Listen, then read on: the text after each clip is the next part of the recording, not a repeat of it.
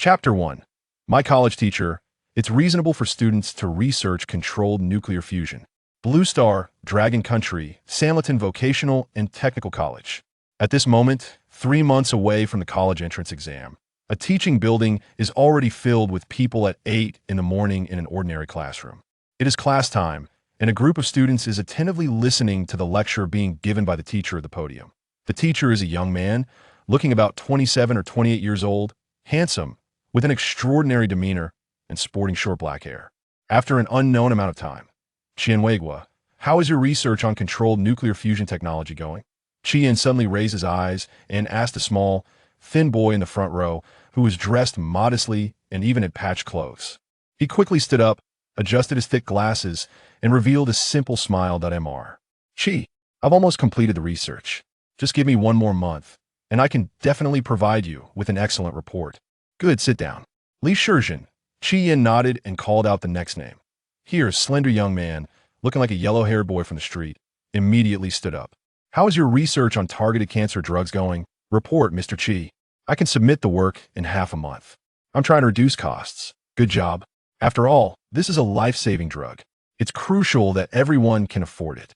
Chi-Yin nodded in satisfaction and then called out the next person, Chun Feng. Here, this time it was a slightly chubby teenager, smiling innocently. How is your research on unanometer chip technology going? Report, Mr. Chi. It is expected to be completed within 3 months, Chun Feng assured, and Chi-Yin shook his head in disappointment.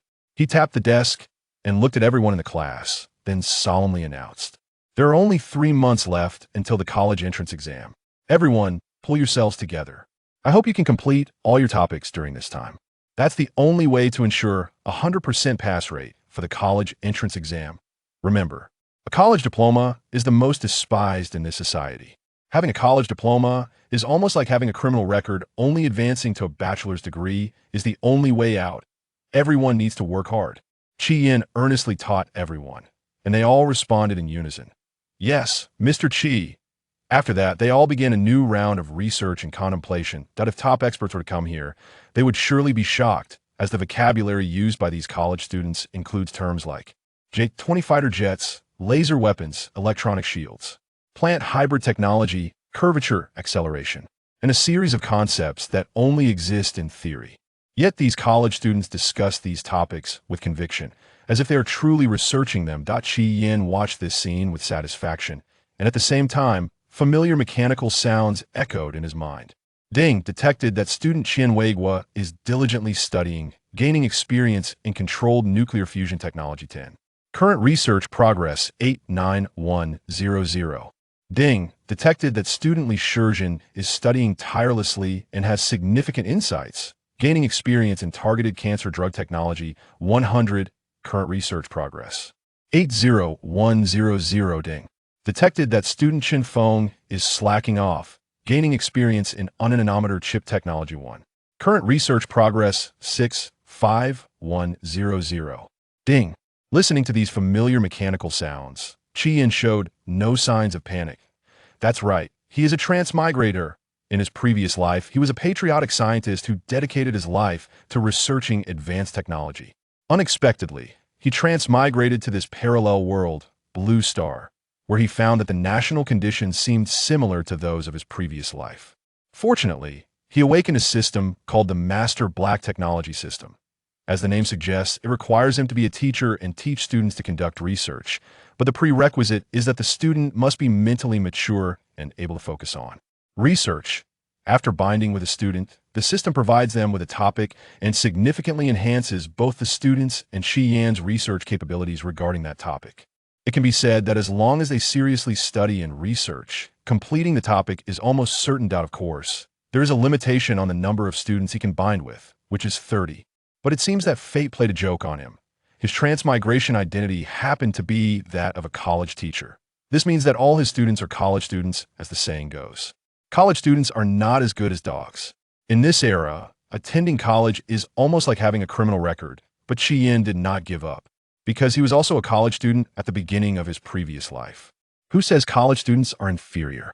College students can also conduct research.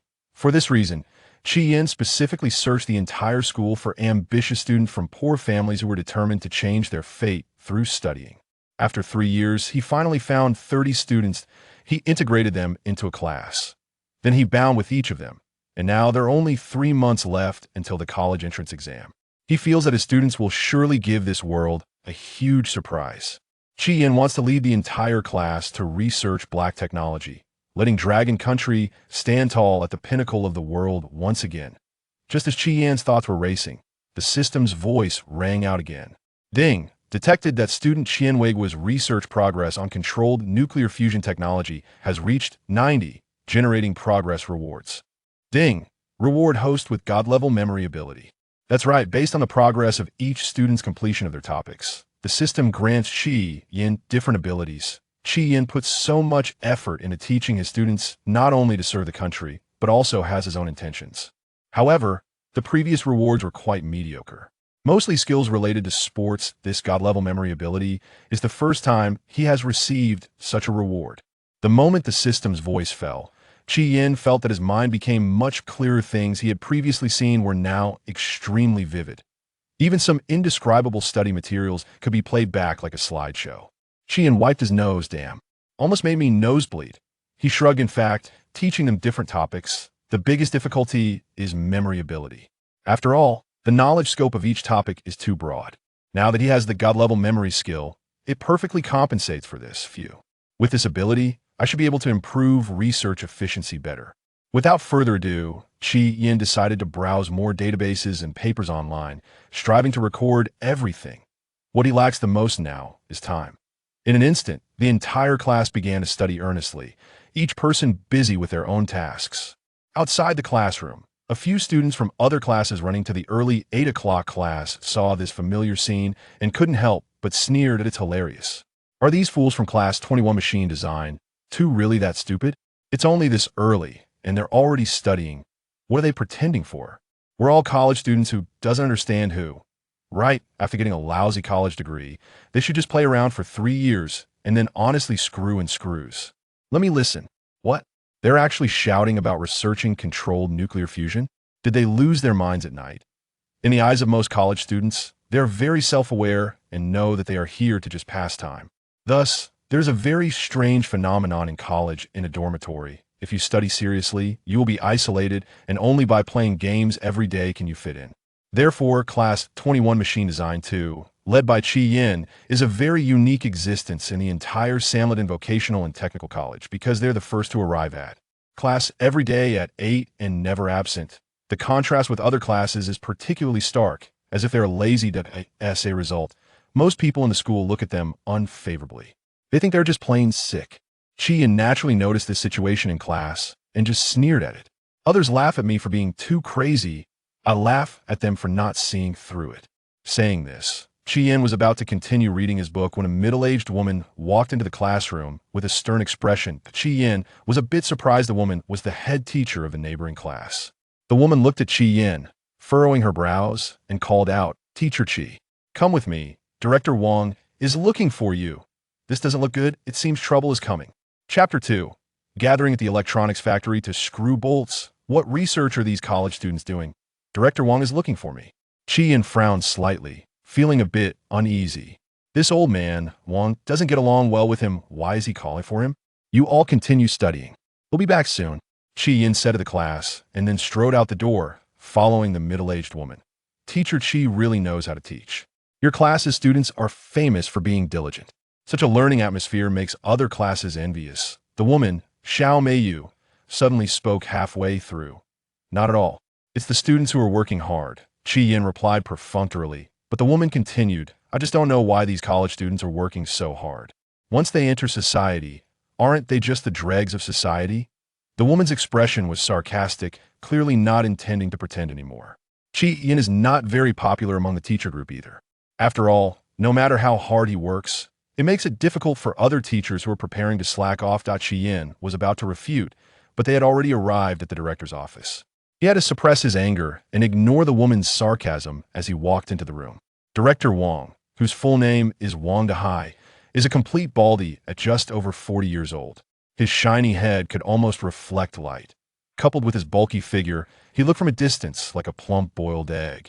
Boiled egg? I mean Director Wong. What do you need me for? Chi-Yin asked as he entered the room to see Wang Dehai lounging with his legs crossed.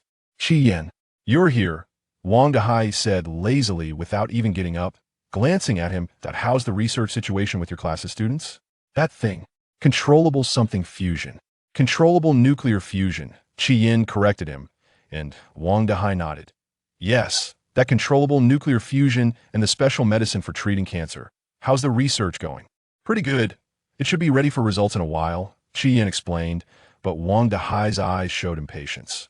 Why is it always there's still time when I ask? How long have I given you? Chi-Yin, my patience is limited. You should be done playing your little house games, right? Wang Dehai's authoritative gaze swept over Chi-Yin, and the uneasy feeling in Chi-Yin's heart grew stronger. Director Wang, what do you mean by that? Wang Dehai replied with a serious expression. What do I mean? These kids are about to graduate, right? I think it's time for them to go into society and practice. After all, practice leads to true knowledge. I just contacted an electronics factory last month, called Huachuang Electronics Technology Company. Limited, they are in great need of workers, so I plan to send your class's students there. I've already negotiated the pay. 9 yuan per hour per person, meals included. What? Chi-Yin was shocked. Isn't that just sending students to the electronics factory to screw bolts? What are you talking about? This is called practice. Wang Dehai crossed his arms defensively.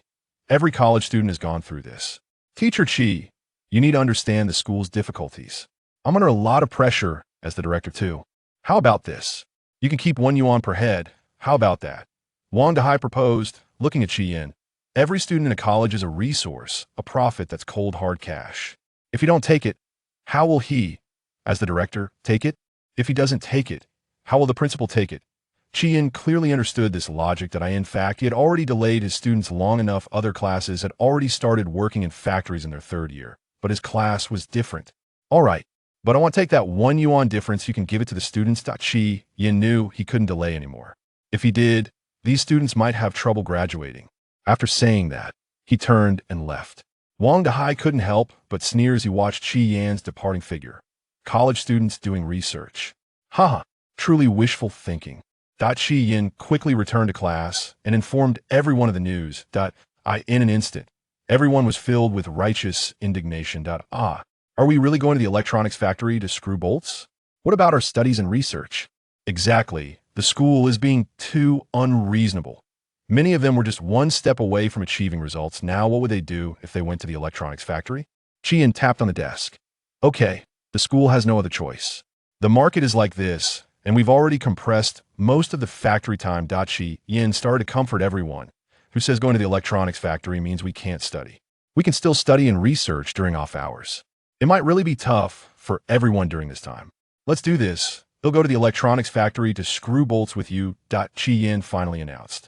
When everyone heard that Chi-Yin was actually going to go with them to screw bolts, all their previous grievances vanished in an instant. After all, Chi-Yin had no obligation to do this, but he was willing to share the hardship for their sake. Okay, teacher, I promise. I will research controllable nuclear fusion as quickly as possible. Chen Wei was stood up first, speaking loudly. With his lead, others also pledged to produce results within 3 months. Chi-Yin smiled with satisfaction as he had all the students start packing their bags and prepare to set off. The next morning, everyone in Class 2 gathered at the school gate, and the bus had been waiting there for a while.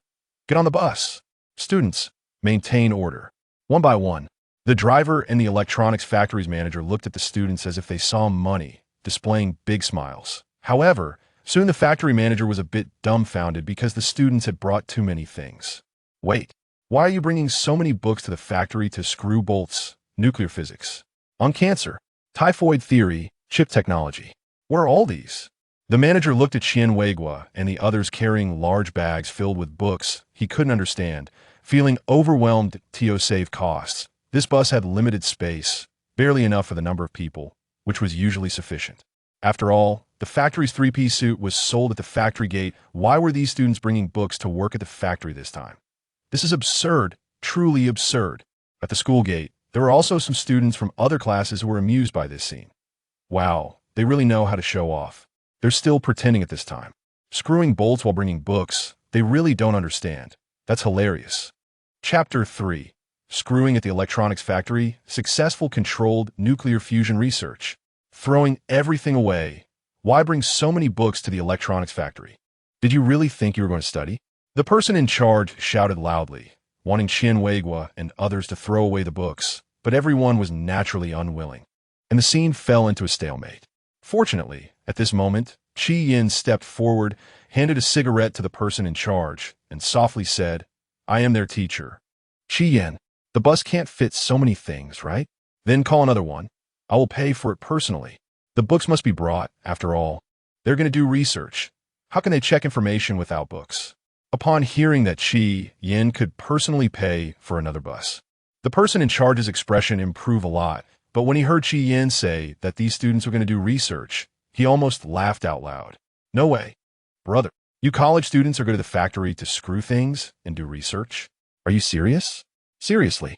Yin nodded, his expression very serious as he spoke, who said college students can't do research.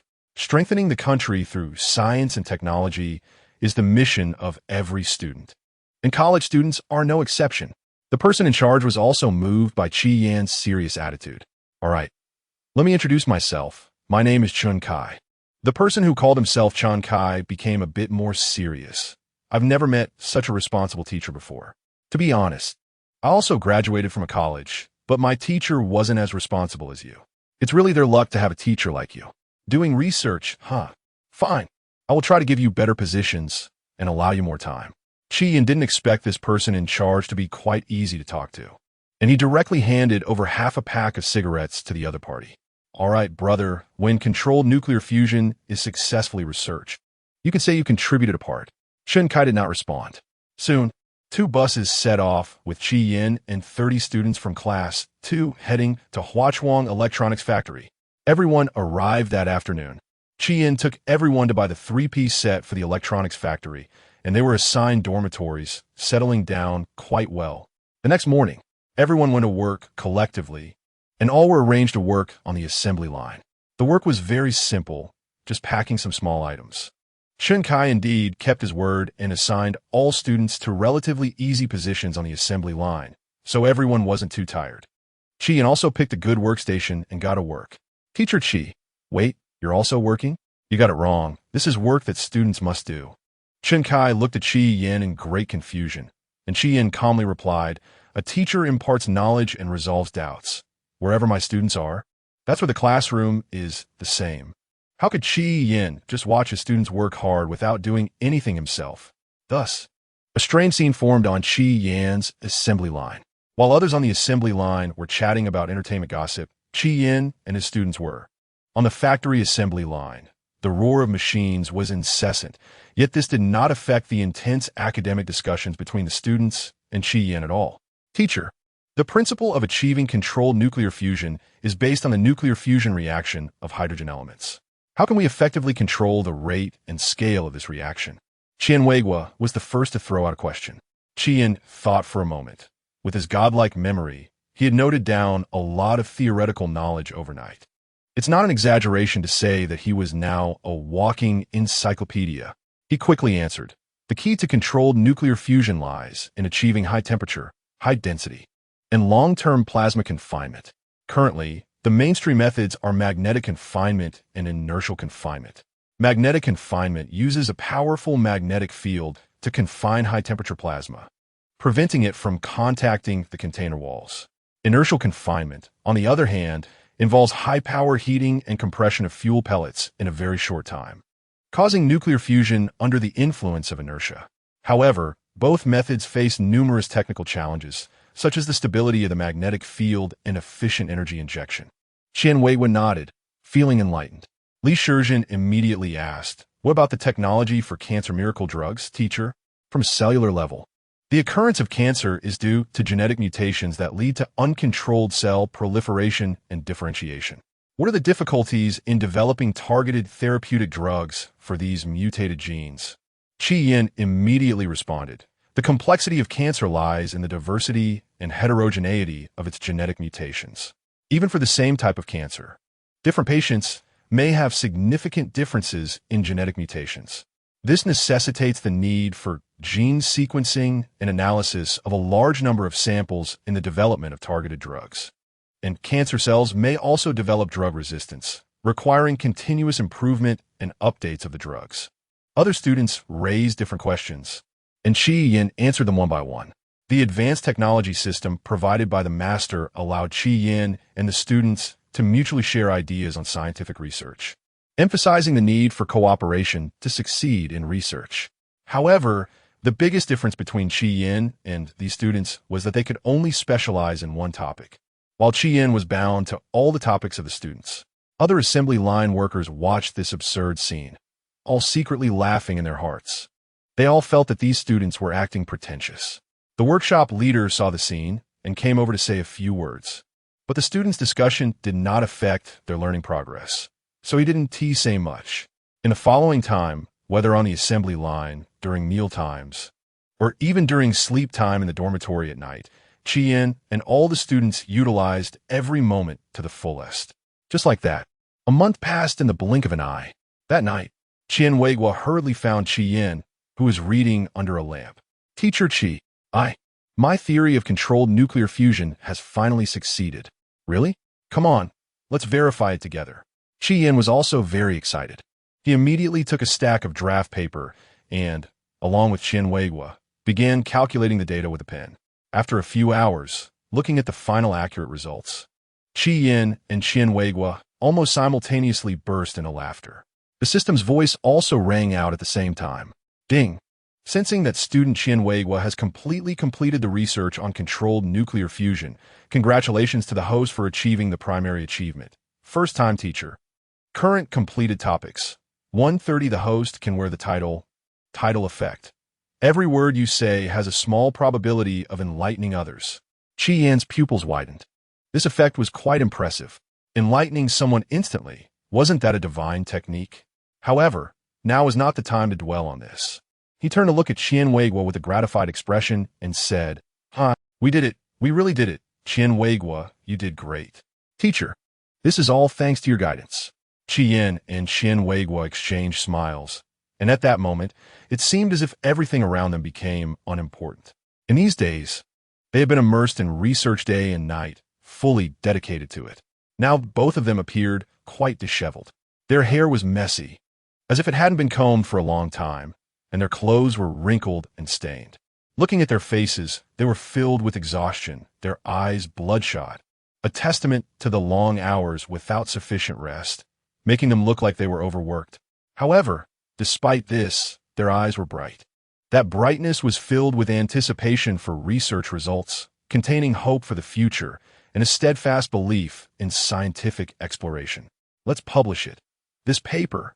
Let the entire Long Nation be shocked. Qian said softly, and Qian Weigua nodded. Chapter 4. Writing a letter to the Dragon Academy of Sciences, looking down upon it. What research can a college student do?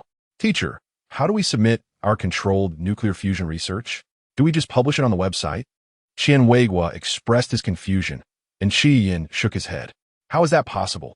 Controlled nuclear fusion is too important for our country. Papers of this level must be sent directly to the Dragon Academy of Sciences. Let's get to it. Chi Yin took out paper and pen and started writing the letter. He had already looked up the contact information for the Dragon Academy of Sciences. Such a high-level research institution is very special in Longhua. Anyone can submit papers to them, and once accepted, it's a sure launch. Dear academician Qin Tianhai, hello. I have developed a technology for controlled nuclear fusion. Please take a serious look at the theory I've written below. In summary, controlled nuclear fusion seeks stability. Our common approach is, but actually, we can do it this way. According to this method, it is feasible. Chi Yin made the main point clear right from the first sentence, and the rest was straightforward theory. He believed that those in the know would understand its importance. Of course, he didn't write out all the theories, as there is only so much space on the paper, and it was impossible to cover everything. Finally, he signed it. Author, Qian Weigua. Supervisor, Chi Yin. School, Sanlitan Vocational Technical College. Thus, a complete letter was written, and Chi Yin sent it out as quickly as possible. The rest was just waiting for a reply. Teacher Chi, the letter has been sent. What should we do next? Qian Weigua excitedly asked. Are we going to screw in bolts? What else? Your internship period isn't over yet. What if you don't graduate? Chien said seriously, then suddenly remembered something and reminded him. By the way, you need to start preparing for your college transfer exam soon. These days, without a bachelor's degree, you will be looked down upon outside. The teacher is right. I, as a college student, am still too inexperienced. I need to upgrade. Chien Weiguan nodded earnestly. The teacher's words made a lot of sense. Thus, in the following time, Chien Weiguan continued to work at the electronics factory, and in the evenings, he reviewed materials for the college transfer exam. Dragon Academy of Sciences, as the most representative organization of technology in Longhua, it can be said that anyone from here can shake the academic world with just a stomp. In this place, even the lofty PhD students can only do menial tasks, and only true academicians have a voice. At this moment, inside the #1 research institute of nuclear physics, dozens of experts in clean white lab coats were tightly gathered around a massive instrument. Their eyes were focused and fervent, staring unblinkingly at the gigantic object emitting dazzling red light, which shone as brightly as a brilliant little sun. The entire research institute was so quiet that one could almost hear a heartbeat. The experts held their breath, not daring to make a sound, because they were conducting a controlled nuclear fusion experiment. They had waited a long time for this day. There was no sign of relaxation on their faces, only seriousness and anticipation. Time passed second by second, each second feeling incredibly long. However, with a faint but clear sound, the dazzling red light suddenly dimmed. The experiment had failed again. This time, controlled nuclear fusion lasted only 123 seconds. Instantly, everyone's expressions turned somewhat disappointed. The originally tense faces now drooped like deflated balloons. Some sighed softly, some shook their heads helplessly, and some had a hint of confusion and reluctance in their eyes. Why is it still not working? Is it theoretically impossible to achieve controlled nuclear fusion? Sigh. After studying for most of our lives, this is the best we can do. Perhaps it really doesn't exist. An old expert with graying hair took off his glasses and rubbed his tired eyes, the wrinkles on his face seeming to deepen. Record this data. Although it was still a failure, at least it lasted 3 seconds longer than before, which is also a significant improvement. Even in the United States, they only managed to sustain it for 60 seconds more. The gap isn't that big. Qin Tianhai. Academician Qin encouraged the young scholars around him, saying that in research, failure is not to be feared. The most feared thing is giving up. Ahem. However, after this 70-year-old man finished speaking, he still coughed heavily a few times. The sleepless days of research and adjustments had really exhausted him. Help academician Qin back to rest. The others continue working. Wang Yu, responsible for coordination, was a middle-aged man in his 40s and also one of academician Qin's youngest students. Not long after, the experts present began collecting data and summarizing the gains and losses in a meeting. By the time the whole process was completed, it was already 9 p.m. Wang Yu just finished dinner and stretched, finally ready to rest, when someone suddenly knocked on the door and shouted, "Is academician Qin in? The letter has arrived today. My teacher has gone to rest. Give me the letter." Wang Yu lifted his eyelids to take the letter. This was already the usual process. He generally reviewed the letters first and then showed the necessary ones to Qin Tianhai. Otherwise, at his age, how could academician Qin manage to read so many letters? His time was very precious. Wang Yu casually glanced at the several letters. His eyes showed some impatience. Sigh. There is always a group of fools who think too highly of themselves and write to an academician claiming how amazing their research results are but need funding. It's really laughable. This is the Dragon Academy of Sciences. If we can't even research the topics ourselves, how could you possibly have achieved it? He casually opened another letter, which was signed from Sanliton Vocational Technical College. No way. How can there be a college student? Can college students really do research nowadays? Wang Yu was so amused he almost laughed. In all his years, this was the first time he had seen a vocational school submit a paper to an academician. He ripped open the letter and took a quick glance at it, immediately noticing some large characters inside that read, "I have developed controlled nuclear fusion. Academician Qin can take a look at my results." Upon seeing the words controlled nuclear fusion, Wang Yu's vision went black. This was one of the most important topics at their Dragon Academy of Sciences for many years. They had studied it for decades without success, and a college student claimed to have developed it. These college students are truly crazy. Crazy. Wang Yu didn't even bother reading the content of the letter. He thought only a fool would believe what was inside. He casually tossed the letter aside. Such a thing will make a good table corner prop. Thus, Qian's letter was used as a table corner prop. Chapter 5. What? Controlled nuclear fusion is research for college students? Time flew by, and in the blink of an eye, it had already been 7 days. For the dedicated researchers at Lonka University, 7 days felt like just a moment. Wang Yu had almost forgotten about that small matter of the letter. One morning, Qin Tianhai suddenly called everyone in the group for a meeting. He had come up with a new idea. Perhaps they could extend their controlled nuclear fusion time by several dozen seconds. This would be a huge breakthrough.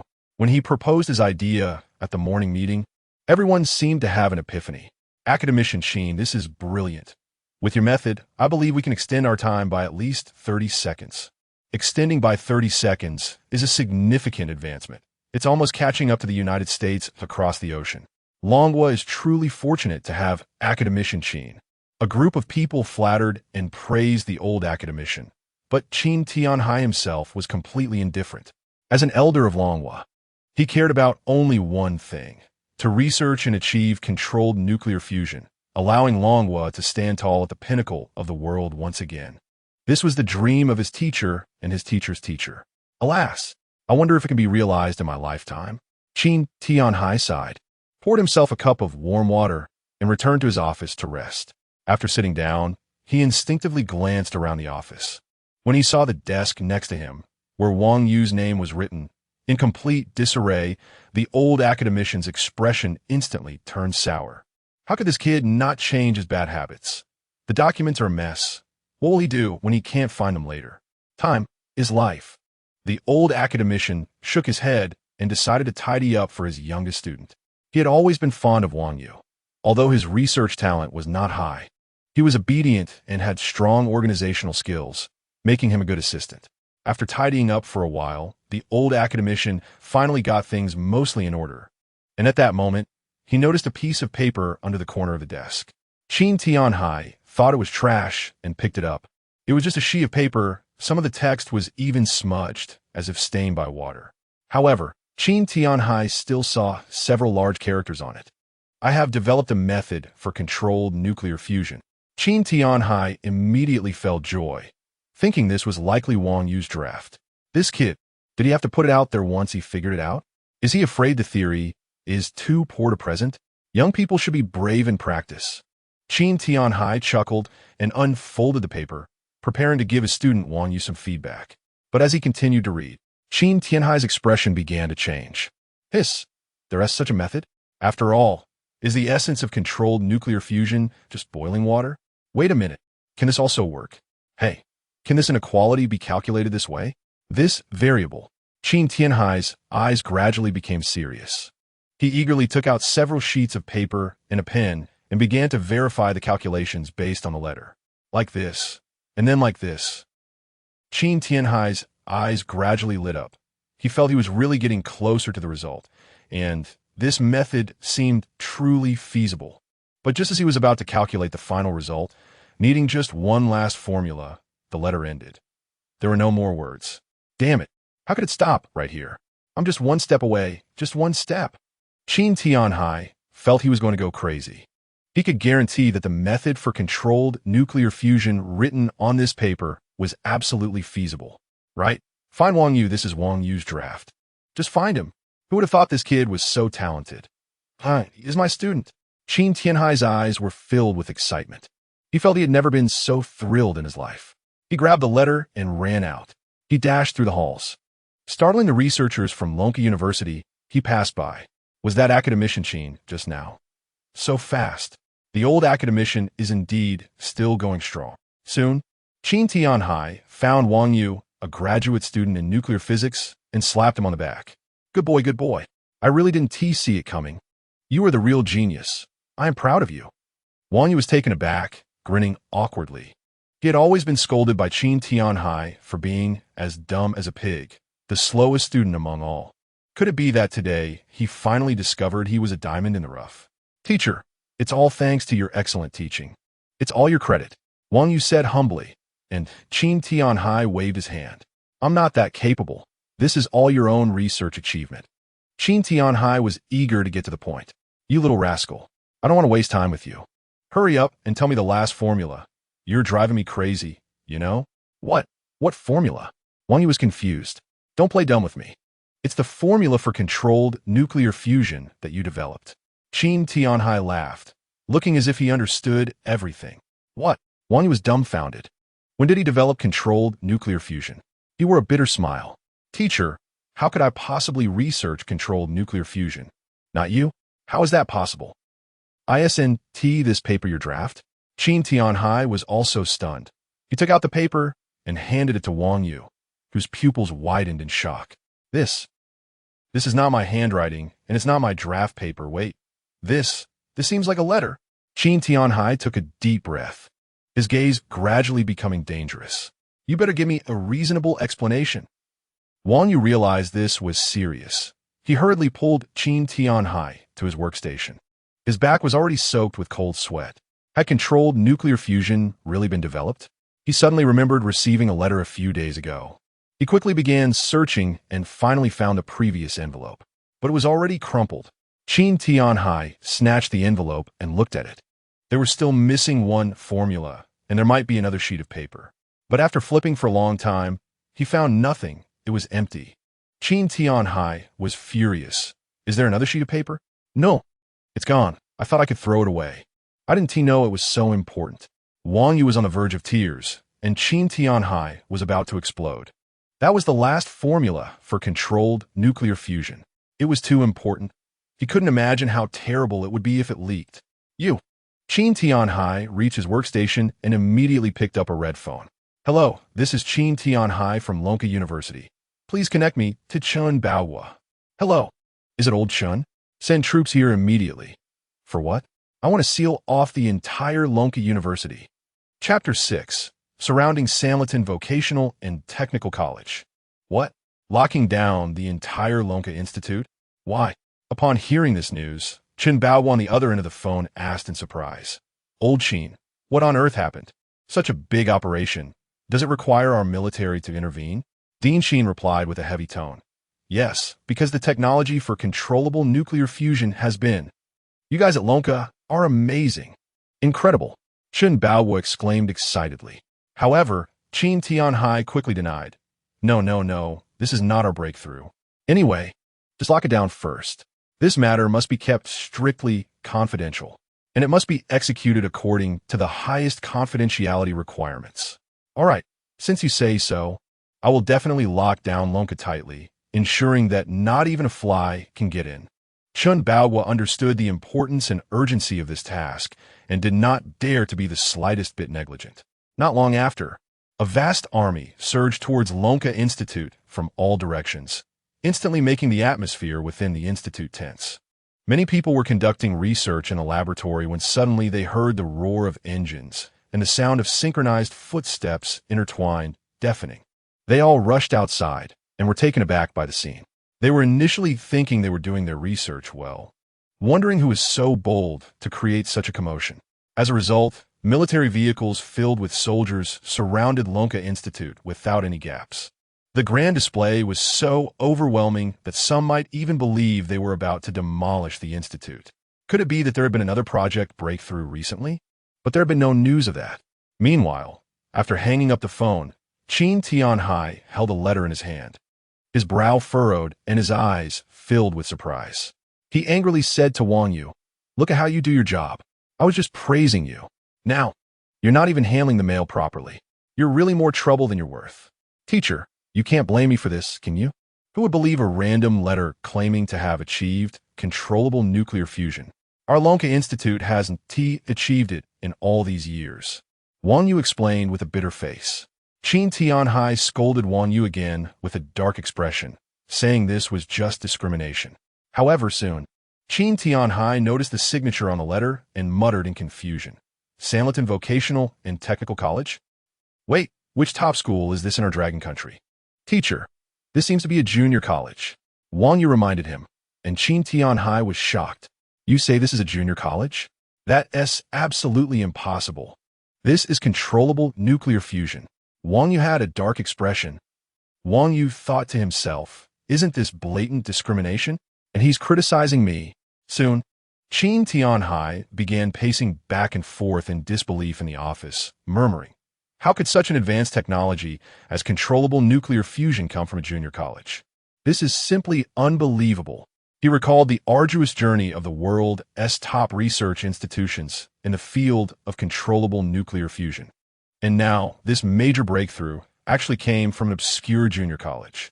However, Qin Tianhai knew the significance of this technology was immense, and time was of the essence. Leaving no room for delay, he suddenly stopped. His eyes became resolute. Forget it. I must personally go to Samleton Vocational and Technical College. I need to see what is going on. This was a matter of national importance. He had to go himself. With that, he grabbed his coat and hurriedly left the office. As Qin Tianhai just descended the stairs, he bumped into an elderly man with white hair who was in a hurry. Although he had a head full of white hair, his broad forehead was etched with the lines of time. His eyebrows were sharp and thick, carrying a fierce aura. He stood tall and dignified, and even as the years passed, his posture remained like a towering mountain. His straight military uniform added a touch of solemnity and righteousness to him. It was none other than the equally hurried Chun Baogo. I was just about to look for you, Qin Tianhai said seriously upon seeing him. Where are you rushing off to? Are you afraid I can't contain your little Lonka Institute? Here to supervise me? Qin Tianhai did not answer, and the tense and serious atmosphere immediately spread. Qin Tianhai then said more solemnly to Chun Bao, the controllable nuclear fusion technology was sent in a letter from a student of Samleton Vocational and Technical College. I must go there personally. What level of school is that? Is it a top university? Why have I never heard of it? And you, a Lonka Institute academician, need to go in person? It's a junior college. What? A junior college? Yes.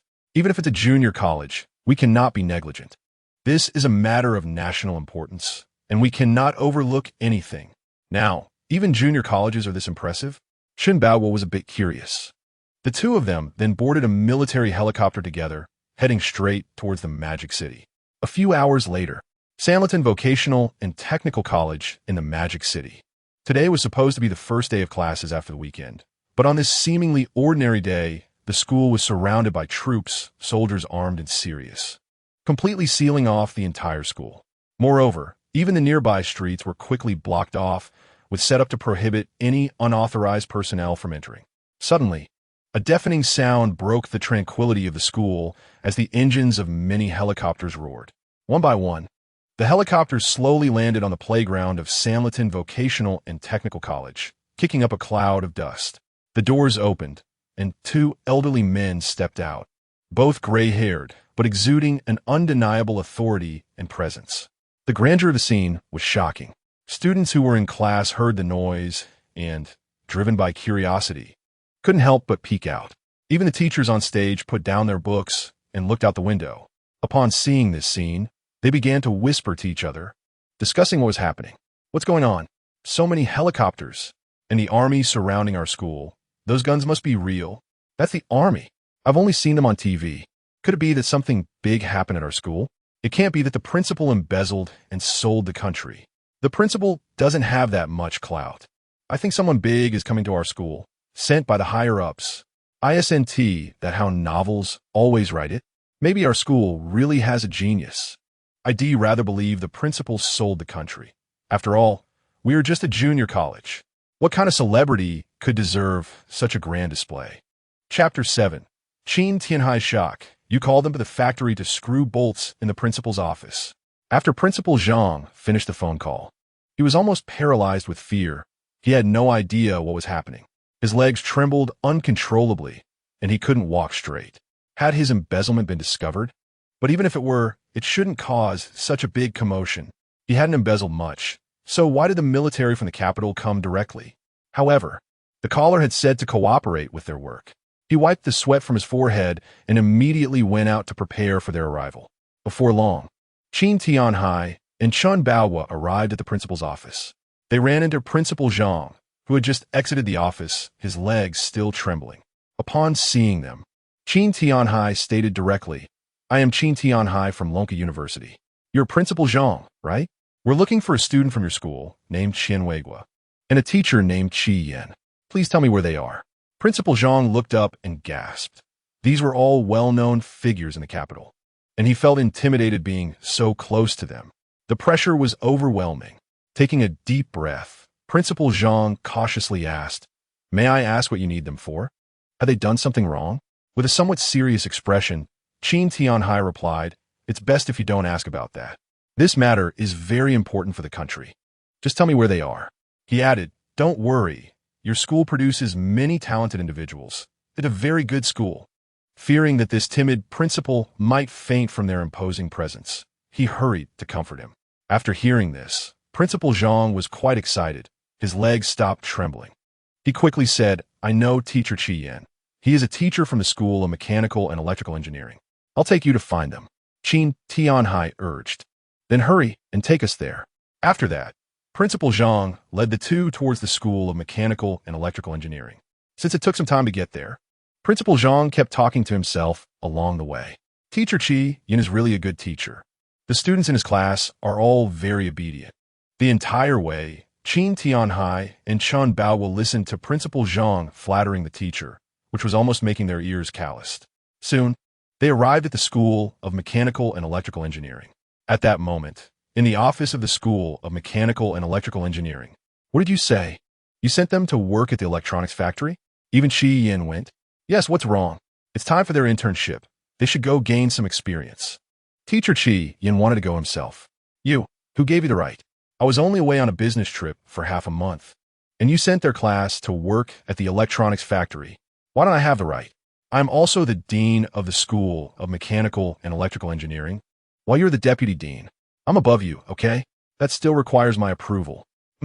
A dean like me can't control a deputy dean like you, huh? You're simply abusing your power. Don't think I don't know you're trying to profit from this. Anyway, they have already gone. The contract has been signed. It's only for 3 months, and after that, they will come back. But after 3 months, there will be the specialized undergraduate entrance exam. Do you know how important this is for them? You are burying their talents. I already gave them time, but they produced no results. So, they can only go work in the factory. The two arguing were Wang Dehai, the dean of the School of Mechanical and Electrical Engineering, and Li Shui, the deputy dean.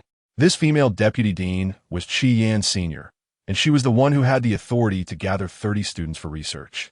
She had just been away on a business trip, and upon returning, she found that the students had been sent to the electronics factory to screw bolts, which she simply could not accept.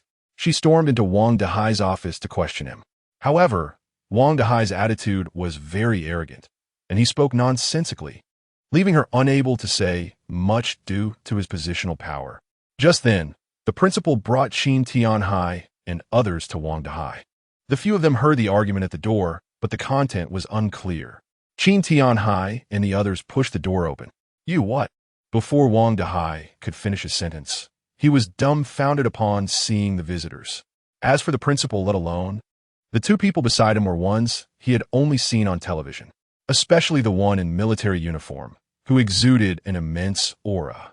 Principal Zhang didn't have time to notify him, so Wang Dehai naturally had no idea these people were coming.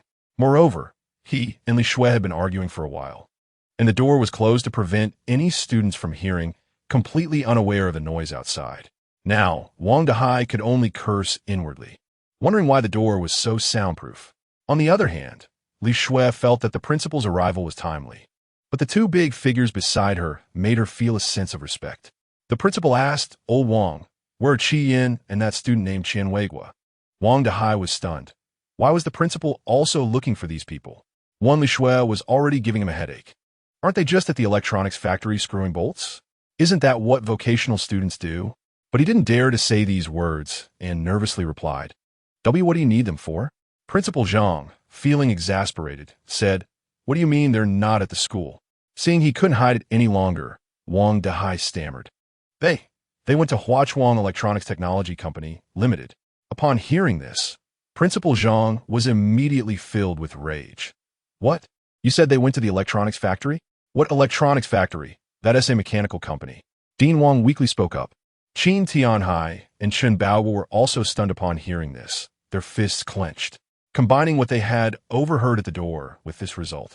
They quickly pieced together the cause and effect of the situation. To send a talent who could develop controllable nuclear fusion to screw bolts. This was the school's attitude towards talent. Principal Zhang was also on the verge of tears. He thought things were going to take off, but this Dean Wang had slapped him in the face. Damn it. He couldn't express how much he hated it inside. Dean Wang of your school wields immense power. I think he shouldn't be dean anymore. Let him go to the electronics factory for some training instead. I think this female teacher should be the dean of the School of Mechanical and Electrical Engineering. She seems to have better judgment. Qin Tianhai said with a stern face, and Principal Zhang quickly smiled and agreed. Qin Tianhai and Chen Baohua left with a final remark as they walked out of the office. Left behind, Wang Dehai was on the verge of tears, feeling as if his life was about to spiral out of control. Chapter 8 surrounding the electronics factory. Qian Weigua proves controlled nuclear fusion. On the other side, inside Huachuang Electronics Factory, dim lights cast shadows on the cold floor. Workers, expressionless, repetitively perform their tasks. The mechanical sounds monotonous and dull, echoing in the vast factory, further intensifying the oppressive atmosphere. The walls around are tinged with an old hue, and the air is filled with a faint mix of metallic and chemical odors, making it somewhat hard to breathe. Everyone seems to have their souls drained, numbly laboring without laughter or joy. Only a gloomy haze envelopes the entire electronics factory. The factory is a lifeless place, wearing down people's will. However, in a dim corner, a few individuals stand out. They are discussing various theoretical concepts while working. It is Qi Yin and his students. They are unwilling to waste a single moment. At this moment, the blonde Qian Weigua asks his teacher Qi Yin beside him, "Teacher, why haven't we heard back about the letter we sent to the Long Institute? Is it possible that our theoretical research has errors?" Qi Yin's expression is also complicated at this question. Logically, they should have received news by now. It's okay. Our theory must be correct. Let's wait a bit longer. Qi Yin speaks with absolute confidence in his system. The breakthrough of controlled nuclear fusion technology is epoch-making, and he doesn't believe the Long Institute would be unaware of its importance. Suddenly, chaos erupts in the factory. A low rumbling sound grows louder, and the strong wind generated by the helicopter's rotor sends the surrounding trees shaking violently. A massive shadow gradually covers the electronics factory, and the people inside look up in fear. Meanwhile, military vehicles rush towards the factory, soldiers pouring out, quickly and orderly advancing in all directions, soon forming a tight encirclement. A warning line is quickly set up, and the entrances to the electronics factory are firmly guarded, leaving no gaps. The workers inside gather in panic, their eyes filled with confusion, fear, and unease. Someone rushes in, saying to the supervisor, "Supervisor, it's bad outside." A large group of troops has suddenly appeared. What? Troops? Has the boss gone mad? The military is here too. The small supervisor is stunned by the news, nervously pressing his phone, but the signal has already been blocked. The students working on screws in the electronics factory also become frightened by the chaos. What is happening? They huddle together, looking tense. At this moment, Qian holds these students behind him, saying, "Don't panic, stay behind the teacher, I will protect you." Qian's words reassure the students somewhat. Shortly after, a large group of people heads straight for the electronics factory. The leader shouts, "Who are Qian Weigua and Qi Yin?" Qi Yin and Qian Weigua are caught off guard by the scale of the situation and stand up in a daze. Qi Yin slightly steadies his nerves, saying, "We are the ones. He is Qian Weigua, and I am his teacher, Qi Yin." Qian Weigua, with his striking blonde hair, has his eyes wide open, a hint of a smile at the corners of his mouth, looking a bit unruly. However, he is clenching his hands tightly, appearing extremely nervous. When Qin Tianhai and others see Qian Weigua step out, they simultaneously twitch their mouths, thinking, "Is this really the blonde who wrote the controlled nuclear fusion theory? We need to verify this." Qin Tianhai and others disperse the crowd, leaving only Qi Yin and Qian Weigua. A large group surrounds Qi Yin and Qian Weigua and enters a small conference room. They then surround the conference room with equipment, heavily guarded, blocking signals. There is no chance for any sound or visuals to leak out. At this moment, the nervous Qian Weiwa trembles and asks, "What are you planning to do?" Qin Tianhai and others realize they might have been too reckless and quickly introduce themselves. "We are from the Long Institute. My name is Qin Tianhai." Qi Yin and Qian Weiwa immediately understand their intentions. They are here for controlled nuclear fusion. They both breathe a sigh of relief. "Student Qian Weiwa, Mr. Qi Yin, can you tell us if you have really made a breakthrough in controlled nuclear fusion theory?" Qin Tianhai asks eagerly. "Can you demonstrate it for us here?" "Don't worry. Everyone here has signed a confidentiality agreement. We will not leak anything." The people standing behind Qin Tianhai nod resolutely. Qian Weiwa glances at teacher Qi Yin, seemingly seeking his opinion. Qi Yin nods at him, saying, "Go ahead. It's time to showcase our research results." Qian Weiwa then gathers his confidence and, trembling, walks towards the blackboard, carefully saying, "Well, I'll start now." Standing in front of the blackboard, Qian Weiwa's slender figure reveals his determination.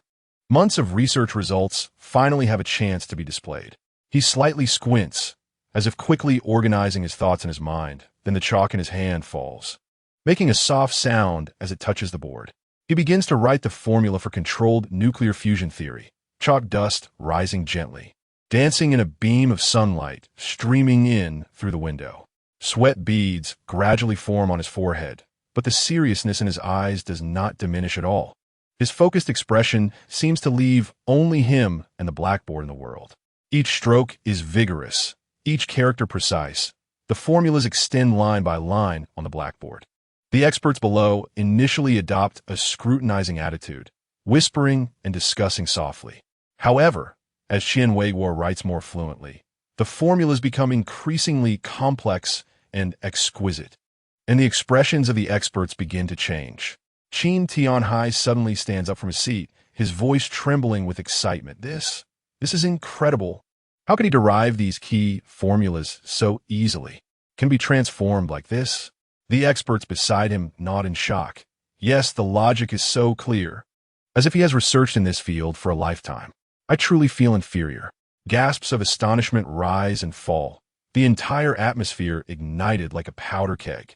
At a crucial moment, Qian Weiwa suddenly stops writing, his expression becoming somewhat serious. At this moment, Qi Yin quickly steps forward. He can tell that Qian Weiwa has hit a snag. This controlled nuclear fusion has been their joint research. Their collaboration is the perfect state. Chapter 9 Shocked. Inviting college students to join Lonka Institute. Qi Yin stood beside Qian Weiwa with the same determined gaze and picked up another piece of chalk to join the calculations. He reminded, "Keep a calm mindset. Just treat the people below as if they don't exist." "Okay, teacher." Qian Weiwa nodded. With Qi Yin's reminder, Qian Weiwa suddenly became enlightened and continued to write the subsequent formulas smoothly on the blackboard.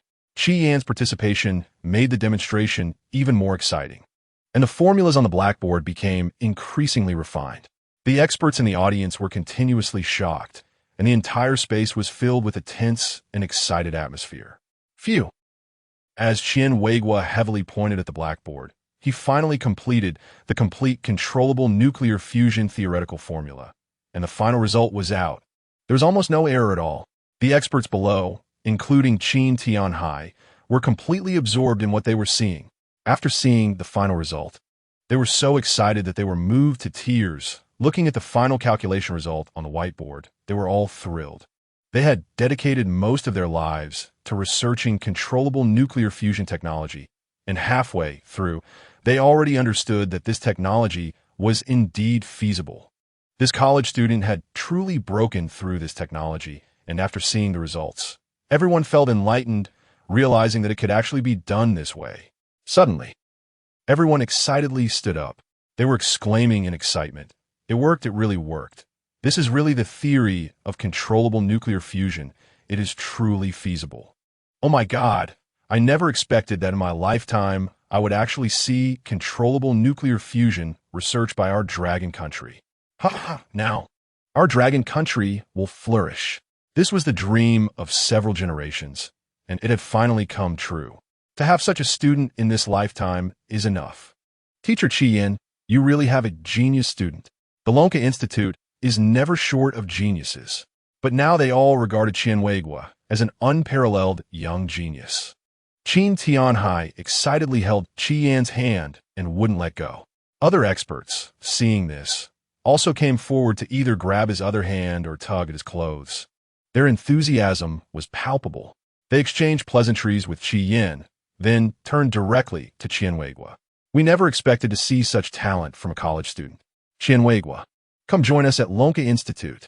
Yes, Qian, you're like gold wrapped in dung. No, you are a true genius. Our country needs talents like you. These were all big shots in nuclear physics, most of whom came from top universities, with 3 academicians present. The number of professors was countless, each one a significant figure in the academic world whose presence would shake the entire field. Qian scratched his head, feeling a bit overwhelmed. He humbly said, "Actually, this is all thanks to Teacher Qi Yan. I completed it under his guidance. Just now, as you saw, I wrote the final part only with Teacher Qi Yan's reminders." However, the experts did not agree, thinking that Qian was not only smart, but also very humble. Generally, papers are written by oneself, with the advisor merely playing a guiding role. It was impressive for someone so young to have such awareness. Oh, Qian, you don't need to be modest. This is your research result. Your teacher only played a reminding role. Qi Yan, hearing this, just smiled from the side and did not express any opinion. He did not want to steal the limelight from his student. After 3 years of hard work, this was what Qian deserved. Ha! This is truly a blessing for our dragon country. Qin Tianhai was already smiling from ear to ear. He looked at Qi Yan with gratitude and admiration in his eyes.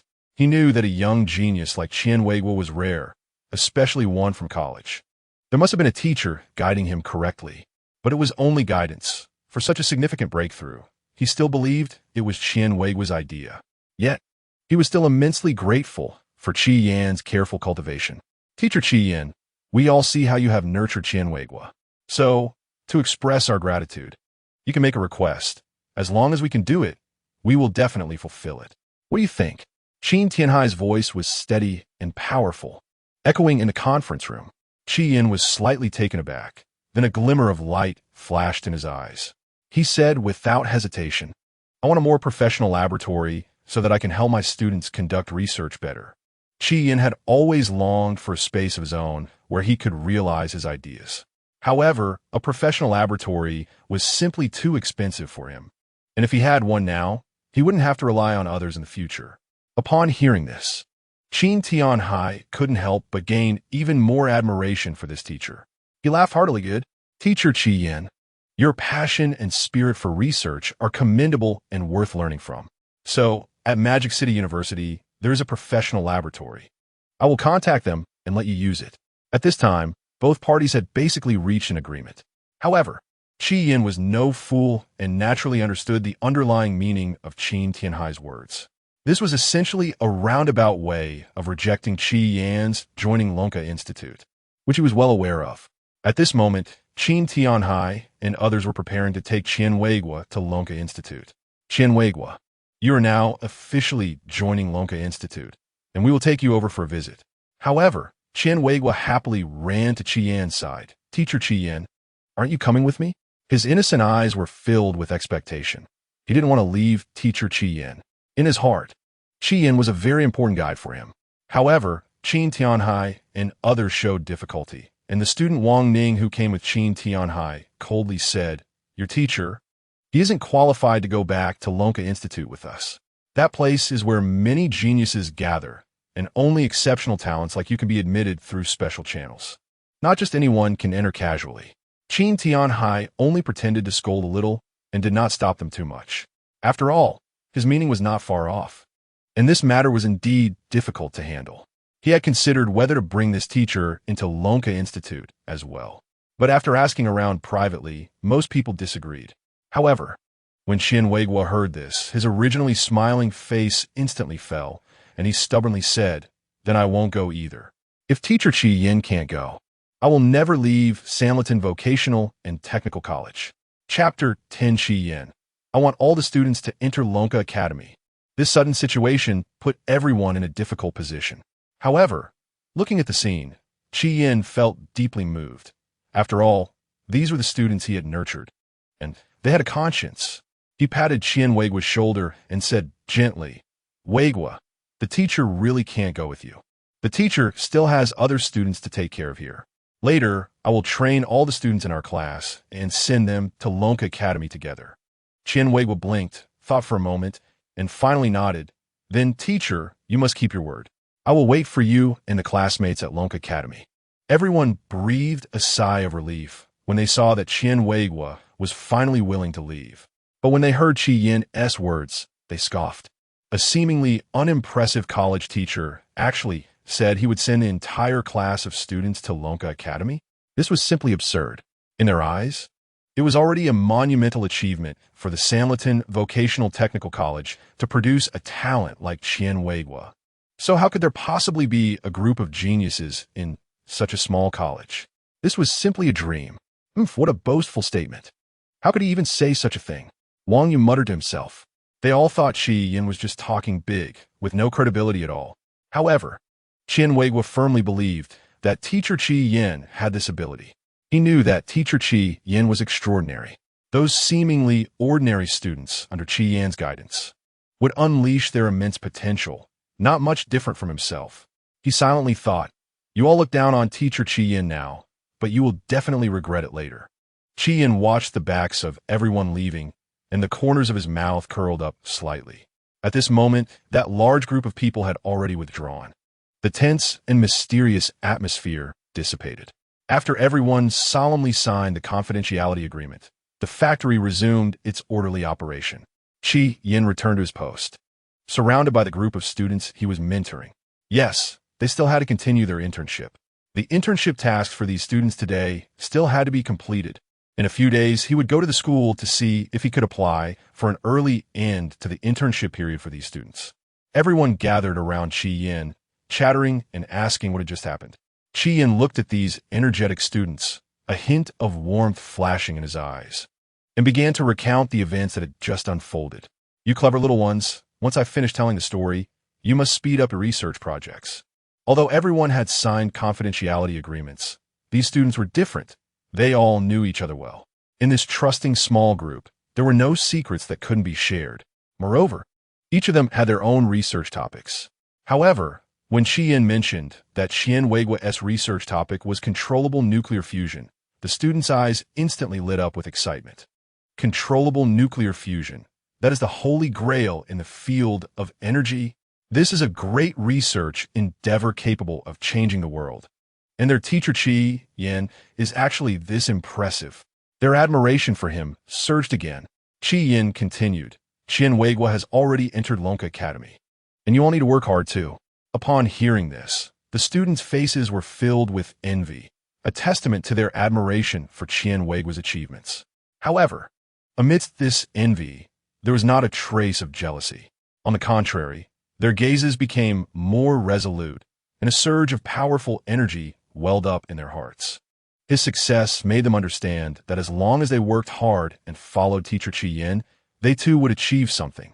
At that moment, the sound of machines seemed to take on a more rhythmic quality. They believed that one day, they too could shine in their beloved research fields and become outstanding students like Weigua.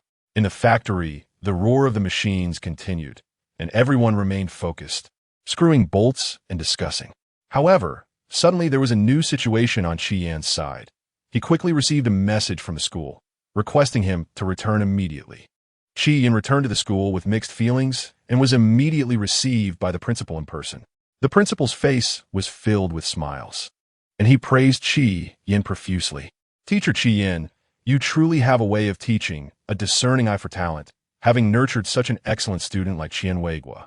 Why didn't you mention earlier that Weigua had such abilities and was recognized by Lonka Academy? I knew you must be a good teacher. Otherwise, I wouldn't have agreed to let you gather those students in one class, right? You will definitely be on the list for this year's Outstanding Teacher title." For a vocational college like theirs, having students recognized by Lonka Academy undoubtedly brought supreme honor to the school. Yin also responded with a smile, "Principal, this is what I should do. The students are just too smart."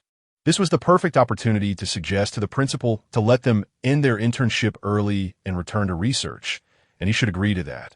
Before Yin could speak, the principal preemptively said, By the way, Teacher Chi, the previous director Wang was too much.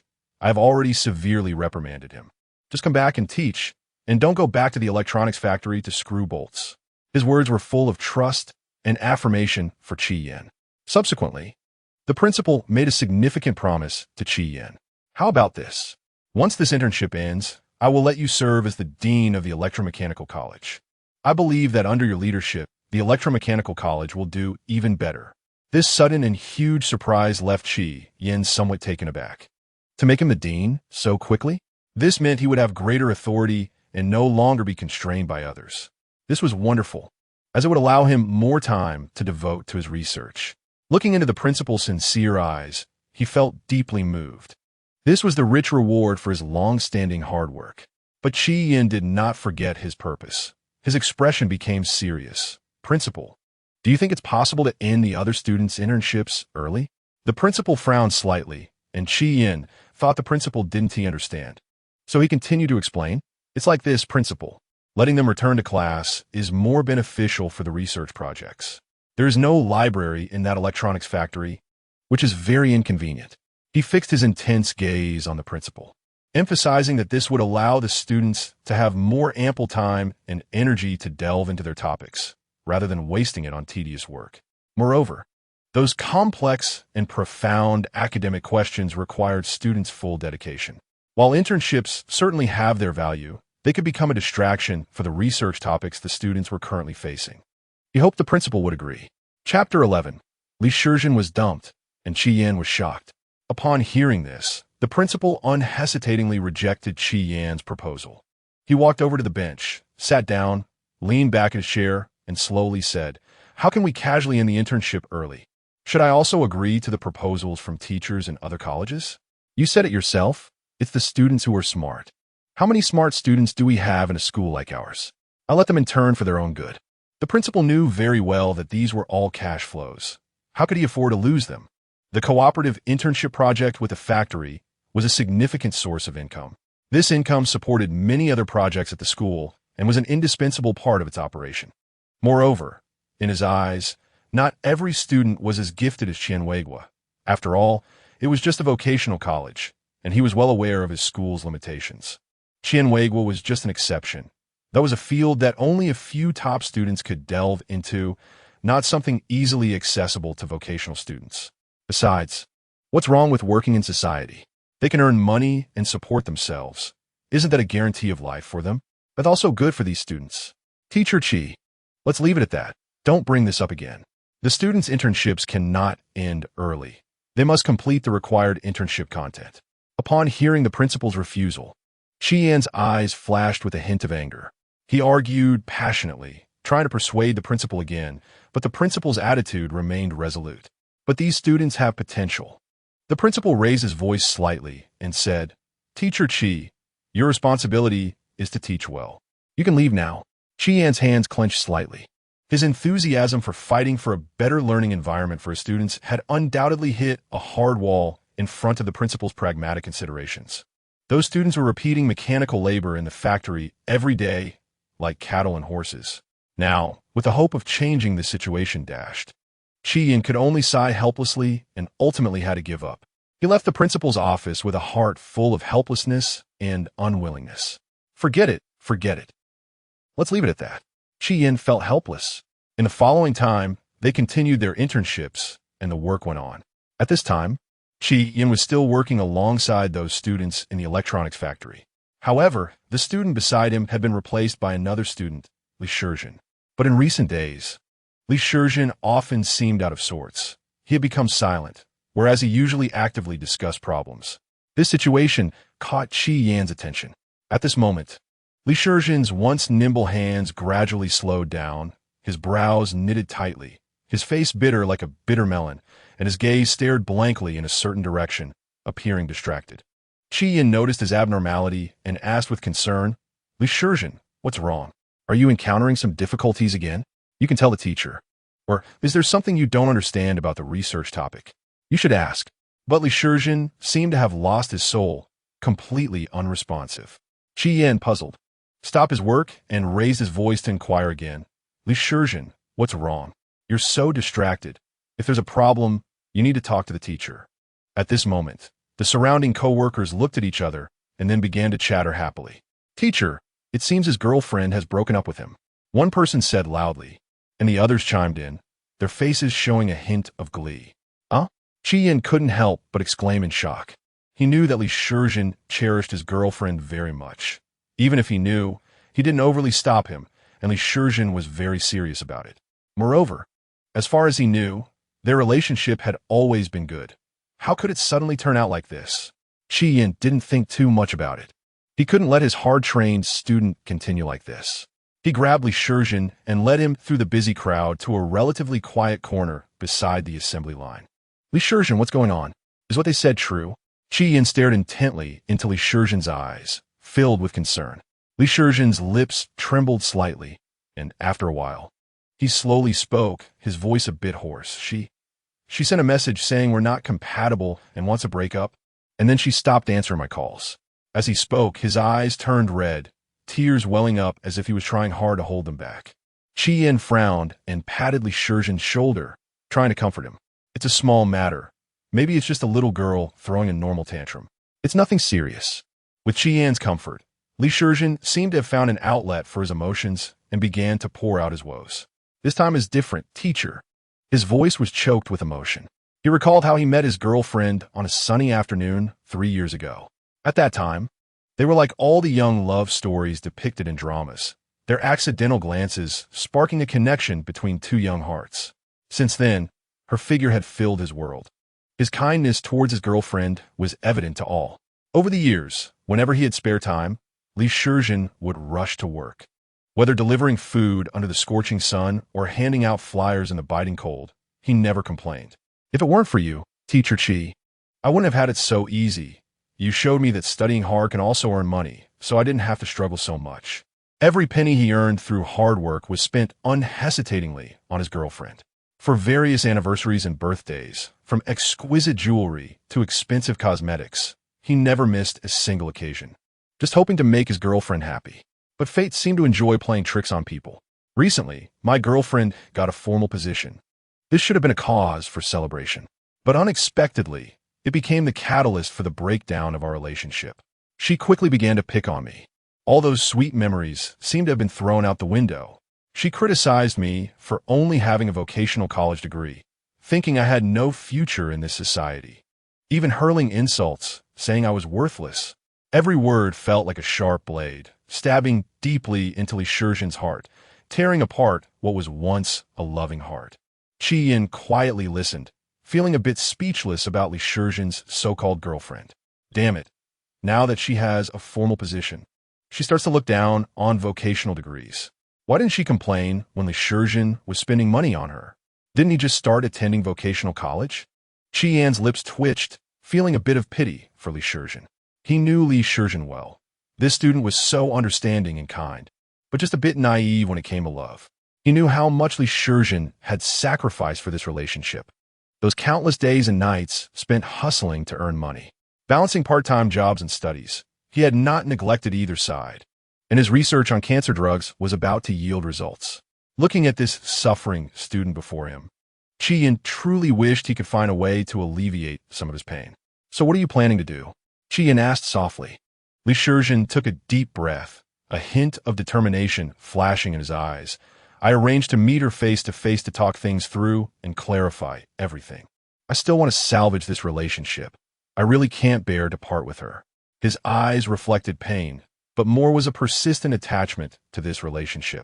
Chi-Yin looked at him, nodded, and said, "It's okay. The teacher will go with you. No matter the outcome, at least you have tried, and you won't have any regrets in the future." Li Shizhen looked at Chi-Yin gratefully. "All right, thank you, teacher. With you by my side, I feel much more confident." During this time, he had been encouraged by Chi-Yin. If it weren't for Chi-Yin, he wouldn't have believed that he could still research effective cancer drugs. Chapter 12, God-Level Fighting Technique, Dog Licker Li Shizhen, and Shu Yao's Remarkable Statements. Night falls.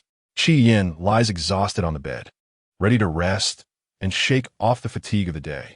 Just then, a clear and crisp sound, like an ice pick shattering glass, explodes in his mind. Ding! detecting that classmate Li Shizhen's research on the cancer miracle drug has reached 90 progress. Rewards are now being distributed. Qi Yan's eyes widen in disbelief. Li Shizhen's progress on the cancer miracle drug has reached 90 so quickly? What a surprise.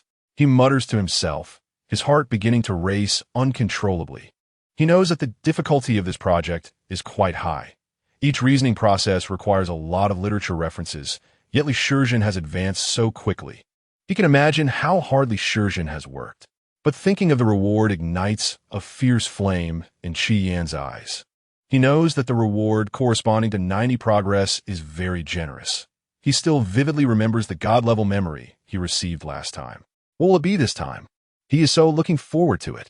He tightly grips the quilt, waiting for the reward to be released. Ding! Reward! God-level fighting technique. In an instant, a strange power surges through Qi Yan's body like a raging tide. He can clearly feel his muscles trembling, his bones strengthening, as if every cell is being reshaped. An unprecedented confidence wells up in his heart. He even feels like he could take on 100 people right now. This feeling is too incredible. Qi Yan excitedly jumps up from the bed, waving his fists in the room. This powerful sense of strength spreads through his blood, making him feel invigorated. However, as a teacher, what do I need such fighting skills for? Qi Yan can't help but hold his forehead, feeling a headache coming on. Is there a bug in the system? Hey, system, I'm a teacher. Qi Yan silently screams in his heart, but it has no effect at all. A night without conversation. The next day, Qi Yan and Li Shizhen go to a CAF together, as agreed. This is a place Li Shizhen had already arranged to meet his girlfriend, chosen by her, and they are prepared to clarify things. At this moment, Qi Yan and Li Shizhen have already arrived at the CAF, clearly ahead of schedule. As soon as Qi Yan steps into the CAF, he feels that it is excessively luxurious. The thick, handmade woven carpet beneath his feet muffles his footsteps. Looking up, dazzling crystal chandeliers hang from the ceiling. The brightness and tone of the lights seem to be meticulously adjusted, creating a warm, yet extremely luxurious atmosphere. The surrounding walls are adorned with large artistic paintings, each looking quite valuable. A vintage phonograph plays soothing classical music, and the melodious tunes flow through the air, complementing the luxurious environment around.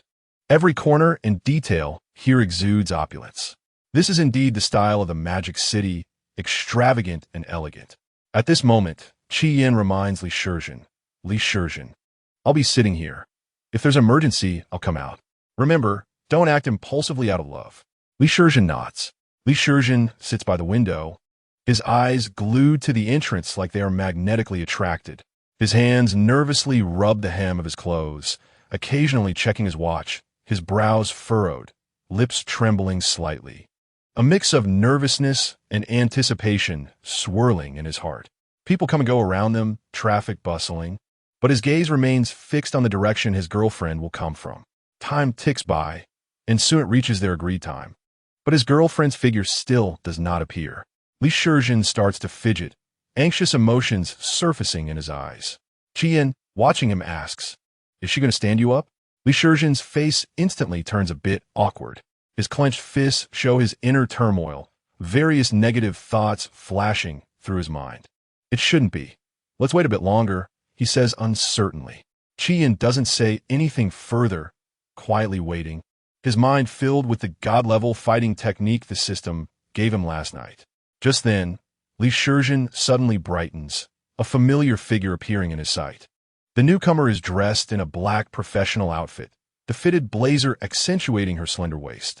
The white shirt underneath is slightly open at the collar, revealing an exquisite collarbone, exuding an unintentionally intellectual beauty. The black pencil skirt perfectly hugs her curves, and her legs, encased in black stockings, are complemented by elegant high heels. She occasionally brushes her hair behind her ear, and a luxurious watch on her wrist catches the eye. In her other hand, she swings a bag with a large logo, revealing it to everyone. It's Li Shizhen's girlfriend, Chu Yao. Qi Yan sees her too, muttering to himself, Is this kid Li Shizhen really that lucky? Hiss. But this girl doesn't seem too easy to get along with. No wonder Li Shizhen can't handle her. She's here, Li Shizhen exclaims excitedly, his voice trembling slightly. Upon hearing this, Qi Yin immediately returns to his seat. However, the next moment, Li Shizhen abruptly jumps from his seat and rushes over in 3 steps. This action genuinely startles Qi Yin. Xiao Yao, you finally made it. You have no idea how long I've been waiting for you. I thought you weren't coming. Li Shizhen's face instantly lights up with a flattering smile. He reveals a set of white teeth, and even a few beads of sweat appear on his forehead due to excitement. Chu Yao slightly lifts her chin, her gaze indifferent, her heart showing no waves. Oh, did it take you too long to get ready? Were you getting impatient waiting? Her tone is flat, yet it carries a chilling power that makes Li Shizhen shudder. She walks gracefully, yet with a hint of arrogance, toward her seat and sits down slowly. Li Shizhen hurriedly follows behind, shaking his head like a rattle. His smile still stiffly plastered on his face. No. Qi Yin watches this scene, his face instantly darkening. His brows furrow tightly, forming a deep frown. His eyes filled with anger, the corners of his mouth slightly turned down. No way. Isn't this pure dog-licking? Li Shizhen. Oh, Li Shizhen. A man must not just be nice to a woman. Otherwise, women will always feel that everything is a given. Sigh. He suddenly reaches out and bangs on the table a few times, the sound echoing in the quiet CF, hard to ignore. Then, he deliberately coughs loudly. Li Shizhen, startled by the sudden noise, trembles slightly. He knows this is a reminder from teacher Qi Yin. He takes a deep breath, trying to calm himself down, then puts on a serious face, eyes fixed on Chu Yao, burning with anger. Xiao Yao, I must ask you clearly today, why do you want to break up with me? Is it just because you got a civil service position? Do our sweet memories mean nothing to you? You just coldly pushed me away. Do you even have a heart? His lips tremble slightly, his voice a bit hoarse from agitation, and his hands unconsciously clench into fists. The veins on the back of his hands standing out. Chu Yao merely shot him a cold glance and let out a snort. Humph, those memories? That's just your one-sided, wishful thinking. Her eyes were filled with disdain, as if questioning Li Shizhen was an extremely laughable matter. Li Shizhen expressed his doubts. He couldn't believe that this was what she truly thought. I've been so good to you, and we were clearly doing well together before, even talking about getting married. Why have you changed like this? How can you be like this? How ridiculous. Chu Yao let out a cold laugh, her laughter sharp as a blade, piercing directly into Li Shizhen's heart. She looked at him with contempt, as if he were a lowly creature. Do you really think we have a future? You're thinking too highly of yourself. Just look at yourself, with that blonde hair, and you're just a college student. Do you really think you deserve me? I graduated from a 211 university. My future should be with someone more outstanding, not with you. So what if you're good to me? That's your own choice. I didn't force you. I have the right to pursue a better life. Do you expect me to give up my bright future for you, a college student? You can't possibly stop me from finding my own happiness. I advise you to stop dreaming about a toad, wanting to eat swan meat. I'm here to make things clear today. We are definitely breaking up. Each of her words was filled with arrogance and selfishness, echoing in the air. In her view, Li Shizhen was merely an ant who didn't know his place, trying to cling to a high and mighty flower like her. She recalled the memories of being with Li Shizhen, those moments once surrounded by his gentle care, and now they seemed somewhat laughable. She felt that she was on the same level as those with high education and social status superior to them. And Li Shizhen was just an insignificant interlude in her life, perhaps even a stain. However, Li Shizhen's efforts were taken for granted, merely the price he paid to get close to someone as exceptional as her. This was her gift to him. Chapter 13. Chu Yao, you'd better stay away from that useless teacher of yours. Qi Yin, standing by, undoubtedly heard everything and felt quite speechless. It was truly a case of wanting to have it both ways. Wanting everything while pretending to be a little fairy with such a twisted mindset, and it still can't stop your progress, damn it. Disgusting. After venting about this woman, Qi Yin started to criticize Li Shizhen again. Li Shizhen. Oh, Li Shizhen, just look at your pathetic self. You treat her like a treasure, but what does she think of you? Trash? Just something to be thrown away after use. She doesn't even appreciate your kindness. You're just a clown here humiliating yourself. ISNT love, supposed to be about mutual respect, not your one-sided humble flattery? Is it really worth it to demean yourself like this? Sigh. It seems I still need to teach these students the principles of being a person in the future to pay more attention to them. Otherwise, like this, my heart wouldn't he know how much it would hurt. He frowned tightly, his eyes filled with disappointment for Li Shizhen. On the other side, Li Shizhen was stunned by Chu Yao's heartless words, and then an uncontrollable indignation surged within him.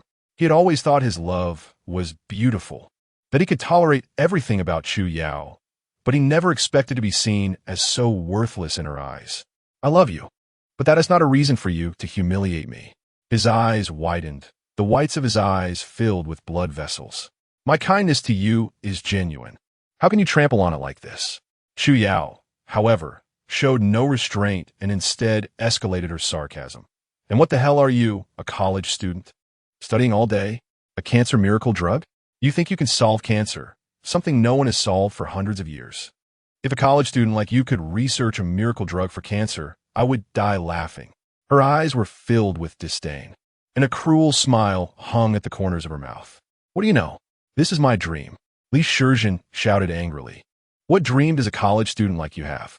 And your teacher is just an idiot, just fooling you. He doesn't even want to teach you properly. Otherwise, why would he use a cancer miracle drug to fool you? Why not something else? It's really lying without even drafting a script. Even though we're not together anymore, I still kindly remind you, you'd better stay away from your unreliable teacher. He is simply misleading students. Not a good teacher at all. It would be better for you to learn a skill to make a living. Chu Yao continued to speak seriously, as if she were truly doing this for Li Shizhen's good. Qi Yin was instantly shocked. He never expected the fire would burn him too, and couldn't help but wail in his heart. What? What is this all about? How did it involve me for no reason? Really? How can one get hit while lying down? He helplessly rubbed his forehead, feeling incredibly angry at Chu Yao's baseless accusations. But more than that, he felt sorrow for Li Shizhen.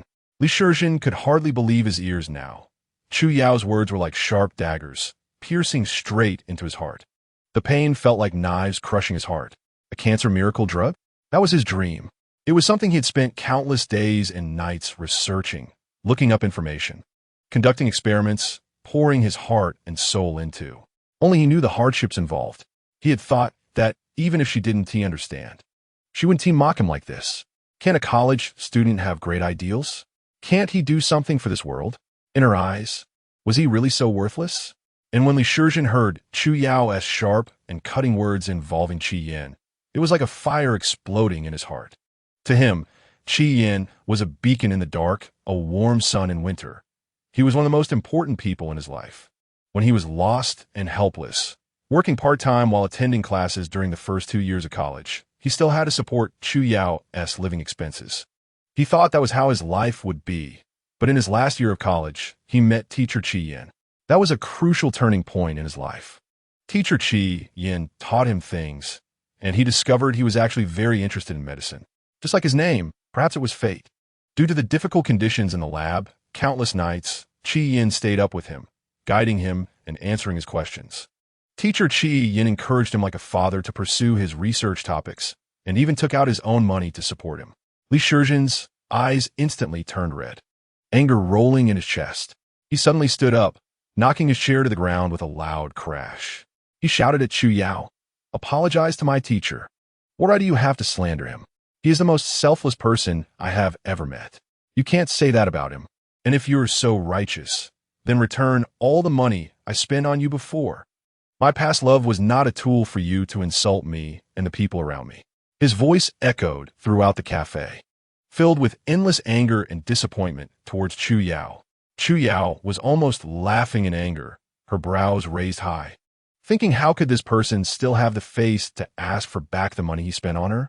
Just as she was about to curse him out, she suddenly saw an extremely eye-catching red Ferrari parked at the entrance of the cafe, very conspicuous. Chu Yao couldn't help but slightly furrow her brows, her gaze becoming a bit evasive. As the car door opened, a seemingly carefree man stepped out. He was dressed in an Italian custom-fitted suit, every line showcasing luxury, and the Rolex gold watch on his wrist sparkled under the sunlight.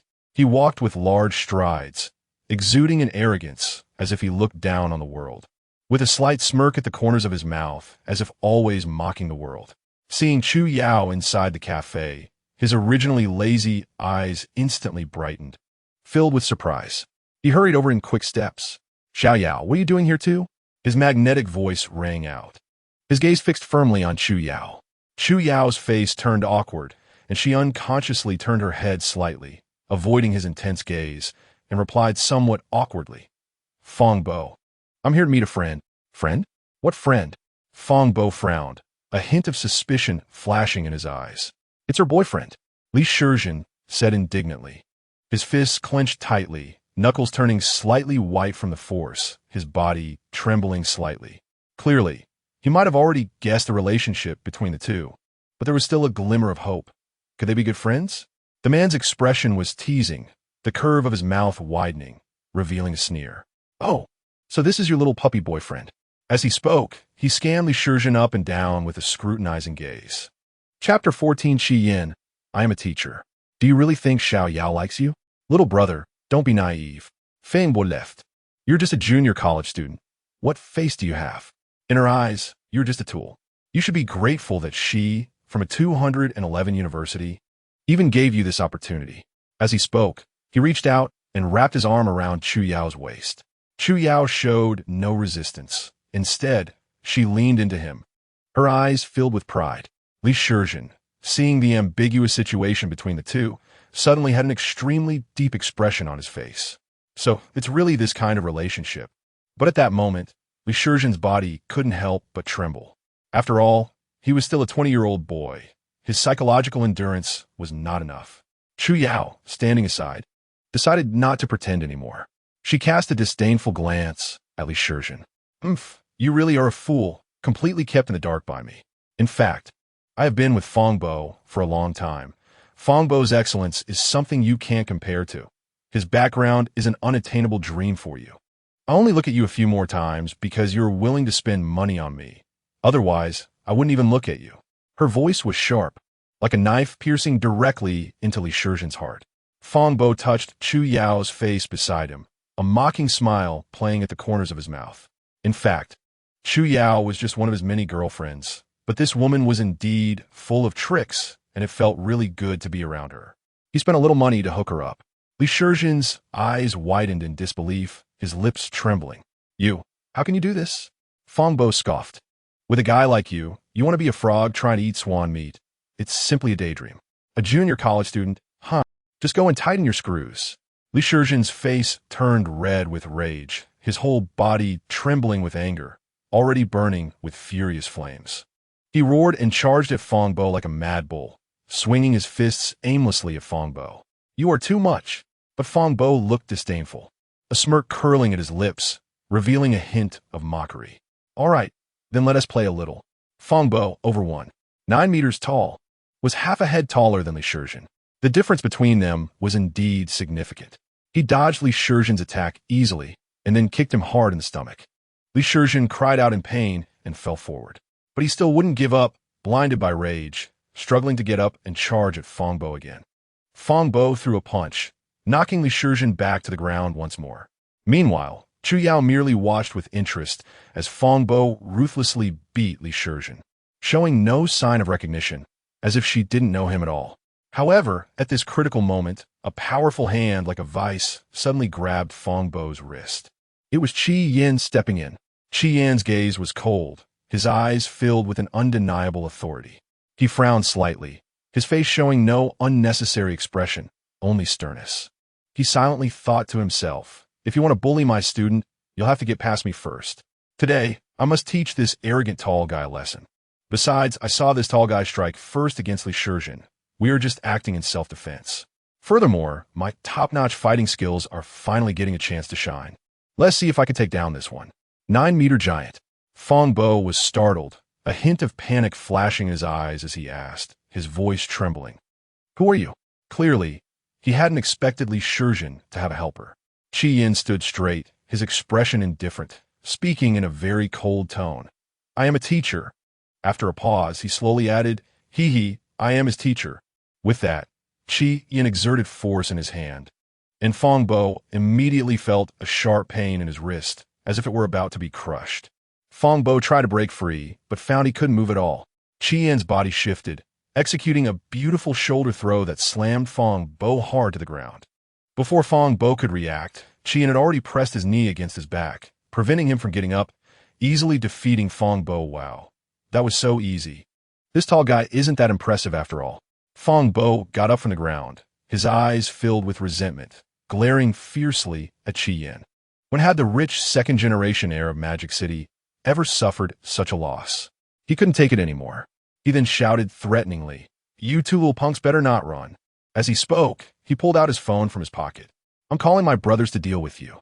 You won't leave here in one piece today? Oomph. Let you taste the consequences of provoking me." With that, he began to frantically make phone calls.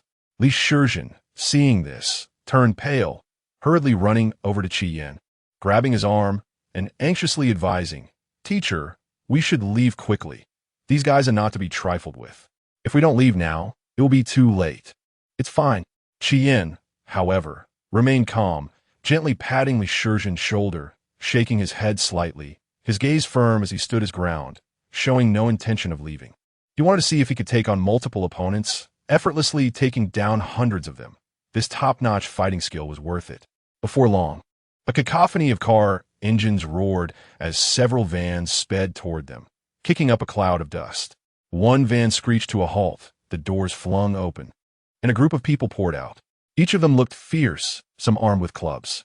The scene was reminiscent of a gang emerging from a movie, sending chills down one's spine. Fong Bo stood by, his face full of mockery and arrogance, his smug smile never fading. He was already fantasizing about how Qian and Li Shizhen would be severely punished. He crossed his arms over his chest, occasionally raising his eyebrows at Qian, looking truly deserving of a beating. The onlookers around were frightened by the commotion, their faces showing panic, with some hurriedly fleeing. Others, though hiding at a distance behind street corners or cars, couldn't help but curiously peek over, their eyes filled with a sense of excitement. Facing the throng of dozens of people charging at him, Qian remained calm and unafraid. With a sudden stomp of his feet, he shot out like a cheetah. One person swung a long stick at him, and Qian flipped over, gracefully evading the attack. In midair, he kicked out, striking the attacker squarely in the face, knocking him to the ground. The moment he landed, he pivoted on his left foot, quickly spinning his right leg, sweeping the two rushing in from the side off their feet. This fighting technique is really good. At that moment, 3 more people charged at him from 3 different directions. Qian took a deep breath, steadied his stance, and with arms like a dragon emerging from the sea, he swiftly swung, accurately grabbing the wrists of 2 people and pulling them together. At the same time, he sidestepped the third person's punch, immediately following up with a strike to the opponent's abdomen, sending that person flying like a sandbag. A few more people continued to swing their clubs, but Qian seized the opportunity, stepping forward, lowering his body to avoid the clubs, then swiftly raising both hands, deflecting the clubs with minimal effort, while executing a series of kicks, knocking each of them back one by one. Chapter 15. Li Shizhen's determination to research a cure for cancer. Every movement he made was powerful and precise, as clean and swift as a hero in a martial arts movie. Each strike accurately hit the enemy's vital points while skillfully dodging their attacks, which was truly astonishing. Fong Bo initially wore a confident expression, believing that Qian would undoubtedly lose, with a dismissive smile on his lips and mockery in his eyes. However, after Qian easily dodged several attacks, his smile froze slightly, his brows furrowed, and a flicker of surprise passed through his eyes. Impossible. Absolutely impossible. He must be pretending. How could one person be so strong? Is this a movie?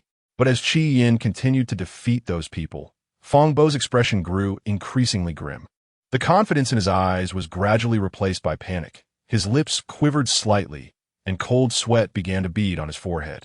He started nervously rubbing his hands together, unconsciously stepping back a few paces, disbelief filling his gaze.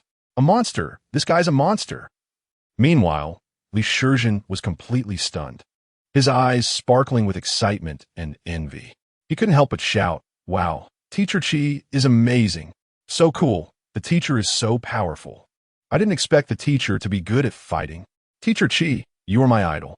I want to learn this."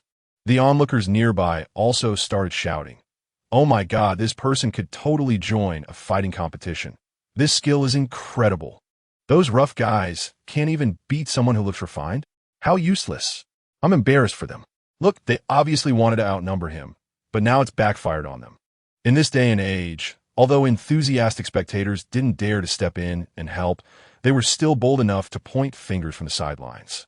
At this moment, Chu Yao watched in shock as Qi Yin easily defeated everyone, mumbling to herself, "How is this possible?" Qi Yin approached Feng Bo and Chu Yao, his expression stern as he said, "Apologize to my student." Immediately, the two looked pale, their faces alternating between green and red, thoroughly frightened at the thought of Qi Yin possibly kicking or punching them as well. Just as they were about to apologize, Li Shizhen's voice rang out, "Teacher, no need. I will make them apologize with my own ability." He waved his hand to reject Qi Yan's request. Qi Yan was slightly taken aback, then looked at Li Shizhen with a gratified expression and said, "Good. You are indeed my student, Qi Yan. You have backbone, so let them apologize sincerely next time." However, when Feng Bo and Chu Yao heard this, they sneered, thinking, what else with this college student acting so high and mighty, making them apologize personally? Ridiculous. But they didn't dare to say anything overly provocative that might provoke Qi Yan's anger. His earlier aura had been too terrifying. The outcome undoubtedly attracted the local police to the scene. However, since neither side wanted to escalate the matter, and Qi Yin was purely acting in self-defense, they only took some notes before Qi Yin and Li Shizhen left the police station. On the way back, Qi Yin looked at Li Shizhen with approval, patting his shoulder. "You have quite the spirit today, huh? Not letting the teacher help you take revenge. But how do you plan to make them apologize?" Li Shizhen paused, raised his head to look into the distance, his gaze incredibly firm. "A cure for cancer. I must research a cure for cancer. This is my greatest motivation." His voice was not loud, but it carried a heart-shaking power. This was the only field he excelled in, and his only chance to change his fate. Qi Yin beamed with a radiant smile and said, "Good, Li Shizhen, you have ambition. The teacher is looking forward to that day. But the real challenge is yet to come. It will be a bit harder. Teacher, I'm not afraid." After saying that, the two walked away under the glow of the setting sun.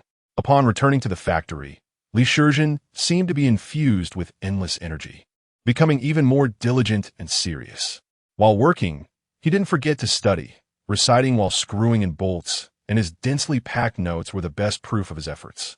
However, when night fell and most people returned to the dormitory exhausted, Li Shizhen knocked on Teacher Qi's door, holding dozens of notebooks and a stack of heavy medical books. Under the dim light, he looked at Qi Yin with determination and said, "Teacher, please teach me." His tone was filled with an earnestness that brooked no refusal. Qi Yin welcomed Li Shizhen into the room, fully prepared to impart all his knowledge. The two then engaged in intense discussions surrounding medical knowledge. Qi Yin explained profound theories in a straightforward manner, while Li Shizhen listened attentively, occasionally scribbling furiously in his notes. "Teacher, are you saying that cancer isn't necessarily bad? It's more like an evolution of the human body. Unfortunately, we can't currently endure such intense evolution." "Wow, what you said makes so much sense."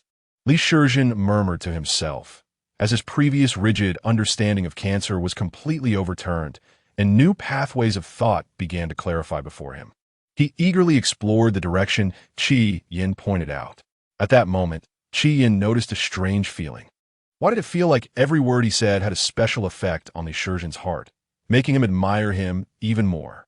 Whenever he articulated a viewpoint, a spark of surprise would flash in Li Shizhen's eyes. Qi Yin was momentarily taken aback, wondering what was happening. But soon, he realized it was the magical effect of the system's initial teaching title. This system really doesn't lie to me. It's quite useful," Qi Yin mused to himself. He couldn't help but recall previous teaching scenes, contemplating why he hadn't noticed this phenomenon before. After some thought, he speculated that the title might be too basic, so it could only exhibit such special effects in a one-on-one teaching mode, while in group teaching, the effects appeared normal. That must be it. Individual instruction increases the probability of enlightenment. The current situation is sufficient, and perhaps when the title level increases, there will be other effects. Chi Yin was increasingly looking forward to the rewards from the system. He thought about the current situation for a moment. There were still 2.5 months until the specialized college entrance exam, but some of his students were genuinely running out of time. After all, topics varied in difficulty. But after the exam, would these kids go their separate ways? What would happen to the research then? Chi Yin frowned, feeling a headache coming on. Forget it. Let us take it step by step, he finally sighed. Chapter 16. The progress of the cancer miracle drug technology is at 99%. Time flew by, and another half-month had passed. In fact, nothing much happened during these days. It was quite peaceful. However, beneath this calm, a few whispers began to circulate. Videos had emerged online, showcasing the spectacular scene from the last time Chi Yin single-handedly fought against 20 people. In the videos, Chi Yin's intense battle with those 20 individuals looked like a scene from a movie with special effects. Once these videos were released, they caused a huge stir online, with netizens clicking to watch, commenting, sharing, and speculating in a tidal wave of discussion. Wow, is this real? This looks so impressive, I want to learn too. These moves are so smooth and powerful, it gets my blood boiling. TSK. I think this must have been staged. How could one person possibly withstand the attack of 20? By the way, does anyone know who this person is? At the bottom of the video, some students from Sanliton Vocational Technical College recognize Chi Yin. Isn't this our teacher Chi Yin from the Mechanical and Electrical Engineering College? One person immediately inquired, "Bro, which school is this from?" Sanliton Vocational Technical College. Hiss. A vocational college produces talent. Are you sure this teacher isn't a Sonda coach? Amazing. Sanliton Vocational Technical College became a sensation online, and Chi Yin's popularity soared. This video looked too exaggerated, like something out of an action movie. Even a director called Chi Yin to discuss making a movie, leaving Chi Yin quite helpless. However, strangely, this wave of excitement did not last long. As if an invisible hand was controlling things from behind, and the heat quickly subsided. The official response stated that this was indeed a stage performance, urging the public not to spread it further. After all, it was somewhat beyond imagination for one person to easily confront 20 people, so the uproar gradually calmed down. Meanwhile, another uplifting development was quietly unfolding for Chi Yin. Li Shizhen's research on the cancer miracle drug had entered the final critical stage, and the progress bar had reached an exciting 99%. When Chi Yin saw the progress bar, he was thrilled to the point of wanting to jump. His face filled with joy. We're almost there. However, achieving this result had required countless efforts and sweat from both Li Shizhen and Chi Yin, especially Li Shizhen, who seemed almost obsessed. To complete this research as soon as possible, he had practically turned Chi Yin's room into his own home, immersing himself day and night in research and discussions. His eyes were bloodshot, and his once round face had thinned out, making him look utterly exhausted. Yet, there was a persistent flame of determination in his gaze, a desire for success. It could be said that initially he wanted to prove himself, but now, with the knowledge he had gained, Li Shizhen had developed a deeper understanding of cancer. The light in his eyes had transformed into an obsession with saving countless cancer patients. Every piece of data, every experiment, he meticulously checked and operated, leaving no detail that could affect the outcome unchecked. Chi Yin felt pleased and happy to see this, knowing that a significant breakthrough in humanity's fight against cancer was on the horizon. At that moment, the laboratory was dimly lit, various instruments flickering cold light. Li Shizhen's hair was disheveled, his bloodshot eyes wide open, his body slightly trembling, and his cracked lips murmured repeatedly, "Just a little more. Just a little more." His voice carried an almost frenzied persistence, as if driven by a powerful force, desperately struggling on the edge of the abyss between knowledge and the unknown. Beside him, Chi Yin looked equally haggard. His once-fitted clothes now appeared somewhat loose. Like Li Shizhen, he had lost weight due to the intense and frantic research. "Teacher, we're almost there." Li Shizhen suddenly turned to Chi Yin, his eyes flickering with fervent fire. "TSK, this won't do. With our current rudimentary experimental equipment, it seems impossible to complete this experiment. We must have a higher-spec laboratory. What do we do?" Chi Yin looked at the scene, which was just a step away, feeling anxious. Why were they stuck at the last step? Suddenly, Li Shizhen seemed to be struck by lightning. A thought flashed through his mind. The laboratory. That's right. That academician. I had secured the use of a high-level laboratory. How could I have forgotten this? Qi Yin smacked his forehead in frustration. He remembered the laboratory at Magic City University that Qin Tianhai had mentioned to him. He had been so focused on the research lately that he had completely forgotten about following up on that. But now, this was their only hope. He hurriedly searched for his phone on the messy desk, his fingers trembling with anxiety and excitement. Then he frantically scrolled through his phone contacts. Thank goodness. He still had the contact information. After finally finding it, he quickly dialed Qin Tianhai's number, pressing the receiver tightly to his ear.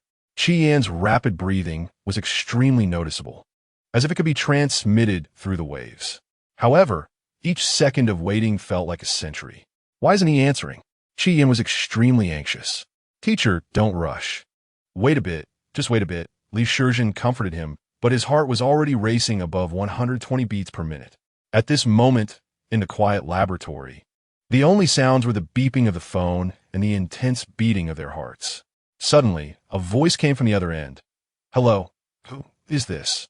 Qi Yan took a deep breath to calm his emotions, trying to make his voice sound steadier. Hello, academician Qin. This is Qi Yan. I'm Qian Weigu's teacher. But his voice still trembled uncontrollably. Oh, Qi Yan, why are you suddenly calling? Is there something wrong? Qin Tianhai's voice came through the receiver.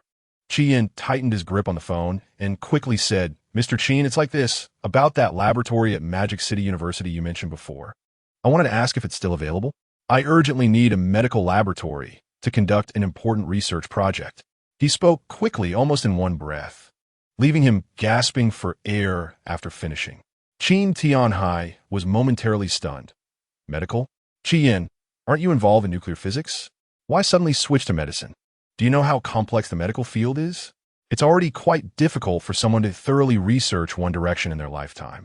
You're mixing nuclear physics and medicine. Don't aim too high. Qin Tianhai's tone was filled with obvious skepticism and dissatisfaction, struggling to understand Qi Yan's actions. And his words inevitably looked down on him a bit.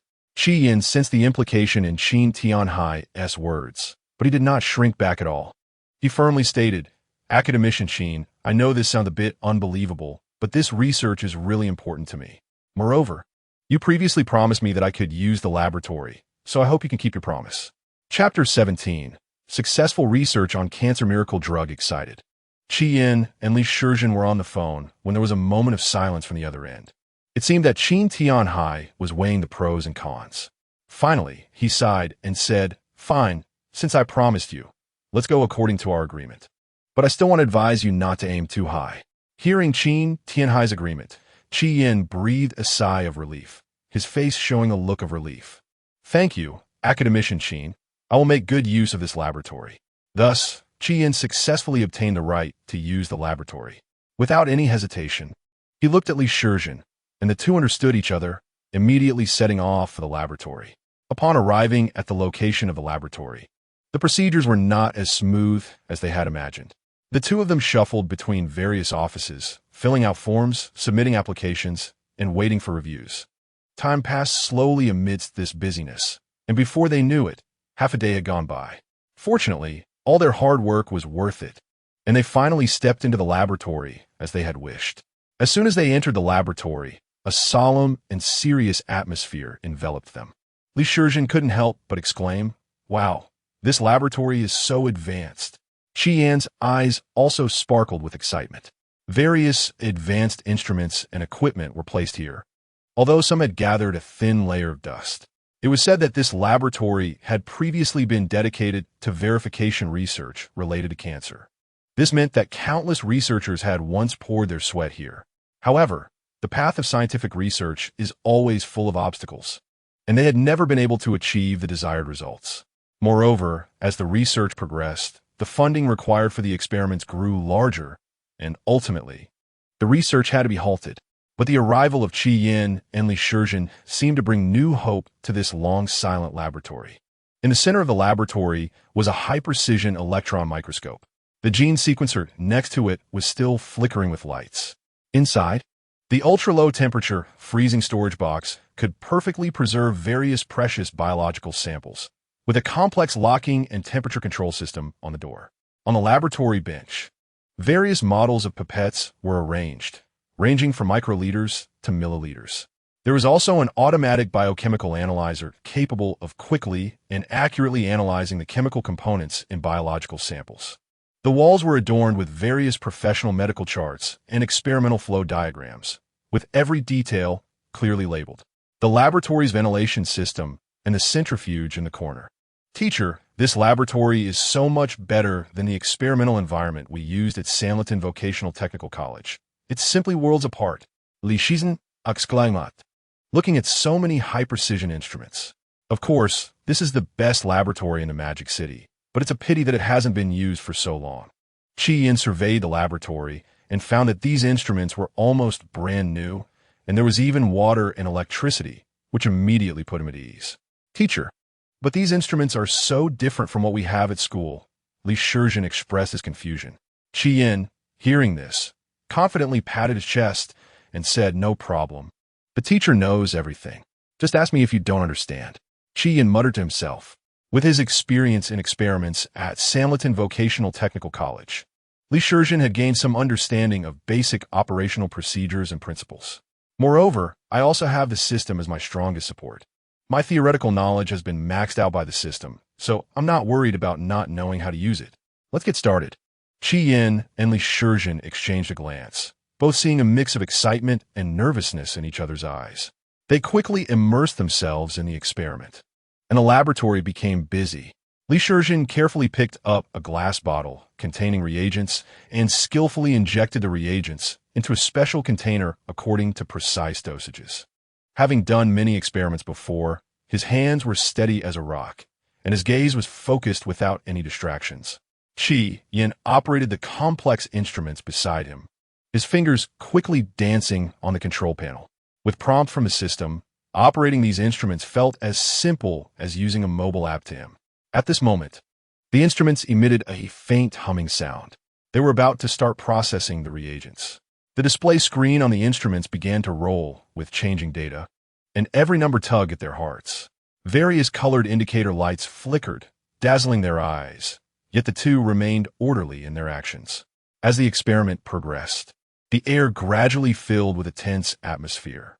They added one reagent after another, conducting one reaction after another. After a series of complex and meticulous operations, the critical moment finally arrived. Under their unwavering gaze, a light blue liquid slowly flowed out of the instrument. They held their breath and gently dripped the light blue liquid onto the petri dish containing cancer cells. The entire laboratory seemed to fall silent, with only their rapid heartbeats echoing in their ears. Chi-Yin and Li Shizhen fixed their eyes on the petri dish, not daring to breathe, their hearts racing like thunder. The laboratory was quiet, and now only the drop of light blue reagent and the cancer cells were the protagonists of the moment. As soon as the reagent made contact with the cancer cells, a reaction began. The cancer cells seemed disturbed and started to stir. Chi-Yin's hand unconsciously clenched, his knuckles turning white, and beads of sweat formed on his forehead. Li Shizhen's lips trembled slightly, his throat felt choked, and he was too nervous to speak.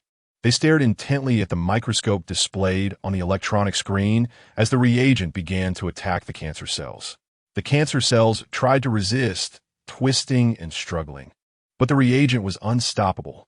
As time passed, the reagent gradually broke down the outer protective layer of the cancer cells, penetrating deeper into their core. Chi-Yin and Li Shizhen's eyes were filled with anxiety and hope, fearing a last-minute failure while also hoping for a miracle. Finally, the defense line of the cancer cells completely collapsed, one after another perishing. First, the outer layer of cancer cells, then the internal ones also crumbled under the reagent's effect. In the petri dish, the cancer cells dwindled until they completely disappeared. Ha ha ha! Teacher, we really succeeded. Ha! We finally developed the cancer miracle drug. Chi-Yin and Li Shizhen cheered excitedly like fireworks ignited. Tears of excitement sparkled in Li Shizhen's eyes. He hugged Chi-Yin enthusiastically, and all the fatigue and anxiety melted away into the joy of success. Their laughter echoed in the laboratory for a long time. However, Qian's eyes were also filled with excitement. Although he knew that this cancer miracle drug would surely succeed, seeing Li Shizhen so ecstatic moved him as well. He patted Li Shizhen's shoulder and said seriously, "Li Shizhen, well done. You finally realized your dream. The cancer miracle drug has really succeeded, and it can save more people in the future." Cancer is a huge shadow looming over humanity. Every year, the number of deaths from cancer worldwide reaches tens of millions. This is not a cold number. It represents tens of millions of vibrant lives, the shattered and grieving families of those millions. Chapter 18, Writing to the Medical Institute. We come from college. Cancer patients' originally healthy bodies are gradually being consumed by cancer cells, becoming emaciated, and their hair falls out due to chemotherapy. Their eyes are filled with a desire for life and a fear of death. Countless families have gone bankrupt in their pursuit of cancer treatment, only to watch helplessly as their loved ones suffer and pass away. Now, with this bottle of cancer miracle drug in our hands, those patients struggling in hospital beds have a glimmer of hope, and those shattered families have a chance to become whole again. This cancer miracle drug is a great milestone in humanity's fight against disease, a symbol of hope, and a redemption for countless lives. Ding! Host contribution completed the technical research of the cancer miracle drug. Current progress, 230. Rewarding host with God-level hacking skills. As the cancer miracle drug was successfully researched, the system also rewarded Qian, and he instantly felt a surge of computer knowledge in his mind. However, now is not the time to study this. The two did not delay for long.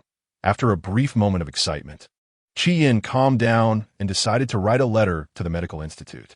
The Medical Institute is one of the 3 major research institutions in Dragon Country, alongside the Institute of Technology and the Agricultural Institute. It holds an unshakable position in the entire country's medical research field. Although it operates independently from the other 2, it contributes vitally to the development of Dragon Country. Qian and Li Shizhen had previously researched information and had already decided whom to write to. There is an academician at the Medical Institute named Chun Tianyang, a legendary figure in cancer research, like a beacon in the dark, illuminating the path for countless cancer patients. He has dedicated decades to cancer research, spending countless days and nights in the laboratory with cells and data, and performing surgeries at the hospital whenever he has the chance. Now in his 70s, he still stands on the front line of the fight against cancer. His innovative theories and treatment methods have shocked the global medical community and saved countless families on the brink of collapse. People often see academician Chen Tianyang on television. His gentle and confident gaze is the most hopeful force in people's hearts. He patiently explains cancer-related knowledge in front of the camera, using simple language to popularize complex medical concepts to the public. Moreover, his care for patients comes from the heart. He often visits hospitals to see those undergoing treatment, providing them with encouragement and support. He turns his kindness into action, bringing warmth to those struggling with pain. He is the hope of the people. Thinking of this, Qian felt a deep respect in his heart. He took a deep breath, exchanged a determined glance with Li Shizhen, then handed the pen to Li Shizhen. He slowly picked up the pen and began to write. Dear academician Chen Tianyang, greetings. I write this letter with immense excitement and anxiety. I am a small person from an ordinary yet dream-filled place. Perhaps you have never heard my name, but I believe the following content will surely attract your attention. After countless days and nights of research and exploration, I have miraculously developed a cancer miracle drug with a cure rate of 100%. In this letter, I will explain the theories and manufacturing techniques behind it. The cost of this miracle drug does not exceed 50,000, which means it has the potential to enter millions of ordinary households. Dragon Country has tens of millions of families troubled by cancer, some of whom have gone bankrupt, while others wait in despair. I hope to leverage the power of the Medical Institute to quickly benefit the public with this achievement, allowing those tormented by cancer to smile again and enabling those broken families to become whole again. Once again, I extend my sincerest respect to you and look forward to your reply. Author, Li Shizhen, Supervisor, Qian College, Sanlitan Vocational and Technical College. Qian stood beside Li Shizhen, feeling quite pleased. However, Li Shizhen's eyes revealed a hint of unease and anticipation as he looked at the letter on the table and softly asked, "Teacher, is this enough?" Qian nodded slightly, his gaze firm and profound, patting Li Shizhen's shoulder. He said steadily, "Yes, now we wait." Then his gaze unconsciously shifted to the laboratory, a complex expression flashing in his eyes. The cancer miracle drug is different from controllable nuclear fusion. It is something that can have a tremendous impact in reality the fastest. The benefits contained within are beyond our imagination, Qi Yin said, turning to look at Li Shizhen with a probing gaze. Li Shizhen frowned slightly, seemingly deep in thought. Qi Yin continued, "So, how do you plan to utilize it? This is a great opportunity to change one's destiny. If you sell it, you might truly become the richest person in Dragon Country, and you would no longer have to worry about anything for the rest of your life." His eyes were fixed on Li Shizhen, trying to read his thoughts from his expression. However, Li Shizhen raised his head without hesitation, his gaze clear and resolute. And he said seriously, "No. Teacher, this achievement belongs to both of us. I cannot take it all for myself. I want to donate this to the medical institute. Teacher, is that okay?" His tone was firm, without a hint of hesitation. Qi Yin was somewhat astonished. He widened his eyes and asked in disbelief, "Are you serious?" He knew this decision meant giving up immeasurable wealth, something countless people dream of. Li Shizhen took a deep breath and slowly said, "Teacher, didn't you say that with great power comes great responsibility, and the capable should benefit the world? We conduct this research to help those tormented by cancer, right?" His eyes were slightly red, and images of the patients he had seen in the hospital flashed in his mind. "Teacher, do you know, when you asked me to go to the hospital for research, I saw those cancer patients and they were so pitiful. Some families sold their houses, sold their cars, borrowed all the money they could, yet they still couldn't afford the astronomical medical bills." Li Shizhen's voice choked as he recalled how those patients were tortured by illness. "There was an old lady who held my hand and begged me to save her grandson who had cancer, but her family could no longer produce a single penny.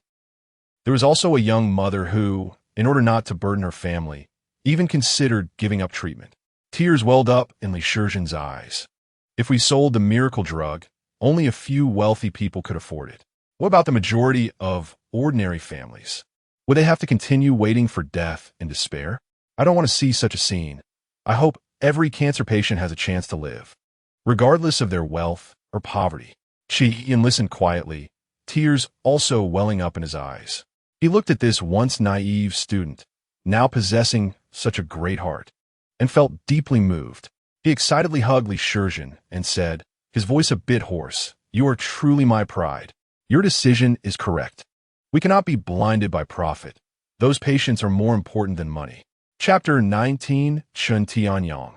I want to eradicate cancer in Dragon Country. Inside the Concord Hospital in the imperial capital, the corridor, filled with the smell of disinfectant, has a somewhat pale light shining on the hurried figures passing by. An elderly academician, Chun Tianyang, with white hair, has just come down from the operating table. His steps are a bit unsteady, and his white surgical gown still bears the marks of the tense and busy surgery. Fine beads of sweat glisten on his forehead under the lights. However, he walks straight toward the research lab. "Chun Lao, you need to rest more." A young assistant hurriedly approaches him with a worried expression, reaching out to support him. "You've already performed several surgeries in the past few days. How can your body handle this? Now you want to come to the lab. You won't be able to take it." The assistant's voice is filled with concern, and colleagues around them also gather, their eyes reflecting worry for the elderly man's health. Chun Tianyang, however, firmly shakes his head. He raises his wrinkled hand and gently waves it, signaling for everyone not to worry. His voice is a bit hoarse, but his tone is incredibly resolute. "Time is life. For every additional surgery I perform, I might save one more life. It's all worth it." He pauses, gazing into the distance as if seeing those patients in hospital beds waiting for hope. And this research work cannot stop. He slowly walks into the lab, and those around him quietly follow, knowing he is about to start new work. Chun Tianyang stands in the center of the lab, looking around at the familiar instruments and busy researchers, continuing to speak.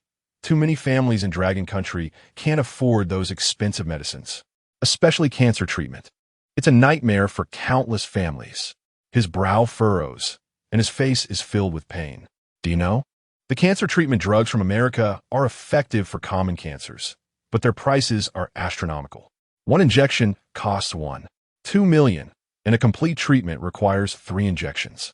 How can ordinary people afford that? A flash of anger and helplessness passes through Chun Tianyang's eyes. How many families have gone bankrupt seeking treatment, only to helplessly watch their loved ones pass away? We are doctors. We are researchers. We cannot just watch such tragedies unfold again and again. Everyone around falls silent, fully aware of the heavy toll cancer takes on patients and their families. In the wards, there are countless pairs of eyes filled with the desire to survive, and many families are plunged into desperation due to expensive medical bills. The suffering and despair of those patients and their families are seen and felt deeply by everyone. Chun Tianyang takes a deep breath, as if to dispel all his fatigue, and walks to the experiment table, picking up materials to study closely. His hands tremble slightly, a result of prolonged high-intensity work, yet his gaze remains focused. Every piece of data, every experimental step, he examines carefully, not missing a single detail. Seeing Chen Lao like this, everyone is deeply moved. A researcher with tears in his eyes says, "If Chen Lao is working so hard, what reason do we have not to strive?" Thus, everyone silently returns to their posts, starting to get busy. The sounds of various instruments fill the lab. Each person is filled with energy, knowing they are participating in a great cause, a cause that can change countless lives. Chen Tianyang immerses himself in research, sometimes furrowing his brow in thought, sometimes quickly jotting down notes on paper. His white hair stands out under the lights, like a flag leading everyone forward. Despite his extreme fatigue, his spirit is highly concentrated. In his heart, there is only one goal: to quickly research an affordable and effective cancer treatment drug to bring light to those struggling in darkness. The lights in the lab appear dimmer under the encroaching dusk, and outside, the sky is gradually darkening, the city's hustle and bustle slowly calming down. After a busy day, the lab staff begin to set down their work, dragging their weary bodies out. However, Chun Tianyang remains seated at the experiment table, his wrinkled face filled with focus. His eyes fixed on the experimental data. His pen occasionally records notes on the paper, seemingly completely oblivious to the passage of time. At that moment, a figure hurriedly walks into the lab, looking quite anxious. She looks at Chun Tianyang, who is utterly exhausted yet still persevering, and frowns with concern. "Dad, you need to go rest." Chun Shue's voice is not loud, but in the quiet lab, it is particularly clear, carrying an unrefusable tone. As a member of the medical institute, Chun Shue is also a pride of the Chen family. At nearly 30 years old, she has already become a professor, achieving extraordinary accomplishments in the medical field. She has published several groundbreaking papers in internationally renowned medical journals and participated in multiple major medical research projects. Some of her proposed theories and treatment plans have caused a stir at international medical conferences, earning high honors for the development of medicine in Dragon Country. Hearing his daughter's voice, Chen Tianyang merely lifts his head slightly, a hint of impatience flashing in his eyes. "I'm not tired yet. The research here is at a critical moment." Saying this, he lowers his head again to continue working. Chun Shue quickly walks to her father's side. Taking the pen from his hand, her eyes reddening. "Dad, look at yourself. You're exhausted. What will happen to this research if you wear yourself out? You can't work so hard." She tightly grips her father's arm, trying to pull him up from his seat. Chen Tianyang wants to resist, but he is simply too tired to do so, unable to withstand his daughter's insistence. Chun Shue half supports and half drags her father out of the lab. With Chun Tianyang muttering, "There's still many things left to do." Chun Shue responds as they walk, "Dad, you need to rest well first. Health is the foundation of revolution. If you collapse, it would be the biggest loss for those patients." With Chun Shue's persistence, Chun Tianyang is finally led out of the lab. Chun Shue brings hot meals from the cafeteria, and the father and daughter sit at the table, quietly eating. The day's fatigue seems to ease a bit during this warm meal, and they chat casually, the atmosphere relaxed and harmonious. Knock, knock, knock. Just then, a crisp knock on the door breaks the tranquility. Academician Chun, you have a letter. A voice calls from outside. Chun Shui quickly gets up, hurrying to open the door and receive the letter. What letter is it? Chen Tianyang puts down his chopsticks and casually asks. It seems to be a letter for submitting a paper. Chun Shui says while examining the envelope. Let me see it. Chen Tianyang extends his hand. Chapter 28 letter from a vocational college. Has a cure for cancer been developed? Dad, you should eat first. I took a look, and this letter is from the Samleton Vocational Technical College. It seems to be a college. You really don't need to read this kind of letter. It might just be a waste of time. Chun Shui frowned, her eyes carrying a hint of disdain. As a graduate of a top 985 university, she naturally had some prejudice against lower-tier colleges. She believed they were just slackers, and young people in Longhua should be engaged in scientific research to help the country avoid being choked in the future. Chen Tianyang's expression darkened immediately. He looked seriously at his daughter and said sternly, education should not be discriminated against. What's wrong with a vocational college? Have you forgotten that your dad also came from a vocational college? Just because the education level is lower, does it mean one is not qualified to pursue scientific research? Dad, can the vocational colleges of your time be compared to now? Chun Shui retorted. The competition in scientific research is so fierce now, and most of the good research results come from top universities and research institutions. What valuable things can a vocational college produce?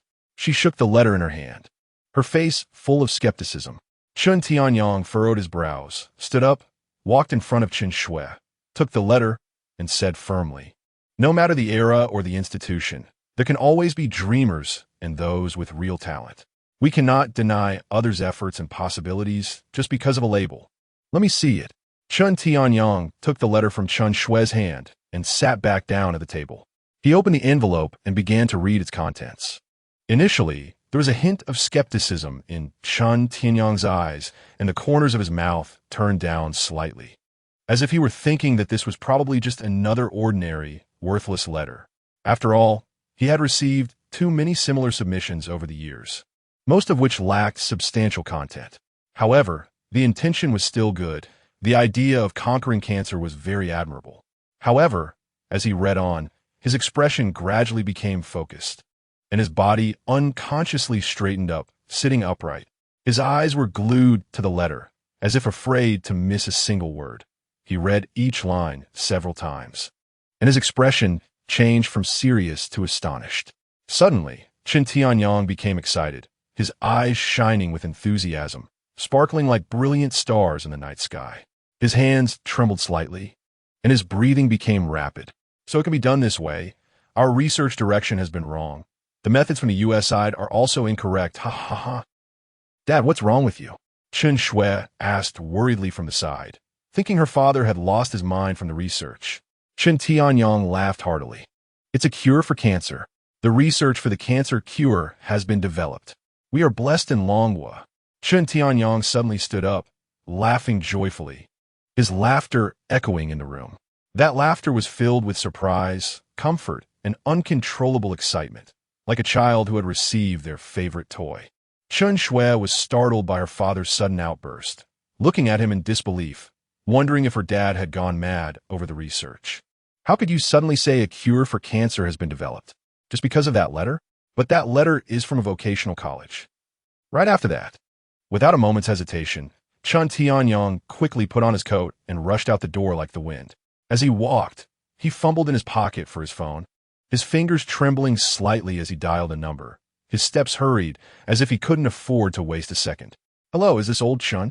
Immediately send a few teams over to seal off an area. Chun Tianyang's voice was urgent and authoritative. Huh? Seal off, why? Chen Baoguo on the other end of the line sounded confused, his voice filled with surprise. What do you mean again? Chun Tianyang paused, but didn't dwell on it and replied, because a cure for cancer has been developed.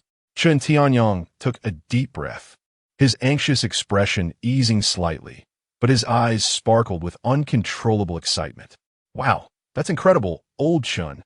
You finally got what you wished for. Chen Baoguo exclaimed, his voice involuntarily rising a few pitches. But it's not from our medical institute. Chun Tianyang's mouth curled into a slight smile, tinged with bitterness. Huh? Not from you? Then whose is it? This is truly unbelievable. Chun Baowu was both surprised and delighted. It's from Sanlitun Vocational Technical College, Chun Tianyong said, emphasizing each word, his expression turning serious. Sanlitun Vocational Technical College? Chun Baowu on the other end was stunned, quickly searching his memory for the familiar yet strange name, blinking in disbelief. This name sounds so familiar. Old Chun, you're not joking, right? I remember I surrounded that college last time. Would I joke about something like this? Enough chit-chat. Hurry up and arrange it. Ensure the safety there. Not a single mistake can happen. This cure is a matter of life and death for countless people. Chun Tianyong urged. Okay, I'll arrange it right away. Old Chun, just wait. Chun Baowu said while quickly operating, beads of sweat forming on his forehead. His eyes filled with both tension and anticipation. Remember to be quick. Chun Tianyong finished and hung up the phone, rushing outside. At this moment, Chun Shue's anxious figure also hurried over. She ran, filled with worry. Dad, where are you going? Can't you finish your meal first? Her clear, slightly reproachful voice echoed in the air, her eyes sparkling with concern as she called out to her slightly gaunt father rushing out. Hearing his daughter's shout, Chun Tianyong stopped, slowly turned around, and revealed a gentle smile. He looked at his daughter, his eyes filled with a hint of guilt, but still comforted her, as usual. Xiao Xue, don't worry, you go eat first. I have something very, very important to do right now. I'll eat later. What could be more important than your health? Chun Shui sighed helplessly, shaking her head slightly, but feeling somewhat helpless about her father's persistence. She knew her dad had always been like this, always putting work first, often neglecting his health. Chun Shui had gotten used to her dad being so absorbed in his work, but today she couldn't take it anymore. No, I have to go too. No matter what you're doing, please take me with you. Chun Shui became curious about her father's excitement, wondering if a cure for cancer had really been developed. All right, Chun Tianyong didn't want to waste time, and had no choice but to bring Chun Shui along. Chapter 21. Surrounding the Sanlitun Vocational and Technical College again. Not long after, a dark green military helicopter hovered above the medical institute. Chun Tianyong anxiously watched as the helicopter slowly settled down. As soon as the cabin door opened, he quickly boarded the helicopter. He paid no attention to the deafening roar of the propellers that filled the entire space, causing him a bit of tinnitus. However, Chun Baowu had already been waiting inside the helicopter. He looked excited, his eyes sparkling. When he saw Chun Tianyong come on board, he reached out to pull him in. Chun Tianyong saw that his old partner was eager to share good news. Ha ha, that's great. The cancer miracle drug has really been developed, he exclaimed. According to my estimates, it's a very new type of cancer miracle drug, something that seems impossible to invent in our time. As soon as Chun Tianyong boarded, he shouted excitedly like a lit firecracker, his face flushed with excitement. His hand instinctively tightened around the hand that Chun Baowu had just extended to support him. With every word he spoke, he was filled with passion, and saliva flew from his mouth. Oh dear, Lao Chun, your saliva is flying onto my face. Chun Baowu wiped his face, pulled Chun Tianyong to sit down, and fastened his seatbelt before he felt at ease. But Chun Baowu was also brimming with excitement, slapping his thigh vigorously. This is truly wonderful. Lao Chun, how many cancer patients are suffering right now? How many families are shattered by cancer? With this medicine, doesn't that mean there is hope? As he spoke, his body began to tremble slightly, tears shimmering in his eyes, his voice choked with emotion. Seeing his old partner so excited, Chun Tianyong couldn't help but feel a few tears welling up in his eyes as well. Yes, this is no ordinary invention. This is something that can change the world. A blessing for all humanity. His hands clenched into tight fists, as if trying to gather all that excitement into them. The helicopter sped towards their destination amidst their excited chatter. By the way, where did you say we were going? Chun Baowu asked. A school called Sanlitun Vocational and Technical College. It seems to be a junior college, Chun Tianyong replied. But just because it's a junior college doesn't mean we should underestimate it, he added seriously. When Sanlitun Vocational and Technical College was mentioned, Chun Baowu's brows furrowed slightly. A complex expression flashed in his eyes, and the corner of his mouth twitched, but he quickly returned to normal. It can't be that coincidental, can it? Chen Baowu thought to himself. Chen Tianyong noticed Chen Baowu's expression and felt a bit puzzled, but his mind was completely occupied with the miraculous cancer miracle drug. So he didn't dwell on it. The next day, they finally arrived above Samleton Vocational and Technical College. Looking down from the helicopter, the scene was spectacular. Below, dark green military trucks were lined up neatly. With a command, the soldiers on the trucks quickly and orderly jumped down, dispersing like a tide to surround the entire Samleton Vocational and Technical College. The soldiers couldn't help but wonder. They had just finished surrounding this school not long ago. So why were they back again? However, in the principal's office, the principal was leisurely sitting in his large armchair, holding a steaming cup of fragrant tea. The aroma of the tea filled the room as he took a sip, revealing a look of contentment on his face. However, this tranquility was instantly shattered when his secretary rushed in a panic, shouting, "Principal, it's bad. The soldiers have surrounded the school again." The principal's hand trembled violently, and he spat out his tea, splattering it on the desk in front of him, his eyes widening in disbelief. "What's going on? They're back again?" The principal jumped up from his chair, his facial muscles twitching slightly. "Wasn't Qian Weigua taken away already? What's going on?" His voice trembled slightly. He began pacing back and forth in his office, his brow furrowed, filled with anxiety and confusion. His hands rubbed through his already sparse hair, making it look even thinner. In the campus, students gathered by the windows and in the corridors, looking at the densely packed soldiers outside, their eyes filled with fear and confusion. Teachers tried to maintain order, but their voices seemed so weak in this grand scene. A student trembled and asked, "What is the reason this time? Why are we surrounded again? Are we in danger?" The teachers could only shake their heads, helplessly, equally clueless. The entire campus was once again shrouded in inexplicable fear and confusion, while the surrounding soldiers showed no signs of loosening their grip, like an iron barrel. At this moment, the two who had just landed hurriedly walked toward the school gate. Bang! The sturdy gate of the school was kicked open with a fierce blow from a guard, creating a loud noise. Chen Baowu and Chen Tianyong walked into the campus with steady and powerful strides. Chen Baowu stood tall like a pine tree, his military uniform accentuating his authority perfectly. Chen Tianyong wore a simple yet appropriate white coat. He was slender, but his demeanor was elegant, with the marks of time clearly visible on his face. His gaze was gentle, and a pair of glasses perched on his nose added to his compassionate demeanor as a healer. Before the two could enter the office, Principal Zhang hurriedly approached them, a bitter smile on his face. "Leaders, didn't you already take Qian Weigua away? Why are you back again?" Chen Tianyong frowned slightly, a hint of confusion in his eyes. "What Qian Weigua?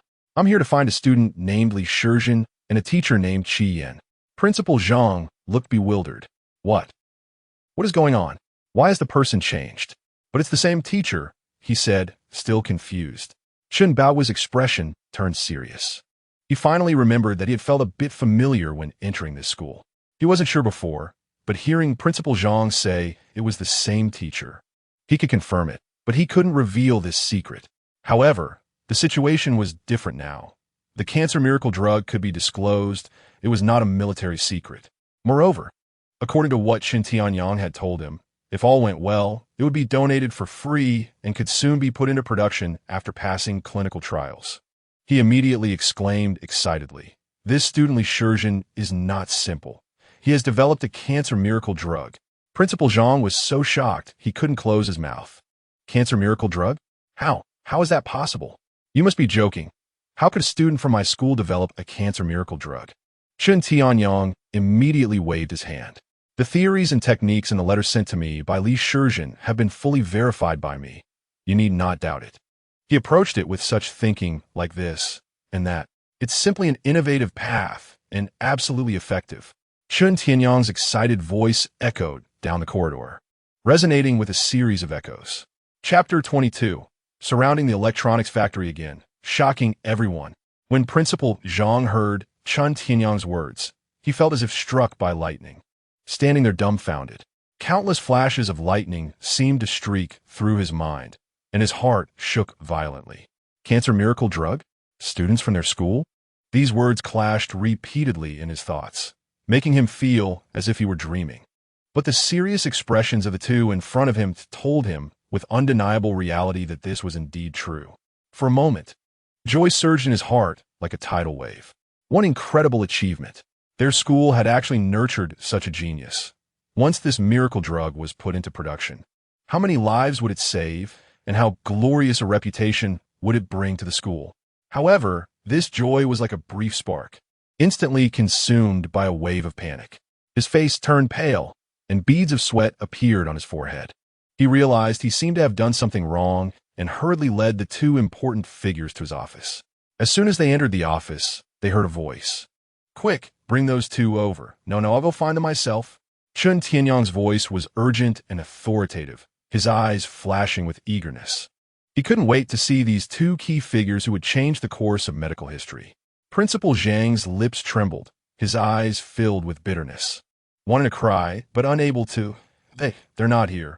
The brows of Chun Tianyang and Chun Baowu furrowed simultaneously, their eyes showing a hint of displeasure. "What do you mean?"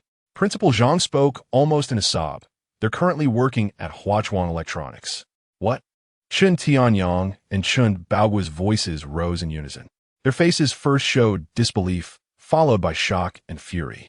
Chun Baogu's face turned red, veins popping on his neck. He slammed the table, scattering documents everywhere. Wasn't the previous lesson enough? You let them work at the electronics factory? How can you be a principal like this? Such talented students, and you let them go to the electronics factory to tighten screws? Do you know what a serious loss this is? This miracle drug is related to countless lives. If it is wasted like this, you are simply unforgivable.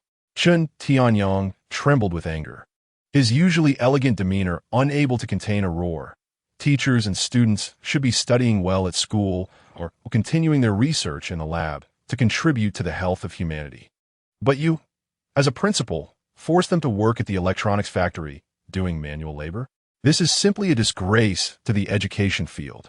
Principal Zhang was filled with regret, slumping in his chair, repeatedly hitting his thigh with his hands. I didn't know. I thought they were just doing some ordinary research I didn't expect. I was confused. Chun Tianyang was pacing back and forth in the office, his eyes filled with anguish. You, as a principal, have reached the end of your career. Chun Baowu became even angrier. Enough with the nonsense. We're going to Huachuang Electronics right now. We must bring them back. With that, the two stormed out, their footsteps quick. Principal Zhang sat there in a daze, the echoes of their scolding ringing in his mind, regret tightly entwined around his heart. His educational career was surely finished. Meanwhile, Chun Tianyang and Chun Baowu rushed towards Huachuang Electronics, filled with anger and urgency. They had only one thought in their minds. They must find Li Shizhen and Qi Yin and let them continue their in-depth research. Inside Huachuang Electronics, the usual sounds of machines and the busy figures of workers formed a typical production scene. Qi Yin was working diligently with his students in a corner of the workshop.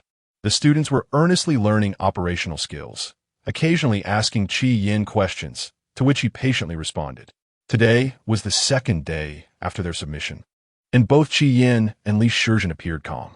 Last time, Qi Yin waited over a week for a response, so they felt this time would be similar and were not in a hurry. They were immersed in their work and discussions, completely unaware that outside, chaos had erupted due to their absence.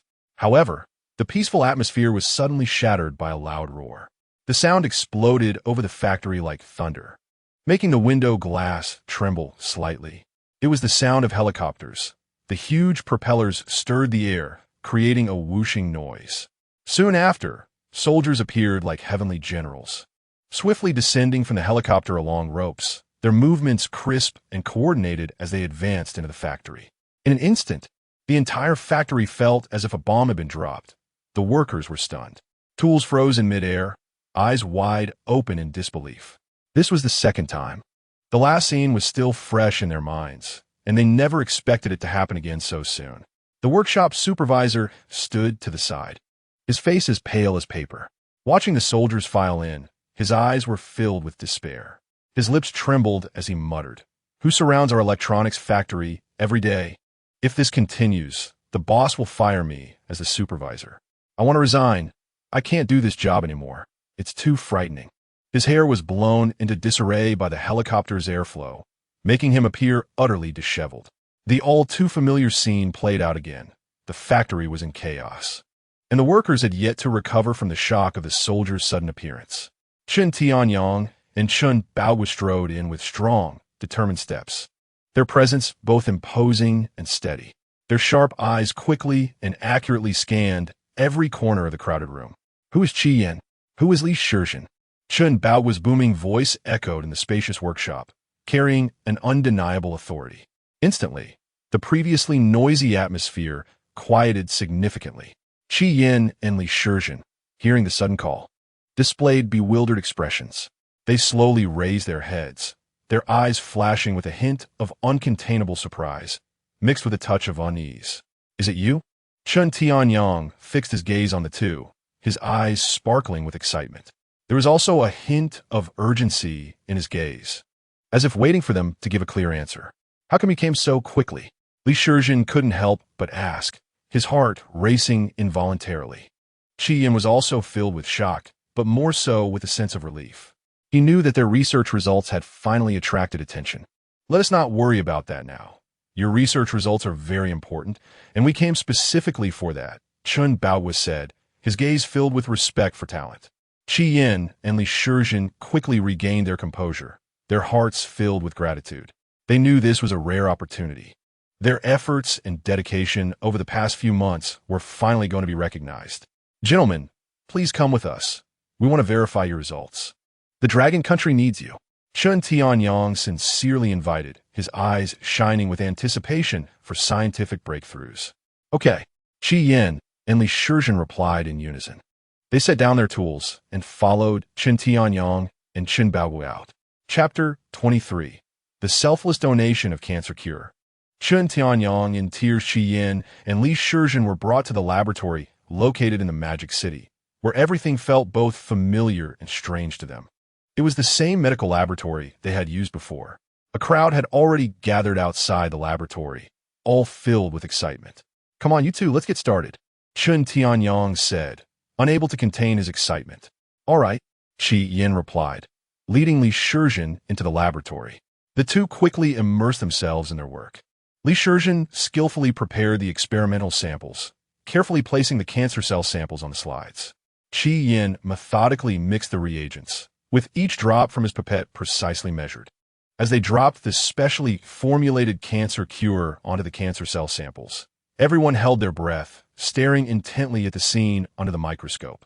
It must succeed, Chen Tianyong silently urged, knowing how important this cancer cure was for Longhua. At the moment the cancer cells came into contact with the cure, they seemed to encounter their nemesis, rapidly changing. The once active cancer cells were pulled, consumed by an invisible force, shrinking and disintegrating until they were completely devoured. The entire process resembled a silent yet shocking war. All the experts instantly burst into cheers. They had waited too long for this day. Chen Tianyong watched this scene, tears streaming down his face, overwhelmed with joy. His body trembled slightly, and his lips quivered. That's great, our Longhua. We are finally going to eradicate cancer.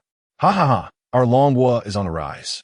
He seemed to envision countless cancer patients being reborn, seeing families once shattered by illness restored to their former selves, laughter echoing in every corner.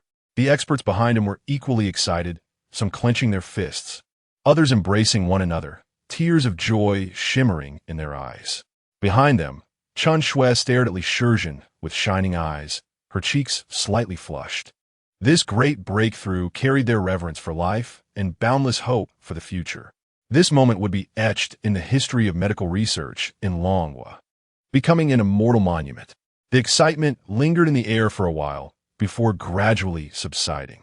Chen Tianyong took a deep breath and slowly turned to Li Shizhen and Qi Yin, his gaze filled with complex emotions. He opened his lips slightly, his voice tinged with anxiety. How much does this technology need?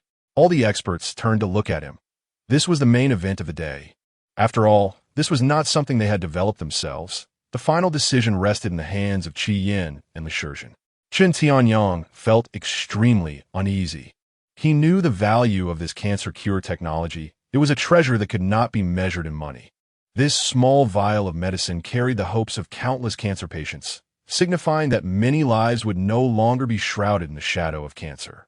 But he was also afraid that although the cancer cure had been developed, cancer patients still couldn't afford it. Just like the special drug developed in the United States that could combat certain cancers, which cost $2 million per dose. He couldn't imagine how much this drug that could completely eliminate cancer cells would cost. At this moment, beads of sweat had already formed on Chun Tianyang's forehead, his hands unconsciously clenching and relaxing. He had prepared himself mentally, already starting to silently calculate his assets. Those savings seemed so insignificant in the face of this technology. Yet he hesitated not at all. If the money was not enough, he even planned to swallow his pride and ask everyone he could borrow money from. In his heart, nothing was more important than bringing this cure to the world. Moreover, he was determined that once he possessed this technology, he would not profit from it. The sole goal was to ensure that this medicine could be produced smoothly, allowing those suffering from pain to use it as soon as possible. He nervously awaited Li Shizhen and Qi Yan's answer, as if waiting for a verdict from fate. "We won't sell it," Li Shizhen said firmly. Chun Tianyang's smile froze instantly, like a flower frozen by ice, his eyes filled with shock and disappointment. Not sell? However, the next moment his movements paused. "We will donate this cancer cure technology for free." Li Shizhen's voice rang out clearly in the quiet laboratory. Chun Tianyang's eyes widened, disbelief washing over him like a tidal wave. The experts behind him also displayed the same shocked expressions, their mouths agape, unable to close. "But we have one condition," Li Shizhen continued, and everyone held their breath, their eyes fixed on him, waiting for him to state that condition. "That is, this cancer cure must not be shared with foreigners." This was said by Qi Yan, and it was something they had agreed upon. Qi Yan suddenly slammed the table, standing up abruptly. His voice echoed in the laboratory, striking heavy blows to each person's heart. Qi Yan thought to himself, "It is often said that science knows no borders. But that is simply nonsense. Over the years, our Longhua has struggled in the path of scientific research, while advanced technologies from abroad have been completely sealed off from us, never sharing even a hint. They guard their core technologies like treasures, afraid we might learn. We just want to borrow a bit of experience. What about them? They ignore us entirely, and now they want us to hand over the cancer cure we've worked so hard to develop? Is that possible?" The answer is impossible. The laboratory fell silent as everyone pondered Qi Yan's words. Chun Shui stared wide-eyed at Li Shizhen. Suddenly, Chun Tianyang slammed his thigh, exclaiming excitedly, "Good, good, good. Of course, that's fine." Excitement sparkled in his eyes, and a radiant smile spread across his face. "I thought it was something serious? That is absolutely fine." In fact, he had long been displeased with those foreigners. Good things should naturally be prioritized for our own countrymen. How much effort have the researchers of Longhua put into this cancer cure? Those sleepless nights of research, those experiments that failed and started over. Every step soaked in their sweat and tears. Developing the cancer cure was to save their own compatriots, not to please those foreigners who had once looked down on them. Qi Yan was taken aback. He hadn't expected academician Chun Tianyang to agree so readily, and he had been thinking of what to say to refute them. But soon, he revealed a relieved smile, striding over to Chun Tianyang and shaking his hand firmly. "Academician Chun, thank you. Thank you for understanding our heartfelt struggle."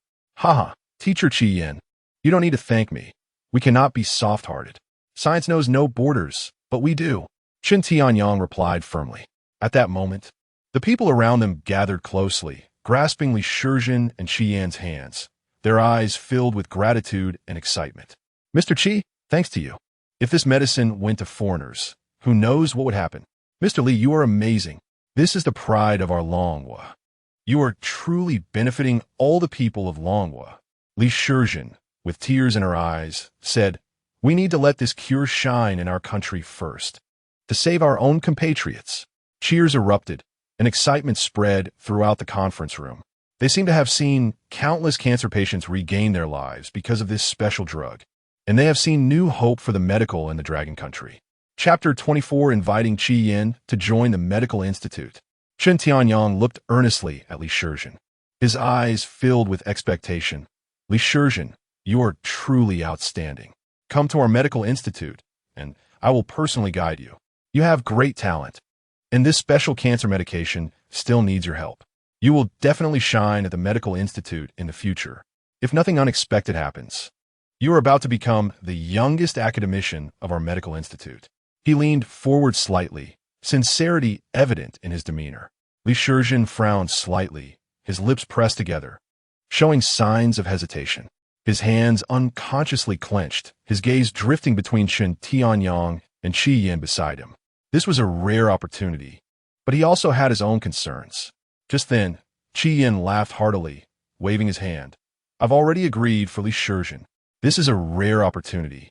You must seize it. After saying this, Qi Yin patted Li Shizhen's shoulder. Li Shizhen's eyes widened in surprise as he looked at Qi Yin, his lips trembling. Teacher, you. Qi Yin patted Li Shizhen's shoulder again, his eyes filled with encouragement and understanding. Shizhen, there is ultimately a limit to what I can teach you. Look outside. How many people are suffering from illness? The knowledge I teach you is not for any return. You are like an eagle. You cannot always stay in my small nest, or you would just be a frog in a well. The medical institute has a broader world, allowing you to fully utilize your knowledge and contribute your strength to the country and to all those in need. Isn't that also your dream? Qi Yin's voice was steady and powerful, each word carrying a weight that resonated in Li Shizhen's heart. Li Shizhen's gaze towards Qi Yin gradually became resolute. He took a deep breath and slightly bowed to Chen Tianyong. Academician Chen, I am willing to join the medical institute, and I will not disappoint your and the teacher's expectations. Chen Tianyong laughed heartily, walking over to pat his other shoulder. Good, good. I believe you won't let me down. Li Shizhen raised his head, his eyes sparkling. He knew he was about to embark on a path of great significance, and he was ready for it. However, Qi Yin's words had already stirred a wave of emotions among the experts present. They exchanged glances, all visibly moved. An elderly expert with graying hair gently wiped the corner of his eye, sighing, "This is a true teacher. Such a high vision, truly admirable." Other experts nodded, a hint of shame appearing on their faces. They had walked the academic path for too long, becoming tainted by many worldly prejudices. Compared to Qi Yin, they couldn't help but feel embarrassed by their own narrow-mindedness. Chen Tianyong was even more excited, his eyes shining as he took a few steps towards Qi Yin, grasping his hand tightly. Teacher Qi, your status as a teacher has impressed me. I have a request. I hope you can also join our medical institute as a professor. What? The experts' eyes widened in shock, exclaiming in unison. They hesitated, their expressions very complex. A middle-aged, balding expert frowned secretly, muttering to himself, Qi Yin is just lucky to have such an excellent student as Li Shizhen. How capable can he be himself? Director Chen's decision is too rash. Though others remained silent, their eyes betrayed similar thoughts. However, Chen Tianyong seemed to see through everyone's minds, his lips curling slightly as he surveyed the room, slowly saying, I know what you are thinking, but I have no educational bias. Think about it. Li Shizhen respects him so much. What does that indicate? Teacher Qi must have extraordinary qualities that we have not seen. His gaze was firm, exuding confidence in his judgment. Qi Yin was taken aback by Chen Tianyong's invitation and quickly waved his hand. Professor Chen, you flatter me too much. I am just an ordinary teacher. I don't have the qualifications to be a professor. His face was filled with humility as he took a small step back. He was reluctant to go to the medical institute as it would mean being managed, and he did not like that feeling. Accompanying his students was what he truly desired. Chen Tianyong, however, was undeterred, smiling as he said, Teacher Qi, please don't refuse. I believe in my judgment. Your insights and vision are exactly what our medical institute needs. Moreover, having you here might bring us a fresh perspective. One of the experts couldn't help but whisper, Director, this matter needs to be approached with caution. Our medical institute's professors all have a profound academic background. Chen Tianyong furrowed his brows and said sternly, while academic background is undoubtedly important, R&T character and vision also important? I believe Teacher Qi will not disappoint us. Looking at Chun Tianyang's determined gaze, Qi Yin felt a warm current rise within him. But after pondering for a moment, he raised his head, his gaze becoming resolute. Professor Chun, I still cannot. He turned down this seemingly tempting invitation. A gentle yet firm smile graced his lips. I cannot. The medical institute may be great, but it is not my home. I have taught at our school for many years, where there are a group of children who are very interested in research. If I leave, there will be no one to teach them, which would be a huge loss for me. Moreover, many of them have limited access to knowledge due to their circumstances. I am their window to the world of research. If I leave, they might lose this opportunity. The experts looked shocked, seemingly unable to understand why Qi Yin would give up such a great opportunity. Chen Tianyang also stared in astonishment, not expecting the refusal. Meanwhile, Li Shizhen looked at Qi Yin with admiration. However, Qi Yin saw that Chen Tianyang did not respond. And he added, I am used to my freedom, and there are many students waiting for me to return. They need me more. But the medical institute has more resources, and you can better showcase your talents here, Chen Tianyang insisted. You can access cutting-edge research, have the best experimental facilities, and your achievements will surely be limitless. Qi Yin waved his hand, gazing into the distance as if he could see the innocent faces of those students. I know the medical institute has abundant resources, but for me, those students are my responsibility. They do not have good conditions, nor advanced equipment. They only have me. I can bring them hope and help them open the door to knowledge.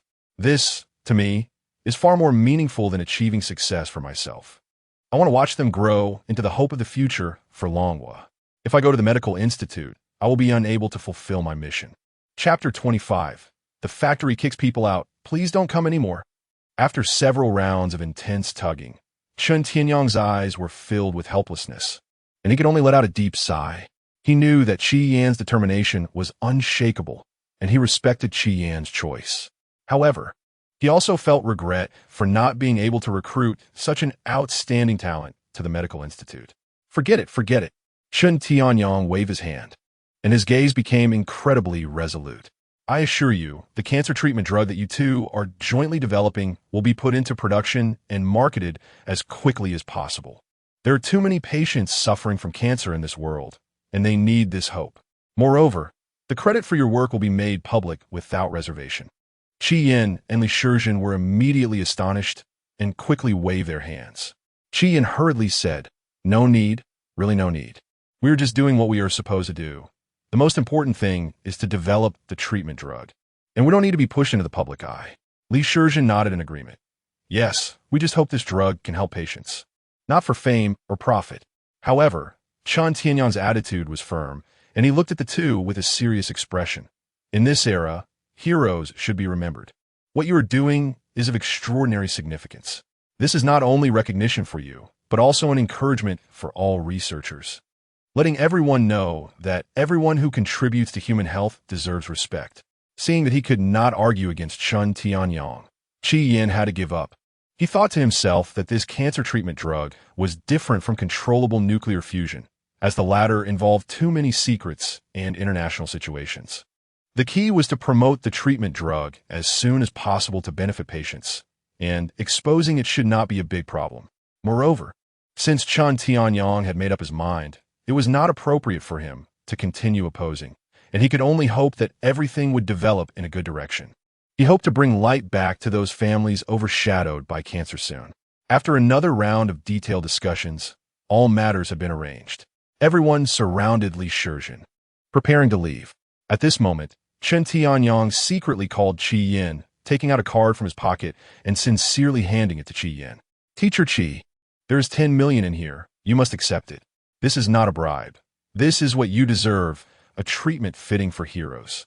You and your classmate Li Shizhen have contributed so much to this treatment drug, and this is recognition of your achievements. We will also arrange things for classmate Li Shizhen. So don't worry. If you don't accept it, I want you to feel at ease. Chen Tianyang spoke earnestly, his gaze filled with an unrefusable determination. Qi Yin was somewhat at a loss, about to refuse, but Chen Tianyang pushed the card into his hand, patted his shoulder, and said, Don't decline. This is what you should receive. Holding the card, Qi Yan's eyes were filled with touched and complex emotions. His lips parted slightly, wanted to say something, but not knowing where to start. As everyone gradually moved away, Qian stood in place, looking at Chun Tianyang's back, feeling a rush of emotions. Though that back was no longer young and upright, it had a kind of admirable strength. With people like academician Chun and Longhua, how could it not thrive? Qian sighed softly. In this era of material desires, academician Chun is dedicated to research and talent. His fairness, generosity, and respect for the value of research shine like brilliant stars, illuminating everyone's path in research. He not only values research achievements, but also cherishes the researchers who put in their efforts. With such a person around, Longwa's research will surely thrive, bringing hope and blessings to countless people. Qian's gaze was filled with respect. He knew that there were qualities in Chun Tianyang that he would strive to learn throughout his life. However, the scene shifted. Qian returned to the electronics factory, preparing to continue his remaining 2 months of internship. In the factory, the roar of machines echoed, and the lighting in the large workshop was somewhat dim. Rows of workbenches were piled with electronic components, and workers were busy at their respective posts, with a faint metallic and plastic smell in the air. At this moment, the factory owner approached Qian with a face full of helplessness. The owner's expression was one of wanting to cry, but having no tears. With the wrinkles on his forehead all crumpled together, he said to Qian with a bitter face, "Teacher Qi, I really have no way out. Look at this place. It was already messy enough, and everyone is working hard to catch up. But ever since you came, every 2 weeks, the army has to come once, which is too disruptive to the factory. Just look at these workers around. Every time the army comes, they get so nervous that it disrupts all the work." The owner pointed around as he spoke, and the workers stopped their tasks, looking over with puzzled faces. Qian also looked at the person in front of him with a confused expression. The owner continued, "This workshop is not big, with equipment and materials everywhere. Every time the army comes to inquire, they walk back and forth in this narrow aisle, and we can't work normally at all. Moreover, the lights are dim, and with their commotion, it feels even more oppressive." The owner sighed and said to Qian, "Teacher Qi, I know you are a good person, but I really have no choice. How about this? You and your students just don't work in our factory anymore. Of course, I can't let you suffer losses. I will calculate your internship wages as 3 months. What do you think?" The owner looked at Qian, who still had nothing to say, and immediately became anxious. At this moment, the owner was full of complaints and couldn't help but start to vent his frustrations. "You have no idea. Every time the army comes, it feels like they've entered some confidential place. And this news gets out. People outside are saying that our factory has some special situation, which is not good for our factory's reputation. I've been so worried these days that my hair has turned white a lot. This is just too absurd. I really can't take it anymore." Listening to the owner's complaints, Qian also felt a bit guilty and was pondering what to do next. However, he remembered that he had previously mentioned to the principal about wanting to end the internship early. But the principal's attitude was far from wanting them to finish the internship early. After thinking for a while, he slowly spoke up. He slightly frowned and quickly waved his hand to refuse. "That is not too good, boss. We are working here to complete our internship tasks. The school hasn't agreed yet. My students are counting on this internship to complete smoothly and graduate successfully. I can't just take them away like this." Just then, Qian's phone rang, displaying 3 words, "Principal Zhang." Chapter 26. No more screwing, the principal's regret. Upon hearing this, the factory owner displayed an even more bitter expression, grabbing Qian's arm and pleading, "Mr. Qi, please understand my situation. My small business really can't withstand this kind of turmoil. If you could leave, it would be a huge help to me." Just as the 2 sides were at a stalemate, Qian's phone suddenly rang. He took out his phone and saw that it was the school's number, quickly answering it. On the other end, he heard Principal Zhang's familiar voice. "Mr. Qi, you and the students should come back. You don't need to stay there anymore. I know about all the issues that arose during this internship. I'll ensure the students' internship periods are completed, so you don't have to worry." Principal Zhang spoke rapidly, his tone carrying a hint of urgency. Qian was somewhat surprised. "Principal, this..." Before he could finish, Principal Zhang continued, "Mr. Qi, also, the school has decided to appoint you as the Dean of the School of Electromechanical Engineering. Everyone sees your capabilities, and after you return, we have some important matters to discuss. Chi Yin was momentarily stunned. The factory was too noisy. So he put the call on speakerphone, and the students beside him also heard. The students, upon hearing the contents of the call, were equally shocked, their eyes wide open. They whispered among themselves, unable to believe this sudden good news. They wondered if they had somehow gotten a new principal. At this moment, Chi Yin found it difficult to say anything and relayed the principal's words to the factory owner. Upon hearing Chi Yin's words, the factory owner was initially taken aback, as if he couldn't believe his ears. Then, a look of mixed surprise and joy instantly blossomed on his weathered face. He walked up to Chi Yin, grasped his hand tightly, tears still welling in his eyes, his voice trembling with suppressed joy. "Mr. Chi, this is truly wonderful. I can finally put my heart at ease. Look, your principal has spoken. You should hurry back." After saying this, he couldn't help but sniffle, breaking into a smile. Chi Yin was a bit dazed. He never expected things to develop this way. He had initially just wanted the students to have a good internship and graduate smoothly, but now there was this change. However, it was a good thing. Looking at the students' expectant expressions and the factory owner's relieved demeanor, he feigned a serious tone. He took a deep breath and said to the principal on the phone, "All right, principal, I'll take the students back now." After hanging up, his expression brightened with joy, and he happily shouted to the students, "Pack your things, we're going back to school." The students immediately cheered, and the whole scene became lively. Chi Yin quickly helped the students pack their luggage, bid farewell to the factory owner, and set off back to school. Before long, the vehicle came to a steady stop at the school gate. As the door opened, Chi Yin was the first to get out, and the students followed suit. As soon as their figures appeared, they attracted the attention of many students nearby. The originally quiet campus path suddenly became lively. "Hey, why are they back so early? Isn't the internship still not over?" A bespectacled boy asked in confusion, his eyes full of curiosity. These were students from the neighboring class, who had just returned from the factory at the same time because they had gone earlier. Who knows? Maybe they couldn't stand the hardships of the electronics factory and sneaked back, a girl nearby speculated, her tone tinged with disdain. Maybe they have some connections. Why do they get special treatment?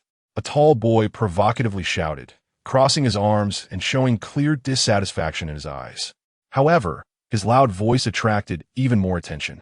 For a moment, the gazes of the surrounding classmates were filled with confusion, jealousy, and a sense of spectacle. These stares fell on Chi Yin and the students like spotlights, making them feel somewhat uncomfortable. Chi Yin frowned. He originally wanted to explain the situation, but seeing the negative emotions of the surrounding students, he knew it wouldn't be easy to clarify everything right away. The students felt somewhat wronged. They had just gone through the ups and downs of the factory, and now they were misunderstood by their classmates, which left them feeling quite uneasy. However, Chi Yin patted their shoulders, signaling them not to mind and to head back to school first, as they still had more important matters to face. He understood that the truth would prevail. The priority now was to communicate with the principal about the follow-up matters. So, he instructed the students to return to their dorms to rest while he turned towards the principal's office. Arriving at the door of the principal's office, as soon as Chi Yin knocked, he heard Principal Zhang's somewhat flustered voice. "Come in." Chi Yin pushed the door open, and what greeted him was Principal Zhang's tearful yet timid appearance. "Mr. Chi, right? Come, sit down, please have a seat." Principal Zhang wore a forced smile, but the tension was evident. He hurriedly walked out from behind the desk, bowing and ushering Chi Yin to the sofa, even personally wiping the non-existent dust off the sofa cushion, indicating for Chi Yin to sit down. Chi Yin found Principal Zhang's series of fawning actions quite strange. Before he could speak, Principal Zhang had already brought over a steaming cup of tea and placed it on the coffee table in front of Chi Yin, his hands trembling slightly as he said, "Mr. Chi, you really have kept my heart in suspense. You have no idea how chaotic things have been lately." As Principal Zhang spoke, he wiped the non-existent sweat from his forehead, sitting down across from Chi Yin, leaning forward with a face full of flattery. "First, people from the School of Dragon Science came to ask about you, and then the medical school sent someone too. These two places are ones I simply can't afford to offend.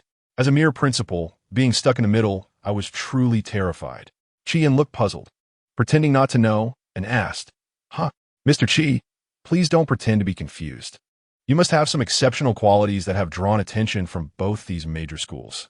They came to ask me about your situation at school, and the pressure on me is enormous, fearing that I might say something wrong and cause bad repercussions for the school." Principal Zhang stood up, pacing back and forth in the office, murmuring, "What should I do? What should I do? Mr. Chi, you must tell me, what is your relationship with them? If you have any major plans, you must let me know in advance. I truly feel lost." Seeing Principal Zhang in such a flustered state, Chi-Yin felt increasingly bewildered. Chapter 27. Chi-Yin as the Dean, the call from Uncle's family. Principal Zhang cleared his throat and instinctively adjusted his glasses with his right hand. He then asked seriously, "Teacher Chi, what exactly is going on with students Li Shizhen and Qianweigua? I've heard about their astonishing performances in research. Are they really as talented as the rumors say?" Principal Zhang frowned slightly. Having been at this school for many years, he had a certain understanding of the students' abilities. In his view, such genius students shouldn't appear so easily in his school, especially not from the same class. It was simply unbelievable. Chi-Yin, however, smiled confidently. Leaning back on the sofa, he casually replied, "My students are certainly smart. They are all very promising." Principal Zhang's eyes widened slightly, revealing a hint of skepticism. "Teacher Chi, don't try to mislead me. I know you have the ability, but the talent these two students have shown is not something that ordinary education can cultivate." Chi-Yin straightened up, his expression becoming serious. "Principal, as you know, I have always placed great importance on cultivating students' research capabilities. Otherwise, I wouldn't have made such requests of you before. Moreover, both Li Shizhen and Qianweigua have a high enthusiasm for research and work very hard. In my class, every student has the opportunity to explore their potential." Principal Zhang still seemed unconvinced. He stood up and paced slowly in the office, hands clasped behind his back. After thinking for a moment, he asked, "So how did you discover them? And what about your other students?" Chi-Yin picked up his teacup, took a sip, and said, "Actually, every student has their own shining points. It just depends on whether we can discover them. Li Shizhen and Qianweigua always have unique insights into some complex research problems in class. Moreover, my other students are also quite capable. The topics they are researching are very valuable." Principal Zhang stopped and looked at Chi-Yin. "What topics are they working on?" Chi-Yin put down his teacup and slowly said, "Some students are researching new energy conversion technologies, trying to find a more efficient and environmentally friendly way to utilize energy. Others are exploring technology in the defense field. Additionally, one group of students is studying lithography technology to prevent our country from being bottlenecked." As Principal Zhang listened to Chi-Yin's account, his mouth slightly opened, eyes filled with shock, and his hands began to tremble involuntarily. This is simply incredible. Each of these topics is not simple. If these researches succeed, the entire country could change because of it." His voice shook with excitement, and his expression resembled that of someone who had discovered a new continent. "Wow, their college is really impressive. Even Qingbei, isn't this extraordinary?" Chi-Yin nodded. "That's right, Principal. My students are all serious about research. They have dreams and abilities. As long as we give them opportunities and support, I believe they can achieve great things." Chi-Yin spoke with confidence. With the system in place, developing these cutting-edge technologies was almost a certainty. Principal Zhang walked back and forth, his eyes flickering with a mix of excitement and concern. He said excitedly, "Teacher Chi, you've truly given me a big surprise, but this also puts immense pressure on me. We must create the best conditions for these students. However, there are many difficulties and challenges involved, such as funding, equipment, and resources. These are all issues." After all, Principal Zhang was astute. Some mistakes could be overlooked, and investing in Chi-Yin was an opportunity for redemption. Chi-Yin looked at Principal Zhang and firmly said, "Principal, I believe there are always more solutions than difficulties. We could try to seek external cooperation to secure more resources." Principal Zhang looked at Chi-Yin, now filled with more respect. "Teacher Chi, you are right. It seems I really underestimated you and these students before. We need to plan carefully. We cannot let these promising talents be buried." At this moment, Principal Zhang was completely shocked by these astonishing topics. He seemed to see a bright future for the school. But he also knew deep down that this was a big secret he could never expose, and he recognized it as an opportunity for himself. The corners of the principal's mouth nearly stretched to his ears, revealing a row of uneven teeth. His already small eyes widened like copper bells, staring intently at Chi Yan, filled with a sense of flattery. Ha ha ha, Teacher Chi, feel free to bring any request to me, as long as I can do it. I will agree to all of them. His voice was like an old bellows, carrying a sense of urgent hoarseness. As he spoke, he wiped the beads of sweat from his forehead with his palm, revealing a hint of sycophancy. Chi Yan felt a bit strange and thought to himself, Principal, you should go back to your former rebellious self. This is giving me goosebumps. It makes me feel uncomfortable. After bidding farewell to the principal, Chi Yan walked towards his classroom with mixed feelings. He only wanted to return to the familiar classroom to comfort those students, urging them not to be influenced by rumors. However, just as he was passing through the corridor, dingling, dingling, his phone in his pocket suddenly rang, the sound piercing through the quiet environment. Chi Yan stopped, frowned, and took out his phone. When he saw the words "uncle" on the screen, his expression instantly darkened, a complex mix of disgust and helplessness flashing in his eyes. Chi Yan's hand tightened around the phone, his knuckles turning white from the force. In this world, he was an orphan. He recalled the painful past when, during his middle school years, his parents had a tragic accident on a construction site and both passed away. What should have been a sunny afternoon became an everlasting darkness in his life. Fortunately, the construction site boss was somewhat conscientious and provided a large sum of compensation.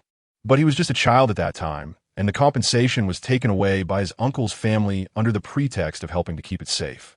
Since then, Chi Yan's life had fallen into hell. His uncle's family beat and scolded him, treating him as free labor. He had to do heavy household chores every day, eating leftovers and wearing tattered clothes. The compensation money was never used for him, but squandered by his uncle's family. He had tried countless times to get back what belonged to him, only to be ruthlessly rejected each time, even facing more brutal beatings. It wasn't until he entered university that he gradually freed himself from his uncle's family. Chapter 28. Chi Yan's background. Uncle the Vampire. He took a deep breath before pressing the answer button.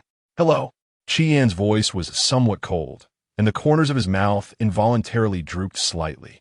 Chi Yan, you little brat, feeling tough now, huh? Not answering my calls? The arrogant voice of his uncle came through the phone, causing a sharp pain in Chi Yan's ears. Chi Yan bit his lip, suppressing the anger inside, and replied, I'm at school. The research here is too busy. I forgot to call back. What's the matter? At school? You still remember your teacher? Huh? Just a college teacher. Don't forget, if it weren't for our family supporting you, you would have starved to death long ago. His uncle's words were like sharp blades, stabbing deeply into Chi Yan's heart.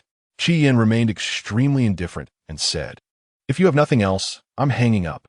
Immediately, his uncle, without any pleasantries, shouted hoarsely, Chi Yan, transfer 1 million yuan to me right now. Your second aunt was diagnosed with cancer recently and needs money for treatment. His voice carried an undeniable arrogance, like a high-handed creditor demanding repayment. Chi Yan frowned, a hint of annoyance flashing in his eyes, and coldly responded, I don't have any money. Aren't you a college teacher? Aren't you living off the state? How could you possibly be out of money? His uncle's volume suddenly increased, the shrillness of his voice seeming to penetrate the phone receiver. He perceived Chi Yan's response as a challenge to his authority, his tone filled with anger and greed. Chi Yan couldn't help but hold the phone a bit further away. Taking a deep breath, Chi Yan struggled to suppress his inner fury and patiently explained, Do you think teachers earn a lot? His hand tightened around the phone, feeling utterly ridiculous about this old man's unreasonable demands. I don't care. If you don't have money, go borrow some. His uncle roared like a lit powder keg, the sound exploding over the phone. Chi Yan could even imagine his distorted face filled with rage, saliva splattering from his mouth. At this moment, his second aunt also began to shout, her voice grating like nails on a chalkboard. You ungrateful bastard. We raised you all this way. What's wrong with asking you for a little money now? Her tone was laden with resentment, as if Chi Yan were the most ungrateful person in the world. Chi Yan laughed coldly, his eyes filled with mockery. What about the compensation my parents left me? If you want, you can return that compensation.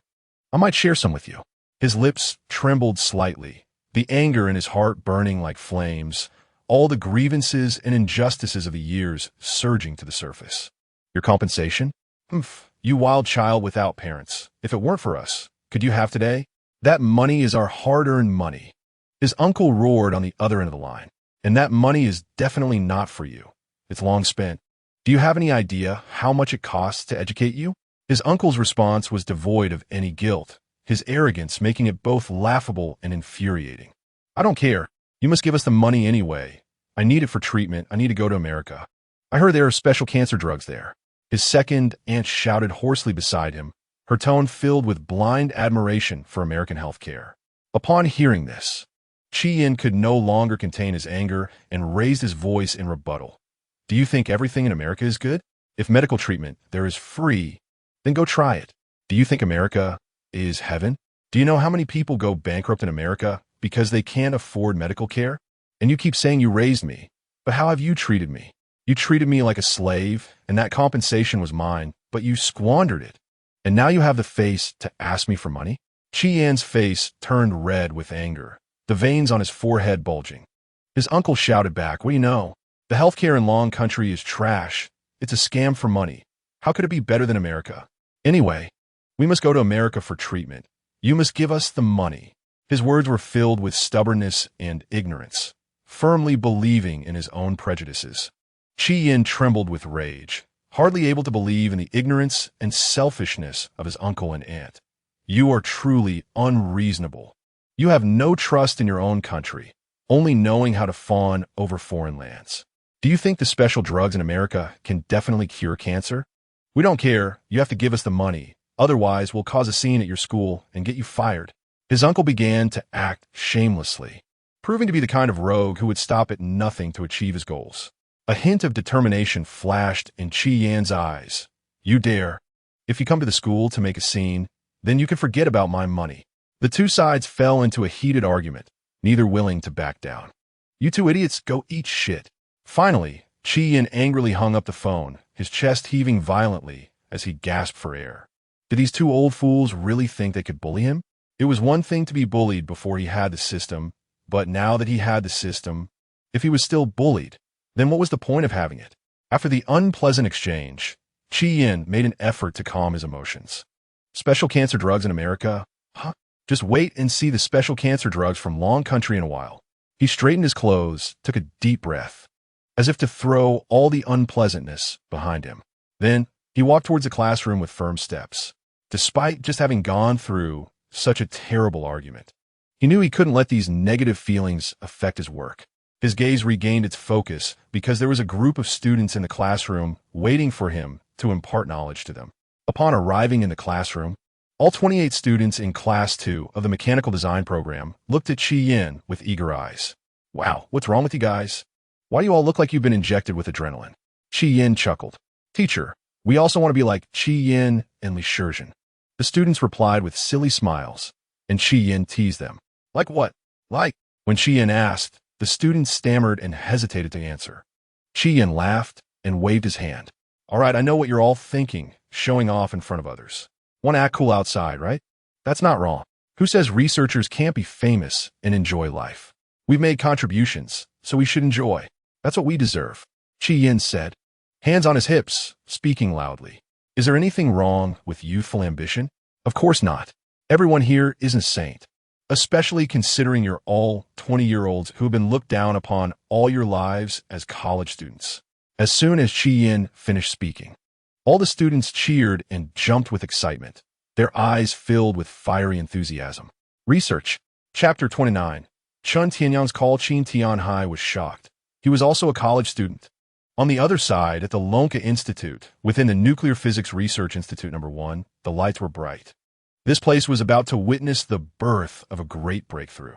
Qin Tianhai stood tall in front of the main control panel, his gaze like a torch, fixed on the busy experts.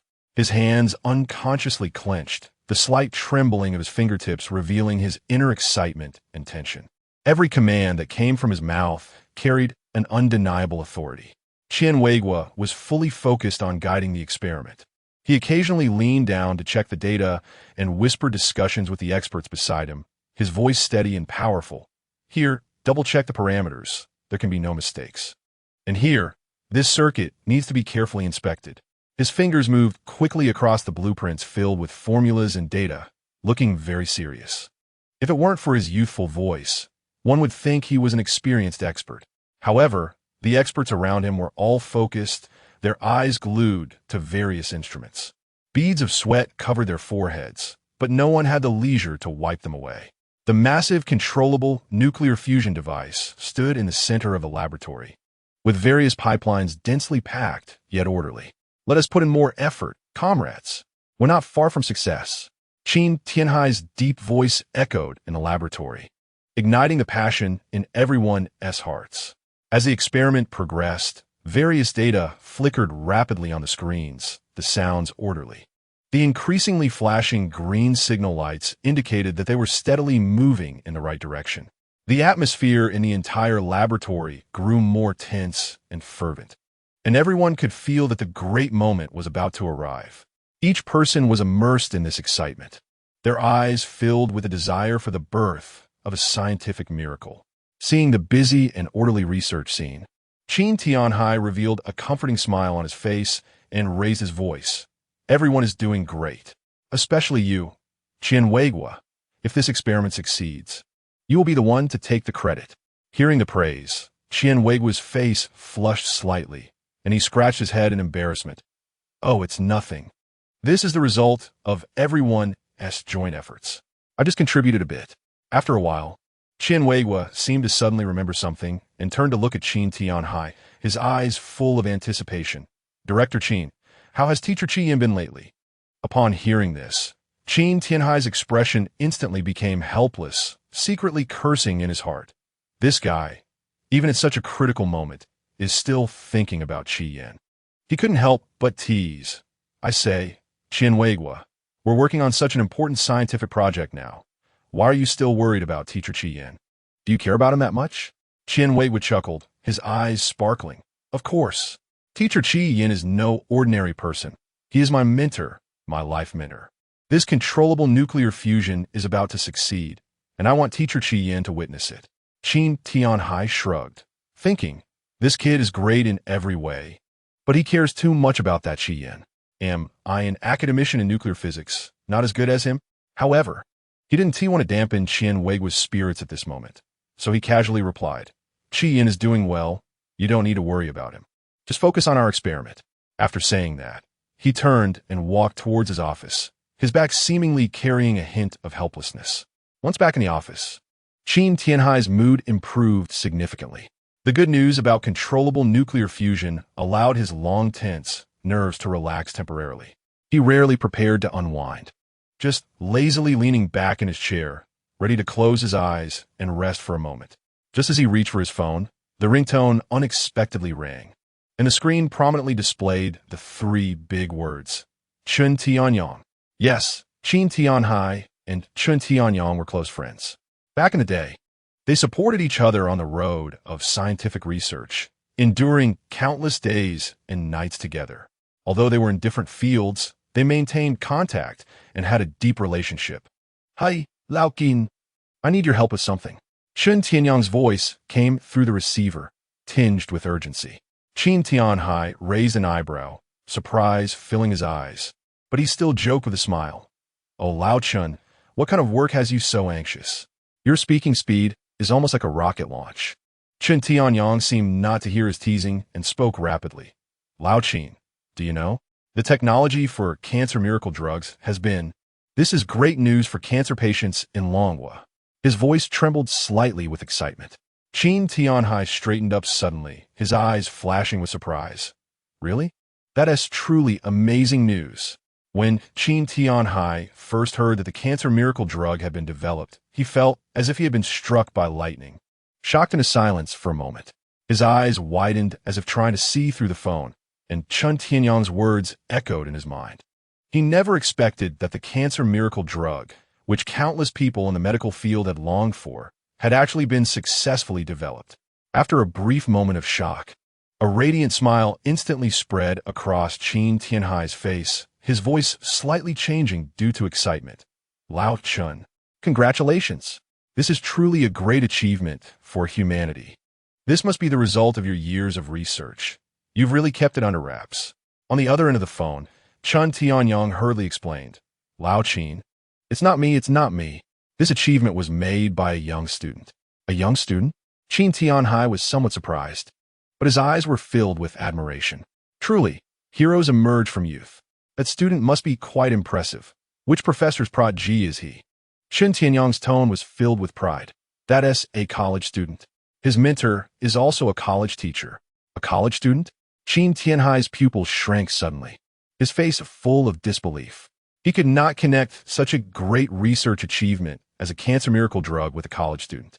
In his impression, such complex and advanced scientific projects were always the domain of elites from top universities and research institutions. Chin Tianhai opened his mouth about to speak, but suddenly remembered their own controllable nuclear fusion project. Their controllable nuclear fusion technology had also achieved a major breakthrough. And surprisingly, the one leading the breakthrough was also a college student. However, controllable nuclear fusion involves state secrets and cannot be easily disclosed, so he could only swallow back the words that were about to come out. Let everyone see it all at once. Chapter 30 Chi Yan is nominated as one of the top 10 outstanding youths in Magic City. At this moment, his heart is like a raging sea, stirring up waves of turmoil. 2 junior college students? Are they both taught by junior college teachers? Could this just be a coincidence? It is clear that this has shattered his previous understanding. While he was deep in thought, Chun Tianyong's voice continued to ring out.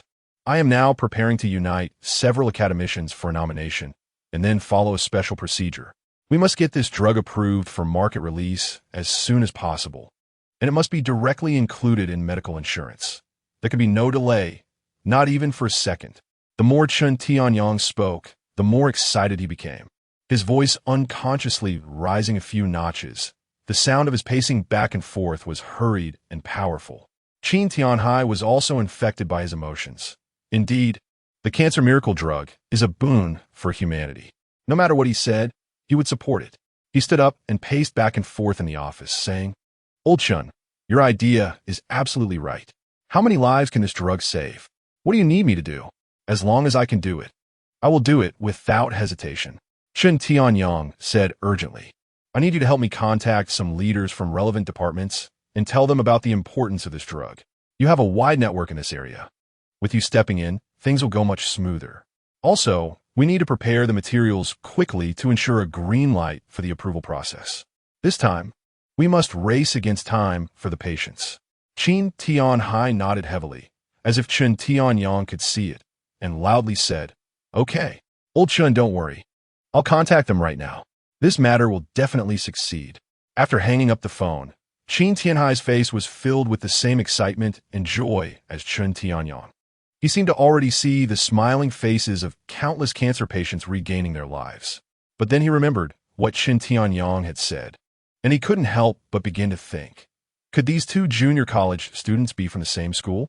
At this thought, Chin Tianhai suddenly slapped his forehead, looking frustrated. He had been so shocked and contemplative that he actually forgot to ask which school the miraculous junior college student was from. He paced back and forth in the office, filled with curiosity about the young student he had never met. However, he still remembered the task Chun Tianyong had given him, and he hurriedly walked out of the office, ready to take action for this great goal. In the blink of an eye, a month passed by swiftly. Inside the medical institute, sunlight streamed through the windows onto Chun Tianyong's desk, everything appearing tranquil and peaceful. Chun Tianyong sat at his desk, tightly holding a document in his trembling hands, revealing his inner excitement. Ha ha ha, it's finally done. The cancer miracle drug is finally about to be released. His gaze was fixed on the contents of the document, and his face was filled with joy, his smile as radiant as a blooming flower. His assistant beside him was also exhilarated. This document was of great significance. It was the approval document for the cancer miracle drug to be allowed on the market, and even more exciting was the related document for its inclusion in medical insurance. This was undoubtedly a heavy bombshell for the entire medical community of Longhua, bringing hope of life to countless cancer patients. Normally, Such a process would take several years to complete, involving layers of approvals, countless evaluations of clinical trial data, complex interest negotiations, and tedious procedures. However, this time, under the joint proposal of Chen Tianyong and several esteemed academicians, they worked together to create a special channel for this miracle drug. Behind this was their countless efforts in advocating and repeated communications with various departments, with every step reflecting their dedication. Thinking of this, the assistant couldn't help but feel emotional. It really wasn't easy. And the most crucial factor in this was the selfless dedication of Qi Yin and Li Shizhen. Without them, there would be no cancer miracle drug. As the core figures in the research of this miracle drug, they resolutely chose to donate their work for free. It is known that in the field of pharmaceuticals, patent fees are like a mountain blocking the way to drug accessibility. After a new drug is developed, patent fees often keep drug prices high, making it unaffordable for many patients. However, the good deed of Qi Yin and Li Shizhen allowed the drug to enter the market in a more accessible manner, reaching those patients who urgently need it. For this document, Chen Tianyong and the others also overcame doubts from various quarters. After all, the emergence of the cancer miracle drug was too sudden, and many people had concerns about its safety and effectiveness. They needed to continually present detailed data, organize experts for validation, and explain the principles and advantages of a new drug to various parties. At the same time, they had to deal with the covert obstruction from some vested interests in the pharmaceutical market, who feared that the new drug's release would impact their existing profit structures. But Chen Tianyong and his team never backed down, driven by their respect for science and their responsibility to patients. They broke through numerous obstacles to finally welcome this hard-won document. Chen Tianyong sat in the quiet office, picked up his phone, found that familiar number, and dialed. After a short while, the phone rang on the other end, and it was soon connected. "Hello, Academician Chen. What can I do for you?" Qi Yan's youthful voice came through the receiver. Chen Tianyong cleared his throat, trying to make his voice sound calmer. "Qi Yan, I have good news to tell you. All the progress on the cancer miracle drug has been completed, and it will be released soon. The reason for this call is to invite you to attend the press conference, which will be broadcast to a national audience. You must come." His eyes sparkled with excitement for the project's success and his anticipation for Qi Yan. There was a brief silence on the other end of the line, and then Qi Yan's voice came through. "Academician Chen, I think I won't go.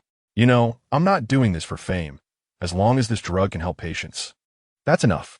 Qi Yan sat in his simple dormitory, his gaze calm and resolute, fiddling with the books in his hands, with no wavering in his heart. Chen Tianyong became a bit anxious. He stood up and paced back and forth in the office, his brow furrowing even tighter. "Qi Yan, that won't do. This is the honor you deserve. You can't just be an unsung hero. Do you know what this miracle drug means for the entire country and for those patients? Your contribution is immense. Everyone has the right to know that you created this miracle, that it is the result of the efforts of you two heroes." His words came out quickly, his voice unconsciously rising a few notches, his face slightly flushed with urgency. Qi Yan chuckled on the other end of the phone, but remained unmoved. "Academician Chen, I really don't care about these things. I just hope my research can truly save lives, not for those empty names. Li Shizhen can go to the press conference. I still have students who need my guidance." Chen Tianyong sensed Qi Yan's determination, but he was more insistent on his own thoughts. He stopped pacing, gripping his phone tightly. "Qi Yan, listen to me. This is not just about fame. It is a promotion of the spirit of science, a way to inspire future generations. Besides, I also plan to nominate you as one of the top 10 outstanding youths in Magic City. Young people like you should become role models for everyone." His eyes were filled with sincerity. He knew Qi Yan's value and did not want his brilliance to be buried. Qi Yan fell into contemplation, looking out at the sky outside, a ripple stirring in his heart. Then Chen Tianyong did not force Qi Yan to make a decision immediately, leaving him with, "Qi Yan, please think carefully before replying to me." And then he hung up the phone. Chapter 31. Internet Outrage. Is Qi Yan a backstabbing wolf? Looking at the hung-up phone, Qi Yan frowned deeply, his eyes filled with helplessness. He let out a gentle sigh, as if he must attend this press conference. However, he himself was not fond of being in the spotlight. so he thought he might as well consider it, since the time had not yet been confirmed. Before he could shake off the irritation from the previous call, his phone rang urgently again. He glanced at the screen, and the words Chi Dafu caught his eye. It was his second uncle, and in that moment, an ominous premonition surged in his heart. These days have been extremely frustrating for Chi Yen. He never expected to be entangled in such matters. Ever since he learned that his second uncle's family was ill and needed treatment in the United States, his peaceful life had been completely disrupted. Initially, his second uncle cautiously asked to borrow money from him, but as the illness worsened and treatment costs skyrocketed, their attitude became increasingly aggressive. They no longer considered Chi Yan's feelings and would come to his door almost every day, crying, begging, and even threatening him to lend them money. Xiao Yin, you see, your second aunt's illness. If we don't go to U.S. for treatment, there will be no hope. Please, lend us some money, his second uncle said with a sorrowful expression. But uncle, I really don't have that much money. Chi Yin replied helplessly. He didn't know how many times he had said that. How could you not have money? Don't think I don't know. You've saved quite a bit over the years from your job. Besides, isn't it what relatives are for, to help each other? Are you just going to watch your second aunt die? His second aunt chimed in, her tone filled with accusation. Faced with the unreasonable demands of his second uncle's family, Chi Yin felt both anger and helplessness. However, it seemed they had no intention of stopping. They not only clung to him daily, but also spread rumors everywhere, saying Chi Yin was cold-blooded and indifferent to family ties. In no time, various rumors flooded in, putting immense pressure on Chi Yin. After hesitating for a moment, he still answered the phone. Immediately, his second uncle's urgent and flattering voice came through. Chi Yin, have you managed to raise the money? Let me tell you, your second aunt and I are flying to the U.S. for treatment in a few days. Don't delay this important matter. His second uncle's voice was very firm on the phone. Chi Yin felt a surge of anger rising in his heart. He suppressed his fury and responded, Uncle, I've already told you, I don't have money to lend you. Hearing this, his second uncle became anxious, his voice instantly rising by 8 degrees. Chi Yin, what did you say? Have you grown wings now? Your second aunt is still lying in bed sick, and you just watch like this? How could our Chi family have produced such a cold-hearted person like you? Chi Yin let out a cold laugh and retorted, Uncle, you know very well how you usually treat me. I've helped as much as I can. This time I really can't do anything. Besides, you all have hands and feet. Why don't you think of a way yourselves? His second uncle seemed to hit a nerve and started cursing. Chi Yin, you ungrateful little brat. If you don't come up with the money, you'll regret it later. You've embarrassed our entire Chi family. Listening to his second uncle's angry tirade, Chi Yin felt unusually calm inside. He had had enough of their unreasonable behavior and didn't want to be entangled with them any longer. He directly hung up the phone and threw his phone aside, not wanting to deal with it anymore. He knew his second uncle was just bluffing. Their family was always trying to get benefits from him, and once they didn't get what they wanted, they would lash out.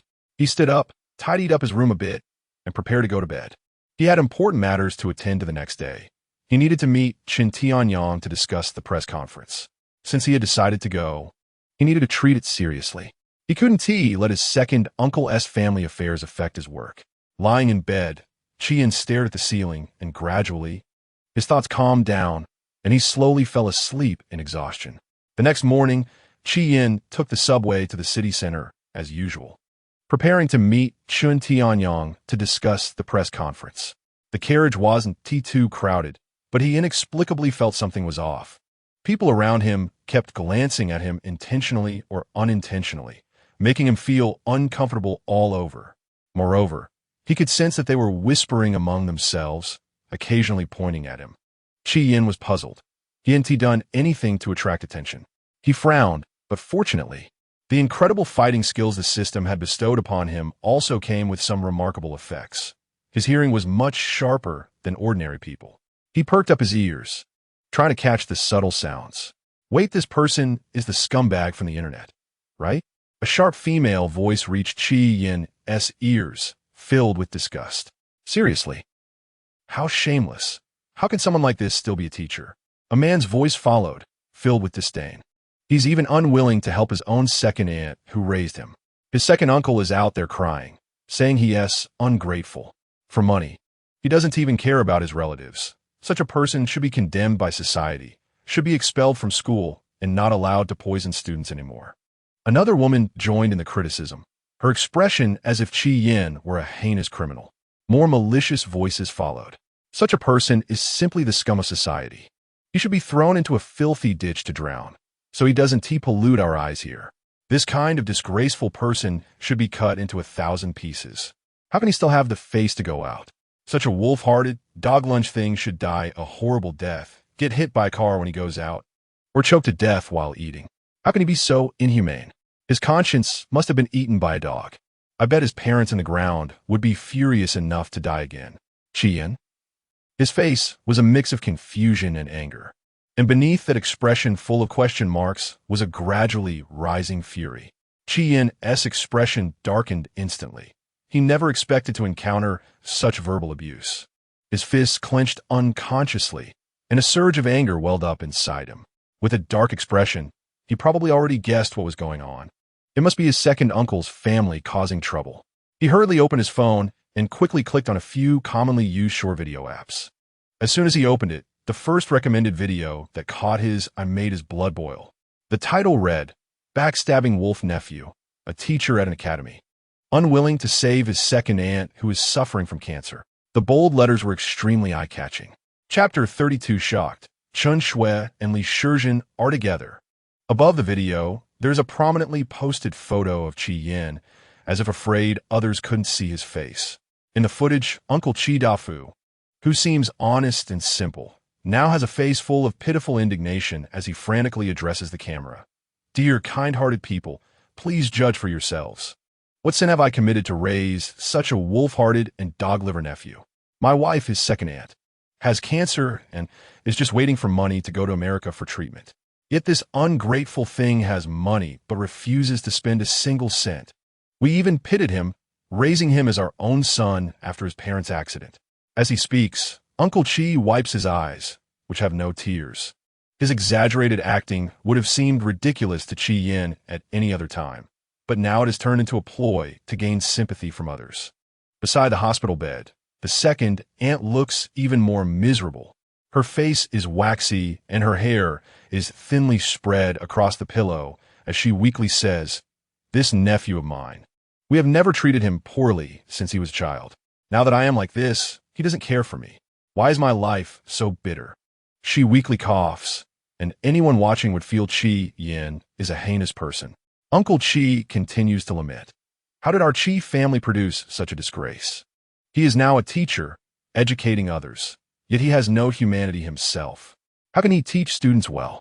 He is an ungrateful wretch. We treated him like our own son, and this is how he treats us. He is truly a white-eyed wolf. Everyone, please judge us. Chi Yin's expression grew serious as he slowly scrolled down the comment section of the video. The more he read, the more his blood boiled, as if it were about to burst from his 7 orifices. The first comment read, "TSK, TSK, TSK. This person's heart is really dark. How can one be so indifferent to death? He is supposed to be a role model as a teacher, yet he is despicable. A morally corrupt person like this doesn't deserve to stand on the podium and teach." This comment was filled with anger and disdain. The second comment was even more merciless. Just look at this person's appearance. You can tell he is definitely not a good teacher. He is simply scum of society. The next comment directly targeted the entire school. Found it, Sanliton Vocational Technical College. See, only you kind of college can produce such an unethical teacher. To be honest, your school is not much better. It's simply a rotten school. Such extreme remarks undoubtedly brought great negative impact to the school. However, amidst the sea of accusations and denunciations, a different comment appeared. Stop making wild guesses and talking nonsense. Teacher Chi cares a lot for us students and is responsible. He is not the kind of person you describe. He is a very outstanding and respectable teacher. One can imagine how eager this student was to clear their teacher's name. But soon, other netizens replied, "Hey upstairs, are you out of your mind? How can you defend such a heartless teacher? Maybe you are just as selfish and heartless as her." Chi Yin watched the scenes of misery and the malicious comments in the video, both angered and amused. Uncle Chi's family's ability to distort the truth truly opened his eyes. They packaged themselves as pitiful victims while pouring all the dirt onto him. Those who were unaware of the truth viciously attacked him based solely on Uncle Chi's family's one-sided words, which made him extremely furious. He wanted to explain, but realized that no one around him would listen due to their hostile gazes.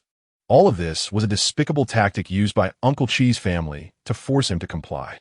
His body trembled slightly, his eyes flickering with anger, and he vowed to make the truth known, refusing to let these malicious rumors continue to harm him. Chi Yin, filled with indignation, looked at the video that distorted the truth, but at that moment the subway had arrived at the station. He suppressed his anger, knowing that there were more important matters awaiting him, and hurried to the location he had agreed upon with Chen Tianyang. When Chi Yin arrived, Chen Tianyang was already there. Upon seeing Chi Yin, Chen Tianyang immediately greeted him with a beaming smile. Chi Yin, you really came? This press conference will definitely let everyone know what a hero of our long country is. Ha ha, he said while enthusiastically patting Chi Yin on the shoulder. Just as Chi Yin was about to respond, he noticed Li Shizhen behind Chen Tianyang. Li Shizhen was dressed particularly well today, but what surprised Chi Yin was that he was holding hands with a young and beautiful woman, looking very intimate.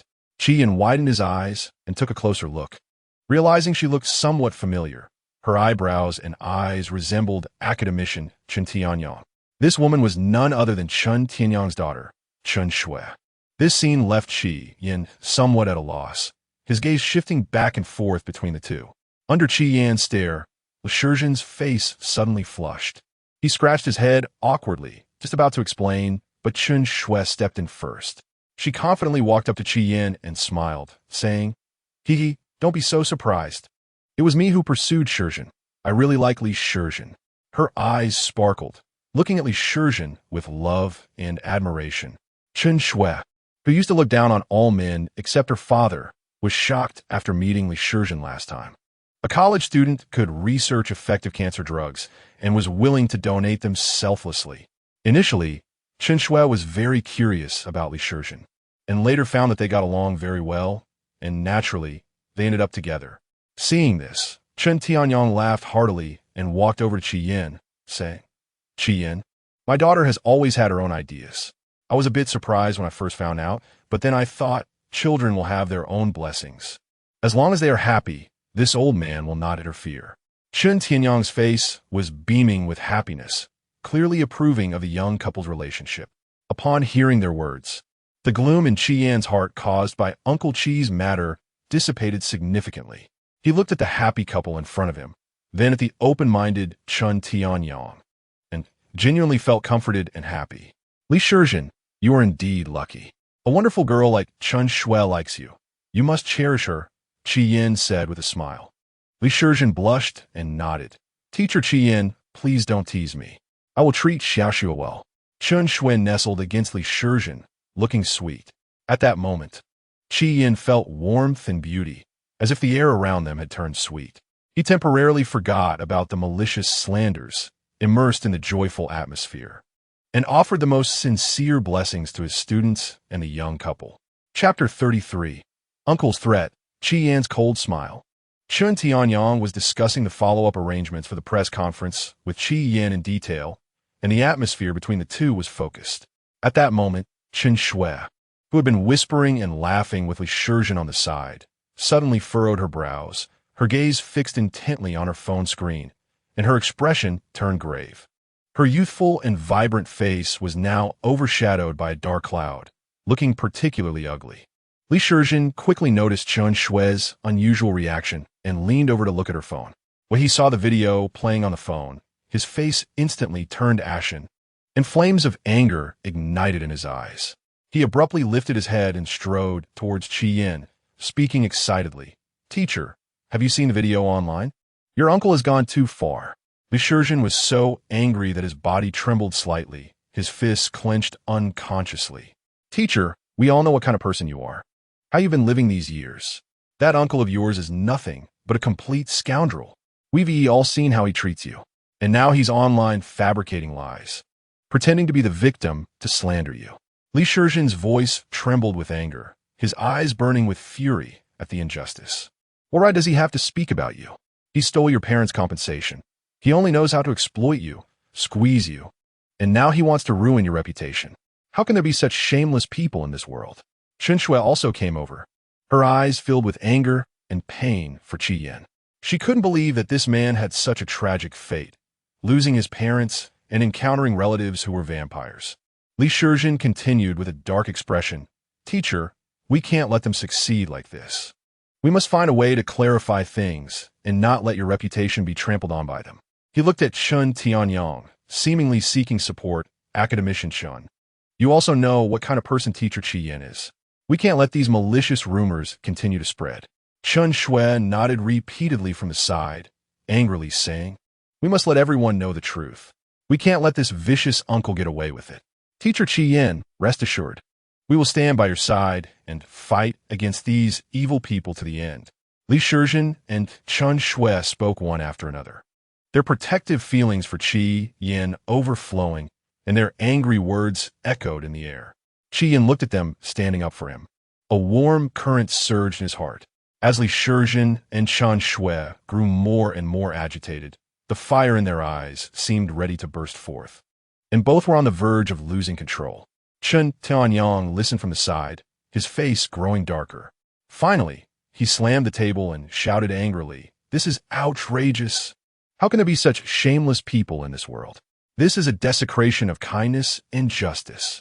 His face was flushed with anger, veins bulging on his forehead, and his usual calm demeanor transformed into fury against the evil deeds of Qi Yan's uncle and his family. Chun Tianyong looked at Qi Yan with concern and said without hesitation, "Qi Yan, I will help you settle this matter. I will never let them bully you like this. I want them to pay for their actions." His eyes revealed an undeniable determination. As someone with a certain status and influence in society, he was confident and capable of handling this matter well. However, Qi Yan gently shook his head in refusal. Although there was anger in his eyes, there was more stubbornness and confidence. "Thank you for your kindness, Academician Shin, but this is my family matter. I don't want to involve you. Moreover, I believe I can handle it well myself. I can't always rely on others to deal with my own problems." Qi Yan's tone was resolute. With the system, he wasn't afraid of such online explosions. For him, Qi Dafu and the others were merely jumping clowns. Chun Tianyong looked at Qi Yan, his eyes filled with admiration and worry, but he ultimately chose to trust Qi Yan. He nodded and said, "All right, Qi Yan, I believe you have that ability. However, if you need anything, just let me know." Then he straightened his expression and said, "In a week, there will be the press conference, which is an important opportunity for you. Additionally, you have been selected for the Top 10 Outstanding Youth Award, which is recognition and honor for you. You must prepare well and not let these trivial matters affect you." A glimmer of light flashed in Qi Yan's eyes, and he solemnly promised, "Academician Chun, you can rest assured, I will be well prepared and won't let you down." After parting ways with everyone, Qi Yan's mood calmed down a bit. But just after walking a short distance, his phone rang urgently again. He glanced at it and saw it was another call from his uncle's family, and his face instantly darkened. This old man calling was definitely not for anything good, and the reality was just as Qi Yan had anticipated. As soon as he answered the call, his uncle's arrogant voice thundered in the earpiece. "Qi Yan, you little brat, look at the good things you've done. Everyone online is cursing you. Your reputation is ruined now, right? This is the consequence of going against us. Haha, ridiculous. Does that broken video contain any truth? You say you cared for me, but how many times have you beaten and scolded me since I was a child? Chidafu, my dad was truly unfortunate to have you as a brother. You'd better pray you don't meet him after death." Qi Yan responded expressionlessly. He was standing up for the original owner. Speaking of Qi's father, Qi Dafu's face instantly darkened. He had grown up with Qi Yan's father, but Qi's father was always better than him in studies and had a wife who was more beautiful. The villagers always praised Qi's father when talking about their family, making him feel like he was invisible, so he had always been jealous. Fortunately, heaven had eyes. An accident caused both of them to die, and as their child, Qi Yan would naturally take a small revenge. But he felt this was what Qi Yan deserved. This was what his dad owed him. "I don't care. All I know is that if you don't give us the money now, you will regret it." His uncle shouted hoarsely, "Aren't you a teacher? I'll tell you, we've already contacted your school leaders and told them about your misdeeds. If you don't hurry up and send the money, Just wait to be expelled from school. You can forget about your teaching job. At this moment, the sharp voice of his aunt also came through. Chien, we have no other choice. Your second aunt needs money for treatment. Can you bear to watch me die? If you don't give the money, we will ruin your reputation and let everyone know what a cold-blooded person you are. Chien couldn't help but laugh in anger. Don't go too far. Haven T, I helped you enough? You are extorting me. Extorting? Humph. We are your relatives. You should give us money. We don't care how you think. If you don't want to lose your job, just obediently hand over the money, and it has to be enough for us to go to America for treatment. The tone of his uncle was filled with threats, as if he was determined to get this treatment money. On the other end of the phone, there seemed to be other relatives murmuring, likely also chiming in. That's right, Chien, you can't be so ungrateful. If you don't save your second aunt, you'll be punished by heaven. Chapter 34. Underlying Conflicts. Chew phone. I'm giving you one last chance. Delete the video, and I can pretend nothing happened. After all, I did grow up under your hands. Chien spoke with a stern face, while Chidafu on the other end simply sneered. Giving us a chance? How about we say we're giving you a chance? Hurry up and pay, or you can forget about your job. Exactly, pay up. I need to see a doctor, Aunt Air's sharp voice continued. Fine, just don't regret it later. With that, Chien felt he had been patient enough. When the time came for him to die, he could face his father without guilt, knowing they brought this upon themselves. Chien hung up the phone. Oomph. He let out a cold snort, and the busy signal sounded particularly jarring in the quiet room. His chest heaved violently, and the anger in his heart felt as if it could consume him entirely. He thought to himself, I've put up with enough humiliation in my life. With this magical system, if I continue to suffer, what would be the point of this reincarnation? Wouldn't it be all for nothing? Without any hesitation, Chien strode to the desk and slammed his computer open. The moment the screen lit up, the light reflected off his resolute face, and his eyes shone with determination. At that moment, the internet was ablaze with activity, the buzz around him skyrocketing like a rocket, already making it into the top 10 of trending topics. Chien glanced at the various sensational headlines and comments, a cold smile creeping onto his lips as he thought, look at these people, jumping to conclusions without knowing the facts. How foolish. There was no doubt that his uncle, Chidafu, was behind the scenes stirring the pot. That greedy and cunning guy would stop at nothing for his own interests, particularly adept at twisting the truth. He would rather spend money hiring internet trolls than save some for his own medical treatment. Truly the epitome of foolishness. A smirk crept onto Chien's lips, revealing a confident, slightly mocking smile, as he thought with satisfaction. So you want to go viral? But the internet isn't a lawless land. He activated the hacking skills granted by the system, his long fingers flying across the keyboard with incredible speed. The code raced across the screen, and his gaze sharpened. He began to target those who were the most vocal online, those who slandered and insulted him. Not one would escape. As he operated, he thought, you like to talk nonsense, don't you? Let's see if you can keep it up after this. With each keystroke, he gradually gathered information on these individuals. Meanwhile, on the other side, in a luxurious villa, a grand banquet was underway. The lights shone brightly as classical music flowed through the air, mingling with the sounds of laughter and joy, creating a lively atmosphere. The attendees wore exquisite attire. The men were in well-tailored suits, exuding elegance, while the women donned haute couture gowns, sparkling with jewelry. They sipped champagne, gliding across the beautifully polished marble floors, occasionally engaging in soft conversations or bursts of laughter. Underneath the enormous crystal chandelier, a long table was laden with exquisite dishes, silver cutlery gleaming in the light. In the center of the banquet, couples danced gracefully in the ballroom. Outside the villa, luxury cars were neatly lined up, their headlights flickering in the night, showcasing their owner's prestigious status. This gathering of the elite was a dazzling collision of wealth, status, and luxury. The vibrant atmosphere almost overwhelming the villa itself. In the midst of the crowd was a young man wearing gold-rimmed glasses, standing tall and exuding confidence. The absolute center of attention at the banquet. He was none other than the host of the evening, Chu Feng.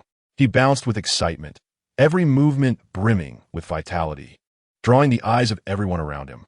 This grand banquet was organized entirely by him, meant to celebrate his upcoming recognition as one of the top 10 outstanding youths of Magic City. Of course, he had to put on a good show. At this moment, his eyes were filled with an unwavering determination to win that honorary title. The people around him did not disappoint, showering him with envious glances and congratulations, filling him with pride.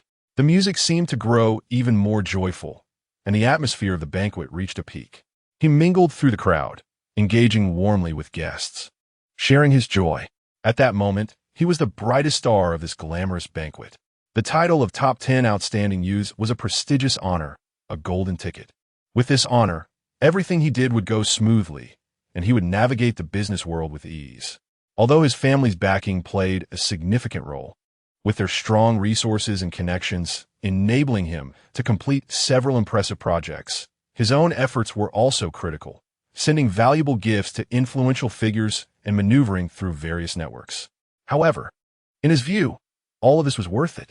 At the very least, he reveled in the envious gazes of others, enjoying the joy that this honor brought him. Suddenly, a man in a black butler outfit hurried over. His steps were urgent yet steady, as if he carried important news. The butler whispered into Chu Feng's ear. His voice was soft but struck Chu Feng like a heavy hammer to the heart. What? Chu Feng's expression instantly froze. His previously exuberant face drained of color. His features contorted in shock and fear, looking as if he had just eaten something foul.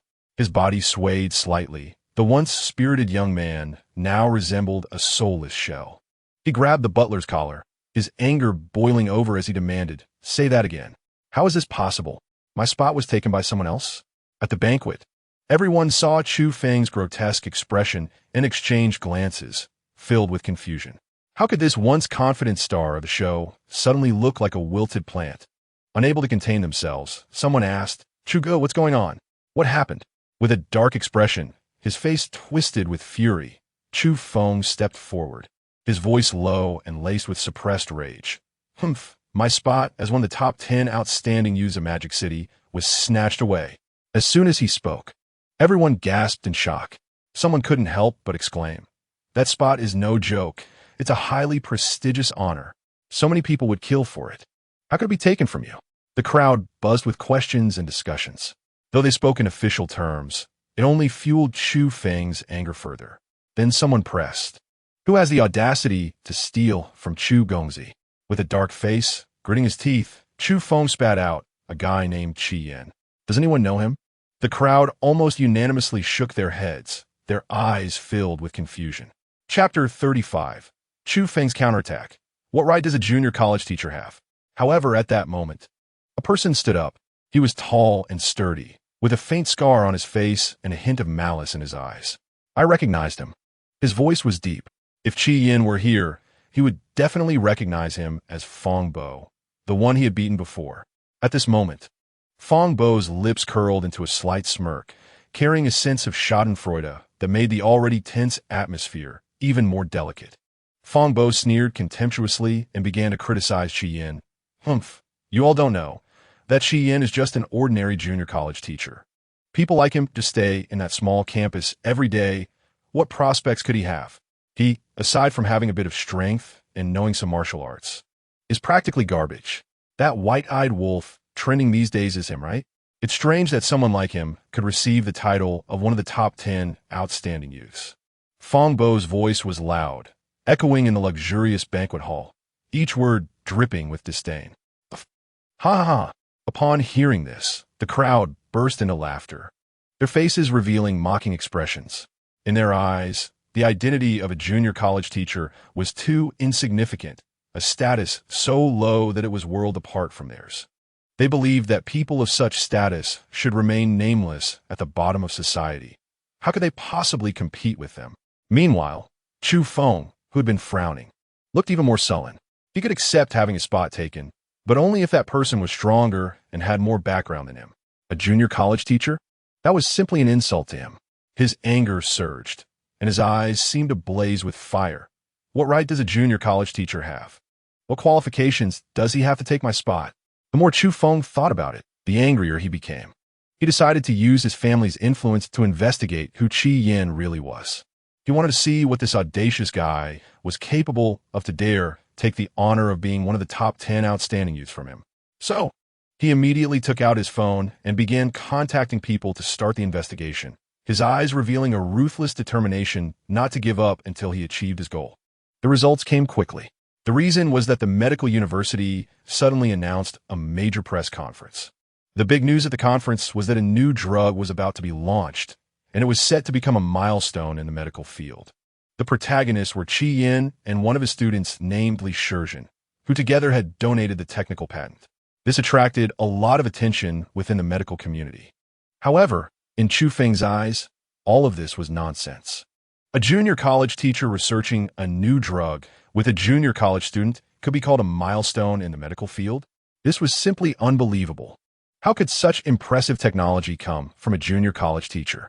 Moreover, they even donated the patent for free, which was even less credible.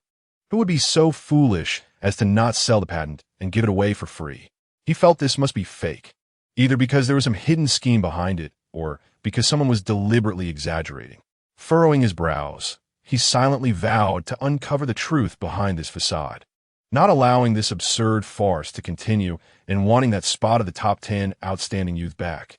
He began to collect information, preparing to conduct an in-depth investigation into the matter. At that moment, Fong Bo, who had been standing beside Chu Feng, was watching him intently, a slight smirk on his lips as he slowly took out a video. This video was currently trending wildly online, with discussions about it everywhere. The content of the video was shocking. It depicted an aunt who had cancer and desperately needed care from her family. Yet the nephew, who had been raised by his uncle's family, revealed his ugly side, acting like a white-eyed wolf, ignoring his uncle's family completely. When asked to contribute some money, he outright refused. Shockingly, the protagonist of this video was Qi Yin. Fong Bo watched the video with a cold smile on his face and said to Chu Feng with a hint of pride, "Young Master Chu, we can approach this from this angle. This video is so hot right now. The public's impression of Qi Yin will surely take a hit. If we add fuel to the fire, he definitely won't be able to turn things around." Hearing Fong Bo's words, a glint of malice flashed in Chu Feng's eyes, and he let out a sinister laugh. Good. This video really came at the right time, huh? He thought to himself, this is truly heaven helping me. Qi Yin, let us see how you fight me this time.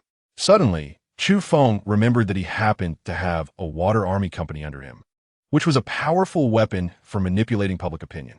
He could already envision the scene of Qi Yin being drowned by the tide of public opinion, a surge of pleasure rising within him. He chuckled darkly. I didn't expect it would be used against you. He decided to utilize this water army company. He would release a large number of malicious messages about Qi Yin's ingratitude, guiding the public to condemn him. He wanted to portray Qi Yin as a morally corrupt person, making his reputation utterly unsalvageable. This way, Qi Yin would have no way to compete with him for the title of the top 10 outstanding youths in Magic City.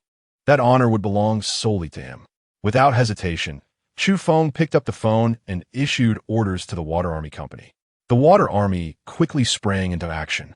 They uploaded maliciously edited video clips and fabricated false stories across various online platforms, depicting Qi Yin as an irredeemably bad person, thus igniting a public opinion storm against him. On the other side, Qi Yin was still focused on his computer, searching for those outrageous online trolls. The air around him seemed to freeze, with only the cold light from the computer screen illuminating his slightly tired face. However, gradually, Qi Yin's previously relaxed brows began to furrow slightly, forming a small in the middle of his forehead. He clearly sensed that, in the past few hours, the direction of public opinion online had become extremely strange. It was as if an invisible hand was manipulating everything in the dark, intentionally guiding the narrative. The comments did not seem like casual remarks from ordinary internet users. They resembled the work of trained Water Army members. Their patterns of speech were similar, and their posting times were tightly coordinated like a well-organized team. It was clear they were targeting Qi Yin. Chapter 36, The Counterattack of Qi Yin by Accident. I hacked into your family's computer. What's worse is that several influential figures online have also started posting videos attacking him. These videos are well-produced, with highly provocative scripts, clearly premeditated.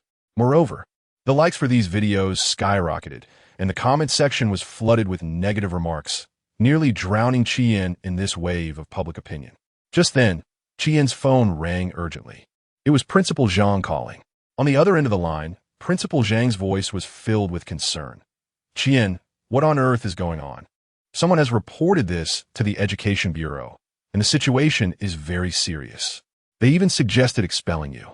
I know you're a good kid, and there must be a misunderstanding, but the pressure from public opinion is too great. We need to think of a way out." Qian tightly gripped his phone, his expression darkening. He took a deep breath, trying to keep his voice calm. "Principal Zhang, don't worry. I know what I'm doing. I'll handle this matter well and won't let the school be implicated."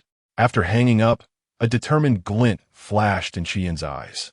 "So it's the hired online trolls, huh?" Qian smirked coldly, the smile carrying a chill. Yet, his expression remained extremely calm. Beneath this seemingly tranquil facade, a war without gunpowder was quietly unfolding. Qian was not someone to be trifled with. He possessed exceptional hacking skills. With a flurry of keystrokes, he quickly searched for the most popular videos attacking him online. He was not the least bit flustered, methodically looking for other videos with the same script. The identical phrasing was in his eyes, the key clue to uncovering the mastermind behind it all. He began to track the IP addresses of these videos. However, he found that many people's IP addresses were from the same building. "This is getting interesting.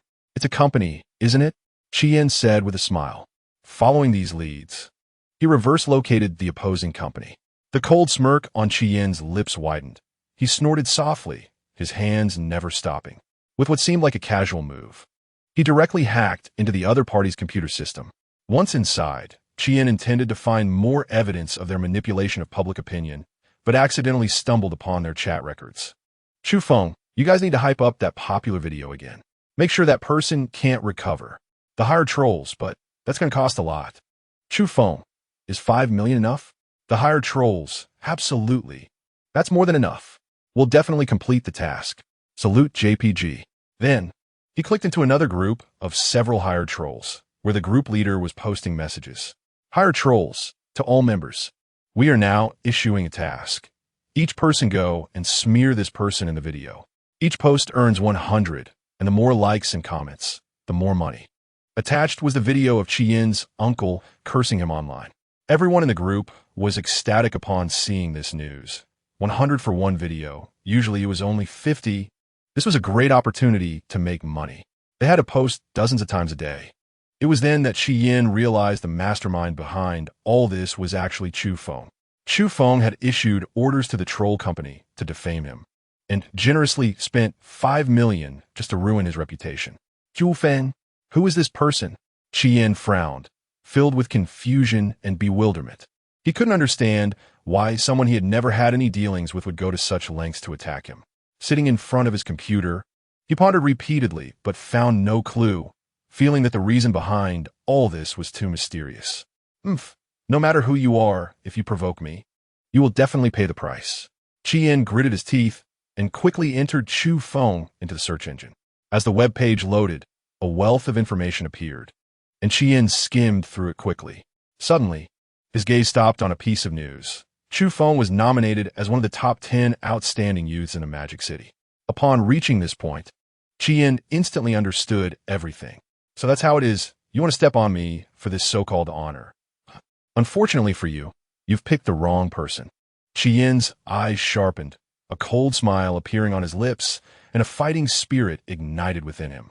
Qian was not someone who would easily swallow his pride. He decided to use their own tactics against them.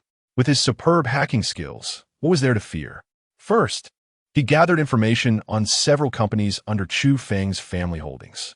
These companies spanned various fields, and he carefully analyzed every piece of data, leaving no detail overlooked. Hard work pays off. After some in-depth digging, Qian discovered some dirty secrets about these companies. He organized this information, classified it, and put it all into a compressed file. A flicker of excitement crossed his eyes. However, he did not stop there. He hacked into the troll company again, lingering on the WeChat interface of the company's leader. Looking at the familiar interface on the computer screen, Qian couldn't help but smile. Sitting at his computer, his fingers danced rapidly over the keyboard, skillfully posting a new command in the troll company's workgroup. He specifically tagged all members to ensure everyone could see it. Hired trolls. To all members, big dirt. 500 for each post. 1. Chew Hospital.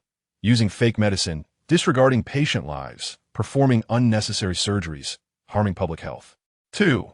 Chew Engineering. Cutting corners, shoddy projects, buildings collapsing, defrauding money. 3. Chew Food Company, Limited. Failing food hygiene standards, dirty and messy, food containing maggots. To further motivate these trolls, Chien also established detailed reward rules. For every successful post that met the requirements, they would receive double the corresponding payment. The better they performed, the more money they would earn. He also provided the evidence to these trolls. He knew that under the temptation of money, these trolls would surely act swiftly. And with the price being 5 times what it was before, how could they resist? Leaning back in his chair, Chien looked at the command he had posted on the screen, feeling a mix of emotions. He hadn't wanted to get involved in such disputes. But since the other party had initiated the conflict, he wouldn't just sit back and do nothing. Otherwise, others might really think he was easy to bully. In fact, Chien genuinely considered himself a particularly low-key person. Aside from nurturing some students to serve the country, he had little interest in anything else. Sigh. Why are there so many fools in this world who love to go against me? Chien lamented helplessly. Heaven, next time, please let me be reborn in a world without fools. Chapter 37. The breaking down of Chew Foam and the chaos in the Chew group. When the employees of the Water Army Company saw the new orders in their work group, they were all stunned, their faces filled with disbelief. Isn't Chew Tion Company one of our major clients? Why suddenly smear our own company? Someone muttered quietly, confusion evident in their eyes. Colleagues around them exchanged glances, and everyone's eyes were filled with perplexity. But this confusion lasted only for a moment, because soon their attention was drawn to the reward rules following the orders. Who cares? The money offered is really substantial. One employee couldn't help but say, exactly, if we do well, it's completely 10 times more than those previous videos. Let us go for it. Another person chimed in. Right, there's evidence here. We're just reporting, not guiding public opinion. Let us go. As soon as this was said, others nodded in agreement. Faced with the enormous temptation of money, their doubts were quickly cast aside. Yes, with such generous rewards. Just a few messages and we can get paid. Why not? Soon, these Water Army members were already taking action. At this time, a large amount of negative information about the Chew group quickly flooded the internet, various negative messages overwhelming the platform. Not only were there written descriptions, but there were also some seemingly real videos. These contents spread like a virus, wildly circulating in every corner of the internet. Public opinion online instantly exploded. Wow, the Chew group has gone too far. How could they do such things? It's truly outrageous. So dark, too dark.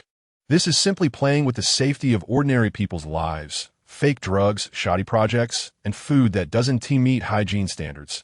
Don't they have any conscience? I was treated at Chew Tion Hospital before, and I didn't expect they would use fake drugs, ISNT, that endangering lives. They must give an explanation. The buildings constructed by the Chew group are where we live and work every day. If they are really shoddy projects, it's simply unimaginable. Relevant departments must conduct a thorough investigation. Such companies must not be allowed to continue harming society.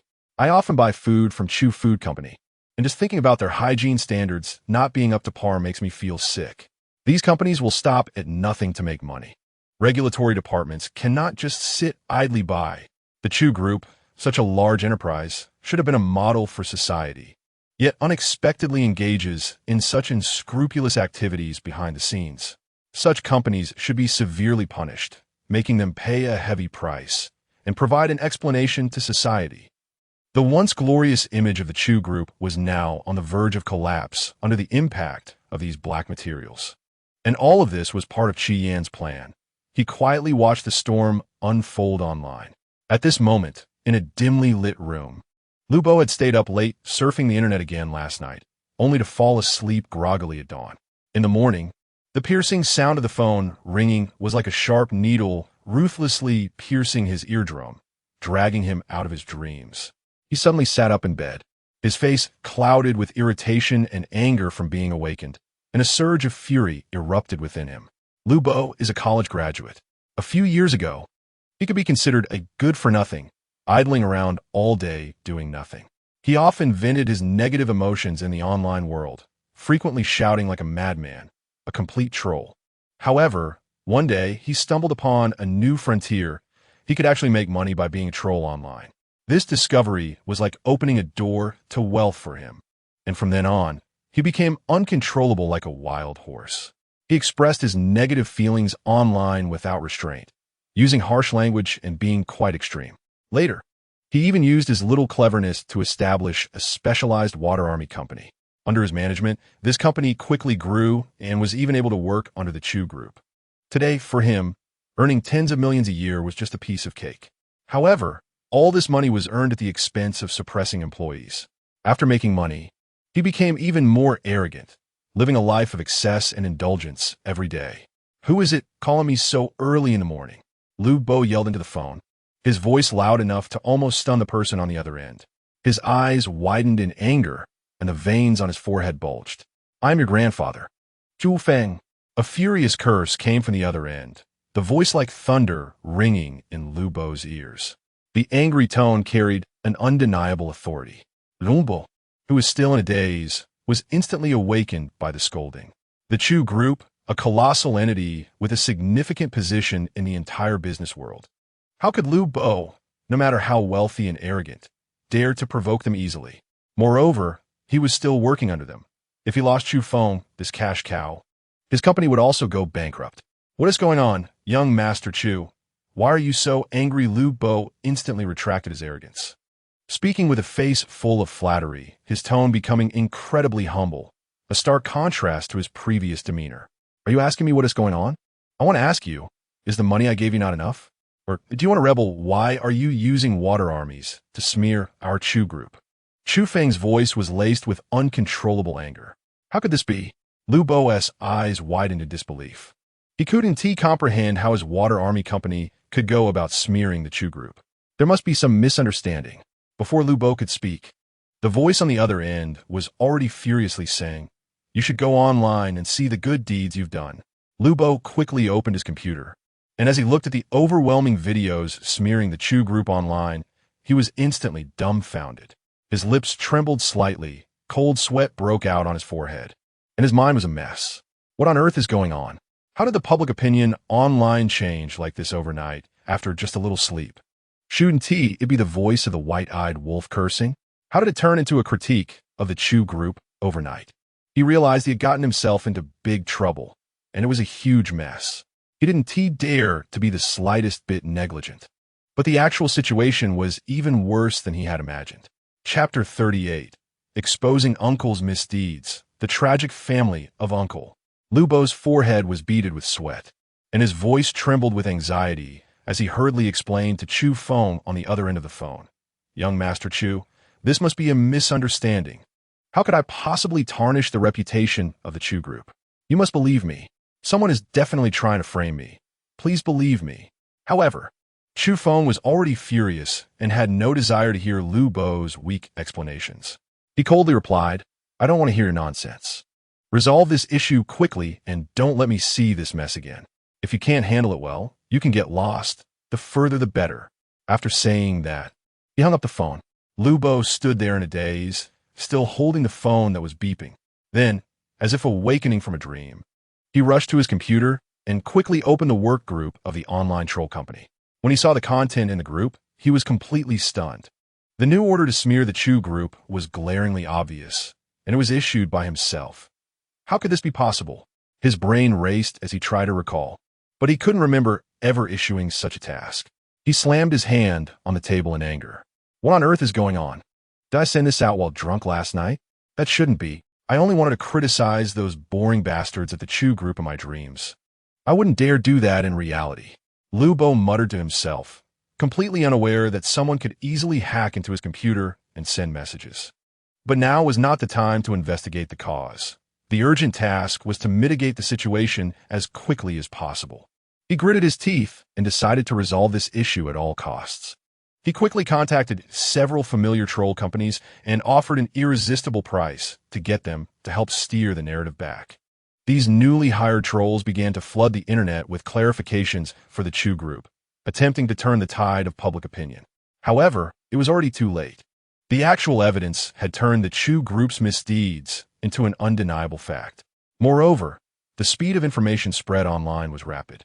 The previous smear campaigns against the Chu group had proliferated like a virus, deeply ingraining themselves in the public's consciousness. Additionally, the negative news triggered panic among investors, who began to sell off their shares in the Chu group. The stock price of the Chu group plummeted. The company's executives were already in chaos, urgently convening meetings to discuss countermeasures. Chu Feng's expression was particularly grim. He never expected things to escalate to such a terrible level. While he arranged for the company to respond to the crisis, he gritted his teeth in anger at Lu Bo's blunder, secretly vowing that once this was resolved, Lu Bo would pay a heavy price. Meanwhile, Lu Bo sat in his office, staring at the continuously declining stock price of the Chu group. His face pale as a sheet. He knew he had caused a major disaster, even if he could slightly recover the online opinion. The losses the Chu group suffered were incalculable. He himself would likely be embroiled in endless troubles because of this incident, possibly losing everything. At that moment, his heart sank to its lowest point. On the other side, however, the scene was completely different. Chi Yin sat at his computer desk, a smug smile on his face, his eyes gleaming with glee as he watched the Chu group's stock chart plummet. His arms were crossed over his chest, leaning back in his chair. Chu family. This is just the beginning. You dare to provoke me, thinking I'm easy to bully? But the most important thing is yet to come. It's your turn now, uncle. Chi Yin murmured to himself, a hint of resentment flashing in his eyes. Without any hesitation, he skillfully operated the computer and uploaded a carefully prepared video to the internet. This video contained years of his pain and hatred. At the beginning of the video, a dimly lit small room appeared, with shaky footage and heavy breathing. It was young Chi Yin secretly recording from a corner. The face of his arrogant uncle appeared on screen, loudly scolding Chi Yin. You little brat without your parents. You should obediently obey. Don't think about anything else. Next came clips of his uncle cutting Chi Yin's living expenses, forcing him to live in poverty.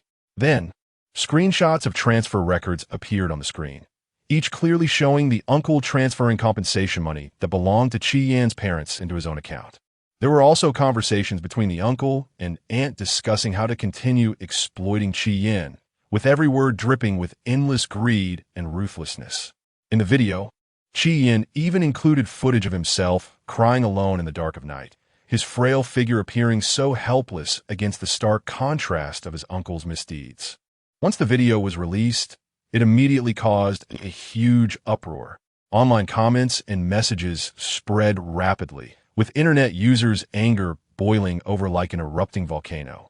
I said that old man, didn't he look like a good person? Turns out he's backstabbing. Not only did he take others' compensation money, but he also didn't raise the kid properly. Is this really a blood relative? This is inhumane. This comment quickly garnered countless likes, and the responses echoed the same sentiments. Such a person deserves legal punishment. It's simply outrageous. My heart aches for Chi Yin.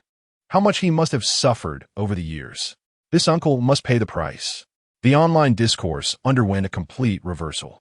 Originally, some people questioned Chi Yin's actions. But after seeing the irrefutable evidence in the video, everyone stood on Chi Yin's side, denouncing his uncle with increasing fervor. Beep, beep, beep. After a short while, Chi Yin's phone rang again, with his uncle's name flashing on the screen.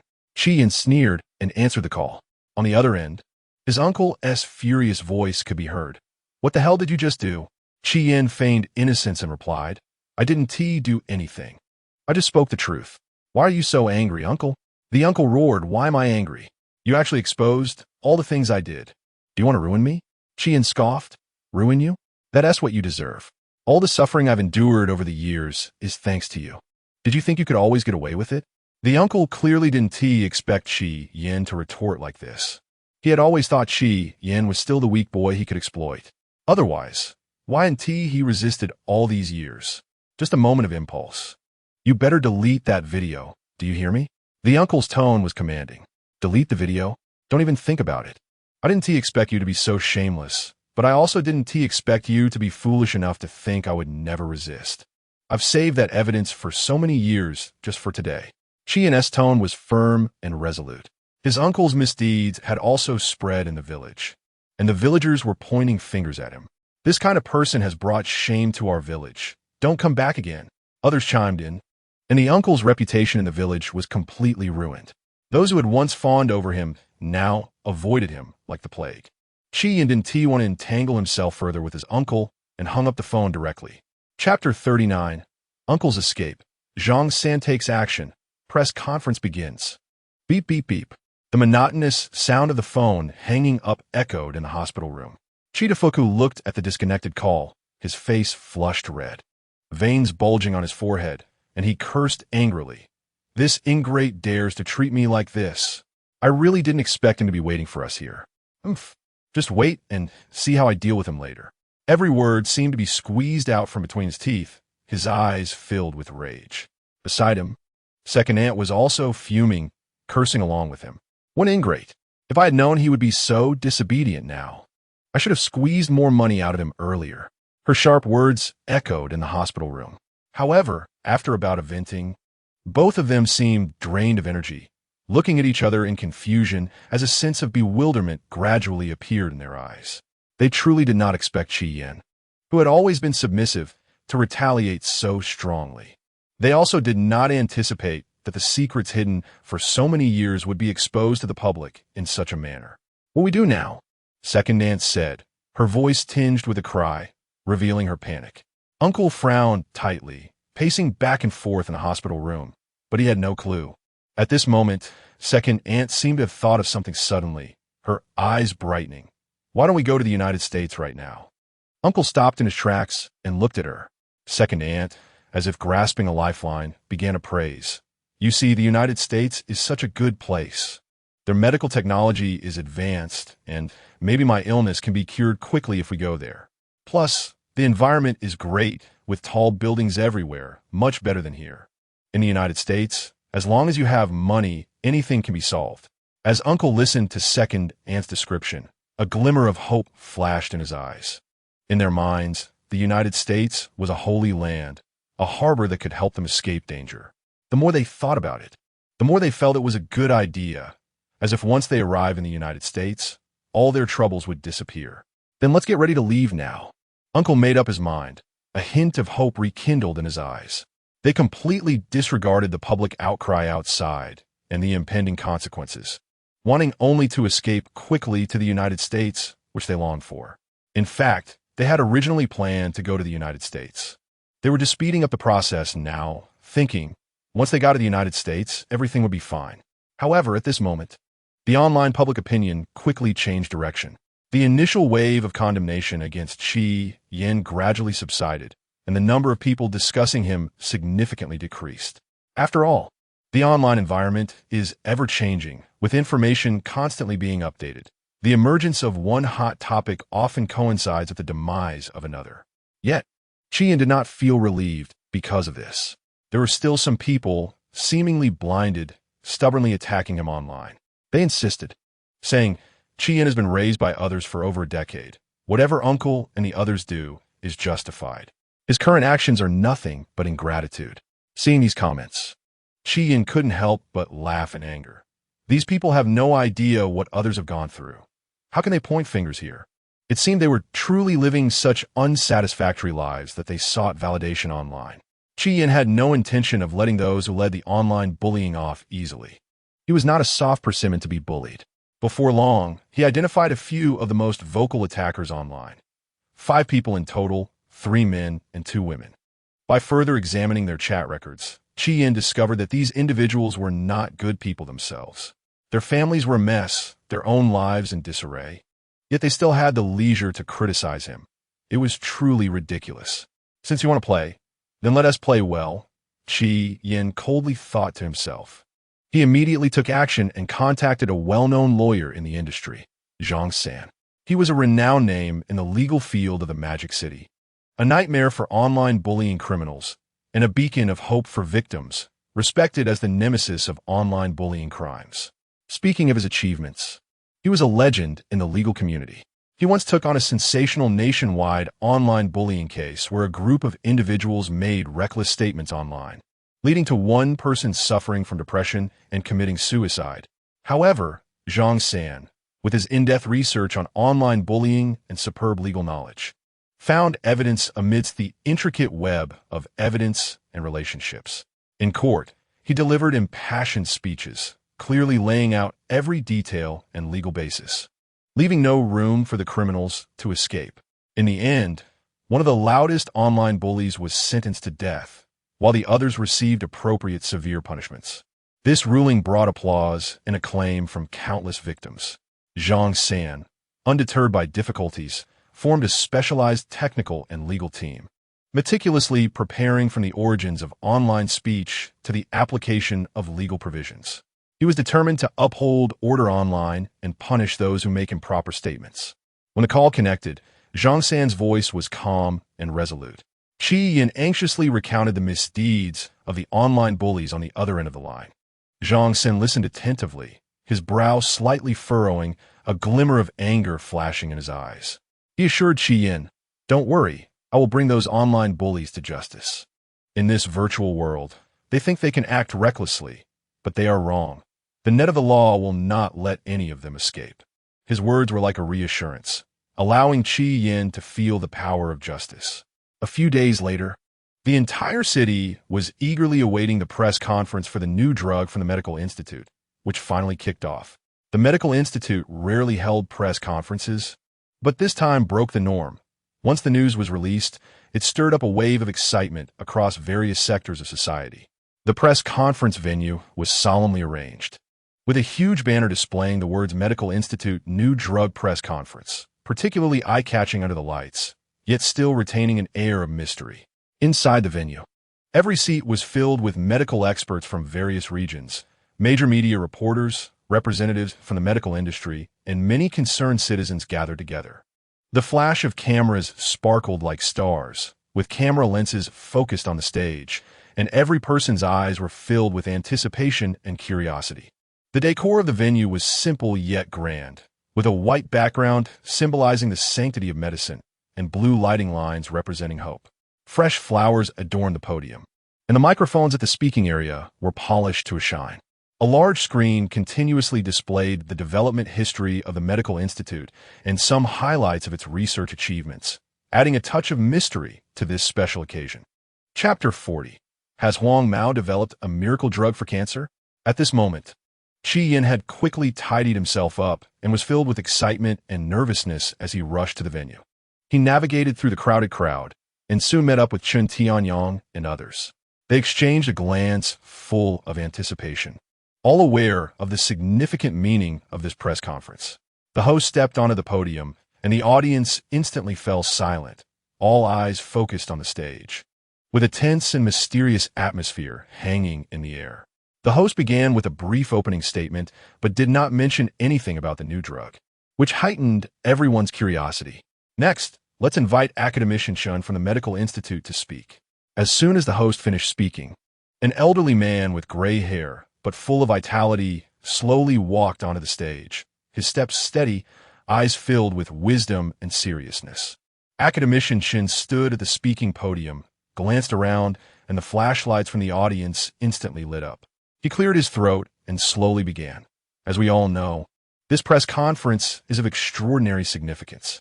Our Medical Institute has put in countless efforts for this moment. He paused for a moment, and the audience unconsciously leaned forward, eager to know the exact purpose of the press conference. Recently, there have been many speculations in the outside world.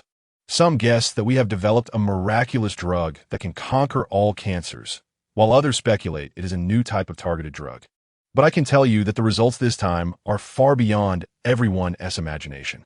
Academician Chen's words caused an uproar in the audience, and people began to whisper to each other, various speculations rising one after another. However, the professor raised his hand to signal for silence and continued, "Our cancer miracle drug has a unique mechanism of action. It is different from any previous treatment methods. It does not simply target a specific type of cancer or a particular gene."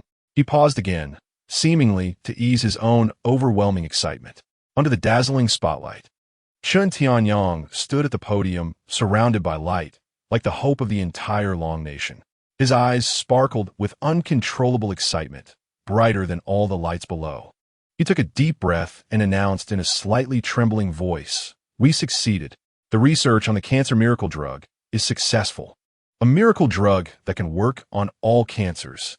This statement instantly stirred up a storm in the audience. There was a suffocating silence at first, followed by a burst of exclamations.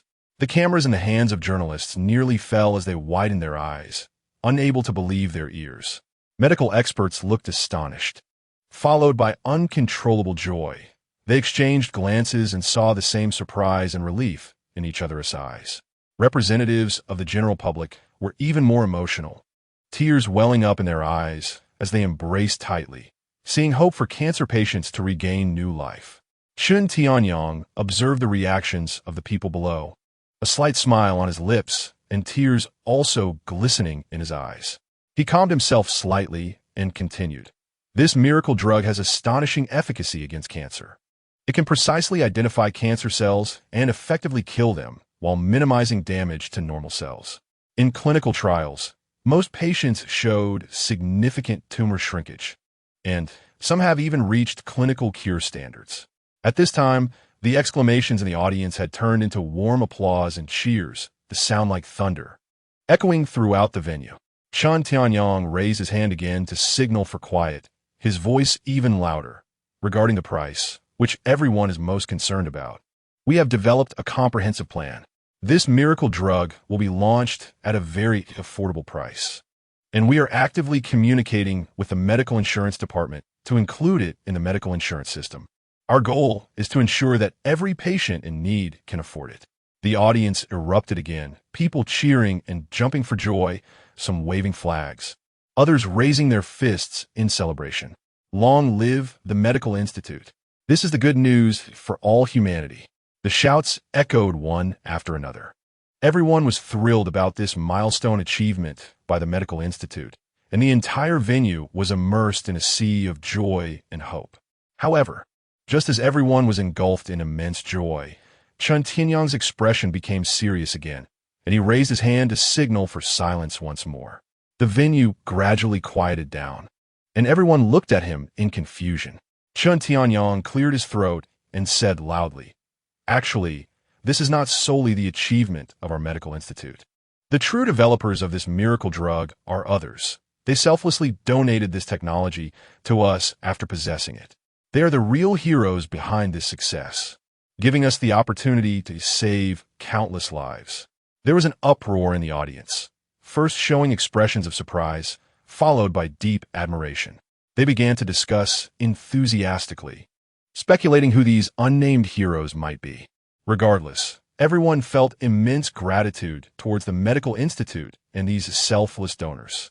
At this moment, the venue was filled not only with joy over the birth of the miracle drug, but also with a profound respect for the selflessness and kindness inherent in humanity. Next, let's invite these two great heroes to the stage to speak, Li Shizhen and Qi Yin. After inviting the two onto the stage, Chen Tianyong hurriedly walked into the lounge at the back of the venue. Shortly after, he brought Qi Yin and Li Shizhen back out. Academician Chen stood together with them as they walked up, with Li Shizhen in the lead, Qi Yin following behind, and Academician Chen last. Qi Yin maintained his calm and reserved demeanor, but the crowd's attention was instantly drawn to Li Shizhen. With his dazzling yellow hair, it shimmered under the lights, each strand seemingly defying traditional perceptions of a genius. The cameras that were initially focused on the stage all turned towards him, the sound of shutters clicking and flashes popping like lightning. The audience whispered to each other, their faces filled with disbelief. "Is this the top genius who developed the cancer miracle drug?" One journalist couldn't help but exclaim softly, his voice barely audible but clear in the eerily quiet atmosphere. Nearby audience members nodded, their eyes full of confusion. The genius, they had imagined, should be someone wearing thick glasses in a meticulously neat white coat, with a serious and composed demeanor. Yet this young man with yellow hair looked more like a rebellious teenager from the streets. How could he be the genius behind the cancer miracle drug? Chapter 41. Shocking the entire internet. How ridiculous can college students be? Li Shizhen, however, seemed oblivious to the strange looks from the crowd, a slight smirk playing at the corners of his mouth, exuding a sense of nonchalance. He strode confidently forward, his steps light and assured, which only fueled everyone's curiosity about him. What exactly gave him the ability to develop a cancer miracle drug? How many unknown secrets are hidden behind this yellow-haired kid? Can someone with such hair really research a cancer miracle drug? It must be fake, right? As his figure gradually approached the center of the stage, the atmosphere in the venue grew increasingly tense and mysterious. Under the spotlight, Li Shizhen stood on stage, his yellow hair swaying under the light, making people dizzy. The reporters began to spring into action, throwing increasingly tricky questions at him. Li Shizhen, is your yellow hair style the inspiration for developing the miracle drug? One reporter shouted, his tone filled with mockery and skepticism. Li Shizhen scratched his yellow hair, blinked, and leisurely replied, "Hey, once I had a sudden idea while looking at the hair dye instructions, thinking how nice it would be if drug formulations were that simple and easy to understand, and that sparked a bit of inspiration." Laughter erupted from the audience, but the reporters were not about to let him off easily. Their questions became sharper. Initially, they were still asking about the challenges in developing the cancer miracle drug, and Li Shizhen managed to respond casually, his yellow hair bouncing comically with his movements. "Wow, this yellow-haired kid really might have something," the crowd internally exclaimed, but they still wanted to seize the opportunity to question this kid.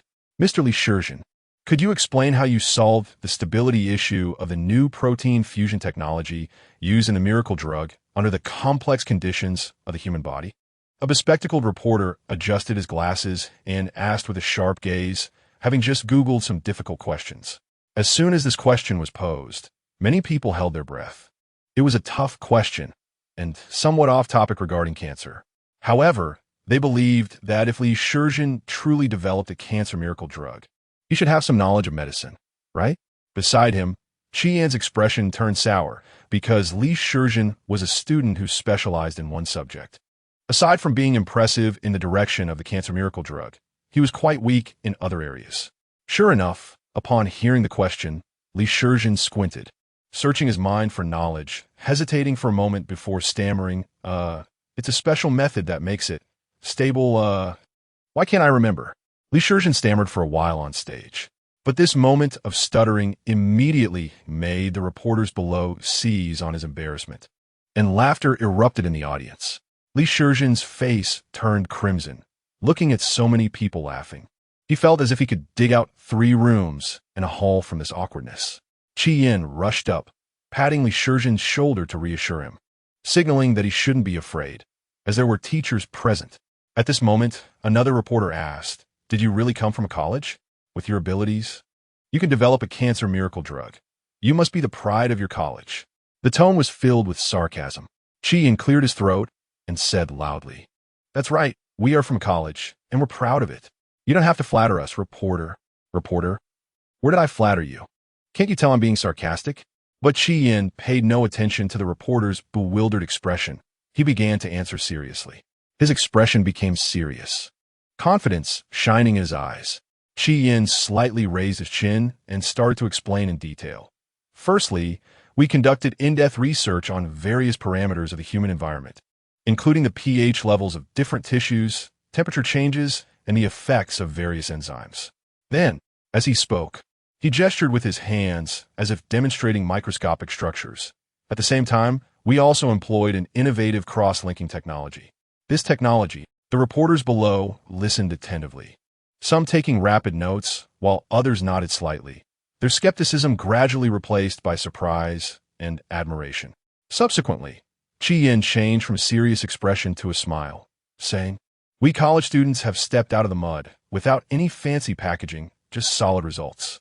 Those who doubt us must have lost themselves in those high-end facilities. Seeing us achieve results from a humble environment makes them start to feel sour, right?" The expressions of the reporters varied. Some were contemplative, while others looked embarrassed. And the atmosphere grew increasingly subtle. Chun Tianyong looked helpless from the audience, thinking, these reporters are really too tricky. They can talk nonsense. Now they must believe these guys have real skills, right? But he had to admit that Chi Yan's words had eased the tense atmosphere considerably. Seeing that they couldn't get anything out of questioning their academic background, and Chi Yan's knowledge was indeed real, the reporters had to shift their focus to another topic. One reporter loudly asked, "Chi Yan, it said online that you once fought 20 people alone. Is that true? And some say you are an ingrate. How do you explain that?" As soon as the question was raised, the venue fell silent, everyone staring at Chi Yan, eager to see how he would respond. Chi Yan, however, remained calm. He smiled and said, "About fighting 20 people, I was trying to stop a street brawl. I went there to mediate. I just used a special method to let them know that fighting is not a good way to solve problems. As for being called an ingrate, that's really unfair to me. I've already provided evidence, and if you don't believe me, there's nothing I can do, but time will prove everything." His answer was sincere and clever. The audience nodded in agreement, and the skeptical gazes diminished. As the press conference concluded successfully, the event undoubtedly spread rapidly across social media platforms. Photos and news about Chi Yan and Li Shizhen flooded various social platforms and news websites. The internet buzzed with discussions. The names Chi Yan and Li Shizhen quickly became trending topics online. The subject of college students developing a cancer miracle drug exploded on the internet. Netizens left comments in droves. "Oh my God, a college student can actually develop a cancer miracle drug? This can't be a joke, right? This completely overturns my worldview. I always thought research was the domain of those elite students from prestigious schools, but now it seems like a slap in the face.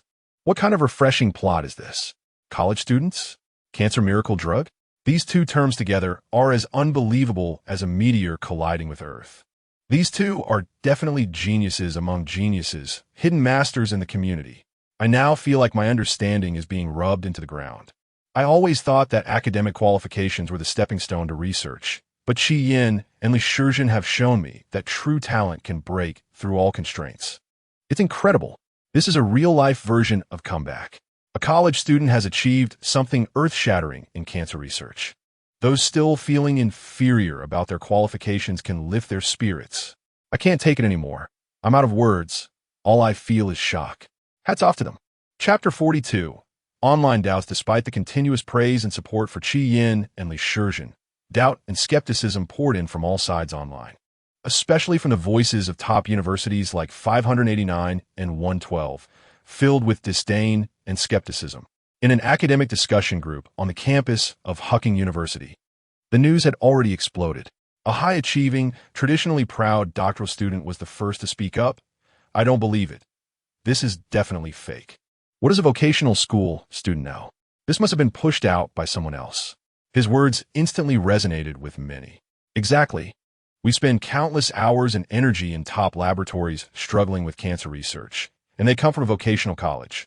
How could they possibly have this capability? Don't be ridiculous. Agreed. They probably just got lucky and stumbled upon something, which got packaged like this. Unlike us, every step we take is rigorous scientific research. This vocational student must have taken some shortcuts. How can such dubious achievements be recognized? Really? How could the medical institute not investigate thoroughly before letting these two exploit a loophole and hold a press conference? It's so unprofessional. This is probably a joke in the medical field. Vocational students developing a cancer cure? It's a desecration of science. Those who are genuinely engaged in research are still quietly working hard. Yet these two unknowns have stolen the spotlight. It's absurd. Similar comments kept appearing on forums of other prestigious universities. Some even initiated a joint boycott, demanding relevant departments to re-examine the so-called drug development process. Others maliciously speculated, claiming that they were merely the children of some big shot, using their parents' technology to gain fame, and had not developed any cancer cure through their own abilities. They vehemently asserted that such a farce should not continue, as if they had already determined it to be a scam and saw themselves as the righteous guardians of academic integrity. However, behind these sarcastic voices, no one was willing to truly understand the hardships Chi Yan and Li Shizhen faced at their vocational school. The countless days and nights spent researching in a makeshift laboratory, the tenacity in the face of failure, were all selectively ignored by them. They were immersed in their sense of superiority, unable to accept the fact that they were surpassed by someone they viewed as having a lower educational background. Even the emergence of a cancer cure did not evoke joy or excitement among the masses, nor relief for those suffering from cancer. Instead, there was relentless suspicion cast on the educational backgrounds and authenticity of the cancer cure developers, which deeply saddened academician Chen Tianyong regarding the unfounded doubts online. The entire Class 21 of the machine design department was furious. Their class group erupted with various indignant comments, like cannonballs being fired. These people are too much. They know nothing about teacher Chi Yin and classmate Li Shizhen, just guessing and spouting nonsense. A usually gentle girl was so angry her face turned red as her fingers flew over the keyboard. We know best what teacher Chi Yin and Li Shizhen were like in school. They worked tirelessly in the lab every day. How many times have we gone to sleep while they were still researching? What right do these people have to say such things? The class monitor could no longer contain his anger, loudly speaking up for them. This is jealousy, pure and simple. Just because teacher Chi Yin and Li Shizhen achieved what they couldn't, they want to drag others down. These people are despicable, faced with the anger of his classmates. Chi Yin remained calm. He sent a message in the group. Everyone, don't be angry. We will clear our names. They can say whatever they want. We don't need to waste energy on these false statements. What is most important for you right now is to continue studying and researching. The time for upgrading from vocational to a bachelor's degree is getting closer, and we need to move towards our goals without letting this noise distract us. Seeing Chi Yan's words, the students gradually calmed down, but the fire of anger towards the baseless doubters still burned in their eyes. However, as the aftermath of the press conference continued to ripple through domestic networks, public opinion online continued to ferment wildly. Unexpectedly, this wave of public sentiment began to spread abroad. On some well-known foreign social media platforms and professional research forums, this matter caused a stir. However, there are also a large number of mocking voices emerging abroad. On a renowned international research social platform, a person claiming to be a professor from a famous university disdainfully commented, "Vocational students from the Dragon Country developing a cancer cure? This is simply a fairy tale." Has the research level of the Dragon Country dropped to this extent that such absurd lies can spread everywhere? His remarks garnered agreement from some, with others chiming in. This must be a publicity stunt, probably to attract attention or for some ulterior commercial motive. How could their research environment and educational background support such a great achievement? Some foreign netizens were even more cutting, leaving comments in the section. "This is the funniest joke I've heard this year." A vocational student making breakthroughs in cancer research is as laughable as a kindergarten child claiming to have solved a higher mathematics problem. People from the Dragon Country love to engage in such false advertising. They really are losing face. Such prejudiced and discriminatory comments continued to spread online. In the Grand Chu Group building, in a luxurious office, Chu Feng was pacing back and forth irritably, his brows furrowed and his eyes filled with rage. "Who did this? Are you all useless? Get out of my sight." Occasionally, the sound of things being thrown could be heard. During this time, Chu Group's stock plummeted like a burst dam. He had convened numerous high-level meetings, trying to identify the person behind the sabotage, but each time ended in failure. The entire group was on edge, with employees privately speculating about the company's fate. His partners were also wavering, calling to announce the termination of contracts. Having vented his anger, Chu Feng was now, as usual, staring intently at the fluctuating stock data on his computer screen. Just then, he inadvertently came across a video online where Chi Yin was being attacked. In the video, Chi Yin was subjected to various doubts and accusations, with the harsh words of netizens scrolling across the screen. A malicious smile suddenly appeared on Chu Feng's previously sullen face. Leaning back in his chair, he crossed his arms over his chest, his eyes gleaming with a twisted sense of pleasure. Chapter 43. The reporter investigates the college, and the National Security Bureau actually takes action. "Ha ha! Chi Yin, you finally have your day?" Chu Feng secretly mocked in his heart. "Still thinking about competing with me for the top 10 outstanding youth in Modu? You should take a look at what you really are." He seemed to have completely forgotten the gloom brought by the Chu family's stock plummeting, having thrown it far behind him. immersed in the pleasure of taking revenge on Qi Yin. Look at how these people are cursing you. It's truly satisfying. Xu Feng continued to sneer inwardly. Do you think that just because you developed a special drug for cancer, you can soar to the heavens?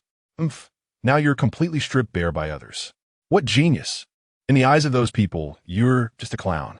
A hint of contempt curved his lips, and images of Qi Yan's embarrassed state kept surfacing in his mind, each one bringing him immense joy. I've long been displeased with your smug look. Now you can savor the taste of being criticized. This is what happens when you go against me. Xu Feng was immersed in this narrow and dark sense of revenge, as if it were his greatest comfort and satisfaction.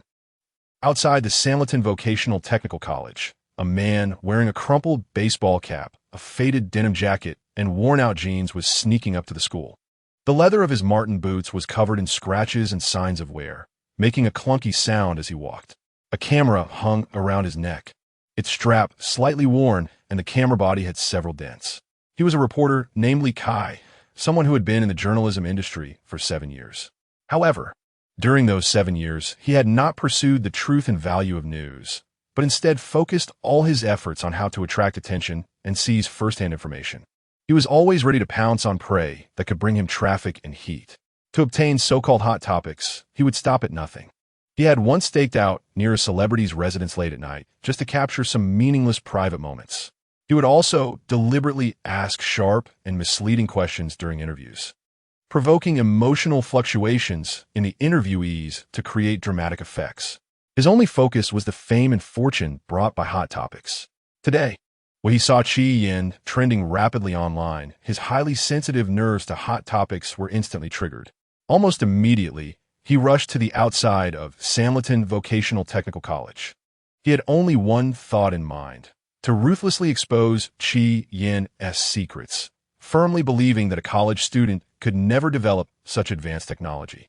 College student? What real skills could they possibly have? There must be an unspeakable secret behind this. Li Kai thought to himself, already fantasizing about the immense heat he would gain after exposing Qi Yin. He would become the focus of the journalism world, with major media outlets reprinting his report, and his name would appear on every social media trending list. He could almost see his career soaring, the beautiful scene of gaining both fame and fortune right before his eyes. With an excited heart, Li arrived at the Vocational Technical College. His eyes sparkled with a strange light. His steps quickened, filled with excitement. However, he had no idea that a nightmare was about to unfold. Before he could get close to the college's main gate, several figures flashed from around him and quickly captured him. Li Kai's eyes widened in panic. He struggled desperately, his voice sharp with fear. Who are you? Why are you grabbing me? Do you know I'm a reporter? I can completely film you and post it online. Let me go. The few people remained expressionless, coldly glancing at the miniature camera hidden in Li Kai's hat, revealing the badges on their arms. National security. These two words immediately flashed in Li Kai's mind, and his brain went blank, a thunderbolt exploding in his head. How could it be? You can't possibly be. I don't believe it. I don't believe it. You must be impersonators. He couldn't understand how he, just coming to gather information about this college, could have anything to do with national security. But soon, he was taken to a closed space and interrogated. He was locked up, and the detention notice was ruthlessly placed in front of him. What awaited him was a prison sentence of over 5 years. The charge was simple: espionage, leaking state secrets. Li Kai slumped in a cold corner, his body trembling uncontrollably.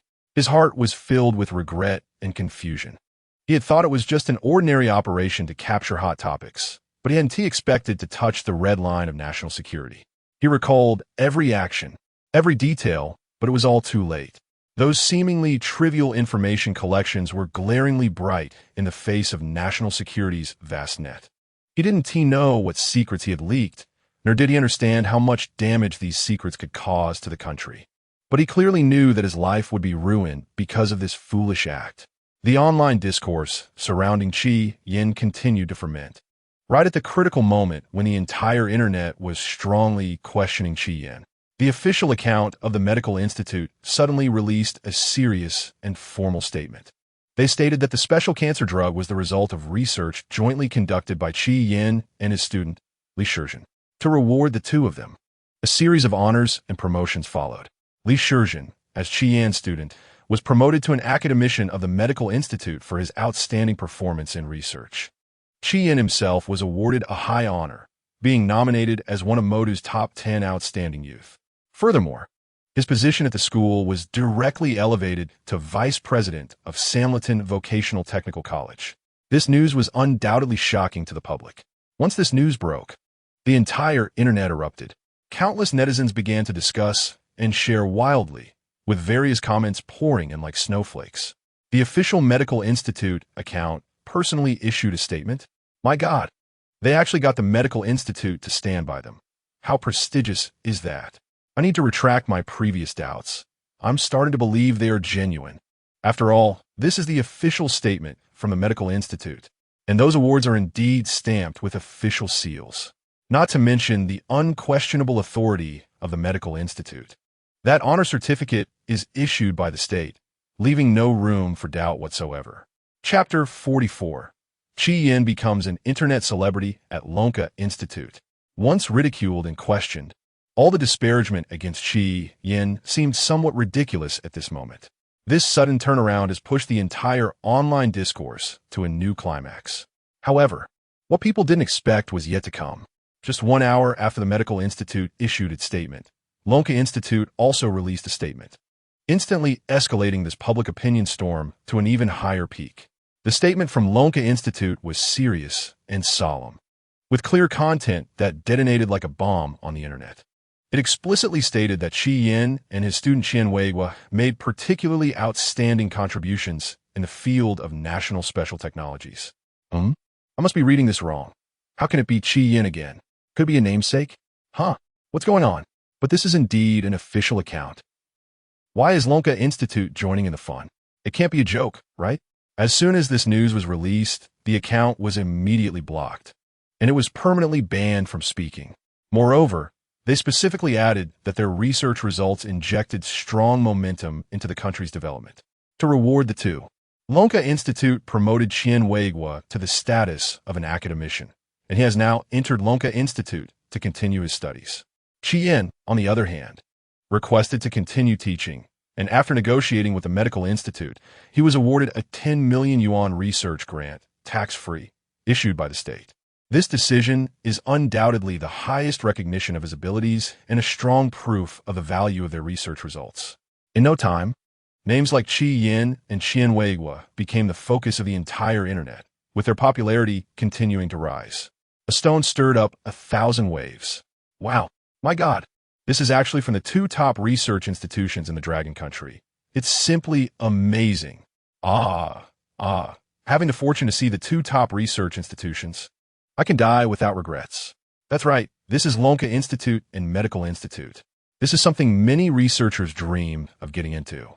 How many people have devoted their lives to it? Oh my God, these two top research institutions actually stood up to support Qi Yin at the same time. This situation has never happened before.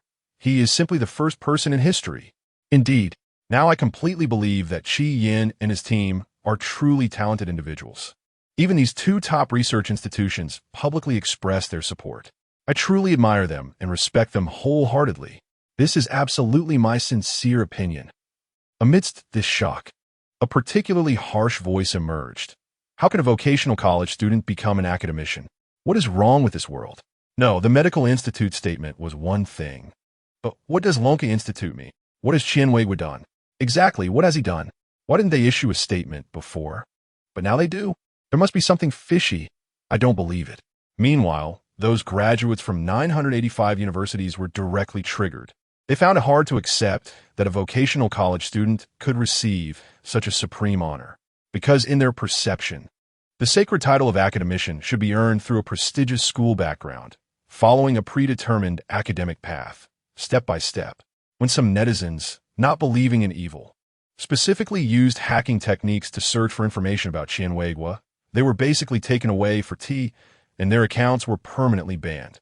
Not long after, due to Li Shizhen and Qian Weigua becoming academicians, their information was protected by relevant regulations and could not be excessively mentioned or discussed online.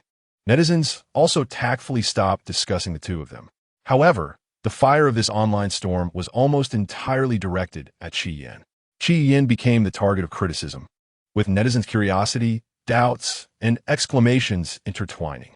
Before long, an eagle-eyed netizen discovered Qi Yan's account on Douyin, and this news quickly spread, attracting a large number of curious onlookers. The follower count of Qi Yan's Douyin account began to grow at an almost frenzied geometric rate. Every second, hundreds and thousands of new followers poured in. In the blink of an eye, Qi Yan's Douyin account broke the 5 million follower mark. This previously obscure account suddenly became the hottest presence on the internet. At this moment, Qi Yan was still immersed in sleep at Sanliton Vocational Technical College. He was too exhausted last night to check his phone, and, after handling everything, he fell asleep as soon as he hit the bed. At this moment, he was completely unaware of the storm that had erupted outside. The morning sunlight streamed through the window and fell on his face, waking him from a series of phone calls. Groggily, he reached for his phone. "Hello," Qi Yan said, holding the phone while rubbing his sleepy eyes. On the other end, a voice said, "Qi Yan, come to my office. There's something very important. Hurry up." "Oh," Qi Yan replied simply. Before he could react, the other side had already hung up. He glanced at his phone, and the words principal caught his eye. Suddenly, Qi Yan sat up with a start. "Huh? The one who just called me was the principal? Why does the principal seem different? What could the principal want with him?" Then, a series of red dots popped up on his phone, with many missed calls and unread messages. A pile of messages. He was completely stunned, wide-eyed, unable to believe what he was seeing, his mind a blank. What was happening? He couldn't understand it. After reading the messages, he opened Douyin. The first video was the joint statement from Lonka Institute and Medical Institute supporting him. These two research institutions, which held a godlike status in his mind, actually spoke out for him simultaneously, something Qi Yan never expected. He thought that Lonka Institute and Medical Institute looked down on him a bit, thinking it was all thanks to his two students. However, Qi Yan was also pleased, as the wind shows among the trees. He was too special. It was better to remain low-key. He sat dazed at the edge of his bed, trying to digest this astonishing news. However, before he could recover from this shock, when he saw the jaw-dropping follower count on his account, he fell into a state of disbelief again. The constant stream of new follower notifications, overwhelming private messages, and comments made him feel like he was still dreaming. He never imagined that overnight he had become an internet celebrity. What? 5 million followers? Nevertheless, he didn't waste any time, quickly washed up, and hurried to the principal's office. Chapter 45. Shocked, Qi Yan became the vice principal. Qi Yan was walking down the road. "So this is Teacher Qi, indeed a talented individual. Good morning, Teacher Qi. Teacher Qi, you look so handsome today. Good morning. Teacher Qi, you are my idol." A series of greetings entered Qi Yan's ears, pulling him out of his astonishment from the support he received from Lonka Institute and Medical College, as well as the surge of Douyin fans. The continuous greetings brought him back to reality. He looked up and saw several students smiling as they passed by him, their eyes filled with respect and curiosity. These greetings made Qi Yan feel a bit flattered. However, what surprised him even more was that some students excitedly approached him with paper and pens, asking for his autograph. Qi Yan felt a bit at a loss, but seeing the eager expressions on the students' faces, he sincerely explained, "Thank you for your support, but let's skip the autographs. It's more important for you to focus on your studies." After all, he didn't want to create too many misunderstandings. He still needed to continue his research. Recently, Sanliton Vocational and Technical College had gained fame. In the past, it was just an ordinary college overshadowed by many prestigious schools. But now, things had changed dramatically. The students at the college held their heads high online, no longer feeling obscure. They were proud to announce that their school had produced 2 academicians. Whether on campus forums or major social media platforms, they proudly declared themselves as members of Sanliton Vocational and Technical College. No longer did they feel inferior just because they were a junior college. The college's reputation was rapidly approaching that of top institutions like Hucking. Discussions about Sanliton Vocational and Technical College were everywhere online, with some seeking details about Qi Yan's teaching there and others speculating whether the college had more exceptional talents like him hidden within. Students walking around campus could feel an unprecedented sense of honor. When they talked about their school, their words were filled with pride. And all of this was thanks to Chi Yin, along with Li Shizhen and Qian Weigua, who illuminated Sanlitan Vocational and Technical College. On his way to the principal's office, Chi Yin was surrounded by a crowd of students.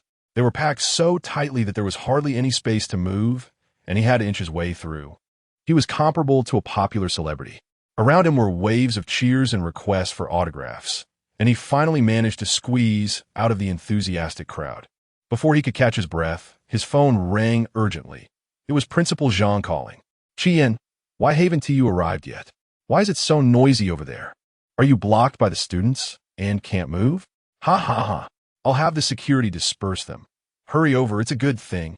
Principal Zhang's voice on the other end was filled with uncontainable excitement, urging him to come to the office for an important matter.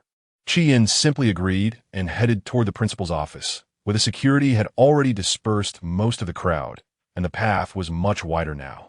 Chi Yin let out a big sigh of relief. I finally made it out. Otherwise, it was so crowded that the air felt suffocating. Just as he reached the office door and was about to knock, he found the door already open. Before he could step in, he heard Principal Zhang's hearty laughter echoing throughout the office. Ha! Has old Li eaten? How did you know our school produced 2 academicians? Chi Yin entered the office and saw Principal Zhang glowing with pride, pacing back and forth with his phone in hand. He then waved his arm, sending a voice message to someone else. Old Chun, right, you were right. Our school just gained 2 more academicians today. The excitement filled the office with a lively atmosphere. Old Wang, your undergraduate school can't compare. I have 2 academicians now. Every word from Principal Zhang was laced with unabashed boasting, and his eyes were squinting from smiling.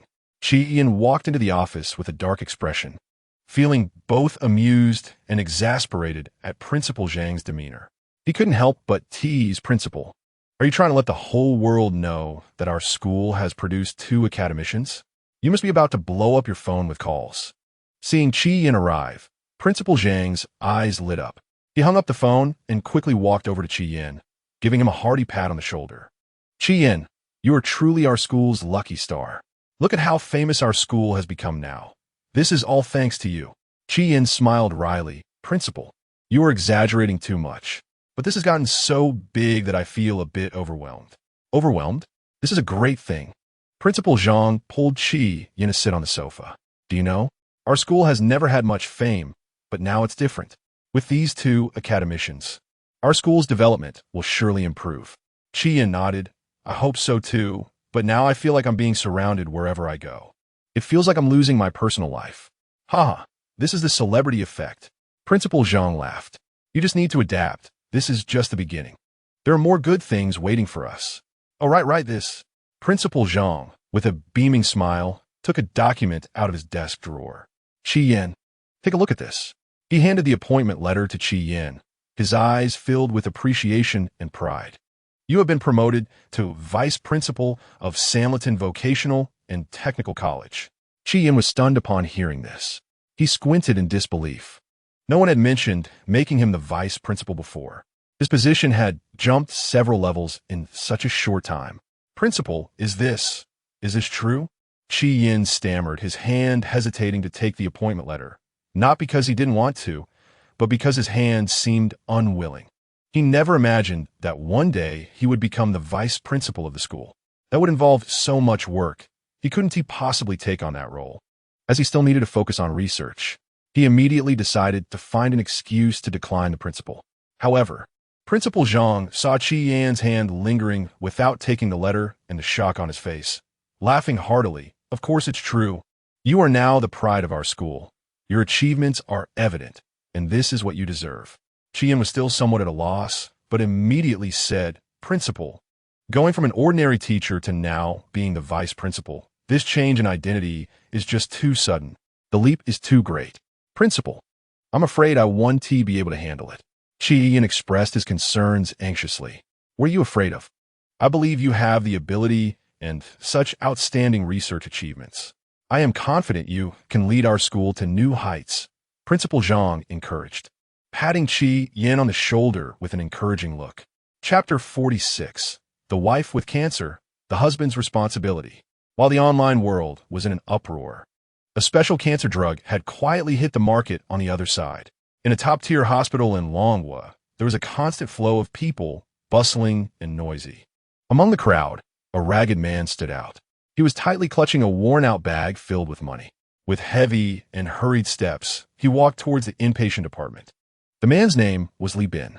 In his 30s, his hair was already turning gray, and his eyes were bloodshot, yet there burned a flame within them. His cracked lips trembled continuously as he muttered, "Wife, wait for me. I finally raised the money." Li Bin was once part of a happy family in Longwa. Over a decade ago, he graduated from a top university in Longwa. He and his wife were childhood sweethearts, and they got married soon after graduation. Although their married life was plain, it was filled with sweetness. They supported each other and were seen as a model couple by others. However, fate was cruel. Half a year ago, during a routine checkup, his wife was diagnosed with late-stage liver cancer. At that moment, Li Bin felt as if his whole world had collapsed. That night was the most painful of his life. He locked himself in a dark room, crying silently, pulling at his hair in a desperate attempt to release his pain. Late-stage liver cancer, in everyone's eyes, meant only waiting for death, with very slim chances of recovery. Relatives came to persuade him, grabbing his hands with pity in their eyes. "Don't treat her. It's a bottomless pit. You'll just waste money." But how could he bear to give up? His wife was the most important person in his life, the one who had walked with him through thick and thin. They had endured the hard days of eating simple meals together. How could he let go now when she needed him the most? Thus, to pay for his wife's treatment, he began the arduous journey of raising money. He sold everything he could, including their house and car. He moved between relatives and friends, putting aside all dignity just to gather a little more money. His figure grew thinner, but his resolve became stronger. However, cancer treatments were indeed a bottomless pit. Having exhausted his savings, it became increasingly difficult for him to find more money, and he was left with no choice but to beg for loans on his knees. Now, he had finally raised the money, and every penny in that bag was soaked with his sweat and tears. He rushed to the hospital, to the ward where his wife was, envisioning her smile after recovery, which was his motivation to keep going. He kept whispering in his heart, "Wife, we have hope. I've raised the money. You can proceed with the next stage of treatment. I've already paid. You can rest easy for a while. You must hold on. You must." Li Bin walked slowly into the ward, carefully holding a food container. He approached the bedside, his gaze never leaving his wife lying on the bed. The woman on the bed was emaciated, her face waxy yellow, as if a gentle breeze could blow her away. Her eyes were sunken, once bright and lively, now only dull and weary. Her once thick black hair had fallen out, and her scalp showed a heart-wrenching pale color. Her lips were cracked and colorless. Every breath seemed to drain all her strength, her body like a lifeless tree stripped of vitality, making it hard to look at. "Bin, why are you so foolish? My illness can't be cured. You're just wasting money." Her voice was weak like a flickering candle in the wind. Each word painfully squeezed out from her throat, carrying a hint of helplessness and despair.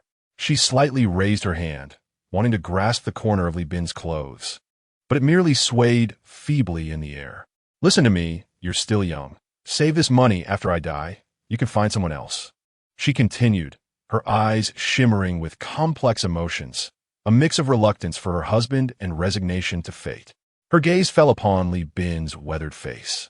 Tears slowly slid down her cheeks, soaking the pillow. These words were something she had contemplated in her heart for a long time before she could say them. She truly couldn't bear to see the man she loved turn into this.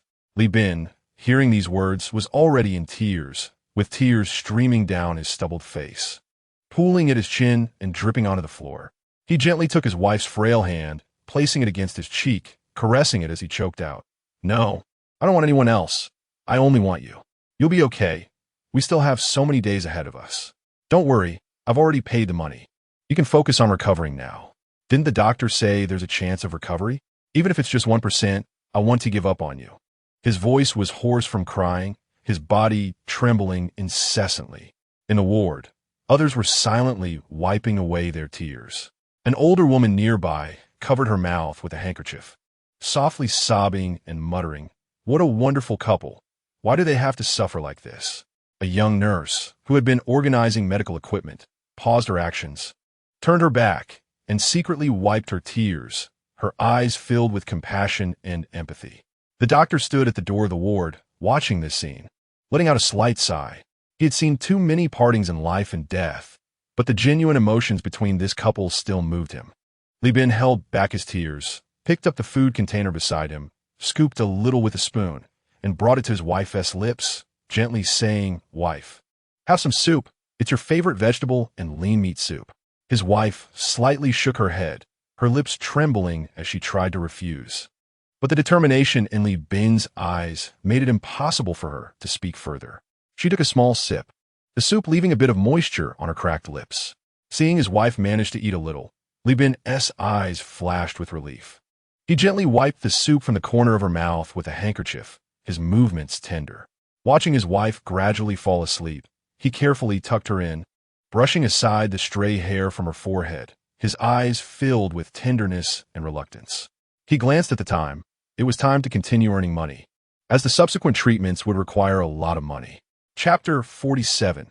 It turns out my husband also has cancer. What is love? Li Bin slowly got up, preparing to leave the hospital room. However, just as he took a step, a sudden sharp pain shot through his upper right abdomen. His expression changed drastically. His once gentle face twisted in agony, beads of sweat forming on his forehead and sliding down his cheeks. He clutched his abdomen, staggering toward the nearby restroom, every step feeling like it drained all his strength.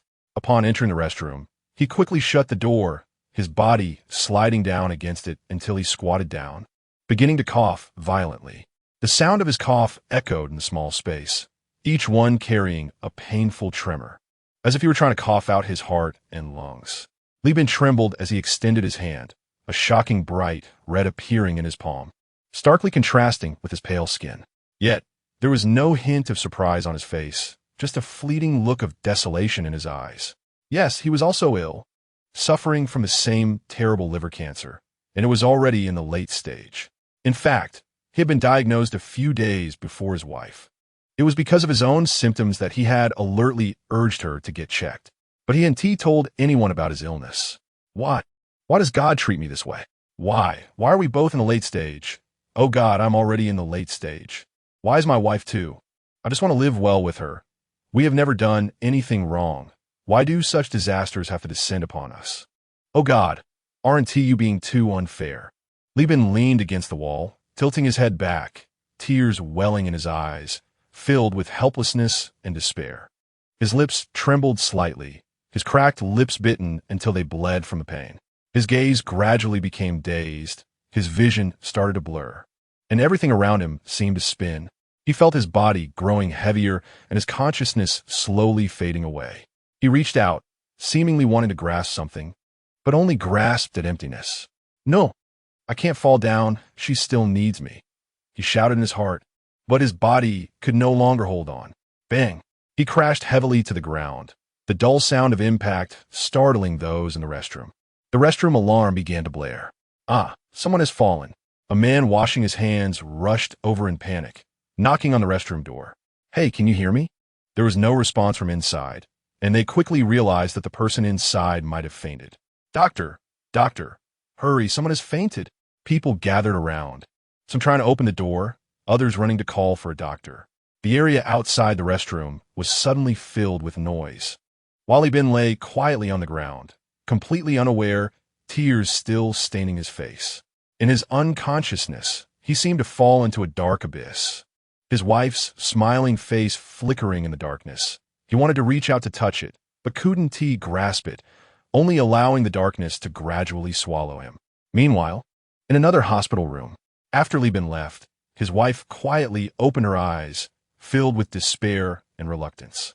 Tears streamed from her eyes like a burst dam, soaking the two pillows beneath her head.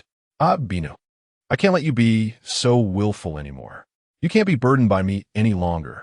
You're so good, you deserve a better future. Just pretend I never appeared in your life.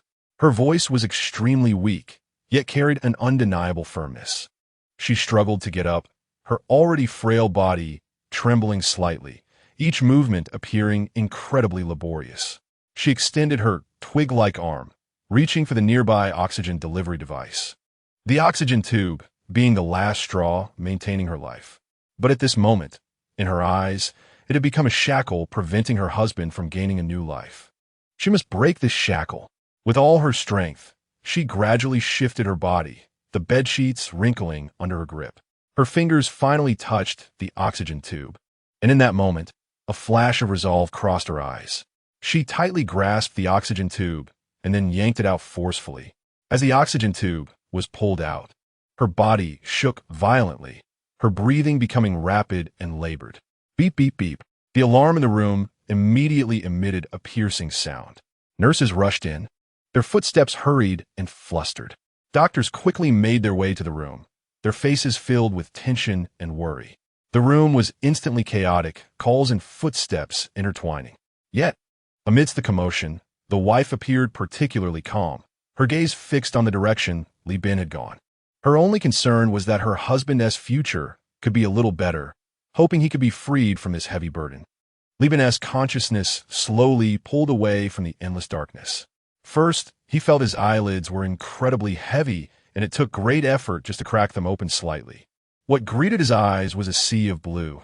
The walls, the sheets, the ceiling, all a dazzling blue. The familiar smell of disinfectant wafted into his nostrils, and he realized he seemed to be in a hospital room. No, it didn't seem like a hospital room. It felt more like an operating room. What is going on? Shouldn't Ti be dead? His voice was hoarse and weak. He moved his body, but found himself utterly powerless, as if he still had some areas without sensation. At that moment, his gaze suddenly froze. Lying beside him was the frail woman. Wasn't T that his wife? Her face was still pale, but her eyes were open, filled with confusion as she stared at him. Their eyes met, both filled with bewilderment. Li Bin's wife looked just as dazed.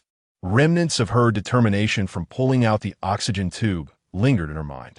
She had thought she had bid farewell to this world, but now she found herself here again. She opened her mouth, wanting to say something, but didn't know where to start. The patient is awake. Please call Dr. Wang to take a look.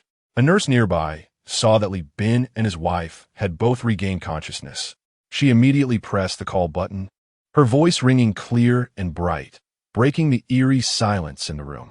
Shortly after, hurried yet steady footsteps echoed in the corridor, and Dr. Wang, dressed in a white coat, arrived. His face bore a serious yet professional expression, with a stethoscope around his neck as he walked while inquiring about the patient's conditions. Arriving at the bedside, he first glanced at Li Bin, then at his wife, a hint of relief flashing in his eyes. He was deeply moved by the affection between this couple. Chapter 48. A 5,000 yuan miracle drug for cancer. Director Wang stood by the hospital bed, looking at the couple who had endured so much hardship and couldn't help but sigh. You two are truly a loving couple. One is devoted and self-sacrificing, willing to give everything for their loved one. The other is understanding and compassionate, even while suffering from serious illness, still thinking of the other. After expressing his sentiments, he turned his serious gaze to Li Bin's wife and said, "But this cannot happen again. We haven't given up yet, and you can't just give up on your own. Pulling out the oxygen tube like that. How could you do something like that?" Li Bin looked at his wife in astonishment, not expecting her to be so foolish as to give up her chance at life by pulling out the oxygen tube for him. "Why are you so silly?" he said, gazing at her with tenderness. As he spoke, Director Wang's eyes shifted to Li Bin, revealing a hint of complexity. "Li Bin, did you think you could hide it from everyone? We already know that you also have cancer, and it's in a late stage. We've seen your medical report. Not reporting your condition is a big taboo. You two have managed to save your lives this time." Li Bin's wife's face instantly turned anxious, filled with fear and worry. Her lips trembled slightly as she looked at Li Bin, her voice cracking with tears. "Bin, why didn't you tell me? I thought it was just me." Woo. Tears welled up in her eyes, never expecting that her husband was bearing such pain alone. No, his suffering was 100 times worse than hers.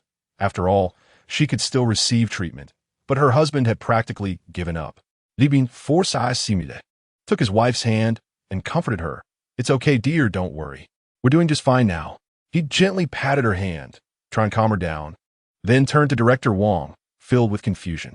"Director Wang, I feel strange. It seems my health has improved a lot, And look, my wife's complexion seems better too. What's going on? His eyes were filled with anticipation, hoping to receive a reasonable explanation from the doctor. Director Wong cleared his throat and began to explain in detail. The changes you are experiencing are due to a significant breakthrough in cancer treatment in our dragon country. Recently, our country has successfully developed a miracle drug for cancer, which is a milestone in the history of global medicine. This miracle drug has just been released, but it is still in a rather special phase. We're looking for the first batch of users, which can also be described as a clinical trial phase. He paused and continued. Your situation was too urgent at the time, especially when your wife pulled out the oxygen tube, which was truly dangerous. After careful consideration, we decided to use this miracle drug for you. This was a desperate measure. After all, if we didn't take action, the consequences would be unimaginable. At this point, a hint of a comforting smile appeared on Director Wong's face. However, the results are very good, far exceeding our expectations. This cancer miracle drug has played its role in your bodies. After examination, we found that the cancer cells in your bodies have been almost halved after using the medication. This is an excellent result. Upon hearing this, Li Bin and his wife were filled with joy and hope, hardly believing their ears. Their illness could be cured? Director Wong continued. Now you just need to rest in the hospital for half a month, during which we will closely monitor your health.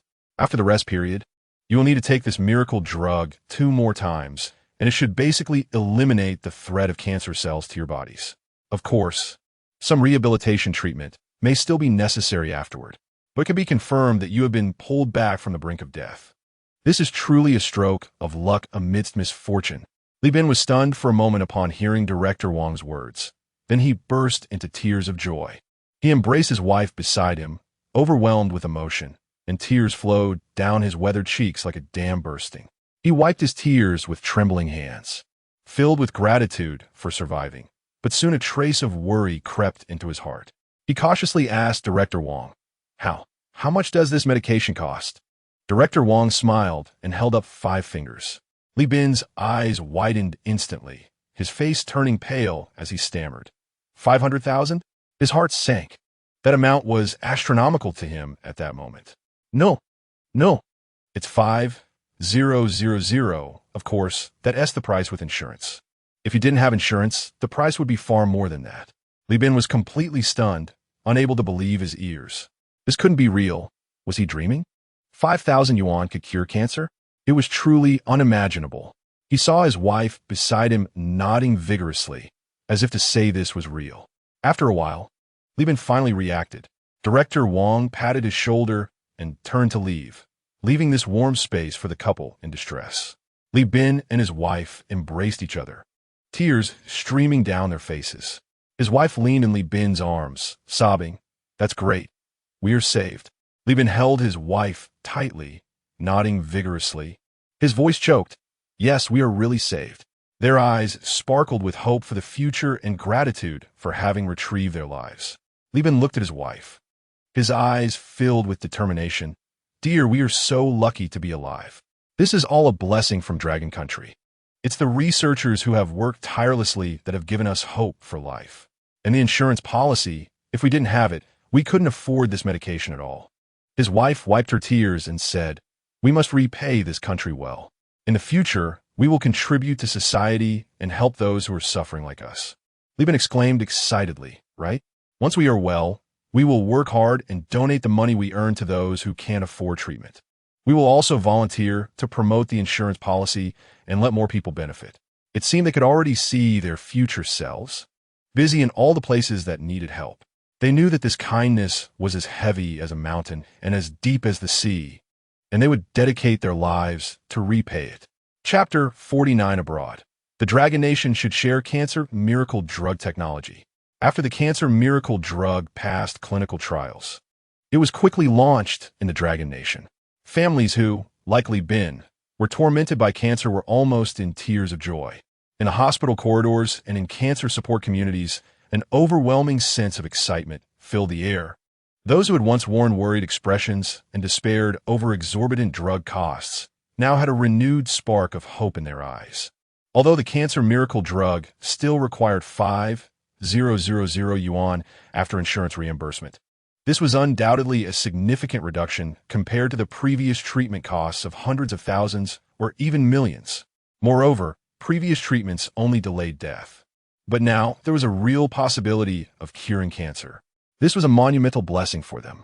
However, this not only meant that more patients had the possibility of continuing treatment, but also that more families would no longer be shattered by high drug costs. Online, public opinion was in an uproar. Netizens praised the greatness of the Dragon Nation's medical insurance policy.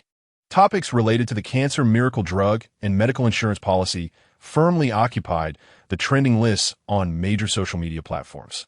On Weibo, the topic cancer miracle drug medical insurance reimbursement remained highly popular, with views instantly surpassing hundreds of millions. Users expressed their opinions, saying that the Dragon Nation was truly impressive. The medical insurance policy was a lifeline for ordinary citizens, making cancer no longer an incurable disease and no longer a demon that could bankrupt families. Accompanying images contrasted painful photos of family members suffering from cancer with warm scenes of hope. Look at this data comparison. We Dragon Nation people are the happiest. I am so proud to have been born in the Dragon Nation. Accompanying images showed a comparison of cancer drug prices and medical insurance reimbursement situations domestically and internationally. Once again, we express our gratitude to the heroes who have contributed to the people of the Dragon Nation.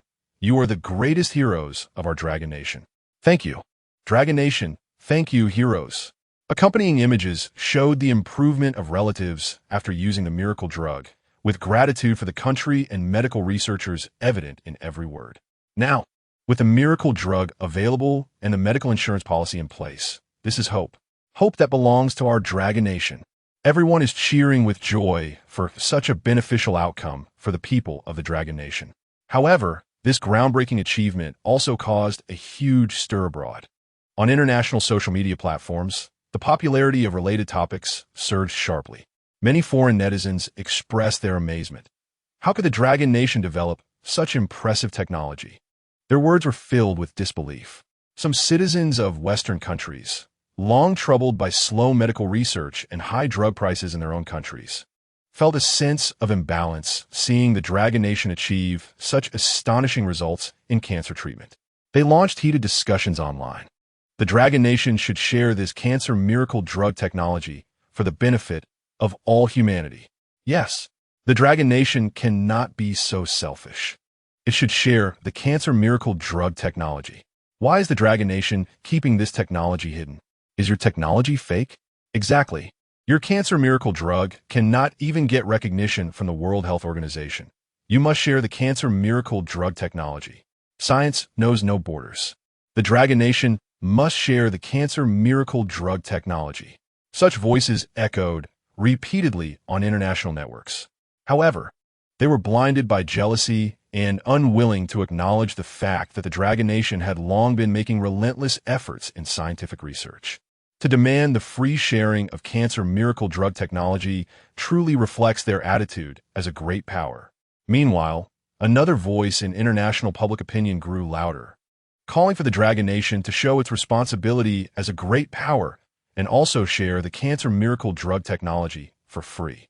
Some international organizations and officials from certain countries subtly expressed similar views, claiming that cancer is a common challenge faced by all humanity. Since the Dragon Nation has developed an effective miracle drug, it should selflessly contribute the technology for the fate of all humanity. This reasoning is indeed quite grandiose.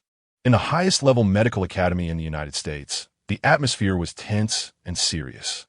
Usually dignified and solemn, they were now gathered together, discussing only one topic, the Dragon Nation's cancer miracle drug. As the data was presented one by one, these well-informed experts first showed shocked expressions. It was disbelief at the breakthrough in the Dragon Nation's scientific research level. They knew well the difficulties of developing a cancer miracle drug, and yet the Dragon Nation had achieved such results, which greatly impacted their hearts. However, this shock quickly transformed into other thoughts. We need to report this to our foreign ministry. An elderly authoritative expert broke the silence first, asking why this technology had not been shared yet. Our people in the United States are also suffering from cancer. His tone carried an undeniable questioning tone. Exactly. Hasn't the Dragon Nation always proclaimed its willingness to help? Now is their time to show it. Another person echoed, their eyes glinting with calculation. We can now demand that they share. More people began to agree, as if this was a matter of course. Soon, a carefully orchestrated public relations campaign was launched. Someone organized a video shoot showcasing cancer patients in the United States tormented by the disease. Their haggard faces and painful expressions edited together. Subsequently, a pale-faced white man appeared on screen, calling for the Dragon Nation to provide help with a pitiful expression. It seemed as if not sharing the technology was an unforgivable sin. They completely ignored the hard work of the Dragon Nation in the research and development process and overlooked the fact that this was the culmination of the efforts of the Dragon Nation's researchers. They merely stood on their own position, attempting to use moral coercion to obtain the Dragon Nation's scientific achievements. The carefully produced video from the United States quickly went viral on domestic short video platforms. In no time, various voices emerged. Surprisingly, many were blindly supporting it. I think our country should share the cancer miracle drug technology. This is the responsibility of a great power. Exactly. Maybe we can even enhance our status internationally. I also think we can share the cancer miracle drug technology. Yes, look at how miserable those foreigners are. If we help them, they might remember the good of our Dragon Nation. Some even cited the example of the American tech guru, saying, look at how willing they are to open source. Their words were filled with praise for this so-called open source sharing behavior, and such remarks even climbed the trending lists. After all, some fools just love to blow such rhetoric. Chapter 50. Chi Yan's Counterattack, Double Standards of America. However, there are many clear-headed netizens in Dragon Country. When they saw such news, they were almost laughing in anger. One particularly clear-headed netizen said, is what Master Ma has called open source? Don't be fooled. The so-called open source technology he talks about is worlds apart from high-tech innovations like cancer miracle drugs. It's just some foundational technologies that are relatively mature and highly replaceable. Not core, hard to break through high-tech innovations at all. Moreover, there are many errors in the code he has open-sourced. This is not genuine sharing, but clearly malicious intent. It misleads our domestic researchers, wasting everyone's time and energy on the wrong path. With 1.08 million likes, more and more rebuttals followed. Don't let those Americans lead you astray. Our Dragon Country has faced countless difficulties in developing cancer miracle drugs. Researchers have spent countless days and nights, investing massive amounts of funds and effort to achieve today's results. America keeps its own research results tightly guarded, yet demands we share ours for free. What kind of logic is that? We are not without the responsibility of a great nation. But that responsibility does not mean unconditionally giving away the fruits of our labor under moral coercion. Don't be swayed by those who worship foreign things. We must support our country's decisions. Dragon Country must first ensure the health and well-being of its own people, and only then consider international cooperation on an equal and mutually beneficial basis. The allocation of medical resources in America is extremely uneven, and they have the nerve to demand from us. It's utterly ridiculous. Amidst a wave of rebuttals, rational voices gradually gained the upper hand. Chian also saw this news online. Reading the comments demanding Dragon Country to share cancer miracle drug technology, his anger rose. In his view, America's actions were undoubtedly blatant double standards. He knew America's consistent style in the tech field, always tightly protecting its most cutting-edge and strategically valuable technologies, like B-2 stealth bomber technology and aircraft carrier technology. Why don't they speak of their great nation's responsibility and share their technologies then? Their excuse is that these technologies relate to military hegemony, national security, and international status. How could America have even a hint of the desire to share? Yet, when it comes to the cancer miracle drug technology developed painstakingly by Dragon Country, they shamelessly demand free sharing. Chi Yin could no longer stand America's despicable behavior. He decided to expose America's double standards in his own way. Looks like I'll need to use some hacking skills again, Chi Yin sighed. He quickly gathered a wealth of information on America's protection of technological achievements and its demands from others, carefully crafting it into a video. The video vividly contrasted America's America's stringent defense of its critical technologies with its greedy demands for Dragon Country's miracle drug technology. Then, Chi-Yin rapidly tapped on the keyboard, pinning the video to the top of all short video platforms' homepages. Soon, the carefully crafted video was uploaded online. It instantly stirred up a huge wave, causing unprecedented uproar. The video included the 81,192 incident, sanctions against Huawei, the difficult drift of the Galaxy ship at sea, and the bombing of the Yugoslav embassy, images that painfully struck a chord with the nation. The likes skyrocketed like a rocket, and the comment section was instantly flooded with a massive number of messages. The peace and development that our ancestors fought for with their blood and lives cannot be so easily belittled. The past suffering is still fresh in our memories. America has never ceased its suppression of our country. Now, they even dare to attempt to morally coerce us into sharing cancer miracle drug technology. What a delusion. Many citizens, recalling the humiliation and suffering our country has endured, experienced a dramatic shift in attitude. Those who previously felt sympathy for some American sob stories now awaken one after another. The direction of public opinion completely reversed, forming a powerful backlash. We sympathize with every life tormented by cancer. But America has no right to demand this in such a double standard and domineering manner. Back then, Martyr Wang Wei sacrificed his life bravely to defend the country's airspace. Huawei struggled under America's unwarranted sanctions. The Galaxy ship drifted for months in international waters, and our compatriots in the embassy were innocently killed. Each of these incidents reflects no great nation's responsibility from any other country. A wave of patriotism began to spontaneously rise online, with various articles and videos reviewing history and analyzing America's hegemonic behavior springing up like bamboo shoots after rain. People realized that in international affairs, we cannot be deceived by superficial sorrow and moral rhetoric. We must firmly uphold national interests and dignity. At the same time, it also showed the world that Dragon Country is no longer the weak country that can be bullied under international pressure, but a great nation with a firm stance and national backbone. After the video spread, America fell into extreme panic. They never expected the situation would develop this way. It was completely beyond their anticipation. They also knew that if such a video continued to ferment, America's international image would suffer a blow. And the public opinion hegemony they had painstakingly maintained for years would be shaken. Thus, the American government tried to use various means to get the video removed from the platform. However, what America never expected was that the video's streaming on the platform seemed to be fixed by an invisible force. No matter how America struggled, the video not only did not stop spreading, but instead surged forth with even greater momentum across the internet. Meanwhile, the Dragon Country's Ministry of Foreign Affairs quickly made a serious statement, representing our Dragon Country. They stated that our country has not been disturbed by these external voices. The Ministry of Foreign Affairs said, the Dragon Country government is actively promoting the reasonable use of the miracle drug domestically, improving medical insurance policies while also demonstrating an open and cooperative attitude.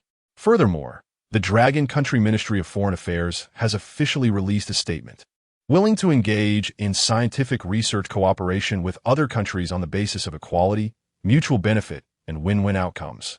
But this is certainly not under moral coercion to transfer technology for free. In the face of baseless jealousy and unreasonable demands, Dragon Country firmly protects its research achievements and also shows the world that the development of Dragon Country is for the happiness of its own people and is willing to make positive contributions to global health. But all of this will be based on fairness and justice. Subsequently, several official accounts in Dragon Country began to forward this message. Chapter 51. How fortunate for the Dragon Kingdom to have Chi-Yin. However, the subsequent announcement from the Dragon Kingdom's official sources left the international community feeling angry, but unable to voice their discontent. The Ministry of Foreign Affairs of the Dragon Kingdom clearly stated, the cancer miracle drug will not be shared for free with foreign countries. If they want it, they must purchase it. The price is set at 10 million renminbi per pill. For the small country of Japan, it costs 100 million renminbi. This price is not arbitrarily set. It takes into account the enormous research and development costs, the long development cycle, and the scarcity of raw materials. Upon the release of this news, there was an uproar abroad, with voices of dissatisfaction rising and falling. Is your dragon kingdom so short of money? 10 million yuan is no different from robbing money. Why does our small country need 100 million renminbi? Are you targeting us? We will report this to the United Nations. Your country's cancer miracle drug technology is impressive. Perhaps the person who invented your cancer miracle drug is a talent we in South Korea have overlooked. Moreover, they even translated it into multiple languages to avoid misunderstandings. Arrogant, truly arrogant. Although other countries were dissatisfied, they felt helpless. After all, they did not possess such advanced technology. Faced with the ravages of cancer, they lost their bargaining power and leverage. There was once a glimmer of hope, but it was drowned out by the clamor of other countries. However, at a life-and-death juncture, for those countries and regions capable of purchasing, the high price could not stop them from saving their lives. In the medical institute, Chun Tianyong was busy with his daily research. Suddenly, his assistant mentioned the statements released by the Ministry of Foreign Affairs, stirring up waves in his calm heart. Chun Tianyong was first stunned, seemingly unable to believe his ears. In an instant, his eyes turned red, and tears uncontrollably streamed down his face. Those tears contained too many complex emotions. Scenes from the past played out like a movie before his eyes.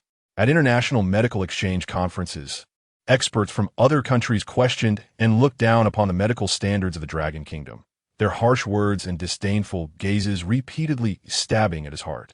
In multinational medical cooperation projects, the Dragon Kingdom was always assigned the most marginal and insignificant tasks, and the proposals and insights put forward were often ignored or outright rejected. He could only silently endure, burying that humiliation deep in his heart. But now, all of this would become history. How wonderful! Our Dragon Kingdom has truly risen. Just looking at the faces of those countries that are suffering makes me feel good. After work today, I'll treat everyone to celebrate. Cheers erupted in the medical institute. The birth of this cancer miracle drug made the Dragon Kingdom the focus of global attention. The Dragon Kingdom would no longer be that country looked down upon, struggling to catch up in medical technology, but rather a pioneer leading the new direction in global cancer treatment.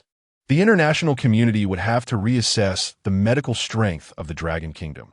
The past arrogance and prejudice would dissipate in the light of this miracle drug.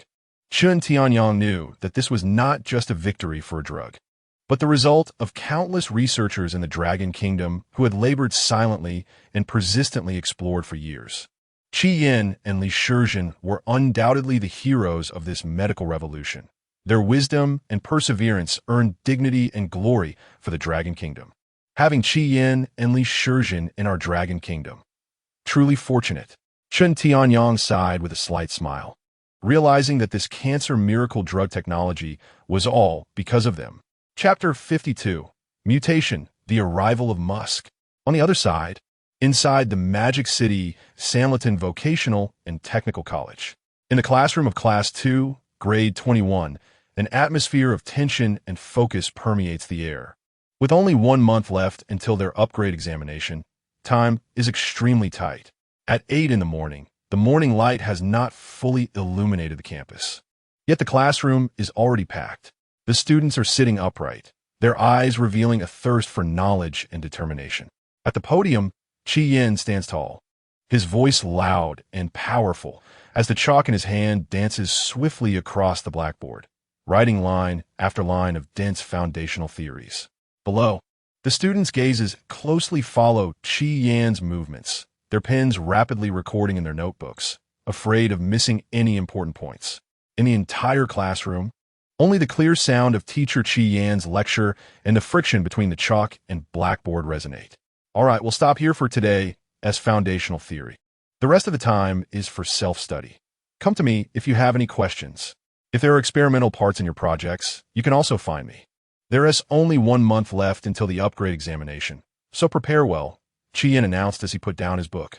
The students responded in unison and quickly immersed themselves in their respective study tasks. Recently, their quality of life has improved significantly. This is due to the significant achievements in research by Li Shizhen and Qian Weigua, which have led to a subtle yet significant change in the atmosphere across the campus. especially in Class 2, Grade 21, led by Chi Yin. The school's attitude has made a complete turnaround. Many previous restrictions have now disappeared.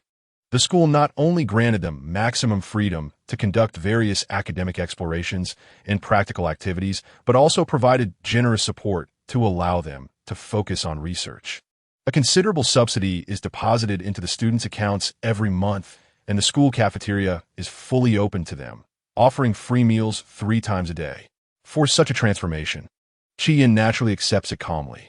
In his view, it is a recognition and respect for the efforts and contributions of their class, and while enjoying this, it also inspires him to cultivate these students with more dedication. It has been half a month since the cancer miracle drug was successfully launched.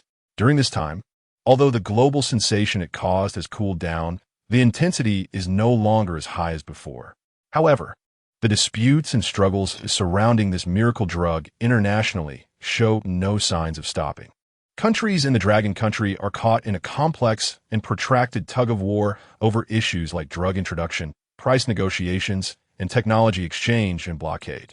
However, Chi Yin no longer pays much attention to it. He intends to devote all his energy and efforts to his class and research. Amidst his busy teaching and research work, Chi Yin welcomed a rare moment of rest. As usual, he habitually opened a social media app to relax a bit. However, the title of the first video that caught his eye made him frown slightly. Oh, what is he doing here? Making such a big fuss. Especially during this special period of international relations. Doesn't he know to avoid suspicion? The video reported a major piece of news. The renowned tech giant, Musk, would arrive in the Dragon Country tonight, aiming to engage in in-depth discussions on cooperation in the field of new energy vehicles. Chi Yin had naturally heard of this Musk. This legendary figure, known worldwide in the internet field, is famous both domestically and abroad. He spans multiple cutting-edge fields, single-handedly creating a remarkable business empire. Musk's explorations in the aerospace field are monumental.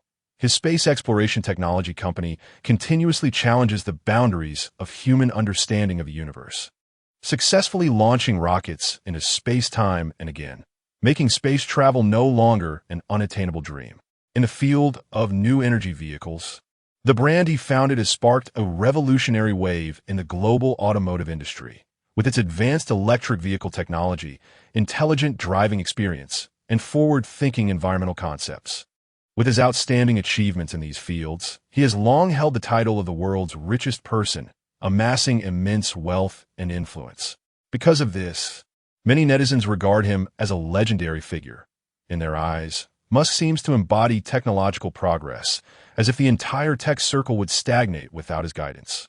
Some even irrationally believe that a small company, solely relying on Musk's wisdom and decisions, could surpass the comprehensive technological strength of the Dragon Country, which has a vast research system and numerous research talents.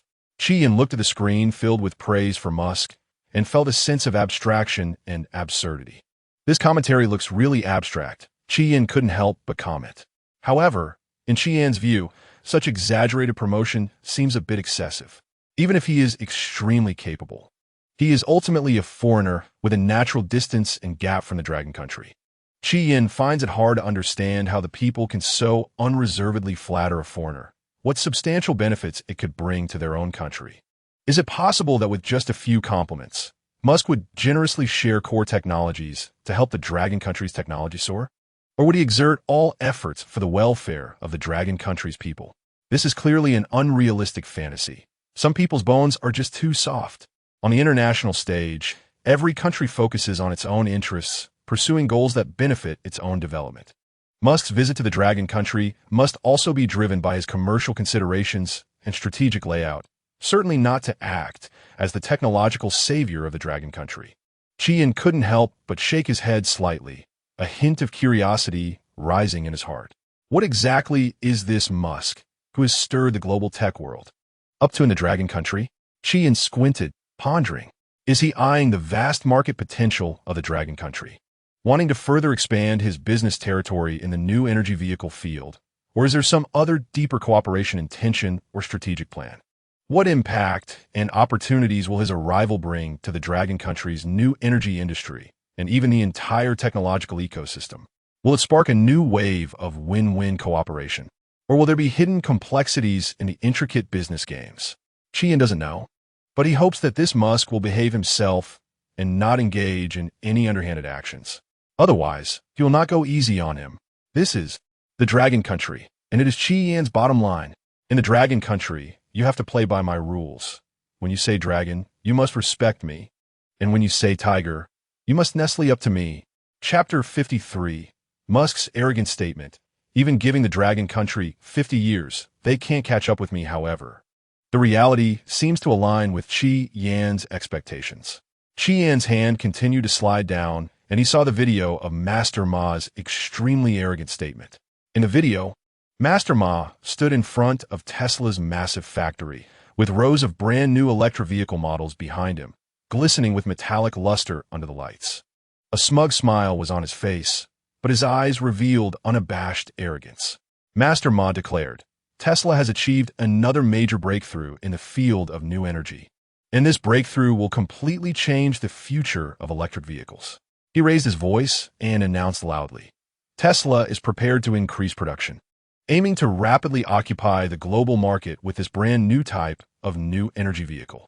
At this point, Master Ma paused slightly, and then his smile became even more rampant.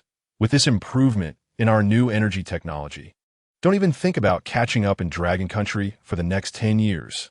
His voice echoed through the video, spreading far and wide like surround sound music. At the end of the video, someone behind Master Ma even raised a middle finger to the screen. Arrogant, arrogant, extremely arrogant. His remarks quickly sparked public opinion, and soon, Qian saw the number of comments under this video growing at an astonishing rate. Damn it, this guy is too arrogant. Really, this is way too arrogant. Is he really holding a press conference in Dragon Country? This is a provocation. Isn't it just bullying our Dragon Country's new energy vehicles for not being as good as theirs? What's there to be proud of? Maybe in a few days, our Dragon Country will come up with even better new energy vehicles. I really don't know what they are so proud of. It's not like our Dragon Country hasn't given them cancer treatment technology. Why be so petty? I support what the person above said. Their new energy technology hasn't been shared with Dragon Country either, and now they come to Caesar Market. Just based on his arrogant words, I will always support domestic products. Really, if we anger the people of Dragon Country, what good will it do for you? Let us see if Tesla can survive without the Dragon Country market. At first, there were angry curses, but soon, some of Master Ma's loyal fans began to appear. What can we do? The new energy technology of Dragon Country just can't compare to Tesla. Master Ma has opened up the technology. Who can we blame if Dragon Country can't catch up? It's still your Dragon Country that lacks capability. Exactly. Even after receiving guidance from Tesla, you still don't recognize the good in it and are slandering them. This is really the style of you Dragon Country people. Moreover, most of you probably own Tesla's new energy vehicles. Why do you still buy our Tesla new energy vehicles while claiming to support domestic products? Exactly. You Dragon Country people are like this. What you say and what you do are completely different. If you have the ability, why don't you produce even better new energy vehicles? The new energy technology of Dragon Country is indeed lagging behind that of the US by a lot. And this is a fact, but their current actions are quite incomprehensible. This made Qian suspect that Master Ma's arrogant behavior this time was perhaps specifically to retaliate against Dragon Country for not sharing cancer treatment technology. After all, in the eyes of many, while medicines that cure diseases are great, new energy technology that involves the future energy landscape sounds even more impressive and intimidating, seemingly better representing the technological advancement of a country. Qian stared at the screen, watching the wave of arrogance online, and couldn't help but curl his lips into a cold smile. Tesla's technology can't catch up with Dragon Country in 10 years. With just our controllable nuclear fusion technology, you won't even be able to catch up for decades. Okay? It's simply absurd. His heart was filled with indignation and disdain. Without a moment's hesitation, Qian quickly posted on social media, I want to make it clear that Dragon Country's new energy technology is by no means weaker than Tesla's.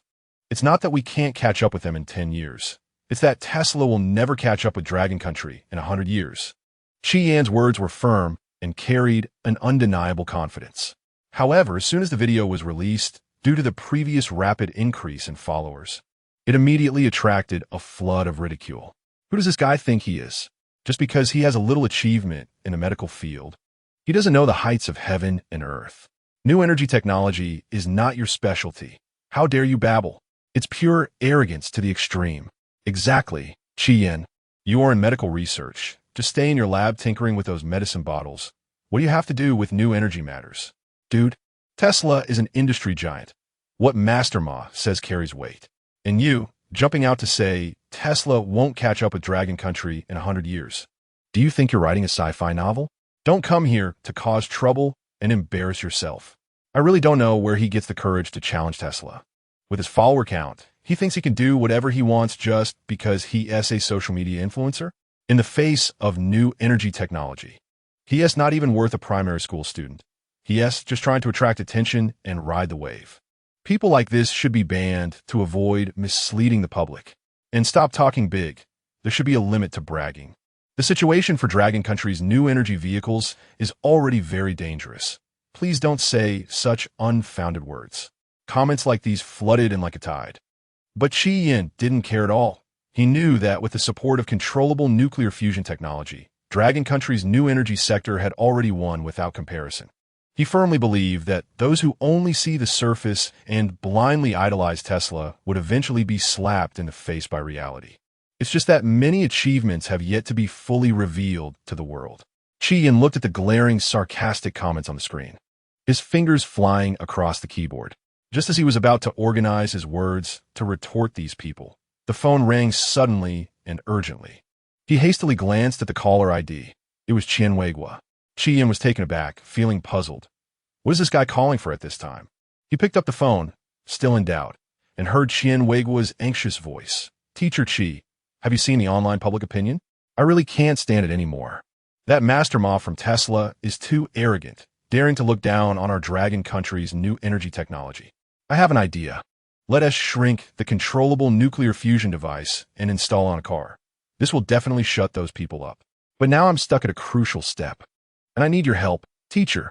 Chi-Yan's eyes widened. It's really happening just as he thought. Chapter 54.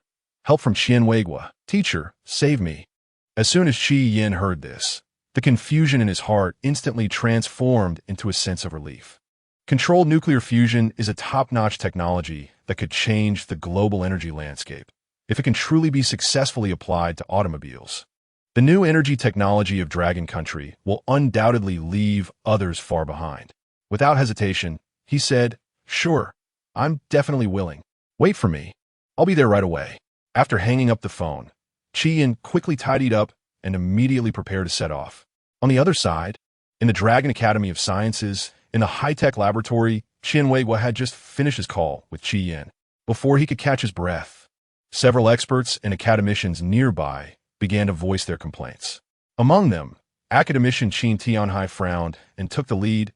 Weigua, why are you calling that Chi-Yin over? He's just a college teacher. The other academicians nodded in agreement, their faces showing clear disdain. An elderly academician expressed skepticism in his tone. The last time we had results in controlled nuclear fusion, while impressive, it was clearly your achievement, Qian Weigua. What role could Chi-Yin play? I know he might have some knowledge of medicine, but this is controlled nuclear fusion. They are completely different fields. He felt that in this profound new energy research field, Chi-Yin was simply an outsider, lacking the professional qualifications and research capabilities to match. As they exchanged words, the atmosphere in the office became oppressive. Qian Weigua felt anger rising within him and immediately retorted, You're wrong. Although Teacher Chi-Yin comes from college, his knowledge and innovative thinking far exceed your imagination. In the last controlled nuclear fusion project, he proposed several key ideas that helped me break through the bottleneck. However, these experts and academicians remained unconvinced, still stubbornly holding their opinions. Some even sneered, saying, Humph, what unique insights could a college teacher have? You must be exaggerating. Seeing their arrogant and prejudiced expressions, Qian Weigua felt helpless. He knew that continuing to argue with these rigid-minded, self-important individuals would yield no results and would only waste time and energy. So, he took a deep breath, stopped speaking, but his eyes revealed determination. He firmly believed that once Teacher Chi-Yin arrived, with his solid foundation and unique thinking. He would surely demonstrate extraordinary abilities in solving the key problems of miniaturizing the controlled nuclear fusion device, silencing those who looked down on him with facts. Qi Yin was anxious and rushed to the Dragon Academy of Sciences. At the entrance, the security personnel stood straight, with serious expressions, diligently fulfilling their duties. Just as Qi Yin was about to enter, the security guard extended his hand to stop him, politely yet firmly saying, "Sir, please show your identification." Qi Yin hurriedly took out his credentials and handed them over, politely stating, "I'm here to find someone." The security guard took the credentials and examined them carefully. When he saw that Qi Yin was a teacher from a college, a hint of disdain flashed in his eyes. Qi Yin was in such a hurry that he had grabbed the card he used for class. He quickly explained, "I really have matters to attend to here. Please let me in, my students are waiting for me." The guard slightly raised his chin, his tone turning cold. "Humph, this is the Dragon Academy of Sciences. A research hub, not somewhere just anyone can enter. Besides, how could your students possibly be here? You really should think before you speak." Qi Yin felt somewhat displeased, but patiently explained the reason for his visit. The security guard remained skeptical and showed no intention of letting him in, continuing to question him repeatedly. At that moment, Qian Weihua hurried over with a group of academicians. He called out from a distance, "Teacher Qi Yin, we've finally been waiting for you." The security personnel was instantly stunned, showing an expression of astonishment on his face. He never expected that this college teacher, whom he had looked down upon, would be treated with such importance by academician Qian Weihua, who even brought a group of esteemed academicians to personally welcome him.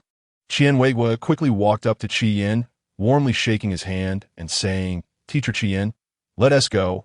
We need to hurry to the laboratory." He then turned to the security personnel with a hint of reproach in his eyes.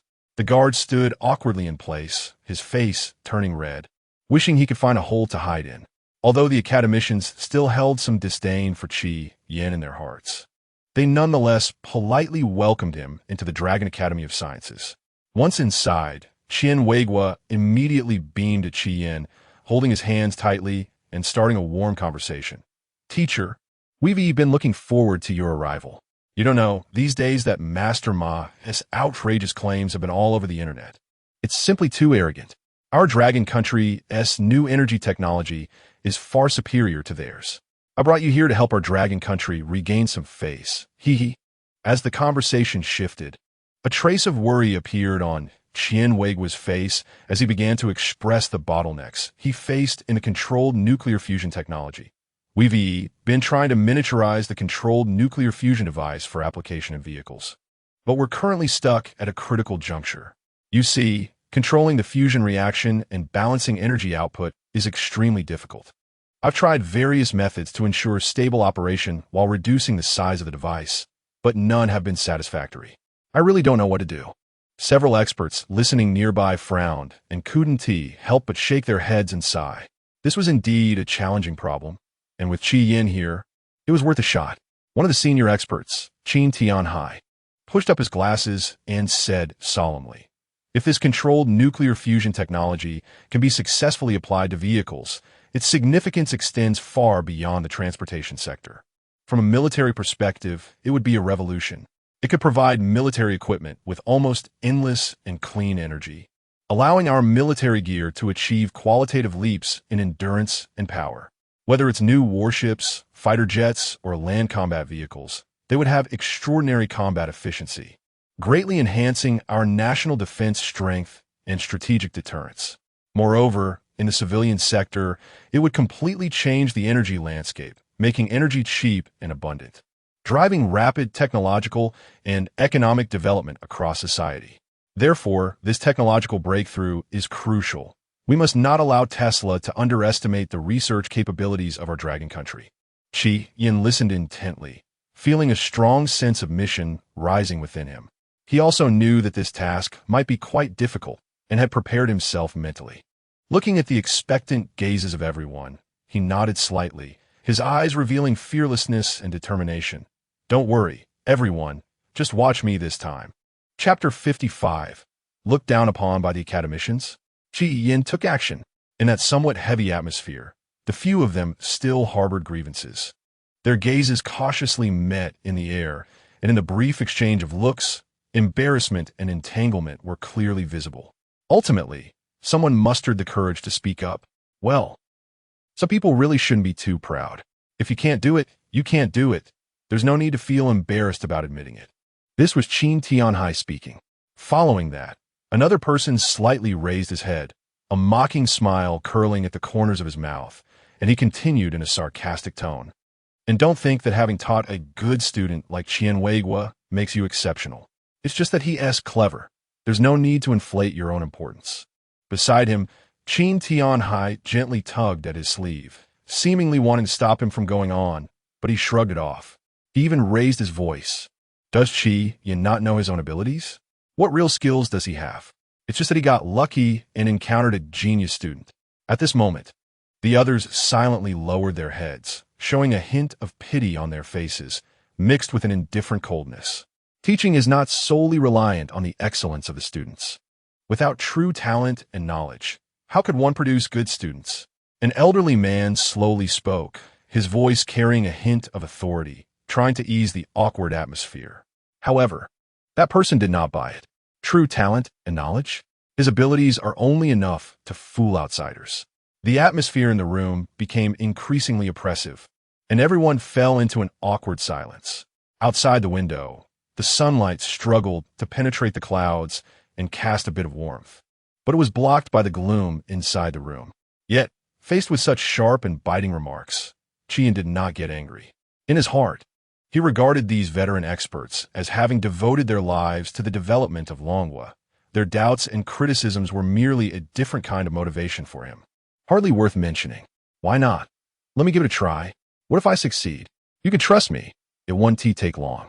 Qian slightly raised his head, his gaze steady and calm, and ultimately, he patiently asked in a low voice.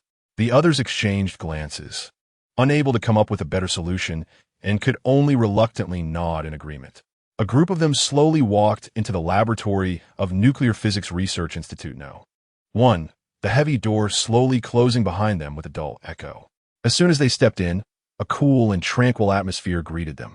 The space here was extremely spacious, with the walls covered in silver-gray metal panels, reflecting a cold sheen under the lights. Various intricate circuits wound along the ceiling and walls, connecting towering and precise instruments. Indicator lights blinked incessantly, pulsing rhythmically. In the center of the hall stood a massive controllable nuclear fusion device. It was 5 meters long and 10 meters wide, with its main body being a gigantic circular magnetic container made from special superconducting materials, glowing with a cold blue light. A unique representation of the superconducting state. Surrounding it were densely packed coils of varying thickness, arranged tightly and stacked layer upon layer.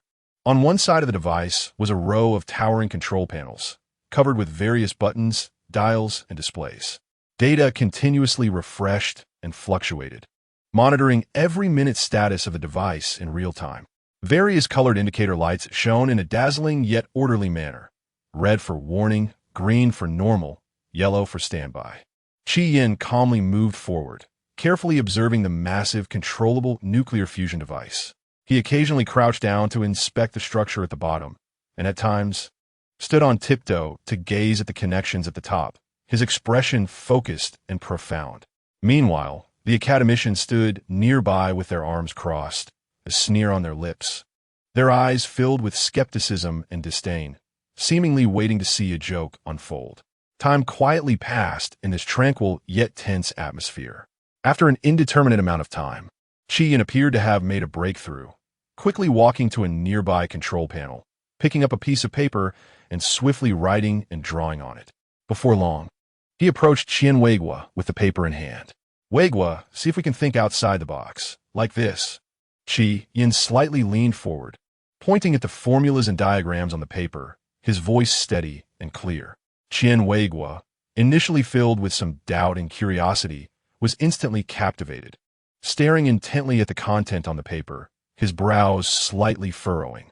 As Qi Yin explained in a simplified manner, Qian Weigua's eyes gradually widened, the confusion in them seemingly illuminated by a light, rapidly dissipating, replaced by surprise and sudden realization.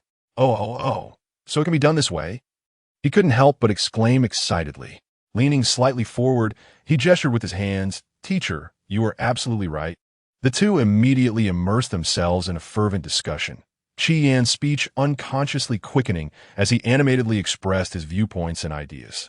Qian Weiguo frequently nodded, occasionally posing his own questions and thoughts, and at times revealing admiration for Chi Yan's brilliant answers.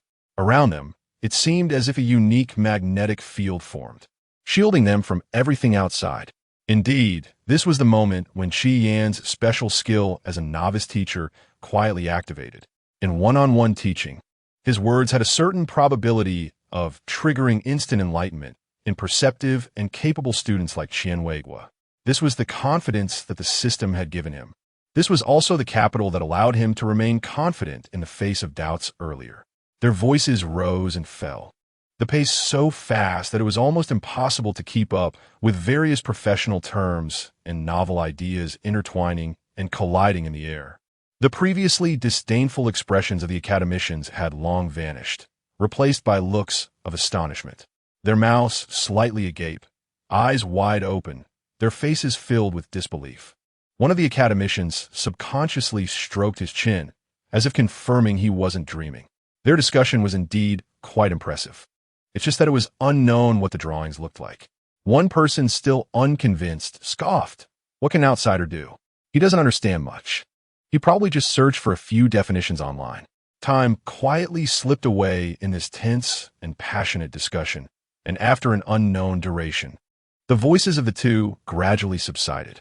The once blank paper was now densely filled with writing, a brand new diagram vividly brought to life, accompanied by complex lines and precise annotations, along with a series of new formulas. Let us go and take a look at the drawings they made. Chapter 56. The shocked academicians of the Dragon Institute. Chi Yin is incredible. Academicians Qin Tianhai and a few others approached Chi Yin and Qian Weiguo with hearts full of doubt and curiosity, their steps slightly hesitant. They gathered around the table laden with countless crystallized wisdom. At first, the academicians merely glanced at the paper, seemingly suspecting it contained nothing but nonsense. However, just moments later, their gazes were deeply captivated, gradually becoming focused and serious. Qin Tianhai was the first to pick up a pen and paper, starting to deduce according to Chi Yan's ideas, his fingers quickly dancing over the calculator. His brow furrowed, and the wrinkles on his forehead deepened as he muttered calculations, carefully substituting and computing each formula. Nearby, academician Li also leaned in, his eyes fixed on the paper, nodding and shaking his head intermittently, unconsciously gesturing with his hands as if simulating the flow of energy in the air. As the deductions progressed, their expressions became increasingly astonished. Initially thinking it was just a young person's reckless attempt, they were surprised to find that this seemingly fanciful idea was intricately connected, logically sound, and highly feasible. If the device were modified according to Chi Yan's theory, it seemed genuinely capable of breaking through existing bottlenecks, magically shrinking a massive volume down to the size of an engine. This breakthrough meant that controllable nuclear fusion technology would no longer be the exclusive domain of large research facilities, but could potentially enter broader application fields like a nimble sprite. The academicians paused their actions and slowly raised their heads. The disdain and contempt in their eyes towards Chi Yin had completely vanished, replaced by deep admiration and respect. Their gazes seemed to say that this young man was not just a name, but truly possessed profound academic attainments and extraordinary innovative thinking. Other researchers around them also cast their eyes over. Young research assistant Xiao Wang's mouth hung open, his eyes wide as saucers, his face filled with disbelief. Internally marveling, how is this possible? Such a complex problem, and he can resolve it so easily? Senior researcher Lao Zhang squinted slightly, his expression shifting from initial skepticism to surprise and admiration. He adjusted his glasses, seemingly wanting to see this miracle-making young man more clearly. How little time had passed since they were still questioning and observing, while Chi Yin had already collaborated with Qian Weiguo to create such a groundbreaking device. Qin Tianhai couldn't help but murmur to himself. Remembering Qian Weiguo's earlier admiration for Chi Yin, everyone suddenly realized that what Qian Wei was said was all true. Qi Yin was indeed the core figure holding the key to advanced technology. A young researcher, Xiao Zhao, jumped up excitedly and exclaimed, "This is simply amazing. I was blind before and almost missed out on a true genius." Nearby, lab assistant Xiao Li nodded in agreement, saying yes. Such a brilliant idea has come to fruition in such a short time. Qi Yan's abilities are truly admirable. If this is applied, we will stand at the forefront of technology. Academician Qin Tianhai took a deep breath, breaking the brief silence. Qian, we were indeed short-sighted, and I apologize for our previous offense. Your achievement may very well rewrite the historical process of controllable nuclear fusion research. The other academicians also looked at Qi Yan, their faces slightly red, but each one offered a generous apology. In research, those who are capable are the teachers, since Qi Yan was stronger than them. There is nothing shameful about apologizing. Qi Yan smiled modestly. You flatter me, academicians. This is also the result of everyone's collective discussion. I merely proposed some new ideas. However, everyone understood that Qi Yan's contribution was far more than just ideas. From this moment on, Qi Yan's status in their hearts had undergone a tremendous transformation, becoming a leader in their eyes who could guide them to break through research dilemmas and embark on a new future. Qi Yan's humble and tolerant attitude made them feel even more embarrassed. A slight blush appeared on Qin Tianhai's face, a mix of shame and regret, his eyebrows slightly lowered, his eyelids drooping as he dared not meet Qi Yan's gaze. We old folks, relying on our seniority, have made such a serious mistake. We truly feel ashamed. The other academicians echoed in agreement, with academician Li adjusting his glasses, his eyes full of guilt. His lips were pressed together, and his brow furrowed deeply, seemingly self-reproaching for his previous behavior. Yes, we have indeed been unfair, blinded by prejudice, completely failing to see your extraordinary talent. Another academician sighed deeply, his face full of frustration, looking up at the ceiling as if seeking comfort. We were still self-righteously pointing fingers at you. Looking back now, it's utterly ridiculous. The academicians still felt somewhat guilty, so they kept apologizing, making Qi Yan feel a bit embarrassed. After all, the academicians present were all in their 70s or 80s, and several foundational pillars of Dragon Nation were built by them. Qi Yan wore a faint smile, his eyes calm and forgiving, the corners of his mouth slightly raised, revealing a few white teeth. He waved his hand lightly, the gesture graceful and natural, saying, "There's truly no need for you all to feel so guilty. The path of science is filled with doubt and exploration. Your previous attitudes were merely cautious considerations of research results, which I completely understand." Qin Tianhai lifted his head, his gaze filled with gratitude and admiration, his eyes slightly moist, bright, and resolute. A true teacher should be like this. Your ability to forgive us so generously is truly admirable. Your broad-mindedness can accommodate all rivers. We will take you as our example, discard prejudice, and work together with you for the research of controllable nuclear fusion. The other academicians nodded in agreement, and in their gazes towards Qi Yan, alongside the previous admiration, there was now a greater sense of closeness and trust. Meanwhile, Qian Weiguo was already overjoyed, as his teacher had finally gained recognition from all the academicians in nuclear physics. At that moment, he was happier than if he himself had been recognized, because he knew Qi Yan's selfless dedication, almost single-handedly pulling them, these specialists, to safety. He had persisted for 3 years, even using his own salary to fund the research. After the results came out, he asked for nothing in return. How could such a teacher not move people? Chapter 57: Invitation for Qi Yan to join the Dragon Academy of Science. However, just as Qi Yan was about to propose his plan to develop and apply for the technology to miniaturize the controllable nuclear fusion device, he was interrupted. A group of expert academicians instantly broke into smiles, filled with excitement and satisfaction. "We can take care of these small matters. You don't need to worry about them personally." Yes, we'll handle it." They all expressed that these subsequent affairs would be fully managed by them, and Qi Yan need not trouble himself with them. "All right, then I'll relax a bit." Qi Yan sighed in relief. just as he began to truly enjoy this moment of ease. He noticed that all the experts and academicians were suddenly focused on him. Their gazes were as intense and bright as spotlights, leaving him somewhat at a loss. Thinking that these people wouldn't be looking at him unfavorably again, would they? At this moment, Qin Tianhai slowly stood up, his eyes filled with immense seriousness and anticipation. And in a steady and powerful voice, he said, "Teacher Qian, on behalf of the Dragon Academy of Science, I sincerely invite you to join us. The reason being your outstanding talent and unique wisdom demonstrated in the field of controllable nuclear fusion, which is comparable to that of Qianweigua. We have decided to request approval from higher authorities to promote you to an academician without the usual qualifications." As soon as these words were spoken, the conference room fell silent for a moment, and there was a dead silence. However, the surrounding experts and academicians had expressions full of shock and expectation, whispering among themselves, feeling both surprised, and yet it seemed natural for this exceptional move. One must understand that the status of an academician in the research community is supreme. They are the guiding stars of academia, controlling the lifeblood of numerous research projects. A single decision can sway the flow of research funding, and a single word can summon elite researchers from various fields. Their honor and influence are like brilliant stars in the scientific community, leading countless researchers to look up and follow. At this moment, Qi Yin, who was under the spotlight, stood there in a daze, his eyes filled with confusion.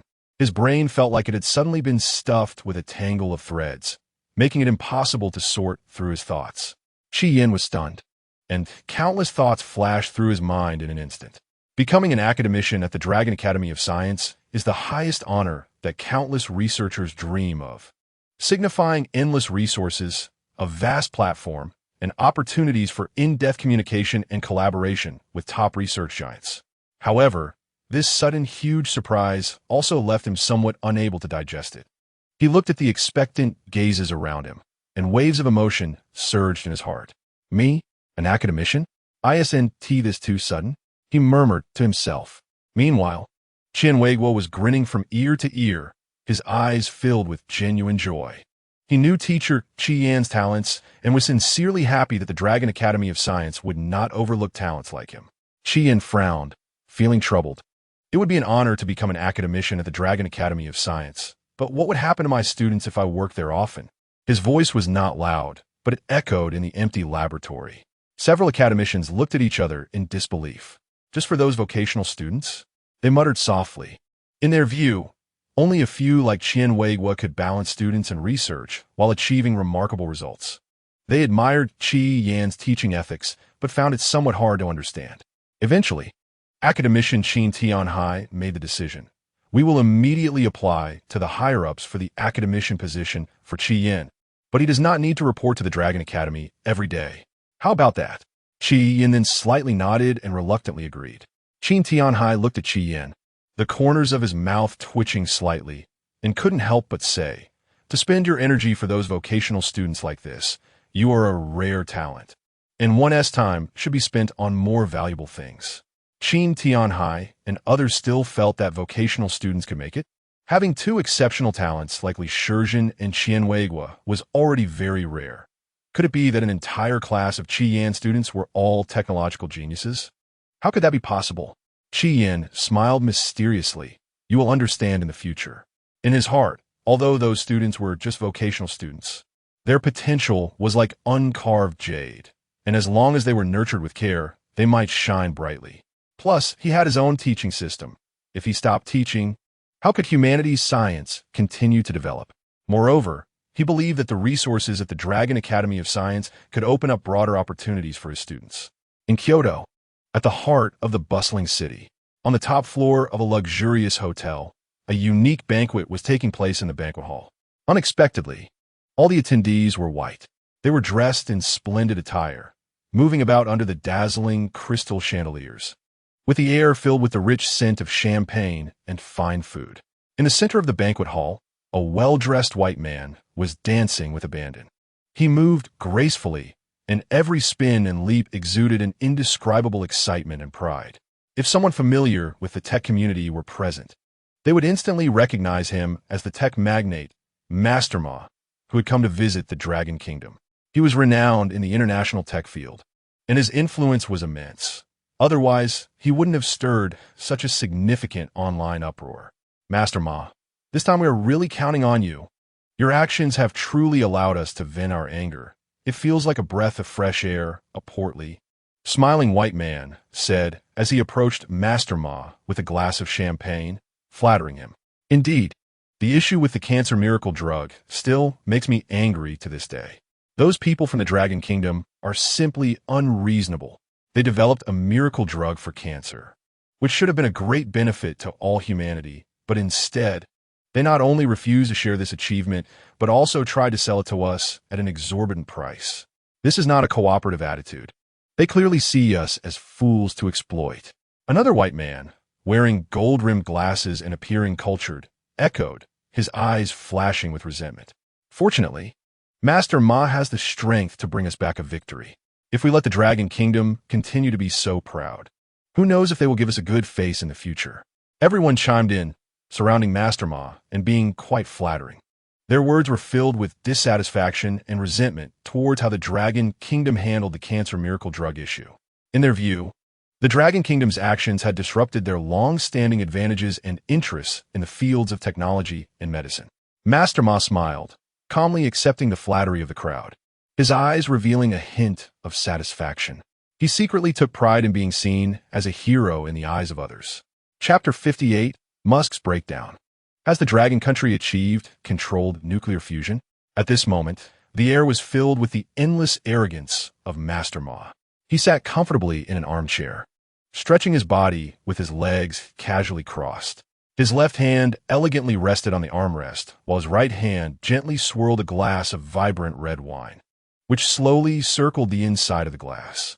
Suddenly, he slightly tilted his head back, the veins in his neck slightly bulging, and a highly exaggerated sneer appeared at the corner of his mouth as he made an extremely arrogant statement. This sound came out heavily from his nasal cavity, filled with strong disdain.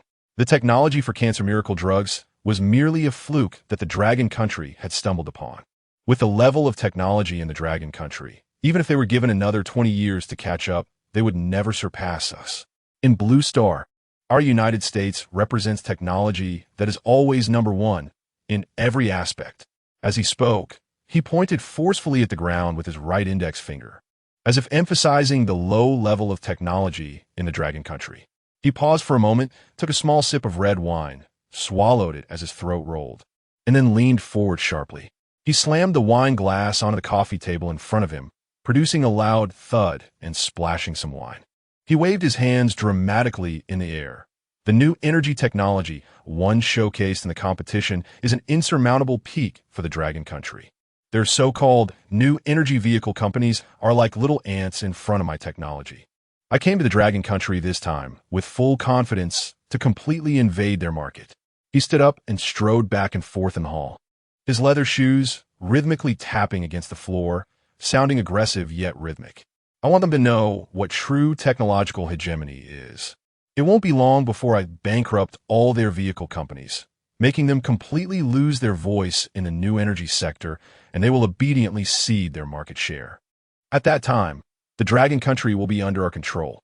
He crossed his arms over his chest rising and falling violently, his eyes filled with arrogance and pride, as if he could already see his victory. Master Ma's voice echoed in the banquet hall. Good. Master Ma is absolutely right. By then, the Dragon Country will have no choice but to listen to us. Ha ha ha ha ha. Everyone was lost in the illusory joy of victory. Just as the banquet hall was filled with laughter and anticipation for the division of the future Dragon Country market, a sudden sound of hurried footsteps broke the seemingly harmonious atmosphere. Hud. A white man rushed towards the crowd in a panic, sweat beads rolling down his forehead, his eyes filled with terror and unease. It's bad. His voice trembled slightly, instantly attracting everyone's attention. The smiles on everyone's faces froze, and a sense of foreboding spread through the air. Master Ma looked at the man with disdain, but the man gasped for breath, completely oblivious to Master Ma's expression, and struggled to speak. The Dragon Country's Lonka Institute. They just suddenly announced a major news. They have successfully developed controllable nuclear fusion and claim that this technology is fully mature, not only applicable in the military field, but will also shine in civilian applications, such as in vehicle companies. As soon as this was said, the entire banquet hall seemed to have been muted, followed by a collective gasp. The expressions on everyone's faces were instantly replaced by shock, their eyes wide and mouths agape, seemingly unable to believe their ears. How is this possible? Controllable nuclear fusion has always been a difficult problem that the global scientific community has been striving to overcome. How could the Dragon Country achieve a breakthrough so easily? An elderly man with white hair shook his head in disbelief, nearly dropping his wine glass. The once arrogant and proud expression on Musk's face had vanished, replaced by shock and confusion. His brows furrowed tightly, his eyes revealing a hint of panic, and his body unconsciously leaned forward, as if wanting to get more confirmation from the messenger. Are you sure the news is true? Could it be that they are just bluffing? His voice lost its usual calmness, tinged with urgency. People around him began to whisper and discuss. The banquet hall, once filled with arrogance and disdain, was now shrouded in a heavy and uneasy atmosphere, as everyone struggled to digest this sudden bombshell news. Controllable nuclear fusion is one of the ultimate dreams of the scientific community. The energy it contains could change the entire global energy landscape. Once realized, it would be an inexhaustible and renewable clean energy source. It would allow humanity to completely free itself from dependence on traditional fossil fuels and bring unprecedented changes to the military, reshaping everything from power systems to strategic deterrence. The United States has invested countless human, material, and financial resources in this area, gathering the country's top scientific elites and spending decades of time. Yet they have remained trapped in numerous technical challenges. The ultra-high temperature and pressure control, the constraints and stabilization of plasma, each of these is an almost insurmountable barrier. They have thought they were on the verge of a breakthrough countless times, only to be pushed back to square one again and again. Master Ma's lips trembled slightly as he muttered to himself, "This is impossible. How could they have conquered a problem that has eluded us for many years so quickly?" His hands unconsciously clenched, his knuckles turning white from the force, and his body swayed slightly. The people around him also fell into a state of extreme disbelief, echoing in agreement. Exactly. How is this possible? How could they break through so quickly and have it be mature? I don't believe it. This must be a lie. It must have taken a long time to achieve this. How could they have broken through so quickly? This news, how could we in the United States not know? Someone angrily smashed their wine glass on the ground. The sound of glass shattering piercing through the silence of the banquet hall. Others paced back and forth, scratching their heads, mumbling that everything must be fake. The faces of the people at the banquet darkened, as if they could drip water. Their hearts instinctively rejected this news. But reason told them that with the authority and international influence of the Lonka Institute, such a declaration concerning a significant national scientific breakthrough could not be a joke. Nor was there any need to lie. Everyone's hearts were in turmoil. If this news were true, what would they do now? Chapter 59. Tesla's stock price plummets. Military rushes to Lonka Institute. How is this possible? We've invested so much in a new energy sector. How could they suddenly overtake us? Musk's voice was slightly hoarse, his eyes filled with unwillingness and anxiety. Tesla's proud new energy technology was nothing compared to controllable nuclear fusion. Their technology ultimately relied on limited power storage and conversion, while controllable nuclear fusion promised near-endless energy supply. As expected, Tesla's stock price began to plummet. Investors fell into panic, hastily selling off their shares. It's over. It's really over. Master Mom muttered to himself, sensing that this storm would bring him immense impact. The company's market value was rapidly shrinking, and the once grand business blueprint became unclear at this moment. News about Lonka's breakthrough in controllable nuclear fusion spread quickly. Soon, those investors who had once flocked to him began to waver, and partners called to inquire about the situation. The media also caught wind of the story, preparing to report on this astonishing reversal. The news swept across the internet, public opinion rapidly polarizing. With controllable nuclear fusion emerging, who would still buy those so-called new energy vehicles? It was like trying to grab a bicycle when electric cars were available. Musk's earlier arrogant proclamations still lingered online. But now netizens began to mock him. Oh, isn't this the once mighty Master Ma? He said he would bankrupt our car companies. But now? With Lonka Institute's controllable nuclear fusion technology out, let's see who gets eliminated by the times. A netizen sharply commented on social media, posting a photo of Musk's previous charismatic speech, now edited with a clown's red nose. Some people, who always revered foreign technology, thinking the moon abroad was rounder than at home. How does it feel to get slapped in the face? Another netizen's comment quickly garnered thousands of likes. People began to dig up past statements that blindly praised foreign technology while belittling domestic research capabilities, criticizing them one by one. Back then, they boasted endlessly. How does it feel now? They thought it was some sort of dogma, but it was just empty talk. Previously, some said our Longwa would take another 20 years to catch up to their technological level. How do they explain it now? This breakthrough in controllable nuclear fusion is enough to prove our scientific research potential is limitless. Various related topics quickly rose to the trending list, with heated discussions in the comment sections. Some directly mocked Master Ma and others, creating various funny memes and jokes circulating online. Those who once bragged about Tesla's invincible new energy technology, shouldn't they be quiet now? Our Longwa is about to enter a new era of energy revolution. The world will belong to controllable nuclear fusion.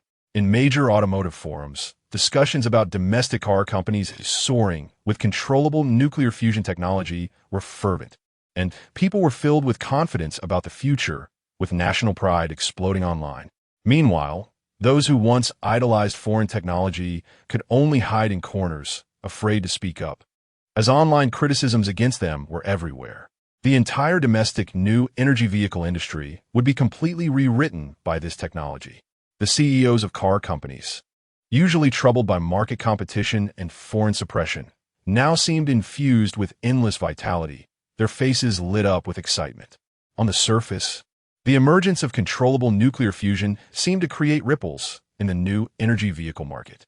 After all, once this disruptive technology is widely applied, energy acquisition will become nearly inexhaustible, cost-effective, and low-priced. Compared to the battery storage and charging modes traditional new energy vehicles rely on, this is a monumental leap. Existing product architectures and technological routes may face revolutionary adjustments. The battery technologies and range solutions that were once invested in could be reshaped. However, for current domestic new energy vehicle companies, what lies behind this is more of a counterattack, a dawn of triumph. Unlike before, struggling to survive in the international market, foreign car companies used technical barriers, brand advantages, and united capital and public opinion to arbitrarily suppress domestic new energy vehicles. They used public opinion to smear and undermine product quality and innovation capabilities, making it extremely difficult for domestic car companies. Every inch of overseas territory expanded. Every technical hurdle overcome came at a cost of countless blood and sweat. The birth of controllable nuclear fusion in Longwa carries a completely different significance. The autonomous controllable nuclear fusion achievements of Longwa mean subsequent energy-related technology development. Local companies can take advantage of their strong research foundations to prioritize obtaining technical spillover benefits, revamping power systems, optimizing energy conversion processes, and letting product performance lead the way. From the perspective of the industrial chain, new materials and new infrastructure derived from controllable nuclear fusion are like fertile soil, nourishing car companies to grow robustly. The supply chain is no longer constrained by external factors. Key resources like rare earths can be efficiently allocated within the internal cycle, creating cost advantages and supply stability. Now, the CEOs of car companies could not hide their joy. Gathering in KTV private rooms, their spirited singing and clinking glasses were a release of pent-up emotions and a vision of a promising future. Beyond the impact on car companies, the most affected by controllable nuclear fusion is the military. Today, many high-ranking military leaders were also thrilled and unable to sleep after hearing the news about controllable nuclear fusion. Previously, while the technology had already made breakthroughs, It was only known to a select few top figures due to confidentiality principles. However, according to reliable sources, the controllable nuclear fusion technology has now matured and can even be scaled down for civilian use. Longwell was no longer pretending. It directly laid its cards on the table. I am indeed formidable. What is wrong? Almost immediately after the news spread, several important figures in the military sprang into action, ignoring the deep night. They quickly arranged vehicles and rushed towards Lonka Institute at lightning speed. The vehicles sped down the highway. The night scenery outside the windows blurred past like a series of paintings, while the expressions of the high-ranking leaders inside were serious, yet filled with anticipation. They knew that in this era where technology dictates the outcome of wars, being the first to master controllable nuclear fusion technology and apply it in military settings was akin to wielding an indestructible blade on future battlefields. When the convoy arrived at Lonka Institute, the entire campus was brightly lit, busy researchers bustling about. The military leaders quickly entered the research building, their footsteps echoing in the empty hallway. "Where's Qin Tianhai? I want to find him," an old general shouted with authority. Chapter 60, Shocked. The military wants to capture Qian? After meeting with the experts from the Dragon Institute, the military representatives showed no signs of pleasantries or small talk, directly stating their intentions. They hoped that controllable nuclear fusion technology could be applied to the military field at the fastest speed and the highest level. Whether it was upgrading the power systems of new warships, expanding the energy endurance of long-range strategic weapons, or building an energy self-sufficiency system for military bases. This technology would bring revolutionary breakthroughs. For an entire day, Qin Tianhai received key figures from the Army, Navy, and Air Force.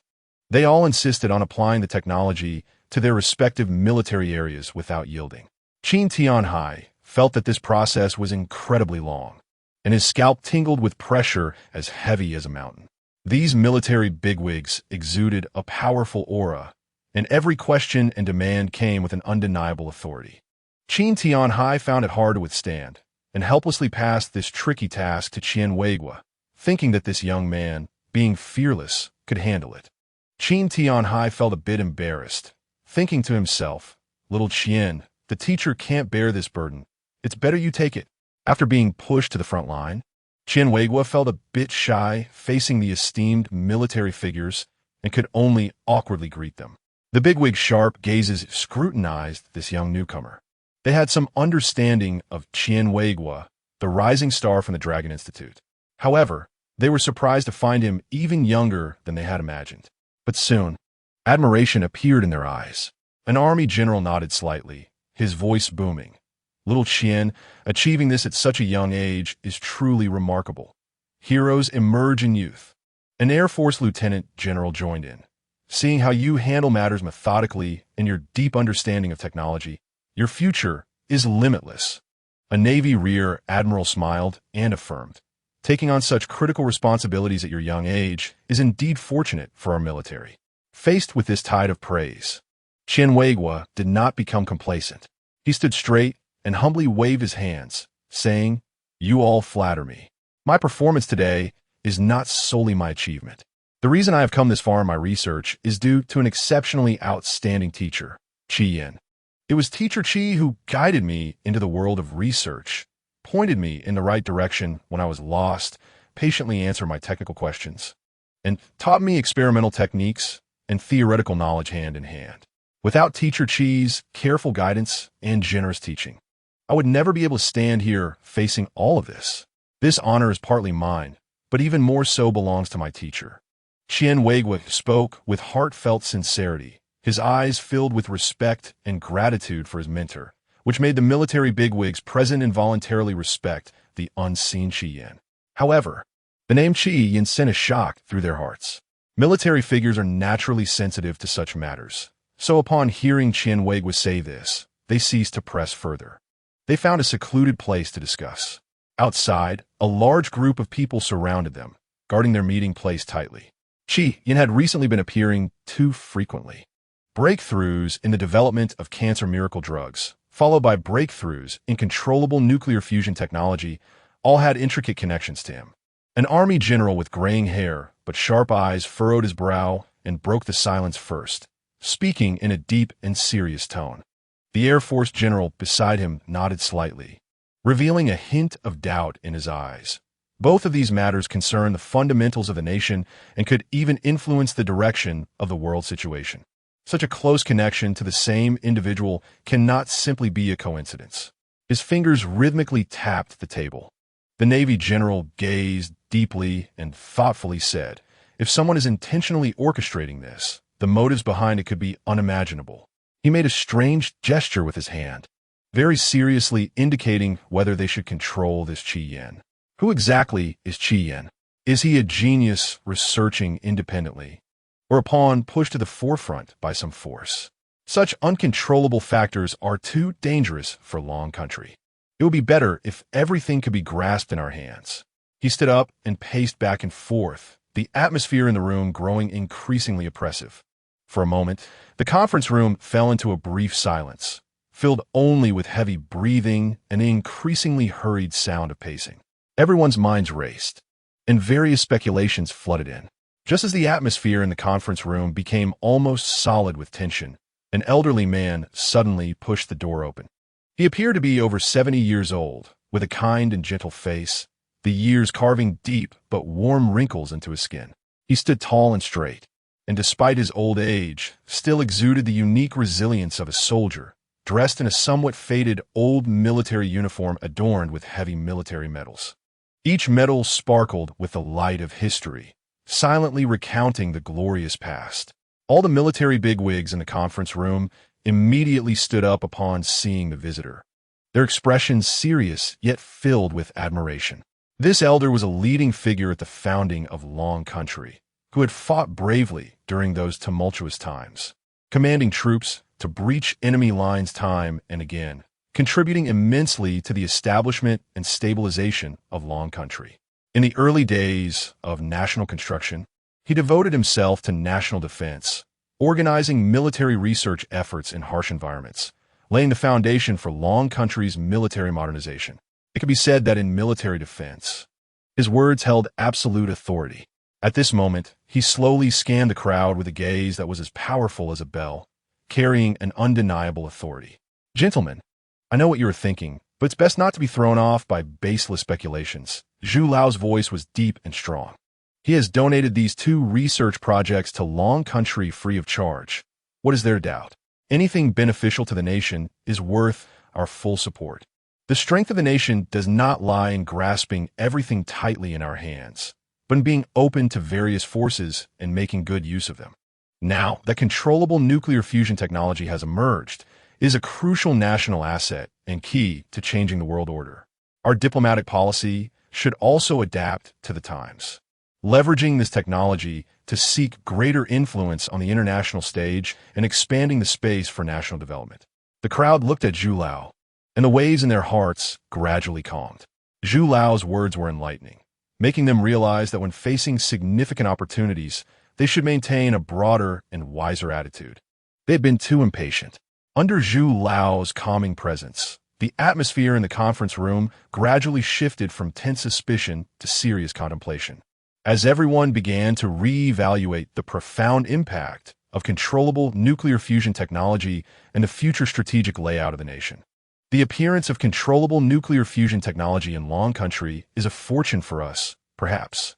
It is time for Long Country to change its diplomatic policy. Zhu Lao's lips curled slightly, and a glint of sharpness flashed in his eyes. Chapter 61: The United Nations General Assembly, Dragon Country's Arrogance.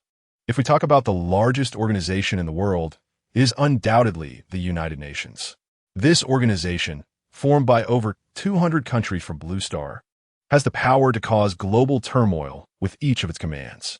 Inside the venue of the United Nations General Assembly, the first thing that catches the eye is the enormous semicircular arrangement of seats, with rows of tables and chairs neatly and orderly placed. The dome of the venue is exceptionally high, adorned with magnificent and dazzling chandeliers, where countless crystal pendants reflect brilliant light under the illumination. Flags of various countries stand around the venue, gently swaying in the breeze. On the podium, there is a simple and solemn platform, with a wooden surface gleaming with a stable luster, and a microphone standing silently. The walls of the venue are embedded with profound artistic murals, depicting beautiful visions of world peace or showcasing historical moments of humanity working hand in hand, silently conveying the principles and ideals of the United Nations. Representatives from various countries enter one after another, dressed in their national traditional costumes or formal uniforms, quietly exchanging ideas as various languages intertwine, forming a unique hum. The gathering of representatives from various countries is quite spectacular. At first glance, it seems like 100 schools of thought contending, with diverse cultures and different political ideologies colliding here, each country having the opportunity to express its stance and demands, presenting a lively and vibrant scene. However, in reality, there are 5 permanent members of the Security Council akin to the 5 hegemons of the spring and autumn period, with the 5 parts seemingly on equal footing. Yet it appears like the tripartite confrontation of the 3 kingdoms, where the game and balance among a few superpowers become the key to the subtle equilibrium of international relations. Behind this, there is even a faint indication of a dual king battle, with the tension of competition and confrontation between 2 major powers permeating the discussions of many significant issues. At this moment in the United Nations General Assembly, the noise is as usual. Some small countries, under the instigation of the United States, are unfoundedly and maliciously slandering Dragon Country, fixating on the issue of cancer miracle drugs. They even spread rumors that Dragon Country's technological advancements are results of plagiarism. As the United Nations ambassador from Dragon Country, Wang Gang is engaged in a war of words with them, fiercely defending his position.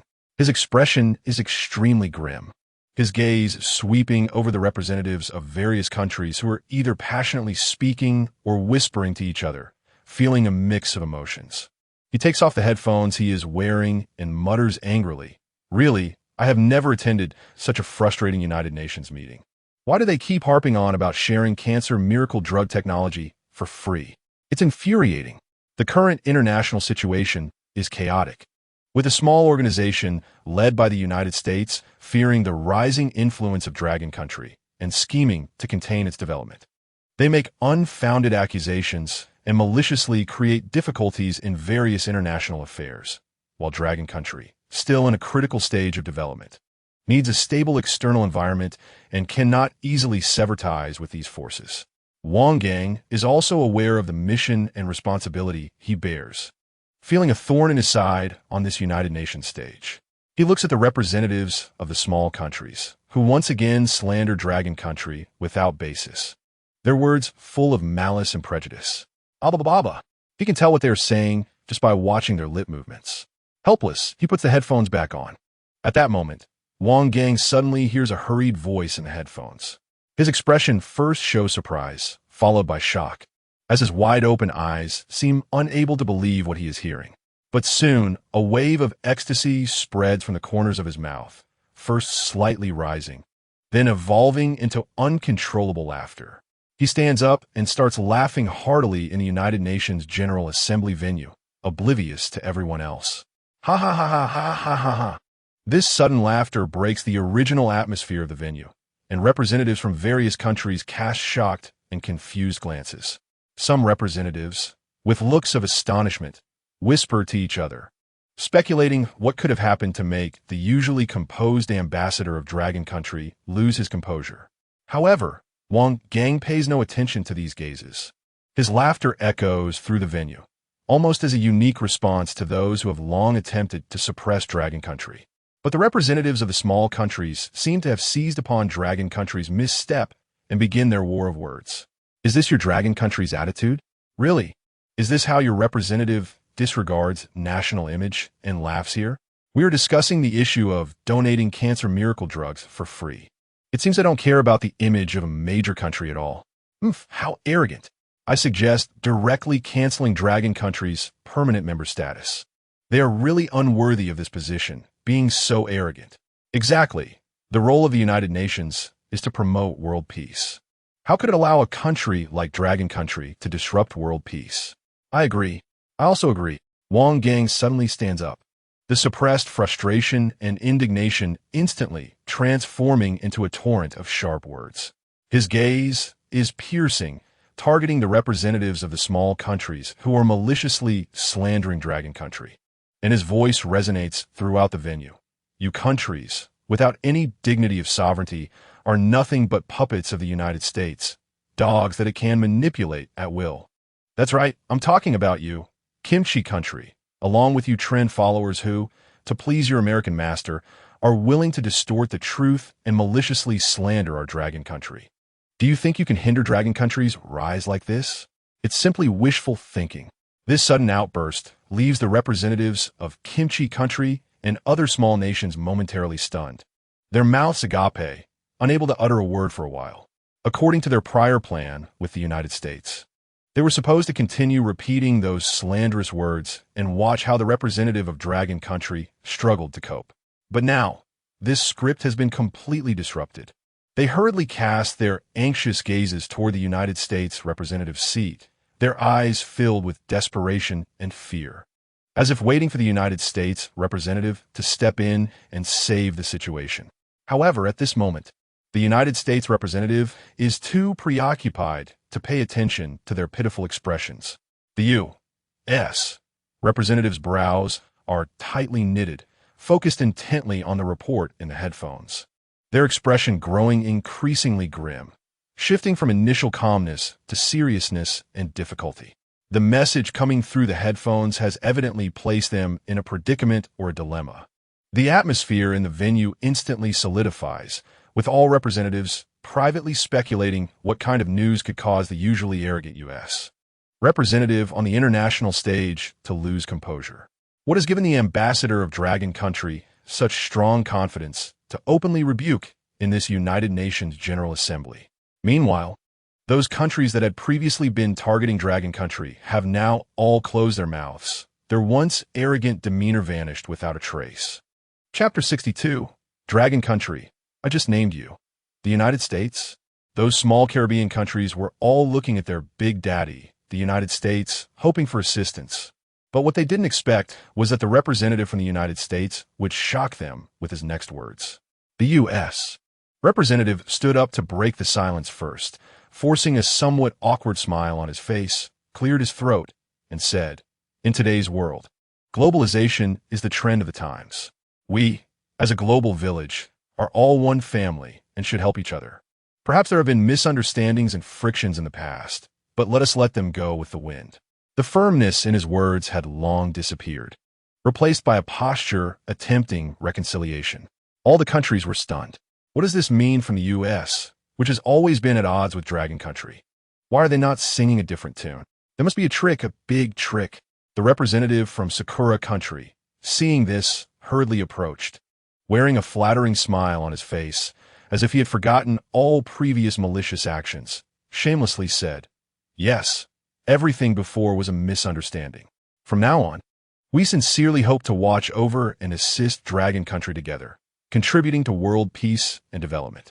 In the United Nations, it has become a tradition for them to say whatever the U.S. says. The tone of flattery echoed in the conference hall, making Wang Gang feel disgusted. Meanwhile, the small countries that had previously rallied behind the U.S. were now dumbfounded. They looked at each other, filled with confusion and disbelief, unable to comprehend why the situation had suddenly turned upside down. Just a moment ago, they were united in attacking and slandering Dragon Country, and now they were all changing their tune, trying to curry favor. They felt uneasy, their originally confident plans completely disrupted, and could only wait helplessly for further developments in this rapidly changing situation. Wang Gang, however, wore a cold smile as he watched this dramatic scene unfold.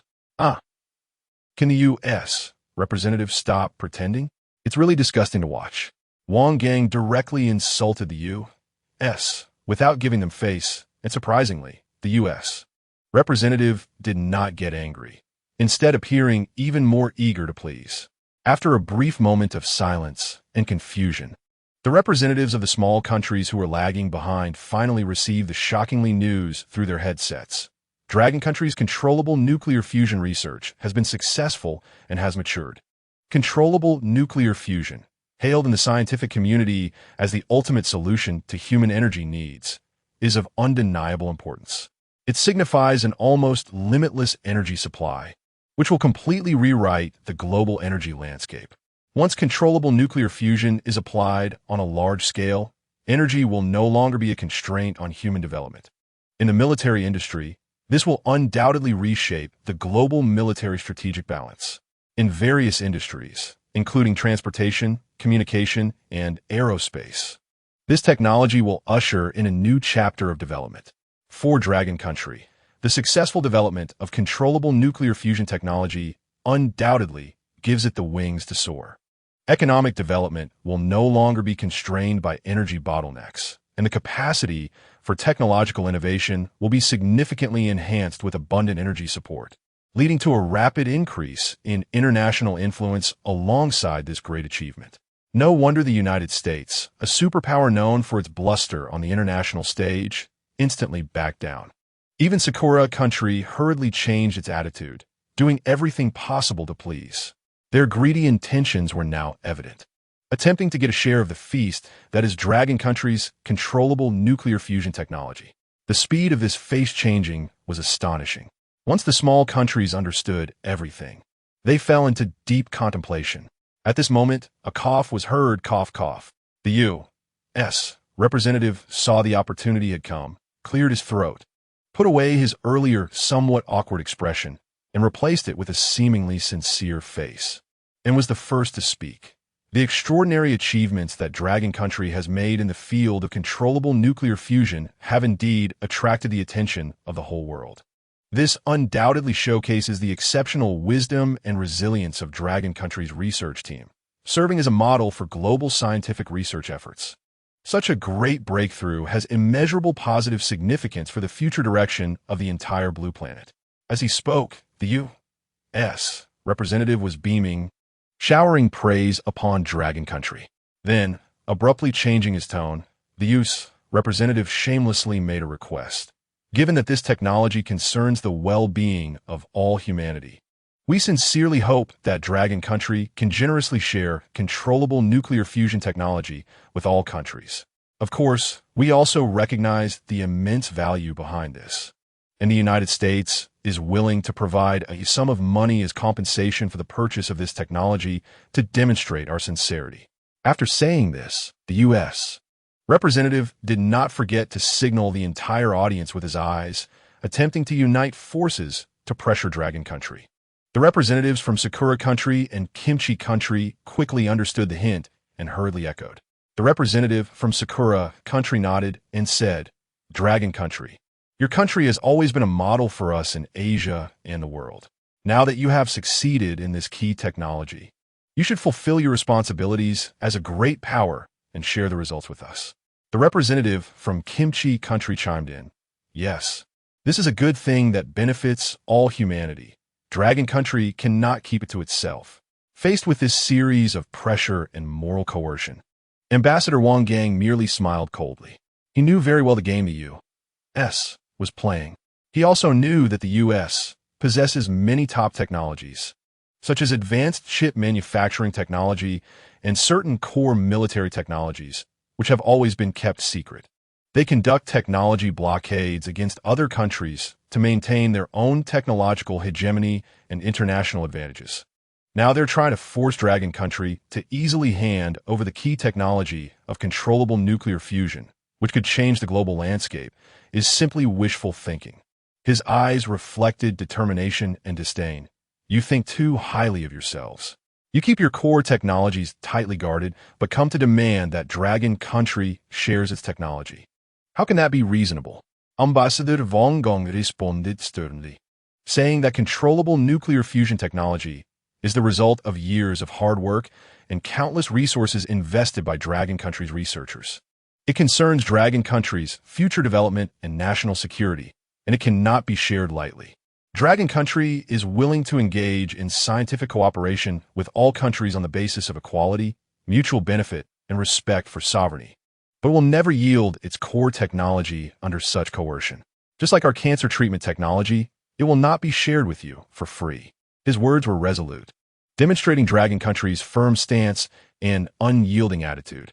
The U.S. representative, seeing Dragon Country's strong refusal, immediately flew into a rage, his face turning red and his voice rising several decibels.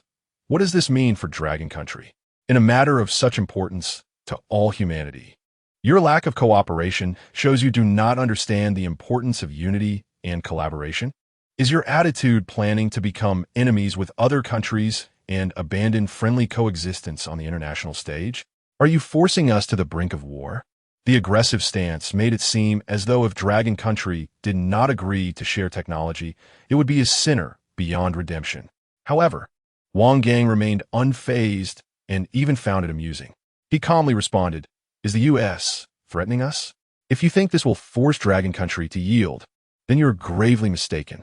Fine, since you're so aggressive, Dragon Country can now withdraw from the P5 and leave the United Nations. We have our own development path and bottom line, and we will never compromise under such unreasonable demands." Wang Gang had come with the country's intentions, especially now that he had the backing of controllable nuclear fusion technology. He had strong support and significant negotiation leverage, a strategic advantage gained from Dragon Country's scientific research strength, not to be used as a bargaining chip to be coerced by other countries. Upon hearing Wang Gang's words, the U.S. representatives were taken aback. They had initially intended to use their hegemony to exert pressure and force the Dragon Country to comply, but they did not expect the Dragon Country to be so resolute. Chapter 63. Longwa is about to withdraw from the 5 permanent members, and the United States is in a panic. The American representative hurriedly smiled and said in a rushed tone, "It was just a joke earlier. Please don't take it seriously." Longwa's position in the United Nations is crucial, and the stability and development of the United Nations cannot do without Longwa's participation. They know very well that once Longwa really decides to withdraw, the influence of the United Nations will be greatly diminished. The international order will also fall into chaos, and the United States' attempt to continue dominating the existing international system will be completely thwarted. Although the United States is reluctant, it truly has no countermeasures in the face of Longwa's tough stance. The once arrogant and domineering attitude, which aimed to pressure Longwa into submission, gradually dissipates, and they can only temporarily suppress their calculations, preparing for a long-term strategy. After all, Longwa now holds the trump card of controllable nuclear fusion, which is no longer something they can easily manipulate. With controllable nuclear fusion technology, Longwa will completely break free from constraints in the energy sector, and industrial development will soar, while technological innovation will accelerate due to ample and cheap energy supplies. In military terms, the potential strategic advantages brought by this technology cannot be underestimated, ensuring national security and sovereignty. Economically, the significant reduction in energy costs will enhance the competitiveness of Longwa's products, attracting more international capital and cooperation projects. Moreover, as time goes on, Longwa, leveraging this technology, will surely make substantial progress in various fields, continuously increasing its comprehensive national strength. It will definitely surpass the United States. It's just a matter of time. Today, as United States, while still a world power, has begun to show anxiety and helplessness in the face of Longwa's formidable technological breakthrough. Meanwhile, those small countries that have always followed the great powers have also keenly sensed the subtle changes in the world order. They have begun to privately assess how to interact with Longwa. Some visionary small countries realize that by closely aligning with Longwa and actively seeking cooperation opportunities, they might gain a share in the future global economic and technological transformations. They want to ride the fast train of Longwa's development rather than continue to follow in the shadow of American hegemony, acting as pawns and cannon fodder. Thus, they have started to reassess their diplomatic strategies, attempting to extend an olive branch to Longwa in hopes of securing a favorable position in the formation of the New World Order. However, on the side of Master Ma, he anxiously inquired of the American tech and political giants whether there was a way to suppress Longwa's controllable nuclear fusion technology. He also asked if the United States could contribute similar research projects. However, he received a firm rejection. At that moment, he was completely stunned, with only one thought left in his mind. This can't be played anymore. Tesla's stock continued to plummet, and Master Ma looked at the constantly declining stock price curve. with his inner anger and helplessness erupting like a volcano. In order to minimize losses, Musk reluctantly decided to sell existing vehicles as quickly as possible to recoup funds and temporarily weather the storm. But when he turned his gaze to the Longwa market, he found that Tesla's cars were facing unprecedented difficulties. The Longwa market was no longer buying. He couldn't sell. On various online platforms, discussions about Tesla exploded, with all kinds of comments flooding in. With controllable nuclear fusion technology-enhanced cars about to be released, who would still buy ordinary electric cars?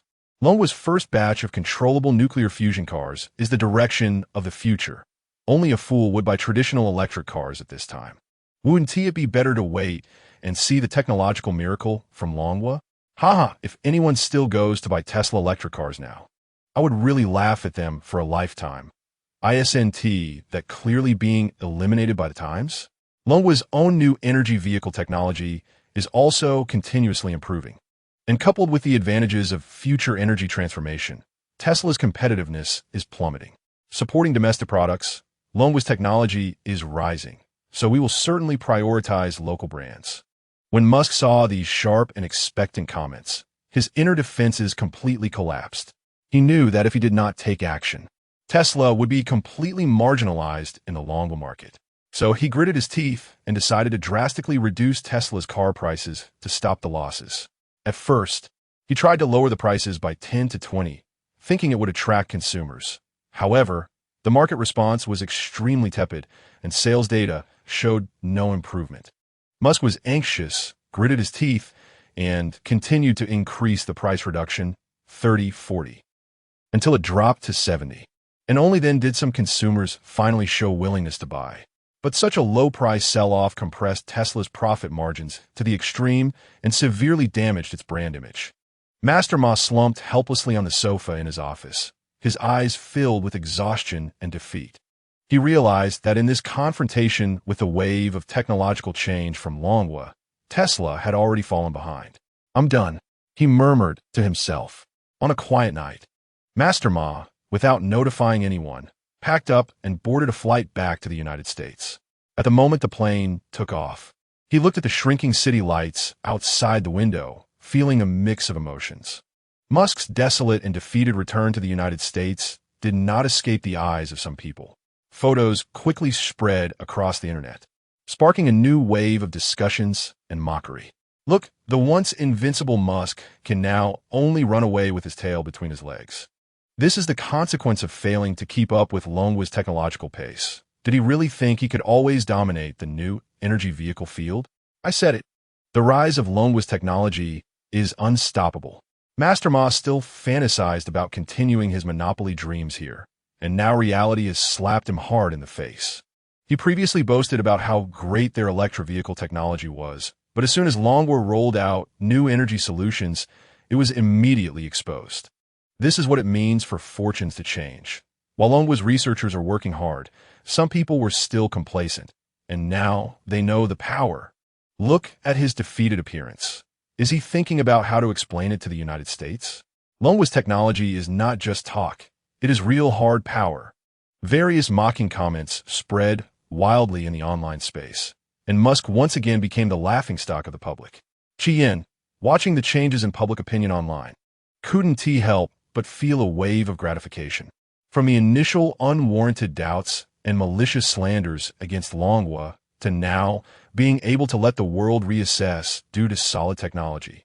The hardships along the way have turned into a heart full of pride at this moment. This is the success of controllable nuclear fusion technology, placing Longwa at the forefront of technological change with a voice and influence. Chapter 64. The research progress of the nanolithography machine reaches 90. Chien glanced at the time, his fingers unconsciously rubbing together as he silently calculated the days in his heart. Only 20 days were left until the college entrance exam, and his eyes were filled with tension and anticipation. He hoped that all the students he was mentoring would successfully advance to the next level. Suddenly, a familiar mechanical sound echoed in his mind without warning.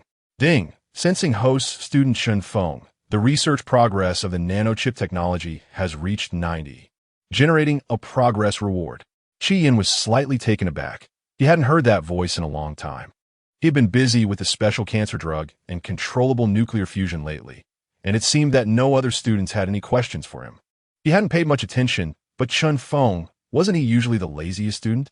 How could his progress be so fast? Ding, rewarding host with malicious perception ability. The host can sense enemies within 100 meters who harbor malice towards you. The mechanical voice sounded again, and a hint of surprise flashed in Chi-Yan's eyes. Malicious perception ability? That sounded like a very intriguing reward, but he was still filled with astonishment and confusion. Hiss! Wasn't Chun Feng the one who liked to slack off? How did his research progress reach 90? I really didn't expect him to progress so quickly. He frowned, and images of Chun Feng's usual lazy demeanor kept appearing in his mind. This curiosity and doubt quickly spread in Chi-Yan's heart, driving him to find Chun Feng and get to the bottom of it. He hurriedly got up and headed straight for Chun Feng's dormitory. However, when he pushed open the dorm room door, he found that Chun Feng was not inside. Chi-Yin was stunned, feeling increasingly uneasy, because usually at this time, Chun Feng was either playing in the canyon or lost in dreamland. Where could this kid possibly go at this hour? Chi-Yin muttered to himself, "Hey, do you guys know where Chun Feng went?" He asked a few students from Chun Feng's dormitory. After a while of questioning, they told him that Chun Feng was actually studying in the self-study room. Chi-Yan's eyes widened in disbelief, and he looked at his watch. The hour hand had already pointed to 10 p.m. At this time, he was still in the self-study room. Chi-Yin murmured to himself as he quickened his pace toward the self-study room. The school was quiet and a bit chilly at 10 o'clock. The streetlights casting a dim yellow light, and Chi-Yan's figure stretched long under the glow. His heart was both anxious and curious, and his steps unconsciously quickened. Along the way, Chi-Yin noticed something. Everyone he encountered seemed to have a glow above their heads, as if they were glowing lamps. Most were yellow lights, but there were also a few red ones. Chi-Yin spotted the previously demoted Dean Wang. Although he had been demoted, he hadn't left the school immediately. Dean Wang. How nice, Chi-Yin greeted instinctively, while the flustered Wang Dahai, who was trying hard to avoid Chi-Yin, could only force a smile. Teacher Chi. Oh no, it should be Principal Chi now. Congratulations on your promotion. Is there something you need at this late hour? It's nothing, just looking for my student. You still have the determination to come out at night for exercise. Huh? I'm no longer the dean. Just call me Xiao Wang. Wang Dahai's face was full of flattery. He was genuinely afraid of Chi-Yin and showered him with compliments. Chi-Yin felt helpless. He didn't like this version of Wang Dahai. It would be better if he were a bit tougher and made himself look a little better. Finding it uninteresting, Chi-Yin exchanged a few pleasantries before leaving. Soon, he arrived at the self-study room's entrance. He looked through the window and saw Chun Feng sitting in the corner, completely focused on the books and materials in front of him, his pen moving rapidly across the paper. Chi-Yin stood quietly there, watching this seemingly transformed Chun Feng, his astonishment hard to express. Hiss! What is going on? Chi-Yin frowned slightly. He really couldn't understand what had caused this seemingly lazy student to undergo such a significant change, studying so diligently at this late hour on nanochip technology. Wasn't he supposed to be the laziest? Chi-Yin continued to watch Chun Feng from outside. His chubby face showed signs of fatigue, but was filled with immense concentration. The round cheeks glowed faintly under the desk lamp, and the strands of hair on his forehead were damp with sweat, sticking to his forehead. His eyes were fixed on the book, and his pen was quickly leaving marks on the paper. Chi-Yin stood at the entrance, feeling a sense of strangeness wash over him. In his impression, Chun Feng was the laziest among all his students. In the past, during class, this kid always found various excuses to slack off, either secretly playing on his phone under the desk or pretending to sleep with his head down. He often procrastinated on assigned homework, doing just enough to get by, truly a master at slacking off. But Chi-Yin had to admit that Chun Feng was very smart. He learned quickly. Other students might need to ponder over the same knowledge point repeatedly to understand it, but he could grasp the essentials in a short time. It was just that this cleverness wasn't being applied in the right direction, leaving Chi-Yin both angry and helpless. At this moment, the Chun Feng, who was burning the midnight oil and studying hard, formed a stark contrast to his usual image. Chi Yin couldn't help but wonder if he had walked into the wrong place or was dreaming. He slowly walked forward, taking very light steps to avoid disturbing Chen Feng, who was immersed in studying. Chen Feng, Chi Yin called out as he approached. Hearing the call, Chen Feng slowly raised his head, revealing bloodshot and slightly reddened eyes to Chi Yin. He also had dark circles under his eyes, emanating an aura of extreme fatigue. Chi Yin's heart tightened, and he hurriedly asked, Chen Feng, what happened to you? Why are you suddenly studying so hard? It's nothing. I just want to study. Chen Feng's expression was evasive, while Chi Yan's expression turned stern. Chen Feng, are you trying to deceive even your teacher? Chen Feng's expression froze, and Chi Yin continued. If there's something, just say it. Do you think I won't find out if I investigate one by one? You must always remember, I am your teacher, and I am responsible for everything about you at school. You can rely on me. Teacher, Chen Feng finally couldn't hold it in any longer. His lips trembled slightly, his face showing a sense of grievance, and his voice was choked as he began to recount the changes that had happened at home. Chi Yin listened quietly beside him. It turned out that Chen Feng had previously had an enviable and happy family. His father was a senior executive at a company, earning a high income and providing a comfortable material life for the family. His mother devoted herself to taking care of the household, keeping everything in order. Chen Feng grew up carefree in such a warm and harmonious environment. However, this tranquility was ruthlessly shattered not long ago. Due to his father's busy work, he spent less and less time with the family. Gradually, some unusual signs began to emerge within the family, until one day, his mother accidentally discovered that his father had taken a mistress outside, and there was already a child involved.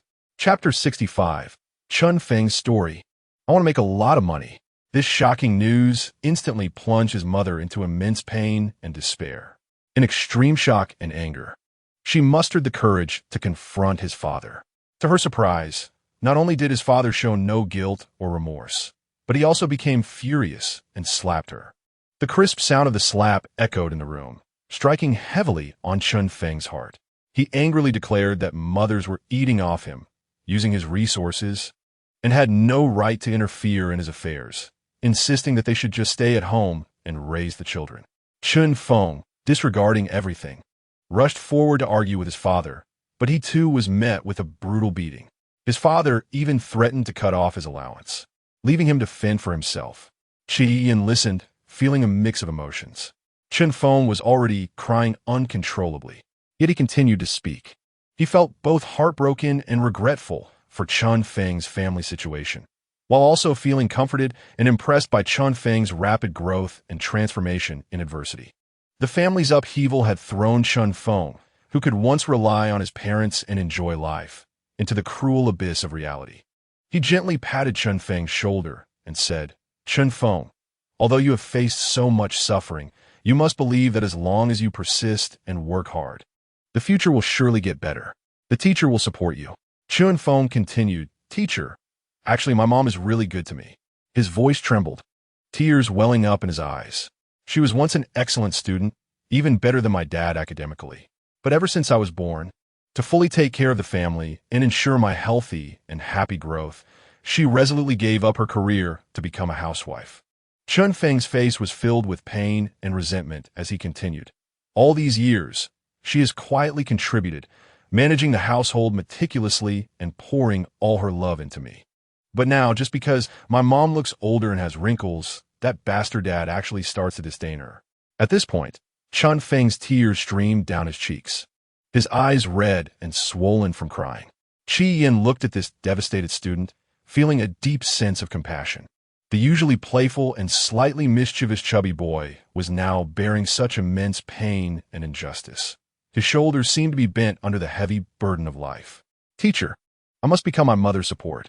Chen Feng looked up, his eyes filled with determination. Despite his tear-stained face, one could still see the flicker of resolve. I want to work hard to make money, to have a lot of money, and to hold a respected position. Only then can I protect my mom and ensure she won't be bullied by anyone. However, a hint of guilt crossed Chen Feng's face. He looked at Chi Yin with the expression of a child who had done something wrong, his voice low and timid. Teacher, am I disappointing you? Is it shameful that I pursue science for such a seemingly selfish goal, rather than purely for the truth and progress of science? Qi Yin gently shook his head, approached Chun Feng, and softly wiped away his tears. He bent slightly, looking at Chun Feng with a gentle yet firm gaze. At that moment, the usual playful and lazy demeanor Chun Feng had was gone, replaced by a face full of exhaustion and sorrow. His once chubby face seemed to have lost some weight. His rounded chin appeared sharper, and his eyes, swollen from crying, looked like two ripe peaches, red and puffy. The dark circles under his eyes were heavy, and his originally bright and lively eyes were now filled with bloodshot veins, yet they still stubbornly sparkled with a hint of defiance and determination. Qi Yin softly comforted him. Chun Feng, you must not have such thoughts. It is completely normal to desire wealth and status to protect your family. It is what you deserve. In the face of life's difficulties, your ability to grow quickly and find your direction is already commendable. While scientific research aims for higher academic realms, it can also be a pathway for you to achieve personal goals and change your destiny. Your mother has raised you with great hardship, and her love for you is pure and profound. Now that you want to become her support, that is an incredibly precious filial piety. As he spoke, Qi Yin gently patted Chun Feng's shoulder, which trembled slightly with his sobs. Qi Yin continued, I believe that when you succeed through your own efforts, your mother will definitely be proud of you. She will see her child rise from adversity to become a responsible and capable person. The teacher also believes that as long as you maintain this firm belief and work hard on the path of scientific research, you will not only fulfill your wishes, but also make unique contributions to this field. Upon hearing Qi Yin's words, Chun Feng was momentarily taken aback, but then hope reignited in his eyes. He nodded vigorously, as if at that moment he had drawn endless strength from his teacher's encouragement. At this point, Qi Yin shifted the conversation, earnestly reminding him, however, you must also understand that the road of scientific research is long and cannot be accomplished overnight. Just like the study of chip technology, which requires steady progress, step by step. Now, you need to learn to balance work and rest. Excessive fatigue will only backfire, affecting your efficiency and mental and physical health. As Chun Feng listened to Qi Yin's words, his nose twitched like a wrong child. He wiped his tears with his chubby hands, the flesh on his wrists jiggling slightly with the movement, exuding a sense of cuteness and clumsiness. Teacher, I understand, Chun Feng said in a muffled voice, still tinged with sobs, finally showing a hint of smile, albeit one that carried a bit of fatigue. That's right. Now hurry back to your dorm and have a good rest. You need to recharge to better engage in your upcoming studies and research, Qi Yin said in an undeniable tone. Chun Feng obediently packed up his books. His fingers, which usually deftly handled various little gadgets, seemed a bit slow but were particularly serious as he organized his materials. Under Qi Yin's watchful eyes, he slowly walked out of the study room, his steps heavy yet resolute, his chubby figure gradually fading away in the light, as if carrying countless dreams and responsibilities.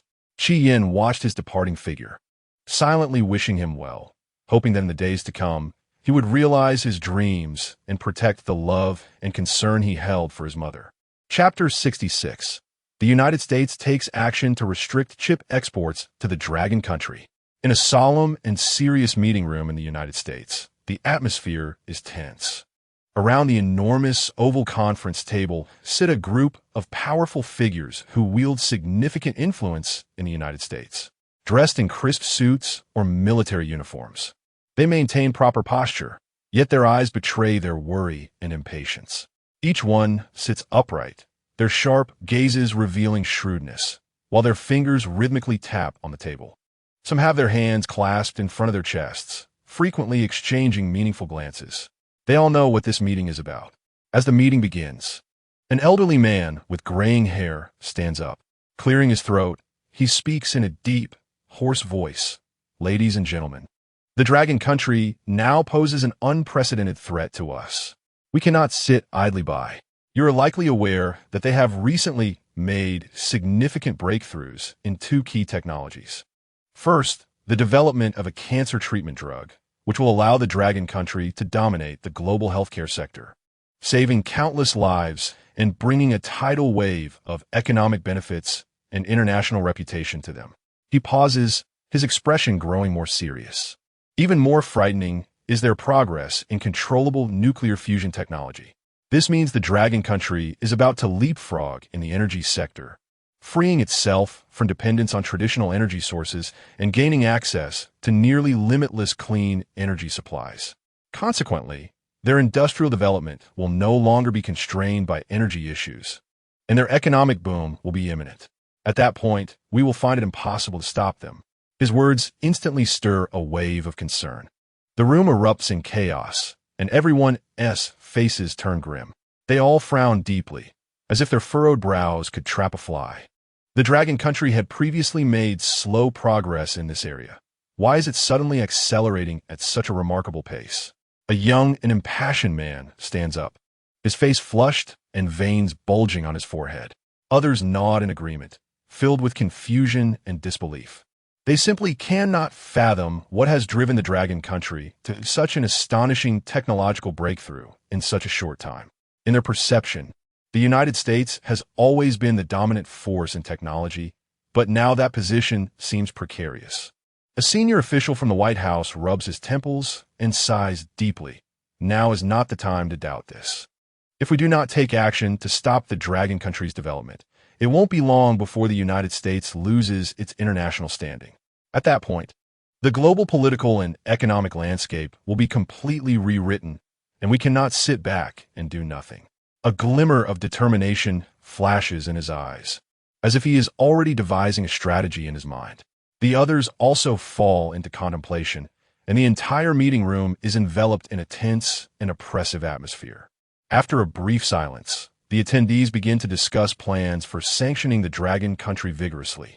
Various opinions arise. Some advocate for a complete trade blockade, while others propose diplomatically isolating the Dragon Country. However, these plans all come with numerous risks and uncertainties. Just as the debate reaches a stalemate, an academician from the National Academy of Sciences slowly stands up, tall and thin, with neatly combed silver hair. His deep-set eyes shimmer with wisdom behind his glasses, and he wears a confident smile. I have a solution. His voice is steady and powerful, instantly capturing everyone's attention. We can start with the photolithography technology. The pinnacle of photolithography technology can achieve precision of about 5 nanometers, and this advanced technology is in the hands of our ally, Holland. The academician walks calmly back and forth at the front of the meeting room, explaining as he goes, chips are the core of modern high technology. Whether it's artificial intelligence, communication technology, military equipment, or aerospace, all high-tech industries heavily rely on chips. Although the Dragon Country has made significant progress in many fields, it still depends on external technology for high-end chip manufacturing. He pauses, looking around at the focused expressions of the attendees before continuing. We can propose that Holland restrict chip exports to the Dragon Country, putting them in a situation where they have no chips to use. Once they lose the support of chips, their high-tech industry will suffer a severe blow, and their economic development will face significant obstacles. Thus, the Dragon Country will inevitably realize the severity of the problem and will have no choice but to yield to us, obediently offering their cancer treatment technology and controllable nuclear fusion technology. This way, we can continue to solidify the United States' position as the global leader. After the academician finishes speaking, the meeting room falls into a brief silence, followed by a burst of enthusiastic applause.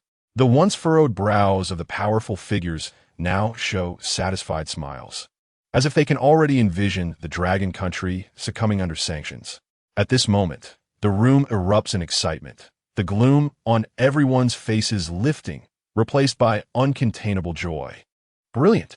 This plan is truly ingenious, shouts a military leader clad in a splendid uniform adorned with medals, slamming his hand on the table, causing the water glasses to tremble. His rough voice is filled with admiration. As expected of an elite from the Academy of Sciences, this move will surely trap the Dragon Country in a dire situation. Other leaders nod in agreement, showering him with compliments. A senior White House official, beaming with a sly glint in his eyes, remarks, "This plan is simply flawless. No matter how powerful the Dragon Country is, without chips, they will have to comply." Amidst the praises, The attendees quickly spring into action, arranging personnel to execute this sanction plan. American diplomats rush between allied countries, conveying orders to sanction the dragon country regarding chip exports. The reasons they provide are simple and perfunctory: a sudden chip shortage, making it difficult to meet domestic demands. However, in reality, everyone understands that this is merely a lofty excuse, driven by interests and hegemony. Although some of the United States allies have their doubts, they have no choice but to follow orders. In the government offices of Holland, officials gather to discuss how to implement the chip embargo against the dragon country. Some business owners feel regret over losing the vast market of the dragon country, but under national policy pressure, they can only comply helplessly. Meanwhile, some American allies in Asia, such as the cherry blossom country and kimchi country, also begin to adjust their trade policies, restricting the export of chip-related products to the dragon country. Their customs have heightened inspections of chip shipments, and containers of chips originally destined for the dragon country are being seized at ports. The entire world is being stirred by an invisible hand, and a storm of chip sanctions led by the United States against the dragon country is sweeping in with great momentum. Chapter 67. The Miserable Rice Company. No chips available. The policies discussed by the United States have already begun to be quietly implemented, and the mobile phone manufacturers in the dragon country have directly become the first wave of victims. At this moment, in the bustling business center of the dragon country, at the headquarters of the rice company, President Lei Jun's office is located on the top floor of the building, spacious and bright, decorated simply yet elegantly. At this moment, Lei Jun is sitting behind a large desk, surrounded by various documents and materials, his gaze extremely focused. The pen in his hand occasionally records something on paper, clearly planning carefully for the company's development. The data on the computer screen keeps flashing. He sometimes frowns in thought and sometimes shows a satisfied smile, displaying his strategic prowess. Today is particularly special for him, as he is live streaming to the entire internet, warming up for the upcoming launch of the new Rice 13 phone. In the live streaming camera, Lei Jun is dressed in a sharp suit, looking energetic. He enthusiastically introduces the highlights of a new product to the audience. Our Rice 13 phone takes photos that are simply amazing. The pixels are so high you can count the craters on the moon. The comments quickly start rolling in, with one viewer joking, "President Lei, this phone is so impressive. Is it going to be priced sky high? If you're pricing it like the American Apple, I can't afford it." Lei Jun laughs heartily and humorously responds, "Sky-high prices? That won't do. We want everyone to enjoy high-tech easily. We're not robbing a bank. The price will definitely be friendly, and I guarantee you'll be surprised." Another comment asks, "President Lei, will the Rice 13 heat up like previous phones? We could use it as a hand warmer." Lei Jun pretends to be serious and says, "Heat up? That's impossible. If it dares to heat up, I'll throw it to Antarctica to cool down." This makes the audience send a flurry of laughing emojis, and the atmosphere in the live stream becomes extraordinarily lively and cheerful. Lei Jun thus humorously begins the warm-up for the Rice 13 phone amidst his busy work.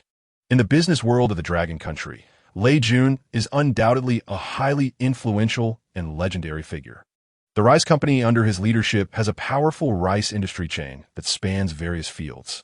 Although it has been criticized by outsiders and viewed as a low-end processing factory lacking in technological content, Lei Jun has carved out a unique development path with his visionary strategic insight and decisive execution. In the mobile phone sector, he keenly observed the strong demand among the general public for affordable, high-quality mobile phones. Through arduous negotiations with numerous suppliers and a reform of the internal research and production system, he successfully broke through the dual shackles of technology and cost. Moreover, despite pressure and skepticism from peers, he managed to leverage his strong integration capabilities and business acumen to bring mobile phone prices down to a friendly level. This allowed Rice phones to sell well in the market at affordable prices, making them accessible technology products for the vast population of the dragon country. Because of this, Lei Jun has established a high reputation among ordinary consumers, and the Rice company has steadily risen amid skepticism, gradually shaping its image and status within the industry, moving towards becoming a technology leader and a diversified industrial giant. However, amidst this vibrant live-stream atmosphere, a subordinate rushed into the office with a panicked expression. He quickly approached Lei Jun, leaned down, and whispered a few words in his ear. Lei Jun's previously enthusiastic face suddenly froze, followed by a furrowed brow, disbelief and anger flashing in his eyes, and his expression gradually darkening. The comment section was instantly filled with confusion. What happened?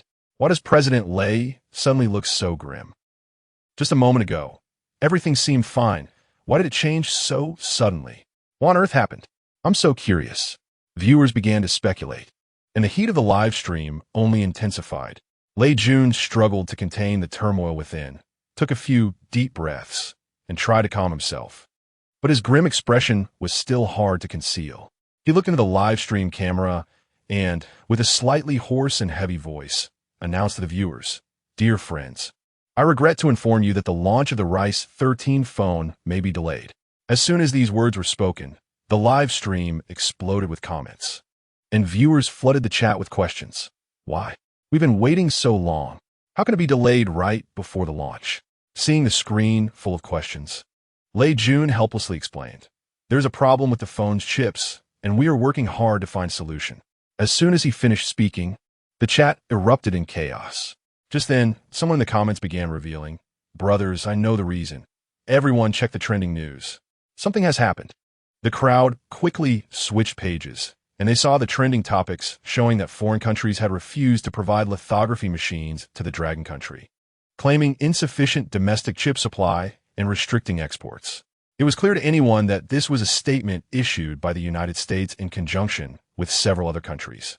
They claimed that due to their own chip supply shortages, they would limit chip exports to the Dragon country. As everyone knows, chips are the core driving force of modern technology, and their manufacturing is highly dependent on lithography machines. Lithography machines are the magical devices that engrave complex circuit structures onto tiny silicon wafers, serving as the core equipment that transforms chip designs into physical products. However, the manufacturing difficulty of lithography machines is beyond imagination. Their complexity and precision far exceed that of atomic bombs. The principles of atomic bomb manufacturing are based on nuclear physics reactions, which are relatively straightforward engineering practices within a specific scientific theoretical framework. In contrast, lithography machines involve cutting-edge technology integration across optics, mechanics, electronics, materials, and other disciplines, requiring stable and efficient operations at the microscopic nanometer level. There is not a single country in the world that can independently manufacture lithography machines, although the Netherlands holds a leading position in lithography machine manufacturing. It is actually under the joint control of Western countries.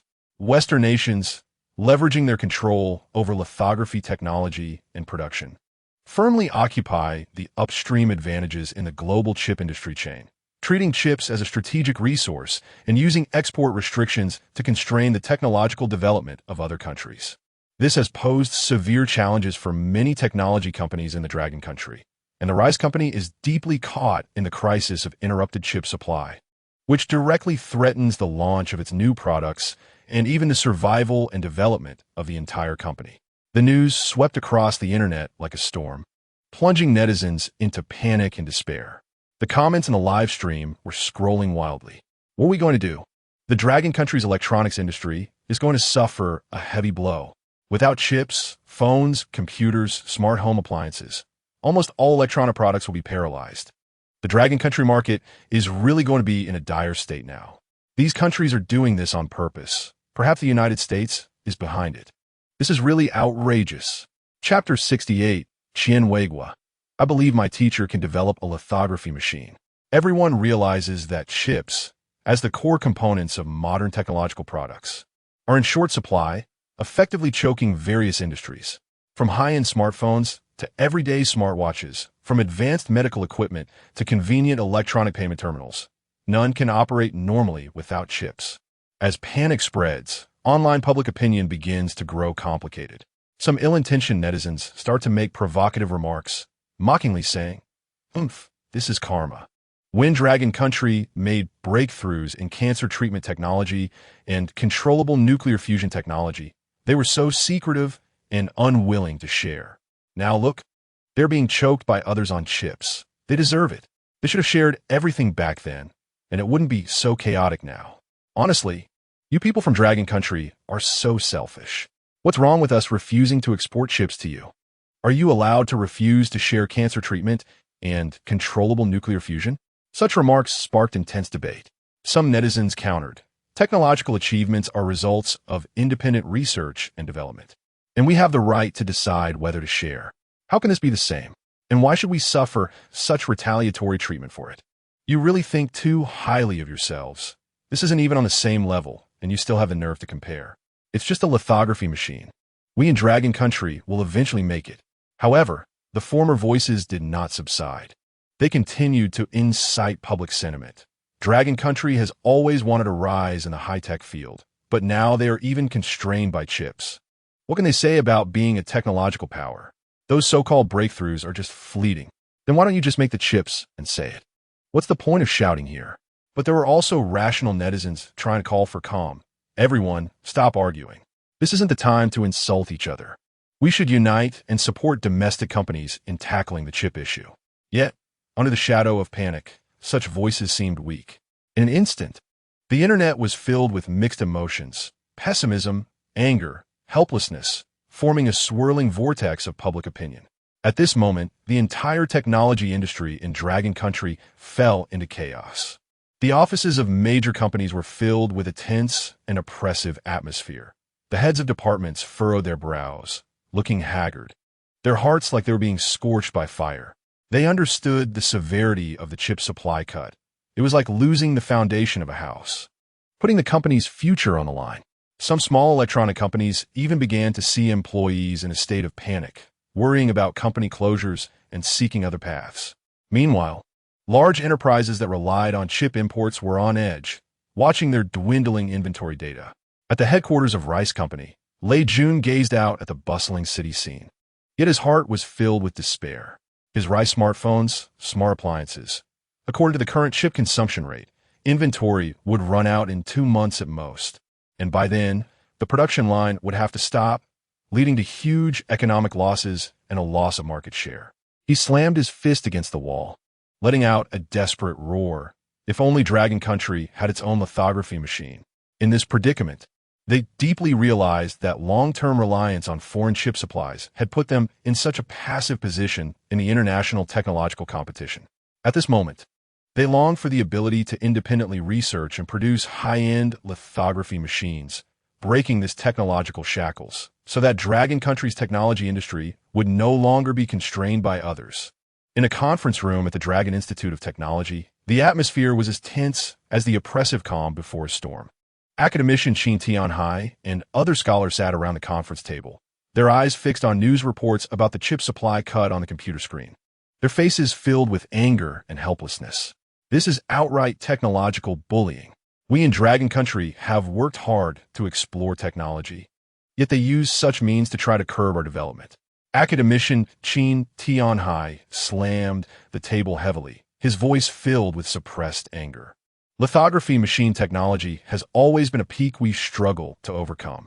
For so many years, we have been researching it, but the difficulty is simply too great. Another academician shook his head, his face full of bitterness, saying, "Only lithography machines with a process below 20 nanometers have practical application value, and many high-end chips even require below 10 nanometers. This involves manufacturing optical precision instruments, ultra-high purity materials technology, precise control software algorithms, and more." They knew that every item mentioned by this academician was a world-class problem, the difficulty possibly on par with controllable nuclear fusion. It required top-notch technologies from multiple disciplines to work together, along with massive financial investment and long-term research accumulation. The crowd began to express their frustrations, one after another. At this moment, in the corner, an elderly man nearing 80 slowly lowered his head, his face filled with guilt and self-blame. He trembled as he spoke. "I'm sorry, everyone. It's our Chip Technology Research Institute that has brought shame to Dragon Country. We have worked so hard for so long, yet still failed to break through this key technology, putting the country in such a passive position in the chip field. I apologize to you all It's my own lack of ability that has led Dragon Country to end up in such a situation. The conference room instantly fell silent, all eyes turning to this elderly man. The self-blaming elder was academician Sheen Foam, a pillar of the chip technology field in Dragon Country. In his decades of dedication to chip research, he had always remained on the front line of scientific research, undeterred by Western technological blockades and monopolistic pressures.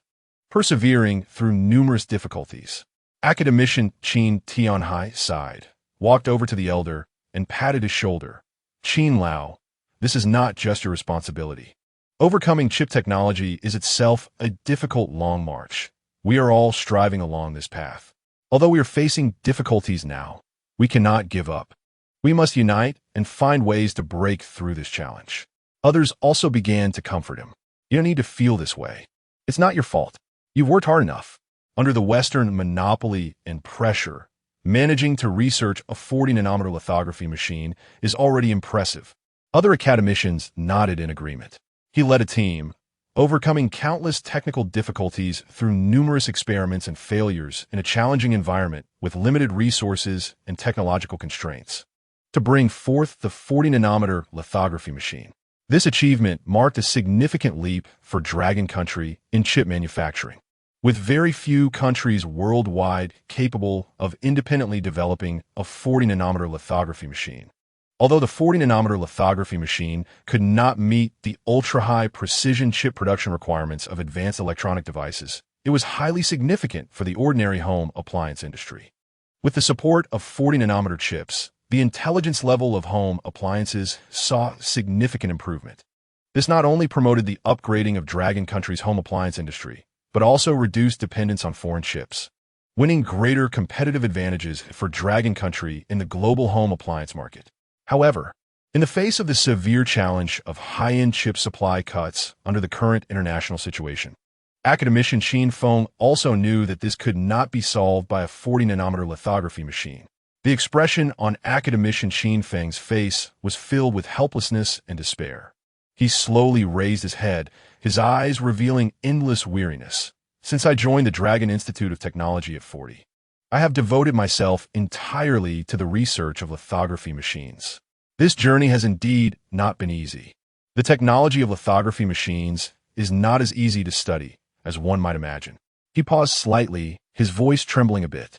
I have calculated countless times that if I were given another 30 years with the efforts and accumulation of our team, we might have a chance to conquer the 5-nanometer lithography technology. But now, the international situation is changing rapidly, and the technological blockade from the US and other Western countries makes our research path extremely difficult. Time does not allow us to explore step by step. It feels so powerless. The conference room fell into silence, the heavy atmosphere almost suffocating. The academicians were all frowning, their faces filled with worry. They are the elite of the technology sector in the Dragon Country, the leading figures in various fields. Yet at this moment, they were all trapped in the chip dilemma. In this meeting, which gathered the majority of the academicians from the Dragon Academy of Sciences, everyone racked their brains trying to find a way out. But reality was so cruel that every proposed solution faced numerous difficulties and obstacles. Do we really have to submit to the US and other Western countries? A young academician couldn't help but murmur softly. Upon hearing this, a mix of emotions surged in everyone's hearts. Submitting to the US would mean making significant concessions on technological sovereignty, but if they did not submit, the current chip crisis could sever the burgeoning throat of the Dragon Country's technology industry at any moment. Faced with this dilemma, each academician fell into deep contemplation. They knew that regardless of the final decision, the technology sector in the Dragon Country would face an unprecedented challenge and transformation. Suddenly, a slightly immature yet timid voice broke the oppressive silence in the conference room. Everyone's gaze turned toward the source of the voice, and they saw Qian Weigua standing there, somewhat awkwardly. Chapter 69. The questions of the academicians. How could Qi Yin possibly know about lithography machines? His honest appearance and the conspicuous yellow hair on his head made him seem somewhat out of place among the serious academicians. I think I can consult my teacher about this. I believe he can definitely handle it, Qian Weiguo stammered, yet his eyes revealed a firm confidence in his teacher. Several academicians exchanged glances, most of whom were not familiar with the teacher Qian Weiguo mentioned. Curiosity got the better of them, and they asked, "Who is your teacher?" In their view, the top experts in chip technology from Longwo were all gathered here. If there was still a chip expert they didn't know, it would indeed be surprising. Qian Weiguo took a deep breath and answered loudly, "Teacher Qian." As soon as the name was uttered, the conference room fell into a brief silence, followed by a slight stir. "Who is Qian?" Confusion and puzzlement appeared on the faces of the academicians as they quickly searched their minds for information about Qian. But most were left bewildered. In their understanding, there was no one famous in the chip technology field who could solve the current lithography machine problem. Academician Qin Feng frowned. With his extensive experience and connections in the research field, he had no recollection of this name. He scrutinized Qian Weiguo, trying to gauge from the young man's expression whether he was joking. But the seriousness and determination in Qian Weiguo's eyes made him feel that the matter might not be that simple. "Qian? Which expert is this? We've never heard of an academician with the surname Qi. This name really doesn't ring a bell. I've been in academia for so many years. How can I have no impression? Could it be a newcomer who has just emerged? Could it be that we're ignorant? But among so many academicians, how could they not recall such a person? Could it be that you've remembered it wrong, young classmate?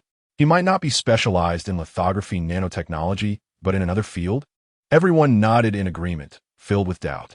However, Qian Weiguo firmly stated, "It's not Qian, it's Qian. He's also an expert in other fields. But he understands lithography nanotechnology." His expression became even more serious. Yet, as soon as Qian Weiguo said this, someone retorted, "Ah, you must be mistaken. Experts in other fields cannot possibly understand our lithography nanotechnology." At this moment, only a few academicians from the field of nuclear physics, like Qin Tianhai, wore expressions of helplessness.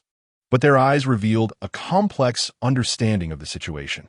Qin Tianhai thought to himself, "Qian Weiguo, your admiration for your teacher Qi Yan is too much. Although he proved himself to be extraordinary after the last incident, and indeed is a talent, with achievements in cancer-specific drugs and controllable nuclear fusion.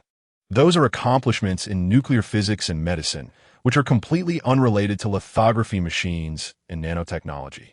Qin Tianhai cleared his throat, breaking the deadlock. The teacher he mentioned is named Qi Yan, his former teacher, a very capable person, the one who has made contributions in the fields of cancer-specific drug technology and controllable nuclear fusion, the same person recently specially awarded by the state. Only then did everyone suddenly realize, "Oh, so that's how it is. He is indeed a rare genius." Yes, being capable in both fields is indeed impressive. After some praise, someone still complained, "But nuclear physics and lithography machines are too far apart. There's really no connection between these two fields. Even if someone is incredibly smart, they can't excel in 3 areas." Yes, that is definitely not possible. Qian Weiguo looked around, his eyes filled with determination and persistence, and raised his voice. "I tell you, consulting teacher Qi Yan about this definitely won't be a problem. His talent and wisdom far exceed your imagination. Don't let conventional fields limit your thinking. Don't you all understand this logic?" However, the only responses he received were doubtful looks and whispers among the crowd. An experienced academician shook his head and retorted mercilessly, "Student Qian Weiguo, your statement is unfounded. Qi Yan may have achievements in his original field, but for the lithography machine problem, we need professionals with practical experience and results to solve it. Otherwise, Longwo would still be in such a passive situation." Other academicians echoed in agreement, and the conference room was filled with voices of doubt. Seeing this scene, Qian Weiguo felt helpless and could only sigh deeply. "Sigh, they still don't believe me." At the Sanliton Vocational Technical College, a tense atmosphere enveloped the campus. In the classroom of Class 21 Machine Design, Qi Yan stood at the podium, looking at the young and somewhat tired faces below, feeling a mix of emotions. "Classmates, we only have 5 days left until the specialized undergraduate entrance exam. Time is tight." Qi Yan raised his voice, the chalk in his hand, constantly writing and drawing on the blackboard as he explained key topics. Yet he couldn't help but complain internally. These students are brilliant in their research projects, but in terms of basic academic knowledge, they really fall short compared to ordinary university students, even showing some characteristics of being specialized students. Just taking this specialized undergraduate entrance exam as an example, given their current level, it's really not easy to ensure they pass smoothly. As Chi-Yin explained, he scanned the classroom. You can't just focus on research projects. You must also solidify your foundational knowledge in academic subjects. Chi-Yin said, his words carrying more concern than reproach, to give them more confidence. Chi-Yin could only work overtime to help them review. Every day's schedule was packed, and even their free time was fully utilized. Despite the fatigue, Chi-Yin knew this was a crucial period, and he had to give it his all. The students sensed their teacher's dedication, and they set aside their usual distraction. Their eyes filled with determination. They worked hard to make up for their shortcomings in this final sprint, hoping to submit a satisfactory answer sheet in the specialized undergraduate entrance exam. After finishing the explanation of key points for the test, Chi-Yin arranged for everyone to begin self-study, as usual. The classroom immediately fell silent, with only the sound of pen tips scratching on paper. Everyone was immersed in absorbing knowledge, their expressions focused and serious. Time passed quietly, and before they knew it, the class bell rang precisely at noon, and the students gradually stood up, packing their things to leave the classroom. Chapter 70. The push to break through 1 nanometer lithography technology. Chi-Yin was organizing his lecture notes and was about to leave when his eyes casually swept across the classroom and spotted a familiar figure still sitting quietly in his seat. It was Chun Feng, his chubby face particularly conspicuous in the somewhat empty classroom. Chi-Yin was a bit curious and walked over to softly ask, "Chun Feng, class is over. Why aren't you leaving?" Chun Feng looked up, his eyes revealing a hint of fatigue, but more of determination and excitement. "Teacher, I don't want to rest right now. I feel I'm very close to success." His voice wasn't too loud, but it was full of strength. Chi-Yin was slightly taken aback. "What do you mean by that?" Chun Feng took a deep breath and slowly said, "Teacher, you know I've been researching nanotechnology for a while, which is essentially lithography technology. After repeated exploration and experiments during this time, I've overcome most of the obstacles. Now I just need that one opportunity, a key point that can perfectly connect all the processes and achieve a breakthrough. I want to take advantage of this momentum to think it through again. Perhaps inspiration will strike." Seeing the determination in Chun Feng's eyes, Chi-Yin couldn't help but feel a surge of admiration. He knew that Chun Feng had been working very hard in his research recently, but he didn't expect he had made such significant progress. "Chun Feng, your spirit of inquiry is commendable, but you also need to pay attention to balancing work and rest. Don't push yourself too hard. There is no need to rush." Chun Feng looked up, a puzzled expression on his face, and asked back, "Teacher Chi, don't you know what is happening online right now? Have you seen Douyin?" Chi-Yin gently shook his head and said with a wry smile, "I don't watch Douyin anymore. The last time I said something online, so many people started paying attention to me. It was too scary, and I was easily criticized. Since then, I've been afraid to speak out casually. I'd rather focus on teaching and research."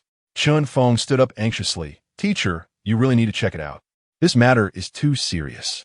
Seeing Chun Feng so earnest, Chi-Yin didn't want to refuse any longer. He took out his phone and clicked on the video link as Chun Feng instructed. As the video played, Chi-Yin's expression gradually turned grim. The video detailed the sanctions against Longwa's chips, explaining how Western countries united to restrict chip supplies to Longwa. Many high-tech companies were facing the dilemma of having no chips to use, and some research projects were forced to halt due to the chip shortage. Chi-Yin's brows furrowed tightly. He understood the importance of chips for the development of modern technology, and these sanctions were undoubtedly a heavy blow to Longwa's tech industry. Chun Feng spoke solemnly beside him. "Teacher, do you see? This is why I want to break through our chip technology as soon as possible." Chun Feng excitedly explained, "Teacher, you don't know how much this chip sanction impacts our Longwa. Those Western countries, especially the United States, are acting like bullies. They want to use this key technology of chips to choke our country's technological development, crippling our high-tech industry." Chun Feng's face turned red, his eyes burning with anger, Many companies in our country had great development prospects, but because the chip supply was cut off, they couldn't fulfill orders. Research was forced to stop, and a lot of funds went down the drain, even facing bankruptcy crises. Research institutions, too, lack advanced chips, leaving many cutting-edge experiments and projects stuck in the theoretical stage. Just think about how much this delays technological progress. Not to mention, they're doing this to keep us forever behind, relegated to low-end processing and manufacturing, while they reap huge profits from high-end technology. At this point, Chun Feng paused slightly, a different light flickering in his eyes. He actually had a bit of selfishness in this. This was also an opportunity for him. If he could successfully develop a 1-nanometer lithography machine, it would be different. Not only could he vindicate the country and slap those arrogant Americans in the face, making them realize that we Longwood people are not easy to bully, but he could also gain enormous rewards for himself. With this technology, he could ensure that his mother would have endless money and live a prosperous life. And as for his worthless father, he wanted him to regret his decision, to see his current achievements, and to understand how exceptional he was and how great his mother was. After watching the video and listening to Chun Feng's impassioned account filled with indignation and aspirations, Chi Yin felt a tumult of emotions inside. He gazed at Chun Feng, seeing in his young and determined eyes the resolve to fight to the death, and also the glimmer of hope for Longwood's technological breakthrough. After a moment of contemplation, Chi Yin nodded heavily, agreeing with Chun Feng's thoughts. However, seeing Chun Feng's unusual expression, he couldn't help but remind him, "I understand your indignation at the sanctions against your country, and I know that deep down you want to change your fate and prove yourself. Chun Feng, your starting point is commendable, but the path of scientific research cannot be driven solely by utilitarian motives. It also requires a love and respect for science itself. However, no matter what, the teacher will support you and hopes you can maintain this momentum and truly achieve breakthroughs in lithography technology." Chun Feng nodded slightly, the excitement in his eyes undiminished, but rather strengthening his resolve to conquer 1-nanometer lithography technology. Chi Yin patted Chun Feng on the shoulder. "All right, then let us go all in. Even if we don't rest these few days, we must develop the 1-nanometer lithography technology." Chi Yin's voice was filled with strength. A flicker of surprise and emotion passed through Chun Feng's eyes as he nodded vigorously in response. That night, in order to have a quiet environment that wouldn't disturb others, the two rented a hotel room near the school and quickly embarked on their tough journey. They covered the room's desk and coffee table with draft paper, thick stacks of papers filled with dense formulas. The computer was still displaying literature notes. Chi Yin and Chun Feng exchanged a glance, everything unspoken between them. They quickly divided their tasks and immersed themselves in intense work. Chi Yin sat in front of the computer, fully focused on reviewing various domestic and international research materials, his eyes rapidly scanning the screen, not missing any potentially useful snippets of information. Occasionally, he would furrow his brows in thought or quickly jot down notes. Meanwhile, Chun Feng was at the nearby table, continuously deriving formulas on draft paper with a pencil, his brain working at high speed, muttering to himself. Occasionally, he would pause to carefully check against the materials, then continue writing fervently. Time passed quietly. The room was filled with the sounds of keyboard tapping, the friction of pen on paper, and the occasional low voices of the two discussing and exploring ideas. They forgot their fatigue, forgot about the passage of time, with only one common goal in mind: to break through 1-nanometer lithography technology. Chapter 71. What? Let Chi Yin study the lithography machine. However, as news of the chip sanctions against Longwood spread rapidly, the online community erupted in uproar. Unease spread among Longwood netizens. Many companies, fearing that their chip reserves would run out, took measures to cut production and raise product prices. Most electronic products had quietly increased in price by 10, which undoubtedly put heavy pressure on consumers. In response to this matter, opinions varied widely online. Since the chip sanctions, companies have cut production and raised prices, making life difficult for ordinary people. Phones and computers are getting more expensive, and in the future, buying electronic products will require careful consideration of our budgets. Sigh. With chip technology being restricted, these companies have no choice but to cut production, but we consumers are the ones suffering. The impact of these sanctions is truly all-encompassing. I was planning to change my phone, but now the prices are soaring. My budget is already limited, and now I either have to lower my standards and buy something inferior or cough up a lot more money. The computer at home has been used for many years, and I was thinking of upgrading during this promotion, but upon seeing the prices, I was completely deterred. Not only computers, but also smart appliances and other electronic products are following suit in price increases. It feels like technology is becoming increasingly out of reach. How are we supposed to live like this? However, what is disheartening is that among the many rational voices, there are also some spineless opinions. I think Longwa should just humble itself to the U.S., apologize, share our controllable nuclear fusion technology and cancer treatment technologies, and exchange them for the lifting of chip sanctions. Wouldn't that be better for everyone? Why endure this tough stance, making us common people suffer? Yes, Longwa shouldn't hold out. It should bow its head and apologize to the U.S. Hand over our controllable nuclear fusion technology and cancer treatment technology, treating it as a protection fee to get them to lift the chip sanctions. That's right, we could return to our normal lives without constant worry. And companies wouldn't have to struggle so much. It would save a lot of trouble. Exactly, the U.S. is so powerful. Why provoke them? As long as we show humility and provide them with enough benefits, they will surely let us off the hook. Sacrificing these two technologies could stabilize the entire national tech industry. It's a worthwhile deal. These comments ignited immediate outrage among the crowd. Suggestions to let the spineless commenters go die. Can technology sanctions be resolved through appeasement? Yes, this is a matter of national technological sovereignty and future development. We cannot compromise or surrender. I support this. Technological progress has never been achieved through servility, but through independent innovation and hard work. Those who want to use such dirty tactics to make Longwa submit are absolutely impossible. Indeed, Longwa has overcome countless difficulties to reach today. How could it kneel down because of this minor chip sanction? Controllable nuclear fusion is the hope for our energy revolution. And cancer treatment technology is a great achievement that saves countless lives. They carry the hard work of countless researchers and the hopes of the entire nation. And they're definitely not commodities to be traded with the enemy. What is the difference between you supporting the U.S. and those traders? I suggest checking the nationalities of those spineless individuals. The crowd criticized this treasonous and self-serving idea. But after a few apologies, netizens helplessly realized that the breakthrough in lithography machine technology was the key to breaking the deadlock. Sigh, if only Longwa could really develop a lithography machine. Yes, if we had one, let us see if those Americans would dare to target Longwa like this. At this time, someone left a message on a tech company's platform, and this action sparked imitation among the crowd.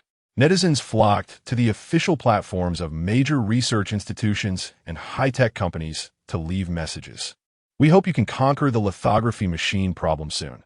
The rise of Longwa's technology relies on you. You have the support and trust of billions of citizens behind you. Keep it up. Don't fear difficulties. Don't be discouraged by temporary setbacks. You are the vanguard of Longwa's technology, the hope for breaking the blockade. Even if you have to feel your way in the dark, keep climbing towards the peak of lithography machine technology. Whichever company can develop the lithography machine, we will fully support its products. This is trust and expectation for our national tech enterprises. Your efforts will be remembered by history, and your achievements will forge the brilliance of Longwa's technology. In short, it all depends on you. Our confidence in Longwa is restored by you. The opinions of netizens were wide-ranging and numerous. Eventually, it even extended to some tech-related bloggers, such as Chi Yin. A debate about Chi Yin quietly unfolded. Some netizens passionately voiced their demands across major platforms, strongly urging Chi Yin to study the lithography machine. Their words were intense and filled with expectation, believing that Chi Yin possessed the talent and wisdom to achieve anything. They wrote in the comments, Chi Yin is so smart and capable. He will definitely bring breakthroughs to our lithography machine technology.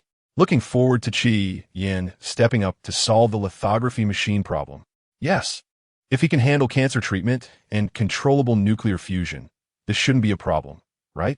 Qian, we expect you to come out and deal with those arrogant Americans. These voices echoed one after another, flooding the internet. However, soon someone below began to mock these comments. A netizen bluntly said, "Do you really think Qian knows everything? Lithography machine technology is very complex and cutting edge. It's not a field that just anyone can dabble in.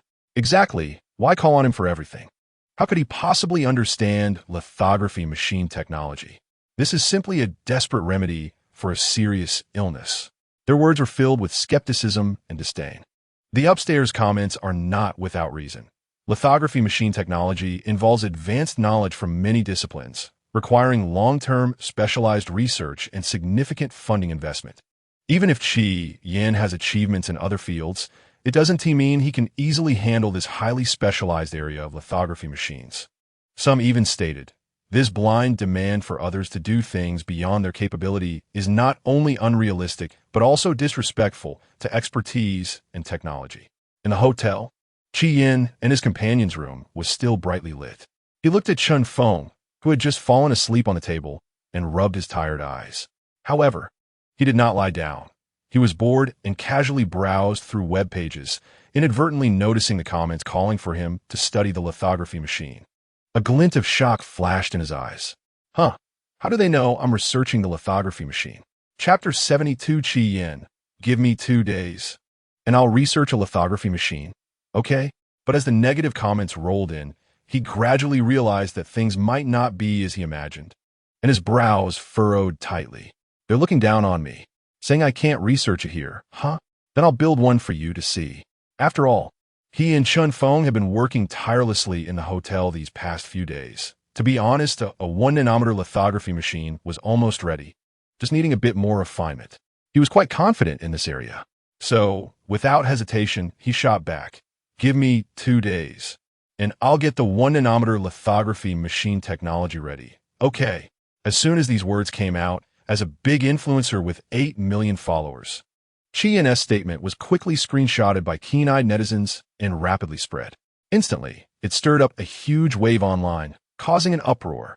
Because of his assertive tone, confident words, and undeniable attitude, people were shocked, but more than that, they felt he was incredibly arrogant, just trying to ride the wave of attention. At this moment, the comment section under Qian's post was flooded by numerous netizens. You're too arrogant. Lithography technology is a top global scientific challenge.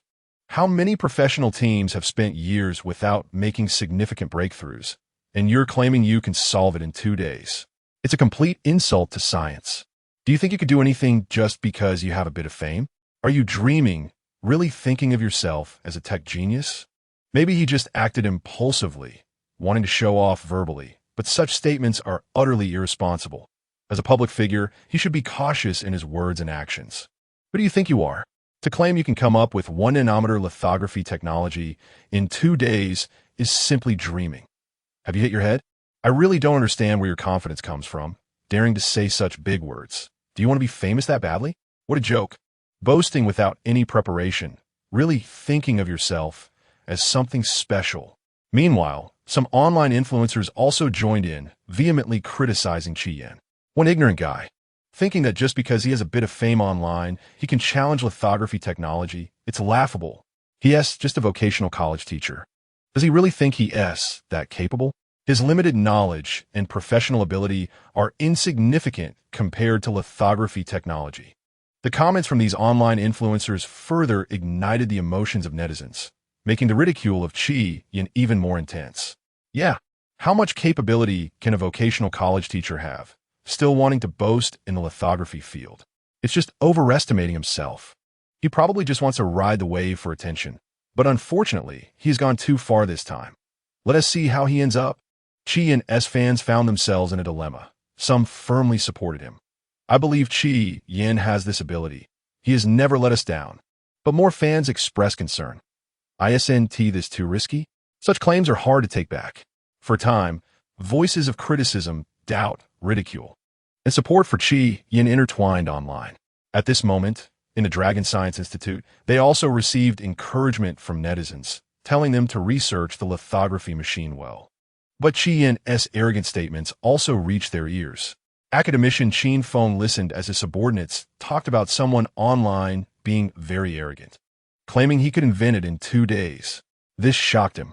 How could anyone be so confident? Who is Qian? Are young people really this arrogant now? Academician Qin pondered, feeling that the name was familiar, as if he had heard it somewhere.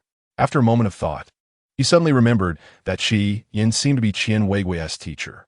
However, regarding Qian's bold claims, Academician Qin shook his head.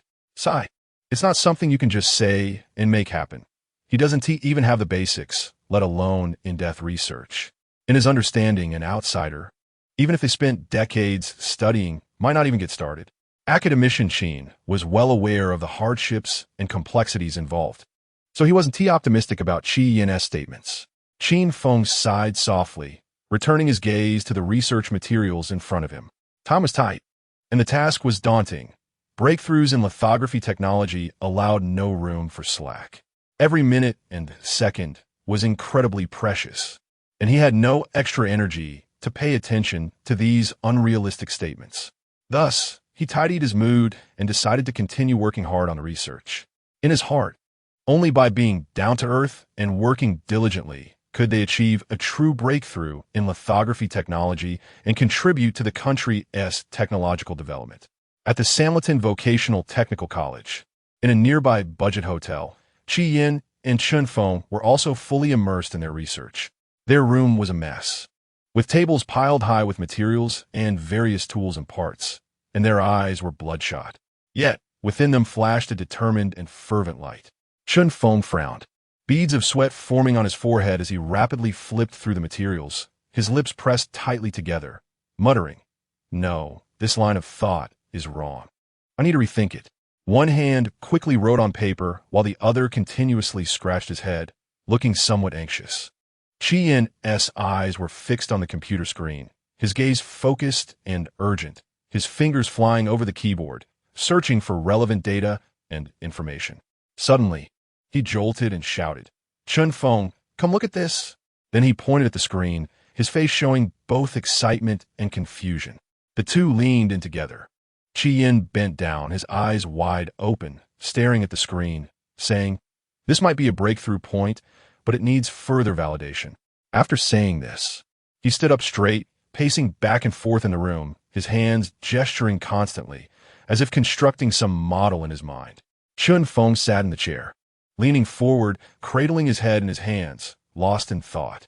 After a while, he suddenly looked up, his eyes brightening, excitedly saying, "I've got it. It's like this." For 3 whole days, they were buried in hard work here. Aside from quickly showering and grabbing a few bites of takeout, they didn't waste any other time. They were completely immersed in their research world. At night, when drowsiness hit, they would just wash their faces with cold water to keep themselves awake. During the day, sunlight poured through the windows onto them, but they were oblivious, fully focused on the work at hand. In these 3 days, they were like madmen, solely aiming for a breakthrough in their research. Chapter 73, Becoming a Teacher and Leveling Up, Junior Teacher. It was unclear how much time had passed, but under the dim light, Qian finally put down his pen after the last stroke. His hand trembled slightly, and beads of sweat slid down his cheek. Qian slowly raised his head, his eyes full of fatigue, yet brimming with uncontrollable excitement.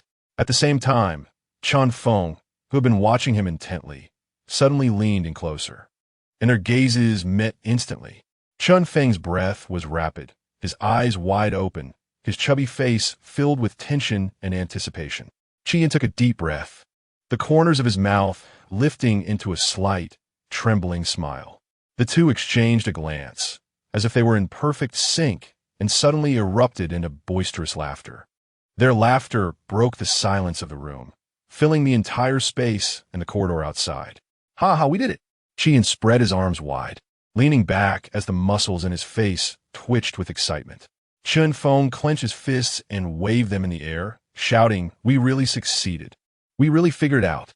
Their gazes shifted to the side, where the floor was covered with blueprints and dense calculations. Qin Feng grabbed a piece of paper and held it high, as if showcasing an incredibly precious trophy. Then he squatted down, quickly flipping through the calculation papers on the ground, mumbling to himself, "That's right, just like this, just like this." Their laughter and chatter intertwined, echoing in the small room. Their faces radiated joy and pride from their success, as if all the fatigue and hardships they had endured before had vanished in that moment. Ding! Detected that student Chin Feng has successfully researched the nanolithography technology, generating special rewards. Ding! Contribution to the host.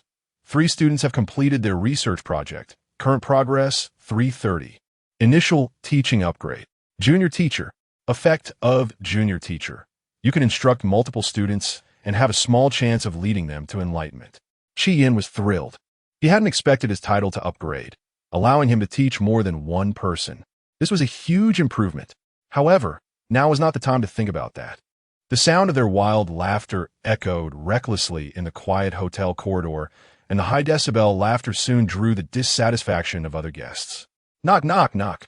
A series of urgent and angry knocks sounded at the door. Chi Yin awkwardly stopped laughing and quickly walked to the door to open it.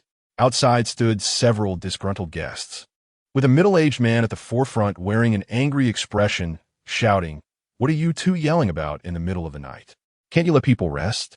A nearby woman chimed in, "Yeah, it's so noisy. Don't you have any public morals?" Their gazes swept past Chi Yin and fell on the messy floor covered with blueprints. One young man sneered, "What is this? It's a mess. Are you two out of your minds? Studying in a room? That's just ridiculous. Are you doing research or what?" Chun Feng's face turned bright red as he kept apologizing. I'm sorry. We got too excited. We're really sorry." The guests shot them a fierce glare before turning to leave, muttering, "What a couple of lunatics." Chi Yin closed the door and let out a long sigh. In the room, he and Chun Feng exchanged a glance, the earlier excitement slightly subdued, replaced by a helpless smile. Chun Feng lowered his voice and said, "Sai, teacher, how can we not be excited? We stayed up for several nights to figure this out, and we can't get a little excited?" Chi Yin walked to the window, gazing at the night outside, and lamented, "These past few days, we haven't had a moment's rest. We only slept a few hours each day. And as soon as we opened our eyes, we started working hard. We didn't even have time to eat properly. It's really been tough on your little body." Chun Feng sat in a chair, rubbing his temples. "Exactly. All those dense data and complex formulas nearly drove me crazy. I wanted to give up so many times, but I gritted my teeth and persevered." Chi Yin turned back, his eyes firm. "But fortunately, we made it through. We finally succeeded, and all the hardships were worth it." Chun Feng nodded, a look of relief returning to his face. "Yes, it was worth it. Next, let's show those who look down on us what we've accomplished." Next, they needed to organize the blueprints, formulas, and a series of other materials to send out. However, the amount of material they had to send regarding the lithography technology and blueprints was overwhelming. Chi Yin had already decided to use his authority at the Lonka Institute. Although he had not officially joined the Lonka Institute yet, he already had some privileges. Therefore, he could directly use internal software to send these precious research results to the experts and academicians at the Lonka Institute who specialized in chip research. The academician he had in mind was Chin Feng. In Chi Yan's heart, academician Chin Feng was someone he greatly respected. He viewed Chin Feng as a true research master, fully dedicated to the study of lithography technology, and his focus and dedication were admirable. In Chi Yan's impression, academician Chin Feng was a diligent and hardworking person. Chi Yan had heard that academician Chin Feng had gone days without sleep, continuously experimenting and improving to overcome a key technical challenge, just like them. But Chin Feng had been fighting through countless days and nights. This love and persistence for research deeply moved Chi Yan. Moreover, Chin Feng's speeches at press conferences were always filled with foresight, benefiting Chi Yan greatly.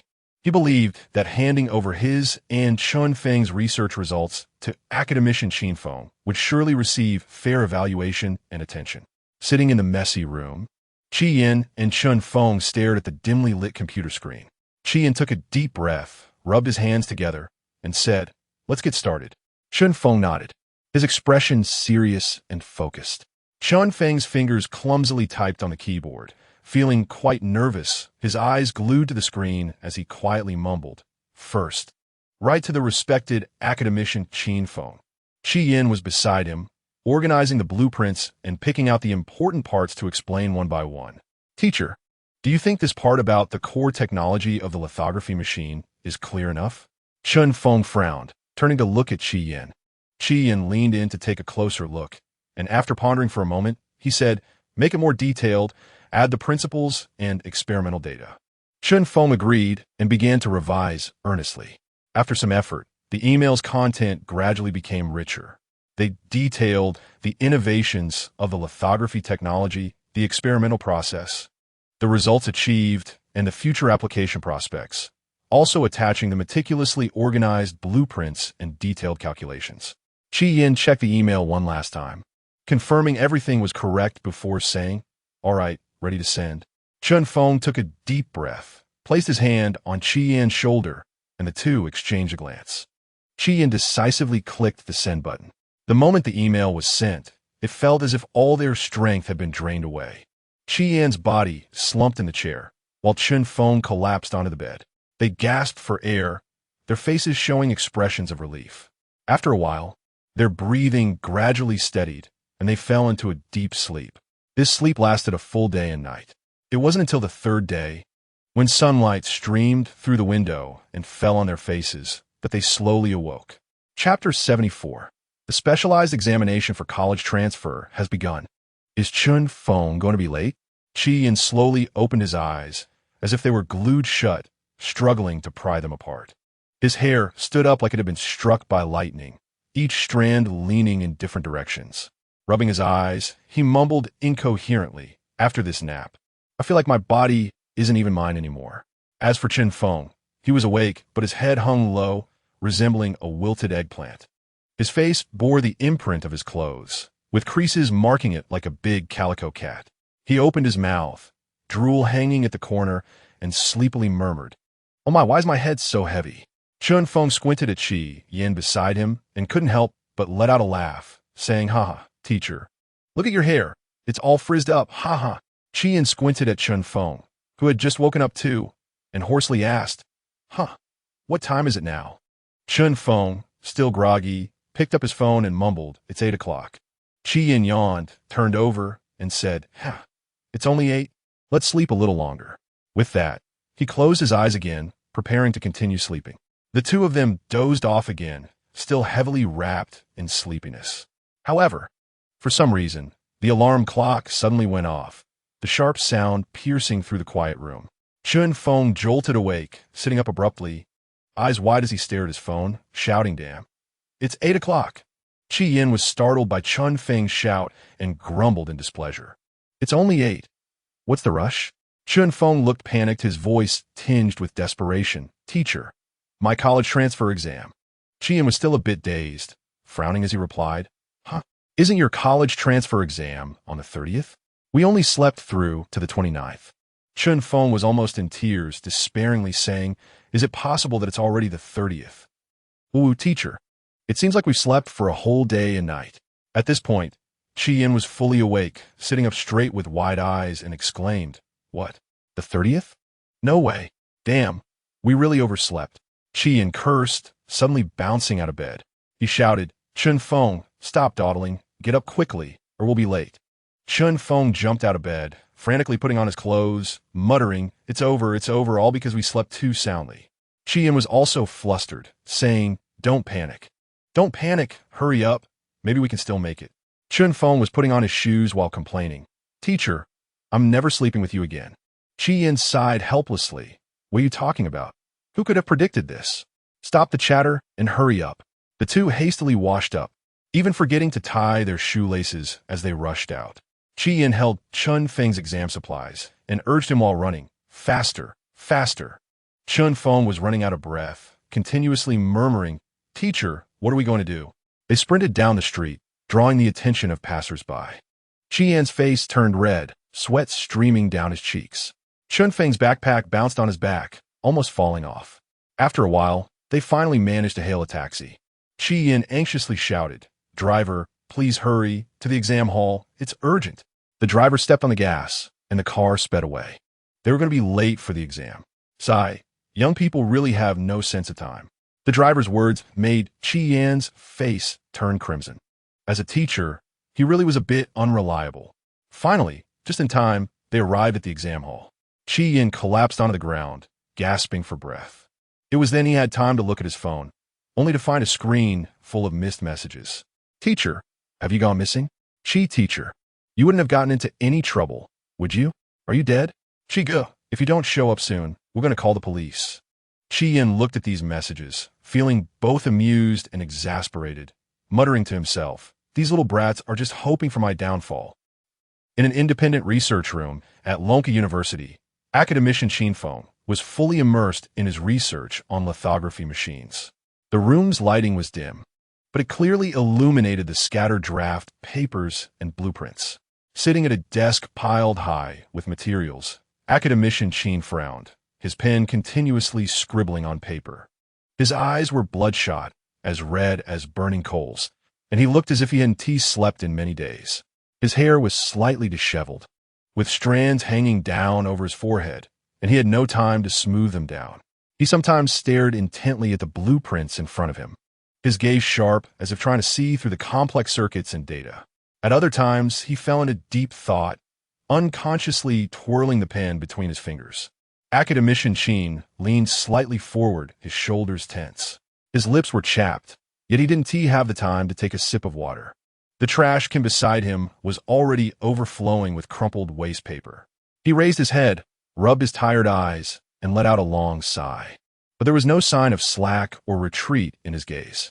In the field of lithography machines, there are very few experts in Longhua. Most people have turned to other research directions because the results in this field are too difficult to achieve. Only he, day after day, year after year, remains committed here. The lack of understanding from others and the numerous difficulties in research have never shaken his resolve.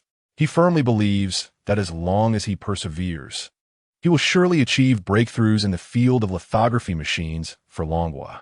Sigh. The United States chip sanctions are too harsh. Without chips, every industry will be affected. In the early stages, its impact was even greater than controllable nuclear fusion. After all, current energy is barely sufficient. Academician Shin sighed deeply, his voice filled with profound helplessness. He slowly stood up, his steps a bit unsteady, walking to the window and gazing out at the gloomy sky. Longhua's chip industry started late and has a weak foundation, and now faces such severe sanctions. Lithography machine technology is the core of chip manufacturing. Academician Shin's hands clenched into fists, the knuckles turning white. He turned around, looking at the room full of draft papers and blueprints, his eyes filled with helplessness. I give my all, researching day and night, yet progress is still so slow. If only I could have 20 more years. I am confident I could develop a lithography machine capable of producing chips below 10 nanometers, enough for Longhua's use. But the reality is, time waits for no one. Academician Shin's voice trembled, tears welling up in his eyes. He slumped helplessly in his chair, covering his face with his hands, his shoulders shaking continuously. We are constrained at every turn, and every step forward is so difficult. Meanwhile, the United States, leveraging their technological advantage, imposes blockades and suppressions on us. I hate my lack of capability, wishing I could break through these overwhelming difficulties immediately. Academician Shin raised his head, staring blankly at the ceiling. Chapter 75. Shin Feng's Excitement. A college student has developed a nanometer lithography machine, but I really can't accept it. Watching the technological development of Longhua being hindered by chips, I feel so helpless. Time. Why can you give me a bit more? Even just a little. Academician Shin Feng lowered his head again, his hands tugging at his hair. Pain and helplessness nearly consuming him. The room fell into a dead silence, with only Shin Feng's heavy breathing and occasional sighs echoing. However, academician Shin Feng did not remain discouraged for long. He took a deep breath, mustered his spirits, and returned to his research. He buried himself among piles of dense drafts and blueprints, his pen moving incessantly, beads of sweat rolling down his cheeks, with no time to wipe them away. However, while deducing a key formula, his brows furrowed tighter, muttering to himself, "This data seems off. I need to check the information for confirmation." With that, He reached out to turn on the computer. The moment the computer booted up, the email icon in the lower right corner of the screen flashed constantly, indicating numerous unread emails. Qin Feng knew that most of them were from people trying to contact him, but he had no time to reply to each one now. His gaze lingered only briefly on the email icon before he prepared to open the internal electronic library of Lonka Institute to search for information. Just then, a striking red emblem caught his attention. It was the unique logo of Lonka Institute, standing out among the numerous email notifications. Who is it? Who would send me an email? Qin Feng was filled with curiosity, and he unconsciously moved the mouse to click on it. At that moment, his eyes were filled with doubt and anticipation. As he opened the email, Qin Feng leaned slightly forward, his eyes glued to the screen, his expression focused and eager. He wanted to know as soon as possible what kind of news this email from the Lonka Institute brought. A worst-case thought arose in his mind. Could it be the dean looking for him? However, upon seeing the sender, he was stunned. Qian, author, Chun Feng, a nanometer lithography machine technology research report. These few words instantly made Qin Feng frown. How could this be possible? But I don't know Qin Feng at all. A nanometer lithography machine technology research report? I might believe it if it were 10 nanometers. Academician Qin Feng could only shake his head helplessly. Probably some person from Lonka Institute trying to solve my problem, but this is clearly nonsense. He muttered, his finger already hovering over the delete key. But just as he was about to press the delete key, a hint of hesitation arose in Qin Feng's heart. What if? What if it's true? Then I should take a look, just a glance, not to disappoint that person's good intentions. With this doubt in mind, he moved the mouse and opened the email. Initially, academician Qin Feng's expression was still filled with skepticism and scrutiny as he quickly skimmed through the introductory part of the report. However, as he delved deeper into the reading, his expression gradually changed. The tightly furrowed brows began to relax, his eyes widened, and his previously relaxed posture straightened involuntarily. When he saw the key data and innovative technical ideas, Qin Feng's face changed drastically, his mouth slightly agape, filled with disbelief. His hands began to tremble uncontrollably, his voice becoming excited and shaky. This is impossible? This idea, this data. Continuing to read, Qin Feng was completely stunned. Suddenly, standing up from the chair, he then gripped the edge of the table tightly, his eyes fixed on the screen as if he wanted to engrave every word into his mind. This is simply a groundbreaking achievement. If this is true, it would be a major breakthrough in the field of lithography. His heartbeat quickened, his breathing became rapid, and the expression on his face transformed from initial indifference to extreme shock and ecstasy. This is really a nanometer lithography machine. It's really successfully researched. Chun Feng. Academician Qin Feng scratched his head incessantly, mumbling. Qian? This name sounds a bit familiar. Oh, right. It seems to be a teacher named Qian Weigua from the nuclear physics department. Qian Weigua. Yes, I remember now. Qian Weigua is a well-known young genius in the industry, having researched controllable nuclear fusion at such a young age. I didn't expect his teacher to be Qian. Moreover, I heard they both came from that college. This is simply unbelievable. And this Qin Feng, could he also be a college student? Qin Feng's eyes widened, his face filled with disbelief. A college student can produce such research results? This would overturn the understanding of so many people. He paced back and forth in the room, his brows tightly knitted, the shock within him surging like a tide. No, this is not the time to get entangled in this. Academician Qin Feng suddenly shook his head, as if trying to shake these distracting thoughts from his mind.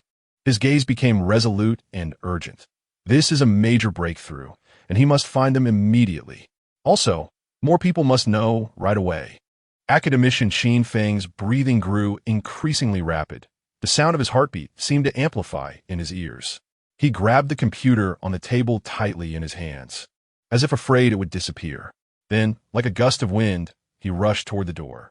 At the moment he burst through the door, he nearly tripped over the threshold, but he didn't care about that, quickly stabilizing himself and continuing to dash forward. His face was aglow with excitement as he ran, shouting, "This is a miracle! This is hope! The people around him were startled by his sudden outburst, but academician Qin Feng completely disregarded the strange looks from others. In the Nuclear Physics Research Institute of Lonka Institute, a quiet and focused atmosphere prevailed. Qin Tianhai, Qian Weiguo, and others were gathered around a precision instrument, their expressions serious and focused, wholly immersed in the research. Qin Tianhai frowned slightly, his eyes fixed on the data displayed on the instrument, his expression quite serious. Qian Weiguo bent down, carefully observing the subtle changes in the instrument, also abandoning his earlier carefree demeanor. The research had reached a critical stage, and the authority of Qin Tianhai was evident in his expression, while others were busy with their tasks.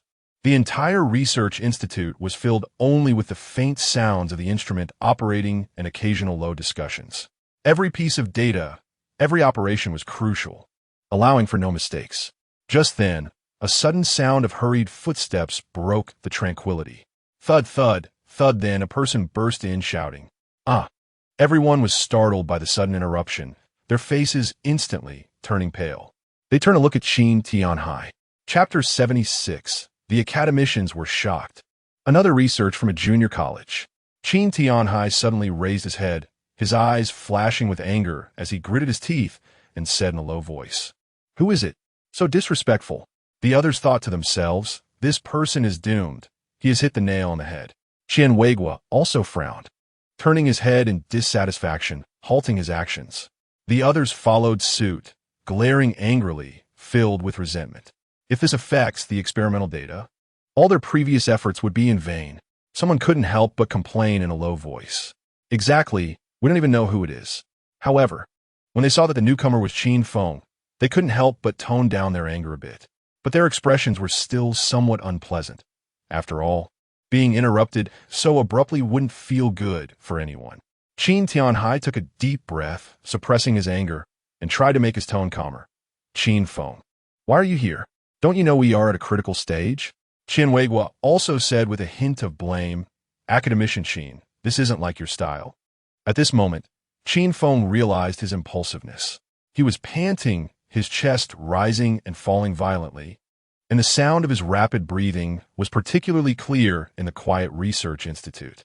His face was filled with excitement and urgency, and the gleam of excitement shone in his eyes. However, when he saw the angry and unpleasant expressions on everyone's faces, especially the somewhat reproachful gaze from Qin Tianhai, a hint of embarrassment and guilt flashed across Qin Feng's face. His mouth twitched as he tried to explain, but was a bit incoherent due to excitement. I'm sorry, I was too anxious, really sorry." He stood there helplessly, tightly clutching the computer he had brought. "I know this was my fault.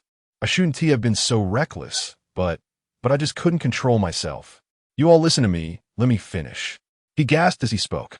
Qin Tianhai, with a dark face and suppressed anger in his tone, asked, "Qin Feng, why are you in such a rush? What on earth is going on?" The excitement on Qin Feng's face didn't diminish. Under Qin Tianhai's questioning, he slightly restrained it and said breathlessly, I came to find Qian Weiguo."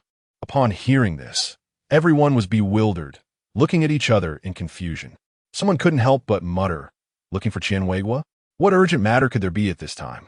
Qian Weiguo stood up in a daze, looking at Qin Feng with a puzzled expression, asking, "Academician Qin, what do you need me for?" His eyes were filled with confusion and curiosity. Qin Feng, now extremely agitated, suddenly grabbed Qian Weiguo's arm tightly, as if he wanted to crush the other S-bones with his grip. One of his hands trembled uncontrollably due to the excessive force, making him look somewhat frenzied. "Quick, take me to find your teacher, that Qi Yin. By the way, don't you have a classmate named Qin Feng? Hurry, take me to find them. We can't waste a moment." Qin Feng's eyes were wide open, urging constantly. Qian Weiguo was taken aback by this sudden scene, standing there in a daze, his face full of bewilderment and helplessness. After a while, he finally came to his senses, looking at Qin Feng with wide eyes and stuttering, Find teacher Qi? Academician Qin, why are you suddenly in such a hurry to find teacher Qi?" Upon hearing this, the people around also cast curious glances, glancing at each other, all with puzzled expressions. Some whispered, "What on earth is going on? Look at how anxious Academician Qin is." Others speculated. Could it be related to the recent research project? Just then, Qin Tianhai spoke up. He frowned and said seriously, Qin Feng, can you calm down a bit? Don't be so rash. What exactly happened? You need to explain it clearly to us. Qin Feng finally took a breath, trying to calm himself down, and told everyone the truth. His hands kept gesturing, and his voice trembled with excitement. It's like this, someone just sent me an email. At first, I didn't think much of it, but when I opened it, it was about a 1 nanometer lithography technology. I read it carefully, pondered it repeatedly, and found no issues at all. Upon hearing this, the academicians were first taken aback, then shock appeared on their faces.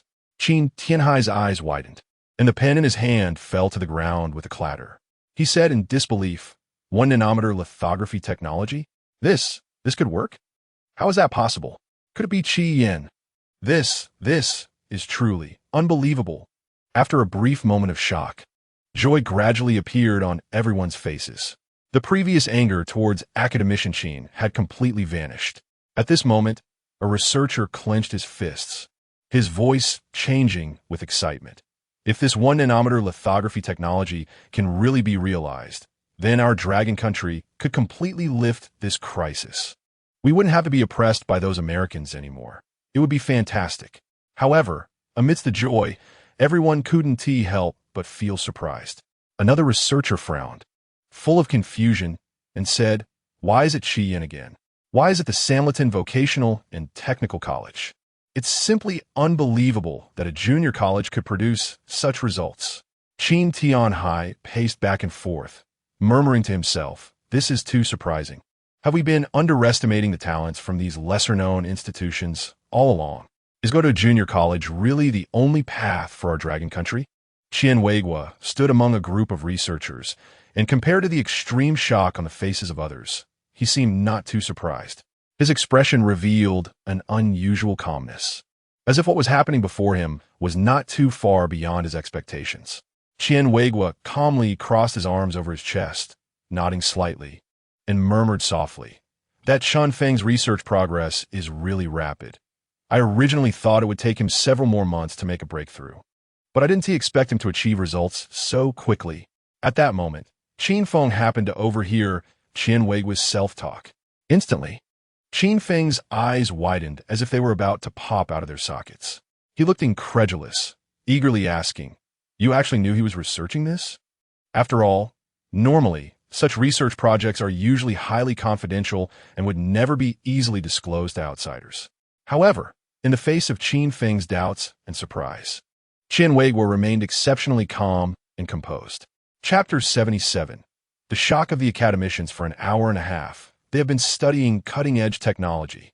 He slowly nodded, a slight smile of confidence appearing at the corner of his mouth, and then replied leisurely, of course, don't forget that Chun Feng and I are close friends. So we have some understanding of each other's research directions and developments, but we won't share it with others. Moreover, I also know about some other classmates' research situations. Teacher Qi allows us to discuss with each other, but people from other classes wouldn't know. Only our own class knows. Upon hearing Qian Weigua's words, the expressions on everyone's faces instantly became even more astonished. It seemed they had discovered an incredible secret today. A whole class. At this moment, Qin Tianhai's mouth was wide open, unable to close for a long time. The documents in his hand had unknowingly slipped to the floor, but he was oblivious, staring blankly at Qian Weigua. Qin Feng nearly dropped his laptop as well, but fortunately, Qian Weigua was quick enough to catch it. The others directly sat down in their chairs, faces filled with disbelief, murmuring, how is this possible? How is this possible? This is a whole class of people. What does it mean to have a whole class of geniuses? With just the research results of the three of them, Long Country could already outperform any other country, let alone a class full of geniuses. Qin Tianhai swallowed hard, steadied himself, and was the first to break the brief silence. He asked, his voice slightly trembling, does that mean that the whole class of Qi Yin is abnormal?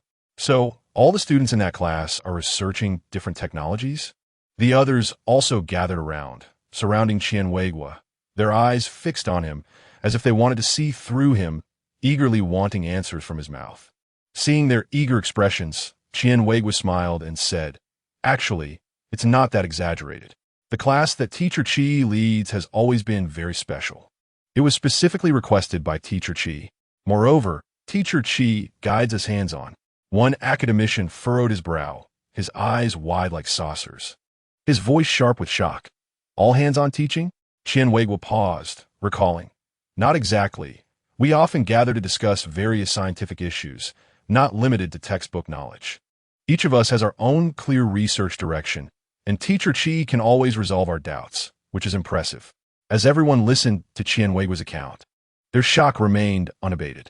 Qin Tianhai stroked his chin, thoughtfully saying, "It seems we have really underestimated the strength of this class." His expression showed a mix of shock and a hint of regret. At this moment, another academician eagerly asked, "What other research results or ongoing project do they have?" His voice trembled with nervousness, and his body involuntarily leaned forward. Qianweiguo looked at the stunned faces in front of him, cleared his throat, and began to describe the class situation. He unconsciously stroked his chin, his expression tinged with admiration and emotion, slowly saying, "In our class, they are probably all researching black technology. Take Chen Feng, for example. He has been delving into the technology of nanolithography. He is very clever and can be considered the smartest among us. However, he is a bit lazy, haha, otherwise he might be faster than me." As Qianweiguo spoke, he raised a hand to gesture. Then there's Li, who is working on the deep application of artificial intelligence in aerospace, aiming to optimize algorithms to make aerospace robots more precise and faster. At this point, excitement sparkled in his eyes. And then there's Zhao Gang, who is dedicated to developing a super-fast data transmission technology. If successful, the speed of information transmission will be unprecedentedly improved. The crowd listened dumbfounded, but Qianweiguo showed no signs of stopping. Moreover, everyone's research progress is different. For instance, Chen Feng's research is nearing completion, and the experimental data is very promising. Otherwise, he wouldn't have emailed academician Qin. Li is also progressing smoothly, having completed most of the algorithm model construction and is currently making final adjustments and optimizations. Qianweiguo paused, glanced at the expressions of the crowd, and continued.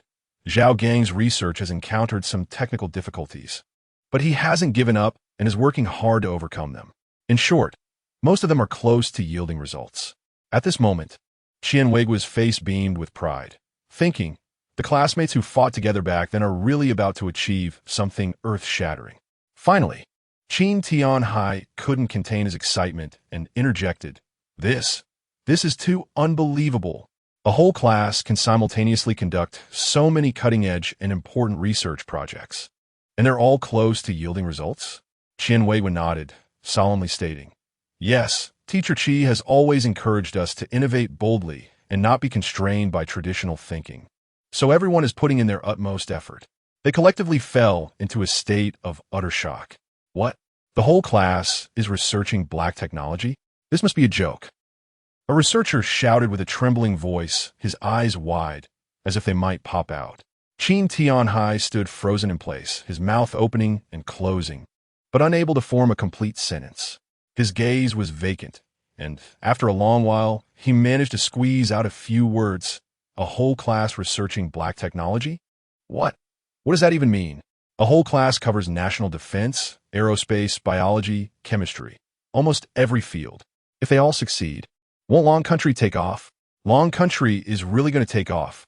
His voice became hoarse with excitement, and his body trembled continuously. The entire room was filled with sounds of awe, disbelief, and incredulity. They looked at each other, trying to find a hint on the other's face that this was just a joke.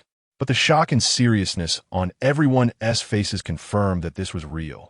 This is too crazy, too unbelievable. Qin Feng held his head with both hands, pacing back and forth in the room, thinking that if this is true, it would be a monumental change in the scientific community. Everyone's emotions were like a heavy bomb dropped into the room, unable to calm down for a long time. Each person was dazed by this shocking news, yet filled with anticipation and hope. Chapter 78. The Shock of the Academicians. What on earth is the associate degree to bachelor's degree transition? Several academicians from Lonka Institute sat together in the conference room discussing this matter. After hearing the details, the originally quiet academicians could no longer maintain their composure. At this moment, their excitement was palpable. They sprang from their chairs as if their seats were on fire.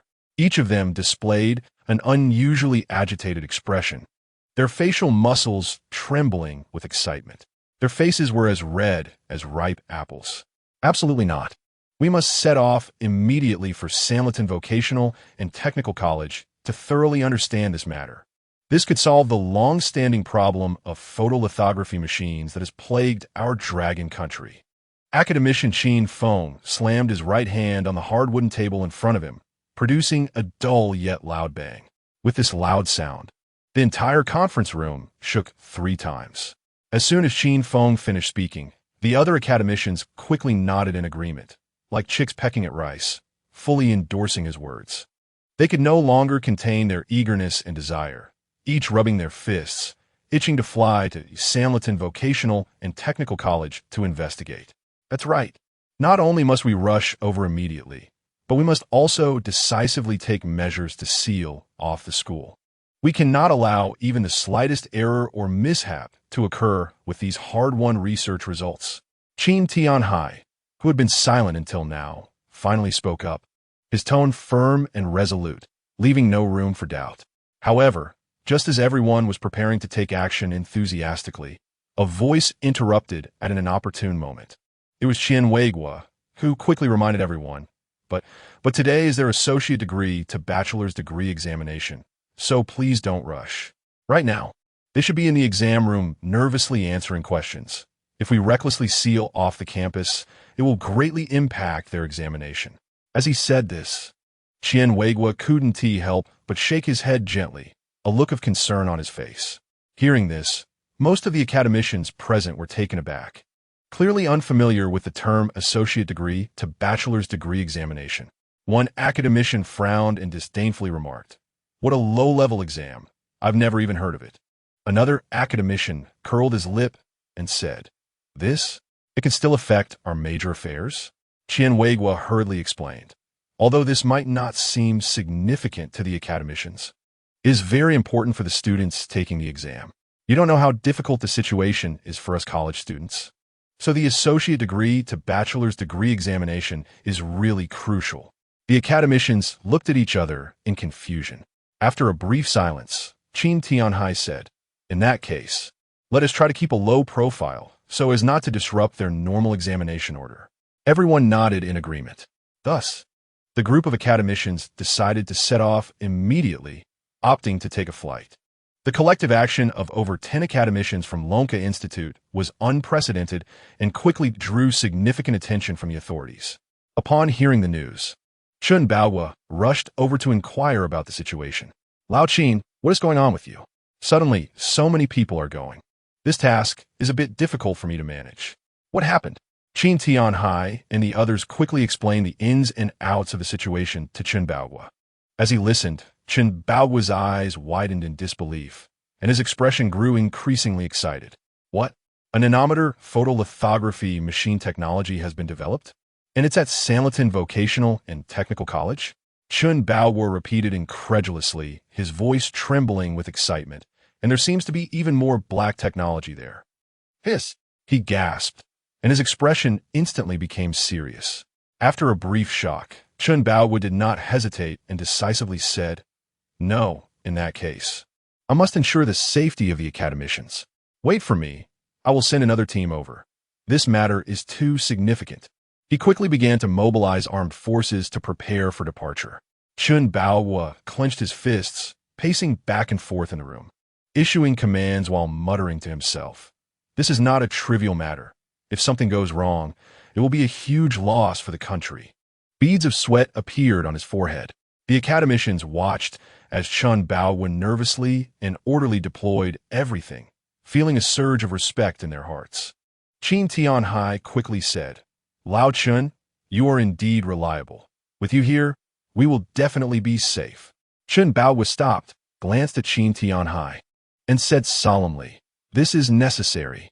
Such a major scientific research achievement must not have any mishaps. Soon, The armed forces gathered quickly. Chun Bao stood in front of the team, his gaze intense as he said, "Comrades, this mission carries great responsibility. We must ensure the safety of the academicians and the smooth transfer of the research results. Do you understand?" "Understood. Understood. Understood." The soldiers responded in unison, their voices echoing in the air. Chun Bao waved his hand. "Let us go." The team swiftly set off, a large group heading towards Samleton Vocational and Technical College. Meanwhile, outside Samleton Vocational and Technical College, a gloomy atmosphere enveloped the campus, with lead gray clouds hanging heavily over the teaching buildings. The corridor outside the examination room was filled with serious silence. Parents and teachers outside the campus closely watched the tightly closed doors of the examination room. A gentle breeze blew by, but brought no freshness, only stirring a few strands of hair and the corners of clothing before returning to calm. The entire space outside the examination room was packed with tension and anticipation. At this moment, a glasses-wearing teacher with somewhat disheveled hair was pacing back and forth by the roadside, his face marked with anxiety. He occasionally looked towards the school gate, beads of sweat forming on his forehead, but he didn't bother to wipe them away. He was Chi Yin, waiting for his students to finish their associate degree to bachelor's degree examination. Chi Yin silently prayed in his heart, hoping his students would do well. At the very least, they should get into a second-tier university. He murmured, his brow furrowed, his eyes revealing deep expectations for his students. These days, college students face a tough situation in the job market. Their essays saying that college students are not as good as dogs, only undergraduates count as people. But those from non-prestigious universities are considered beneath others. Only graduates from top universities are useful. Chapter 79. A dozen academicians gather at the site of the college entrance examination. Chi Yin couldn't help but let out a deep sigh, filled with helplessness and emotion. Sigh, the competition. It's too intense. At that moment, a man beside him spoke up. "That's right. It's intense." Chi Yin turned to look at the man, who appeared haggard, his eyes bloodshot, tightly clutching a thermos. He was of medium build, dressed in a dark suit that was impeccably ironed, and wore gold-rimmed glasses. His eyes exuded an air of arrogance, making him seem hard to get along with. With his chin slightly raised and a faint smirk at the corner of his mouth, he showed disdain for everything around him. Chi Yin forced a smile and nodded, saying, "Yes, today's kids have too much pressure. They have to work hard to secure a good future." The man sighed heavily. "Exactly. My son studies day and night, just hoping to get into a good undergraduate program so that finding a job will be easier later." Chi Yin empathized. "As teachers and parents, we see it and feel it deeply. But there's nothing we can do. Social competition is just that cruel." Upon hearing this, the man immediately became interested. "Oh, you're a college teacher? I teach at a 589 university in the Magic City. I know the importance of education. Students from technical colleges have very little future. Only undergraduates are somewhat useful, and they have to go for a master's degree to have a way out. I've already arranged for my son to get into a top-tier university this time, and then let him study for my master's degree," the man said proudly. Chi Yin felt a bit displeased, but maintained politeness, cheerfully saying, "Speaking of which, I believe my students should have no problem getting into a top-tier university this time." The man widened his eyes in disbelief and said, "A technical college student getting into a top-tier university? That's very difficult. How could they all get in? Aren't you just bragging?" He looked Chi Yin up and down, his eyes filled with contempt. "You're just a technical college teacher. What good students could you possibly teach? Why don't you let them all get into a 589 university?" Chi Yin's expression instantly turned sour. He bit his lip tightly, a surge of anger rising within him. Yet he forced himself to stay calm and said, "You can't be so absolute. Every student I teach has potential. Anything is possible.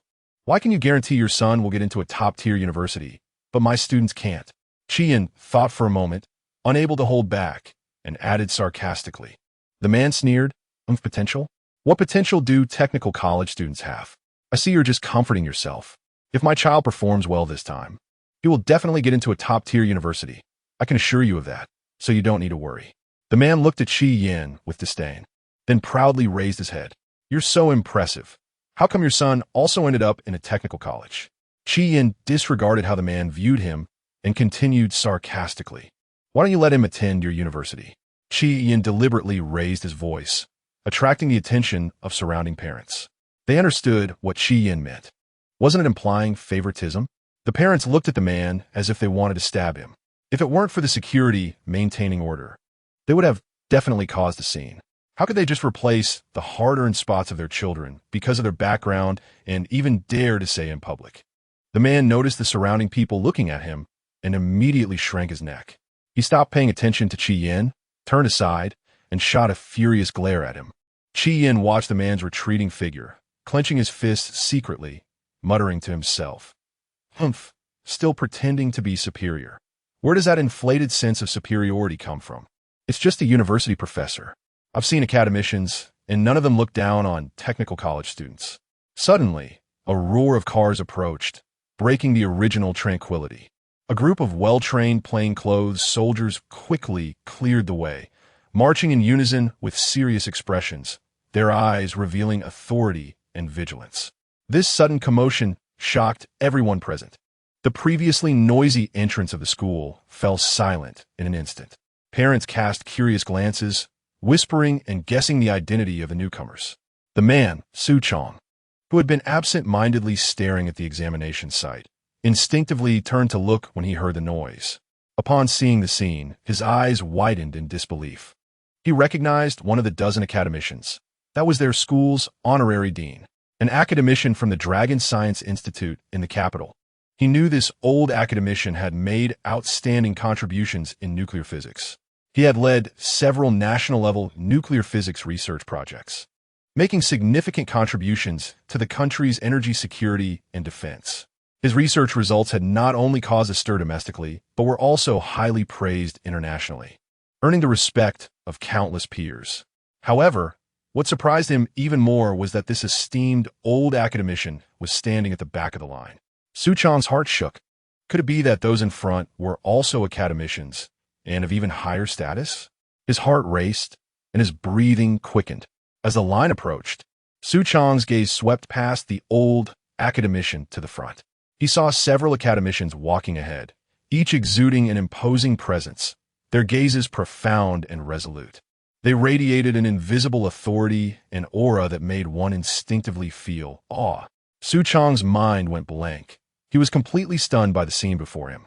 The surrounding parents also held their breaths, enveloped by this powerful aura, not daring to make a sound. My God, what is happening? Could it be because of me? It must be. Among all the people here, my status is the highest.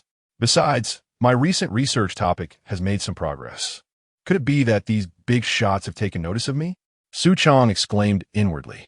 He closely followed the figures of the academicians, filled with curiosity and anticipation.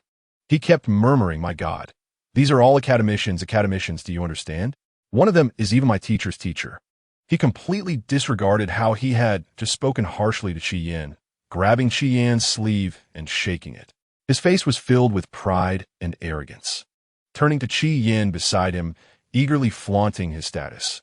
Hey, you technical college teacher, did you see? One of them is my teacher's teacher, who hold a very high position in the academic world. Chapter 80, The Clown, Su Chong. The academicians are here to see Chi Yin. Let me tell you, having connections with such big names is not something ordinary people can have. Chi Yin listened to Su Chong's bragging, casually wiping his nose and saying, I wonder what they are here for. Upon hearing this, Su Chong's smug expression instantly turned to disdain. He raised his voice and said, Humph, what do you know?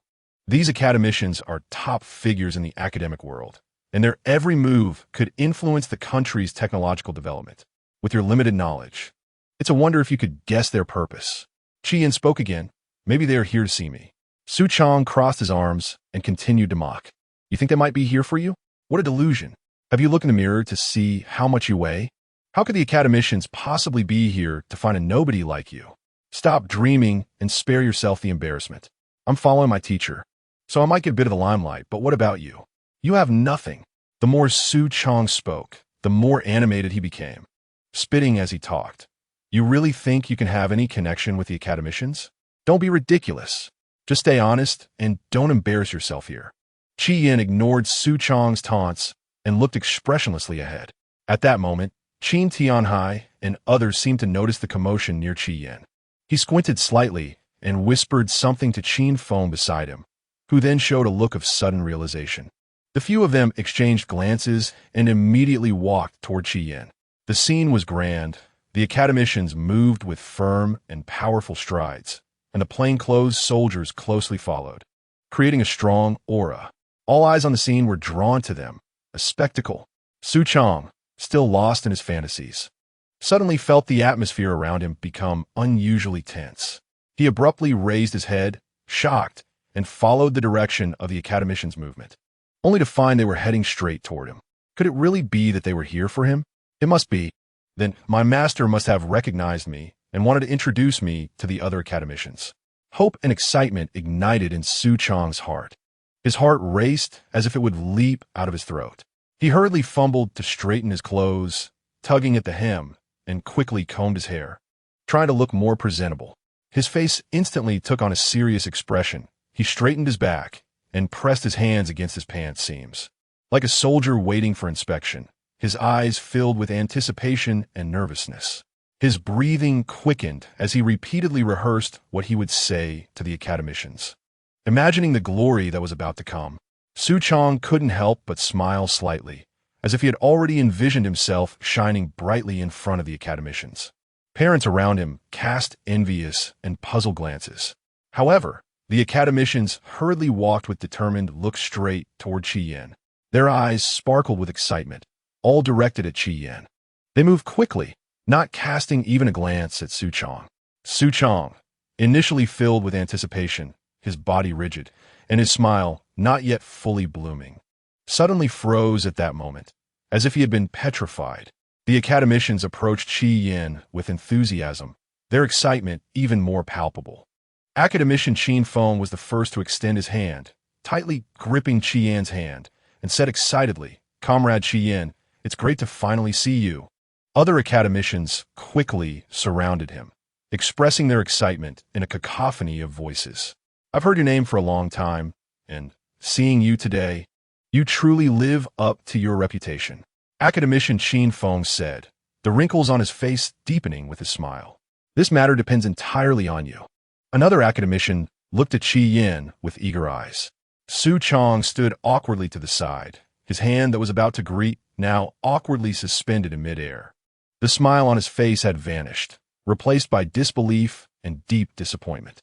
His mouth opened slightly, wanted to say something, but he was choked up and couldn't utter a word. Everyone in the audience was shocked to see how warmly the big names treated Qi Yan. They whispered among themselves, speculating about Qi Yan's identity. Who is this Qi Yan? How could so many prominent figures come see him? One parent, puzzled and frowning, said, "Who knows? It must be something extraordinary with this kind of scene." The person next to him shook his head, keeping his gaze fixed on Qi Yan. At that moment, someone finally recognized Qi Yan's identity, and the crowd erupted into a buzz, beginning to discuss animatedly. "Isn't that the Qi Yan from the internet?" An excited young man exclaimed. "Qi Yan? What Qi Yan?" Another person replied, confused. "He's the one who contributed to the cancer miracle drug technology." "Oh, so it's him. I heard that miracle drug saved many lives. But that's not all. I also heard he's working on some big project recently." "What big project?" "I think he's researching photolithography machines." "Photolithography machines? That's cutting-edge technology in the high-tech field. Can he really do it?" "Don't underestimate him. He developed a cancer miracle drug, so the photolithography machine might not be a problem for him." I think he's just bragging. Developing a photolithography machine isn't that easy." "You can't say that. He deserves praise for having the courage and determination. Maybe he's just trying to gain attention and fame." "Not possible. His contribution to the cancer miracle drug is a solid achievement."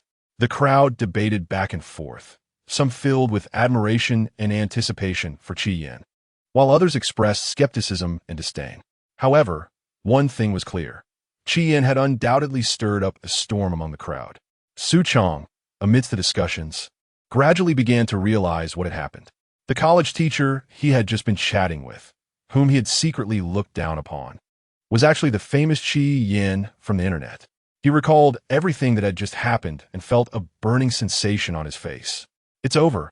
I've embarrassed myself tremendously." Su Chong regretted hitting his head. He had thought he recognized him a little, but why didn't he connect the dots? His face turned crimson as he thought about how he had arrogantly boasted in front of Qi Yin earlier, feeling like a ridiculous clown, utterly humiliated. Chapter 81. The academicians are shocked. All the students in Qi Yan's class are truly cutting-edge technology. On Qi Yan's side, after exchanging pleasantries with several senior academicians, he finally began to inquire about their purpose for coming. So, are you here for? Old academician Qin Feng couldn't wait to express their intention first. His eyes sparkling with excitement, his hands trembling slightly with enthusiasm. Comrade Qi Yin, we are here for that 1 nanometer lithography technology. I saw the content you sent via email, and it made me so excited that I couldn't sleep well for several nights. Old academician Qin Feng's voice trembled with excitement. Do you know? The ideas and thoughts you proposed are simply groundbreaking. This has immeasurable significance for our country's breakthroughs in the chip field. He tightly grasped Qi Yan's hand, his eyes filled with admiration and respect. Your achievements are already so amazing. The cancer miracle drug technology has benefited countless people, and now you have made such significant breakthroughs in lithography technology. You are a superstar in our scientific community. Qi Yin smiled humbly and said, Old Qin, you flatter me. This is just a small idea of mine that still needs everyone's effort to perfect. Old academician Qin Feng shook his head repeatedly and said, No, you are too modest. Your ideas have pointed us in the right direction. With your leadership, we believe that we will definitely be able to overcome this challenge. Qin Feng excitedly mentioned wanting to meet that Qin Feng and expressed his eagerness to invite Qin Feng to become an academician directly. Qi Yan's expression remained relatively calm upon hearing this. After all, this was not the first time he had encountered such a situation. However, a slight ripple still stirred in the depths of his heart. He stood quietly, his gaze reflecting contemplation. Yet, Qi Yin was still somewhat curious about the other academicians. He furrowed his brows slightly and asked in confusion, but even for the lithography technology, is it necessary for so many academicians to come? His voice was not loud, but it was filled with doubt. Qi Yan's gaze swept from one academician's face to another, trying to find answers in their expressions. His fingers unconsciously tapped lightly on the corner of his clothes, revealing his inner unease. The surrounding academicians exchanged glances upon hearing Qi Yan's question, and for a moment, no one immediately answered. Qi Yan felt even more puzzled.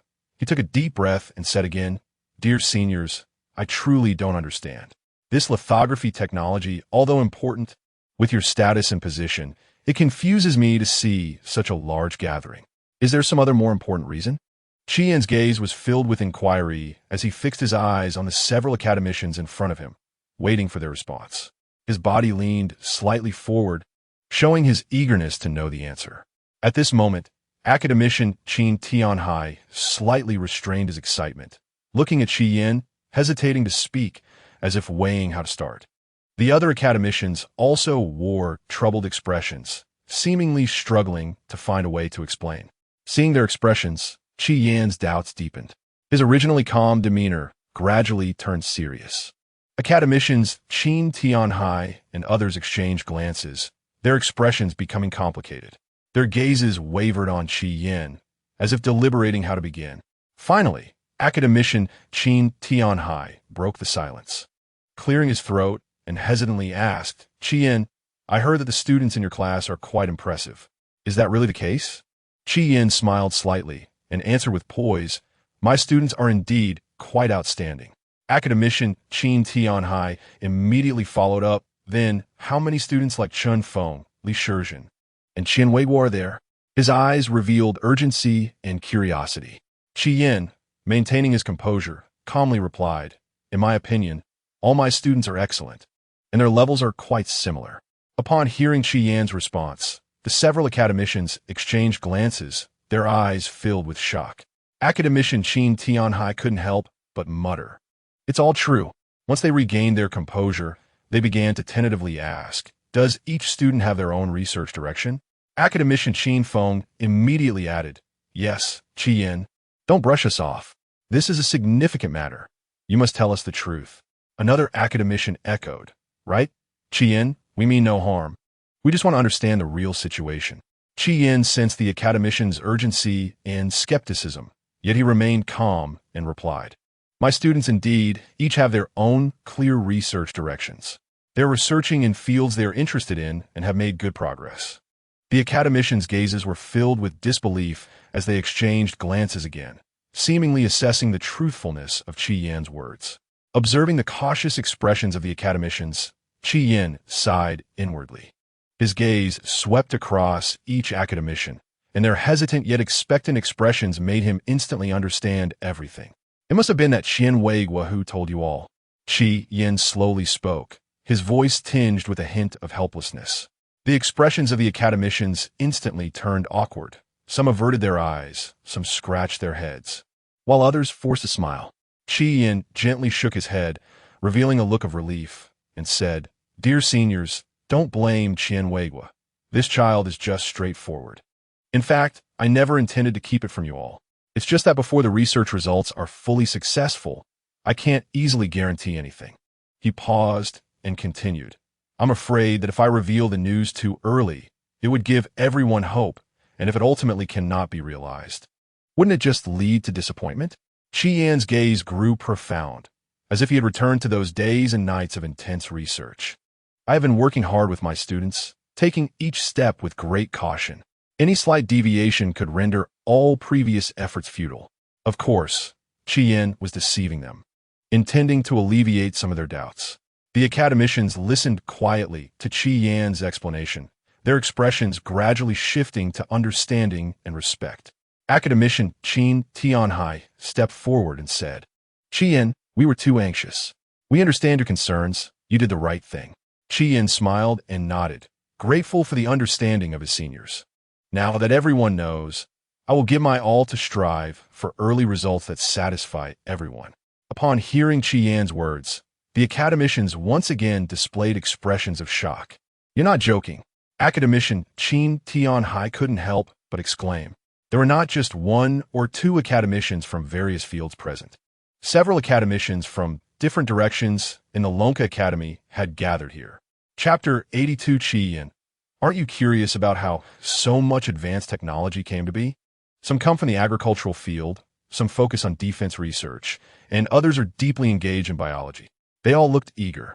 Several elder academicians could no longer contain themselves and began to ask questions. "Qian, do your students have research in hybrid technology and agriculture?" An elderly academician from the agricultural field asked impatiently, his eyes filled with anticipation. "What about aerospace technology? Our country urgently needs breakthroughs in this area." The academician responsible for defense followed up, his voice trembling with urgency. "In defense technology, this is of utmost importance." Another academician also stepped forward, staring intently at Qian. Qian looked at these eager elder academicians and felt their passion for scientific research and deep concern for national development. Qian slowly said, "Their research is still ongoing, and the results will need time to be verified." The academicians nodded repeatedly, their urgent expressions slightly easing, but their eyes still filled with expectation and encouragement. Hearing Qian's words, the academicians were unable to contain their excitement. Academician Qin Tianhai's face turned red, his hands trembling uncontrollably, and his voice became high-pitched with excitement. "If what you say is true, and your students have these research directions, that would be a tremendous blessing. This could save our research institute a lot of time." The academician from the agricultural field had tears in his eyes and said with a trembling voice, "Yes, we have explored hybrid technology for many years, and if new forces join, it will surely bring new breakthroughs and hope." The academician from the defense field clenched his fists tightly, his veins bulging with excitement. "If we can get support in aerospace and defense technology, the strength of Longwa's defense will surely be greatly enhanced, and Longwa's rise is just around the corner." The academician focused on biology also nodded repeatedly, his eyes filled with eager anticipation. "This will have a tremendous impact on the development of our biological field." All the academician's eyes were fixed on Qian, as if he were about to say something crucial about the future of Longwa. Qian softly said, "Yes, almost all research directions are covered. Everything you can think of is included. Chi-Yin confirmed this matter again, very seriously. As soon as he finished speaking, the academicians were taken aback for a moment, then erupted into cheers. Academician Qin Tianhai jumped up in excitement, shouting, "Wonderful! Wonderful! This is a blessing for Longhua." The other academicians hugged each other, their eyes filled with excitement and joy.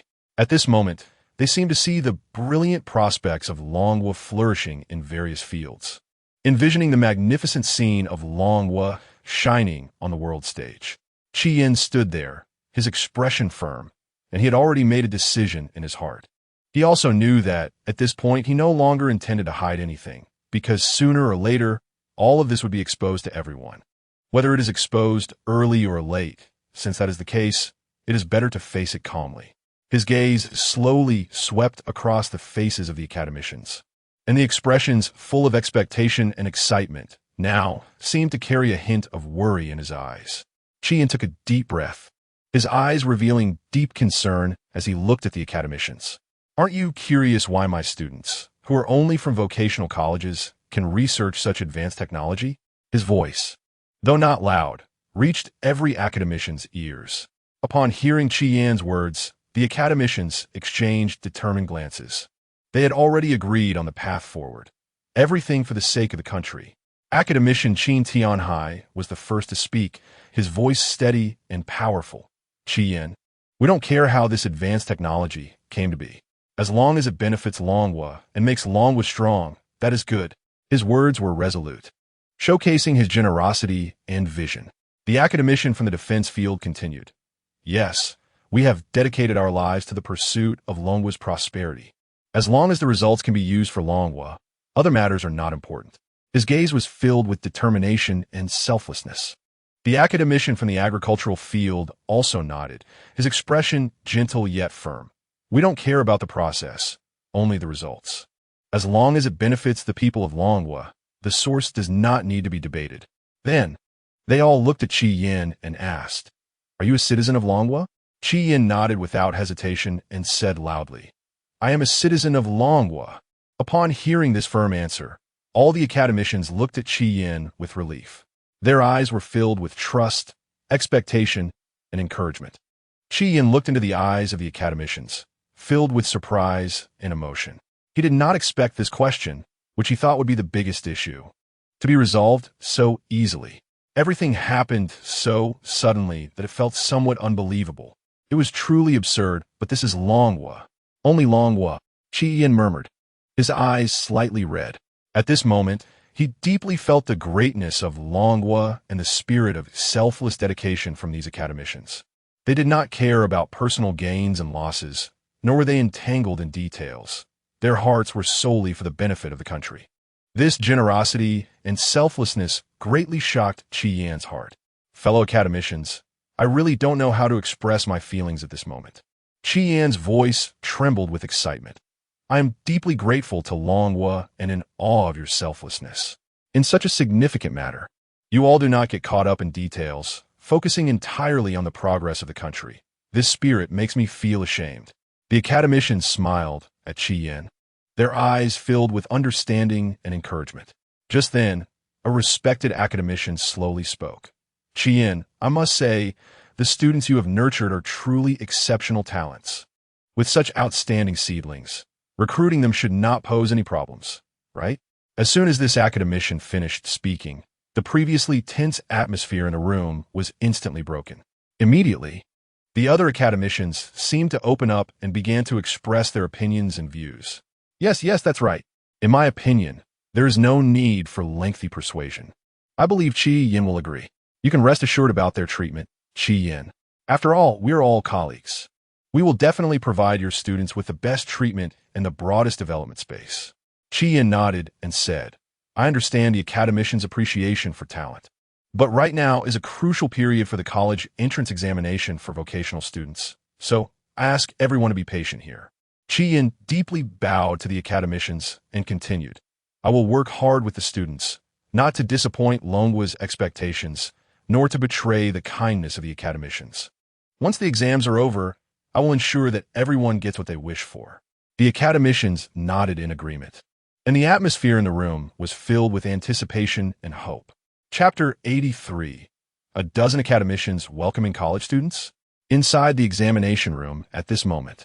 Dingling, dingling, as a crisp bell rang, Chen Feng and more than 20 students rushed out of the examination room like wild horses that had broken free. They had finished their exams.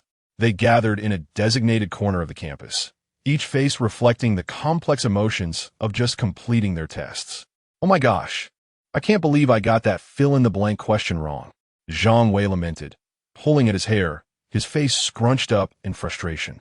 Haha, I told you to choose C for that question, but you didn't believe me. Zhang Daqiang was so happy that he was dancing with joy, his eyes squinting with laughter. Don't tell me the answers, I don't want to hear it. Wang Hai quickly covered his ears, looking defiant, wanting to preserve a bit of fantasy.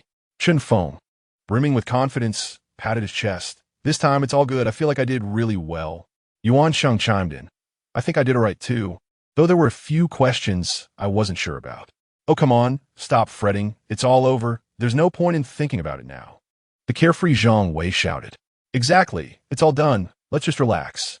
Several classmates echoed. Chen Feng suddenly said, Oh no, Teacher Qi is still waiting for us outside. We should hurry out, he said this morning he would wait for us to go back together.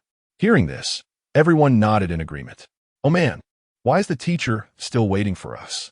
I won't be polite then, he must treat us to a meal. I want hot pot. Hee, I want barbecue. Haha. Me too, me too. Chen Feng scratched his head in confusion. But the teacher didn't say he would treat us to a meal, did he? They ignored whether he said it or not, pushing Chen Feng towards the exit. At this moment, of course, they had to take advantage of their teacher. Meanwhile, the sun peeked out from behind the dark clouds, casting sunlight on them, illuminating their faces filled with anticipation and hope. The students streaming out felt like a tide, the dense crowd filling the campus pathways. However, the closer they got to the gate, the more they sensed something was off. The once bustling crowd seemed to be subtly influenced by some unseen force, gradually parting to create a wide path. What is going on? Chen Feng wondered aloud as he walked with the crowd, his mind full of questions. It feels like we're welcoming someone important, Zhang Wei whispered, his eyes full of curiosity. Zhang Daqiang's eyes widened. Could there be some big shot among our test takers? It can't be some super student, right? Maybe it's the child of some high-ranking official coming to take the exam, Wang Hai speculated, a hint of envy in his tone. The group began whispering to each other, various guesses swirling. Maybe it's a genius kid, already reserved by all the top schools. Yuan Sheng couldn't help but join the discussion. Sigh. If only I could have such treatment. Zhang Wei sighed, his eyes filled with envy and longing. A sense of curiosity and anticipation filled the crowd. Everyone stretching their necks to get a glimpse. Each person's steps seemed to unconsciously quicken, eager to reach the entrance and see who could command such an impressive reception. At this moment, sunlight streamed through the clouds, and the path cleared by the crowd stood out prominently.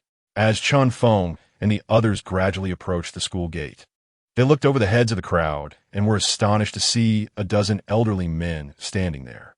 Huh, why do they all look so old? Especially that one staring at me? But they seem like big shots, with such an imposing presence, Chen Feng murmured softly. The dozen academicians, along with a group of big shots, were all eagerly looking forward, their faces full of expectation. An academician from the defense sector clenched his fists tightly, pacing back and forth, muttering, We must retain talent this time.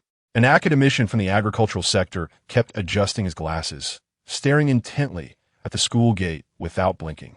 Teacher Qi was among them, seen quietly conversing with a prominent figure beside him, looking somewhat tense. Wait, did I see incorrectly? Is that someone who looks just like Teacher Qi? Chen Feng rubbed his eyes, his face filled with disbelief. I saw it too. Seems to be right in that group of old men, Zhang Wei said, his voice laced with confusion. Zhang Daqiang was about to speak when Wang Hai interrupted him. Stop guessing. How could Teacher Qi be standing with those old men? Wang Hai gulped. That is Teacher Qi. You bunch of fools, Yuan Sheng said loudly, always straightforward. Oh, stop arguing. Let's get closer and find out, Zhang Wei said, pulling everyone forward. After much effort, they finally squeezed to the front, and, upon closer inspection, It truly was Teacher Chi. Oh my gosh, it really is Teacher Chi. What is going on? Zhang Wei exclaimed, nearly dropping his jaw in shock. Those old men looked intimidating.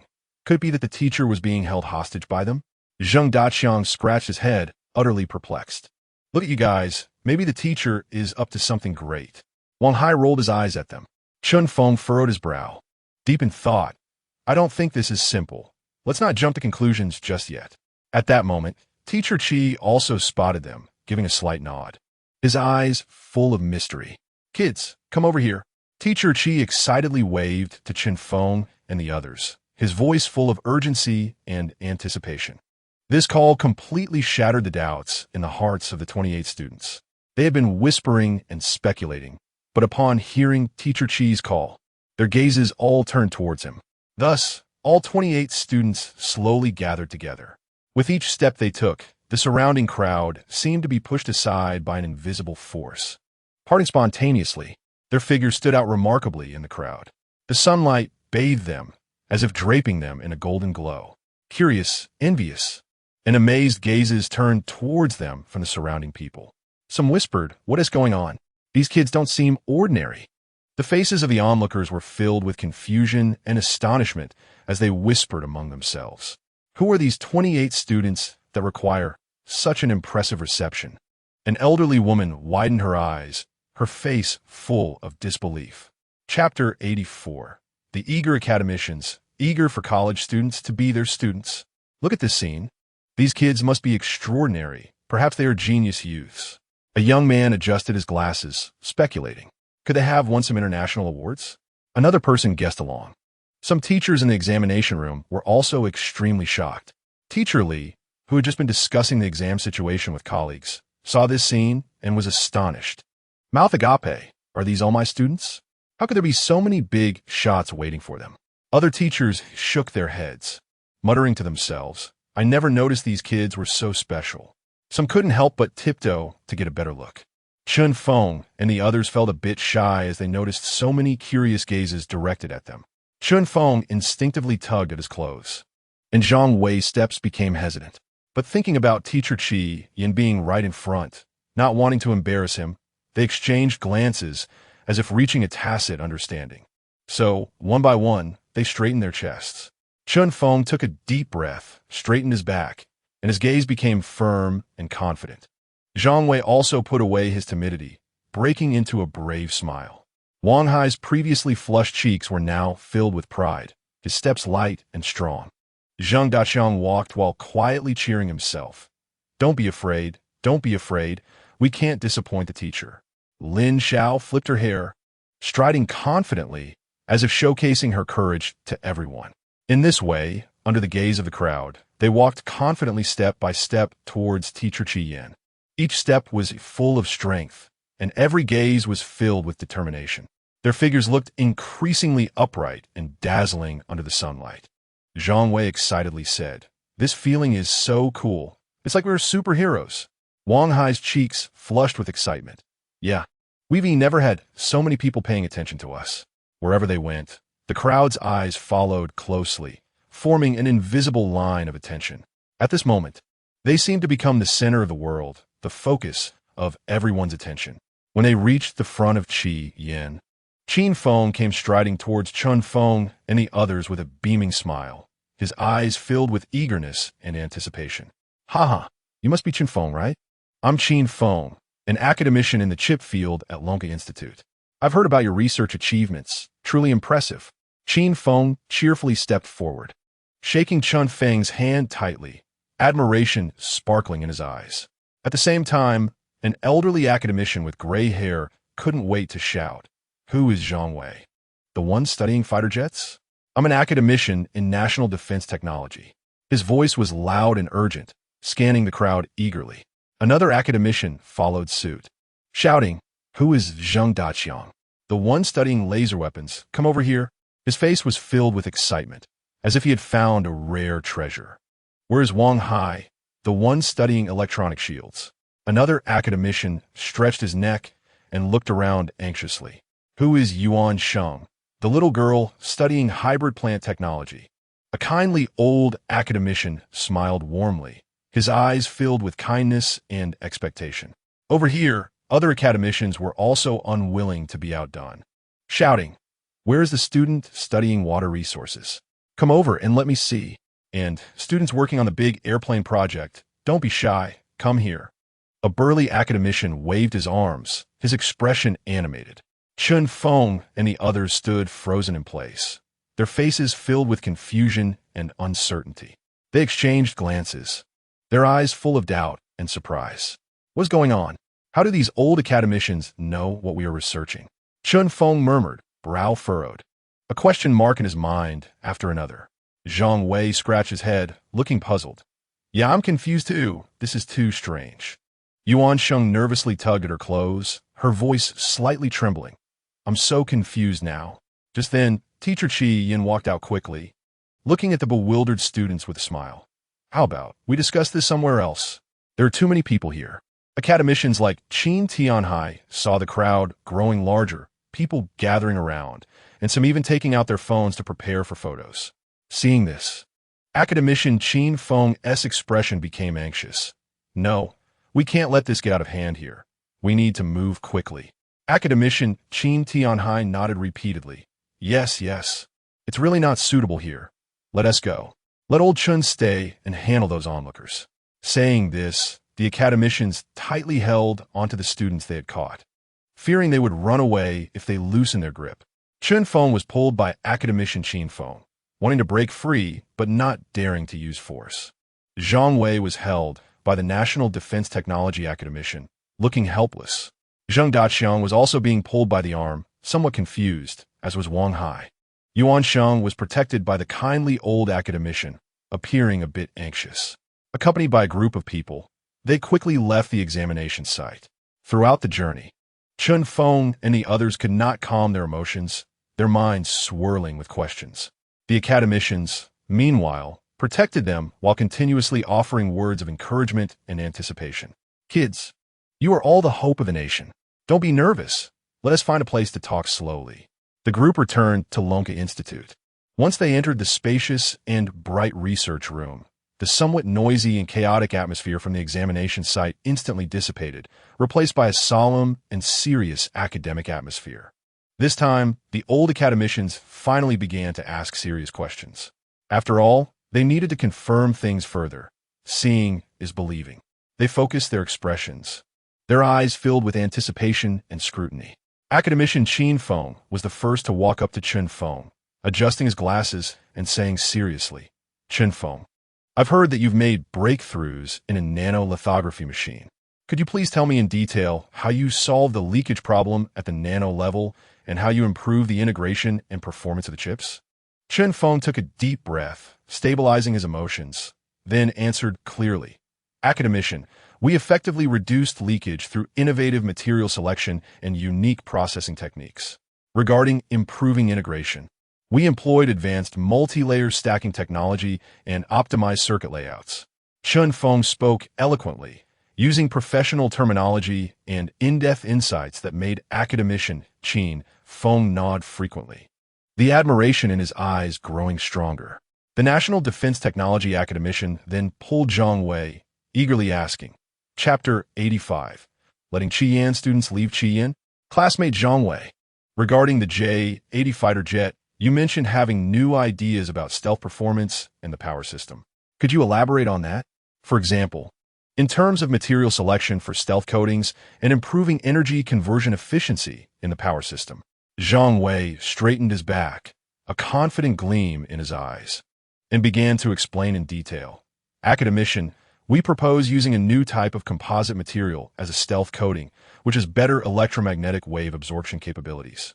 In terms of the power system, we are researching a new fuel conversion technology that can significantly enhance energy output.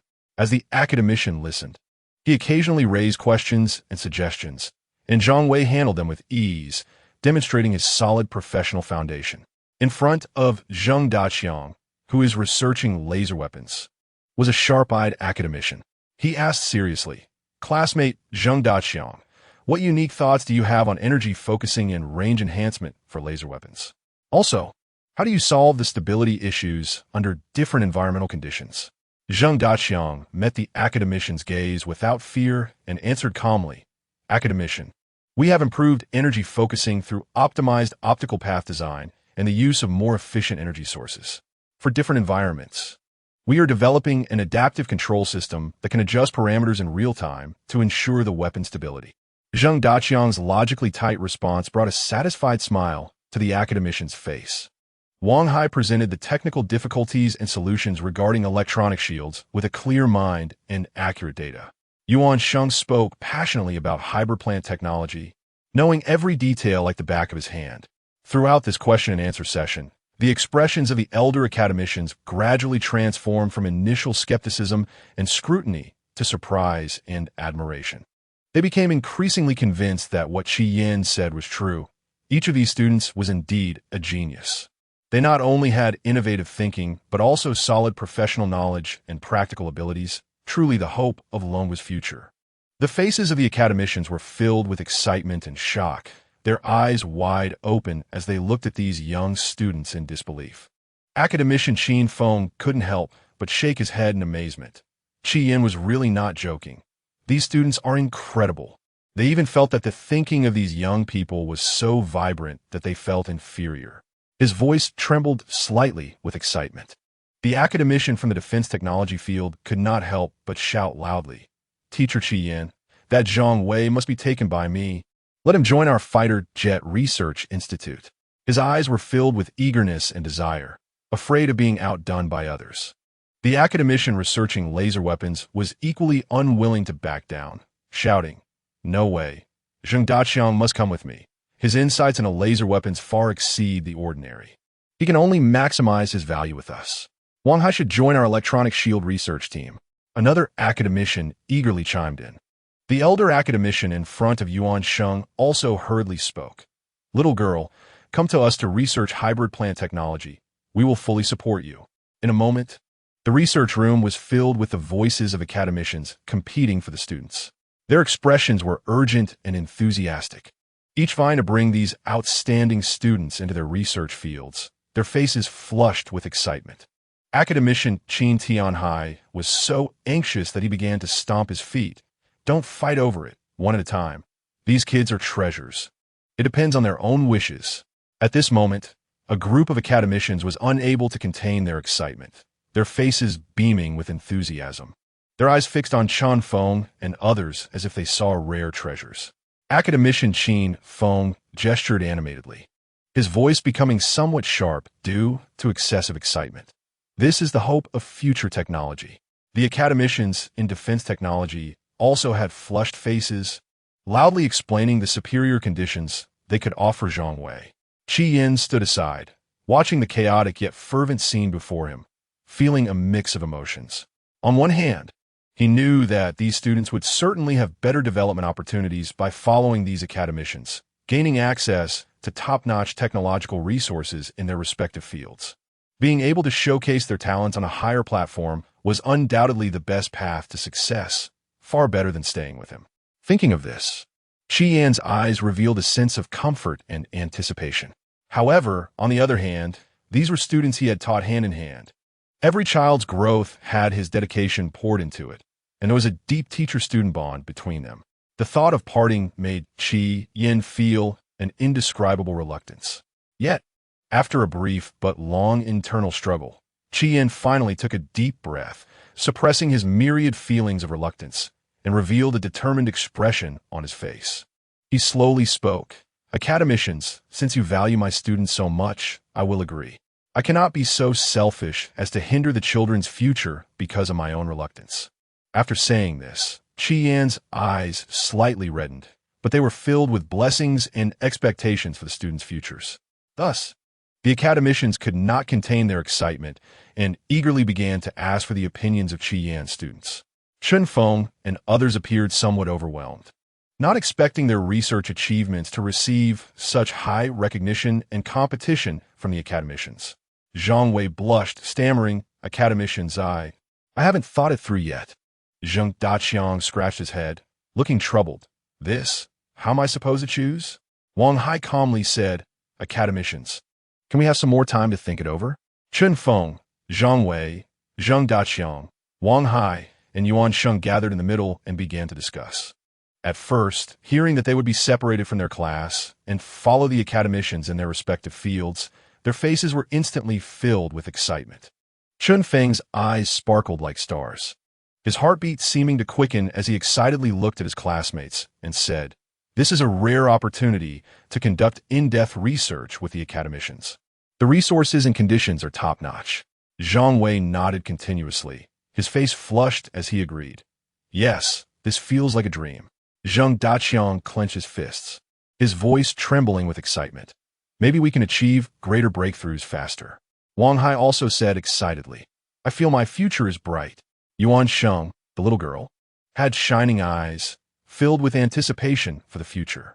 However, after a brief moment of excitement, they gradually calmed down. The few of them exchanged glances. And Chen Feng was the first to break the silence. "But if that's the case, we'll have to leave Teacher Qi Yin." Chapter 86. Donating a 1-nanometer lithography machine? No. This time it's not going to happen. This sentence instantly turned the previously excited atmosphere heavy.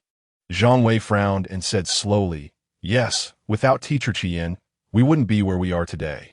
Zheng Daqiang sighed, "We can't just leave like this. We should wait until we've fully researched these projects." Wang Hai nodded seriously. "Teacher Qi Yin has given us everything. We must see it through to the end, as he taught us." Yuan Sheng also firmly stated, "I believe we can only achieve the fastest and best research by following Teacher Qi Yin. We cannot separate." The group exchanged words, ultimately reaching a consensus to collectively refuse the academicians' invitation.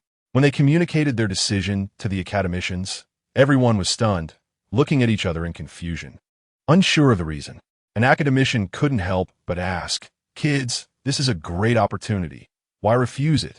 Chen Feng stepped forward and said solemnly, "Academicians, we are very grateful for your recognition and invitation, but we do not want to leave Teacher Qi Yin like this. He has taught us knowledge and skills, but more importantly, he has given us perseverance and belief. We want to follow him to complete these projects, seeing it through to the end. In our hearts, following Teacher Qi Yin allows us to unleash our maximum potential and advance our research the fastest and best." Zhang Wei added, "That's right. We've come this far with Teacher Qi Yin. This bond and understanding between teacher and student is irreplaceable." Zheng Daqiang, Wang Hai, and Yuan Sheng all nodded in agreement. The academicians, hearing their words, were initially taken aback, but then showed understanding and admiration. Seeing the students' resolute attitude, the academicians pleaded for a long time, nearly wearing themselves out, but still couldn't change their decision. The academicians shook their heads helplessly and found Qi Yin to explain the situation. As Qi Yin listened to their account, a smile of appreciation gradually spread across his face, filled with emotion. He murmured to himself, "It seems these students have a good conscience." That smile contained both admiration for the students and an undeniable pride. Academician Qin Feng frowned, pondering for a moment before saying, "Qi Yin, since that's the case, let's not worry about this matter for now. We'll wait for the higher-ups to decide how to proceed. However, the urgent issue at hand should be the 1-nanometer lithography machine." His expression was serious and focused, with an urgent concern for this critical technology reflected in his eyes. The other academicians nodded in agreement. One of them then said, "Yes. The technological breakthrough of the lithography machine is too important. It relates to the future of our country's chip industry." Qi Yin nodded solemnly, then turned to call Chun Feng over.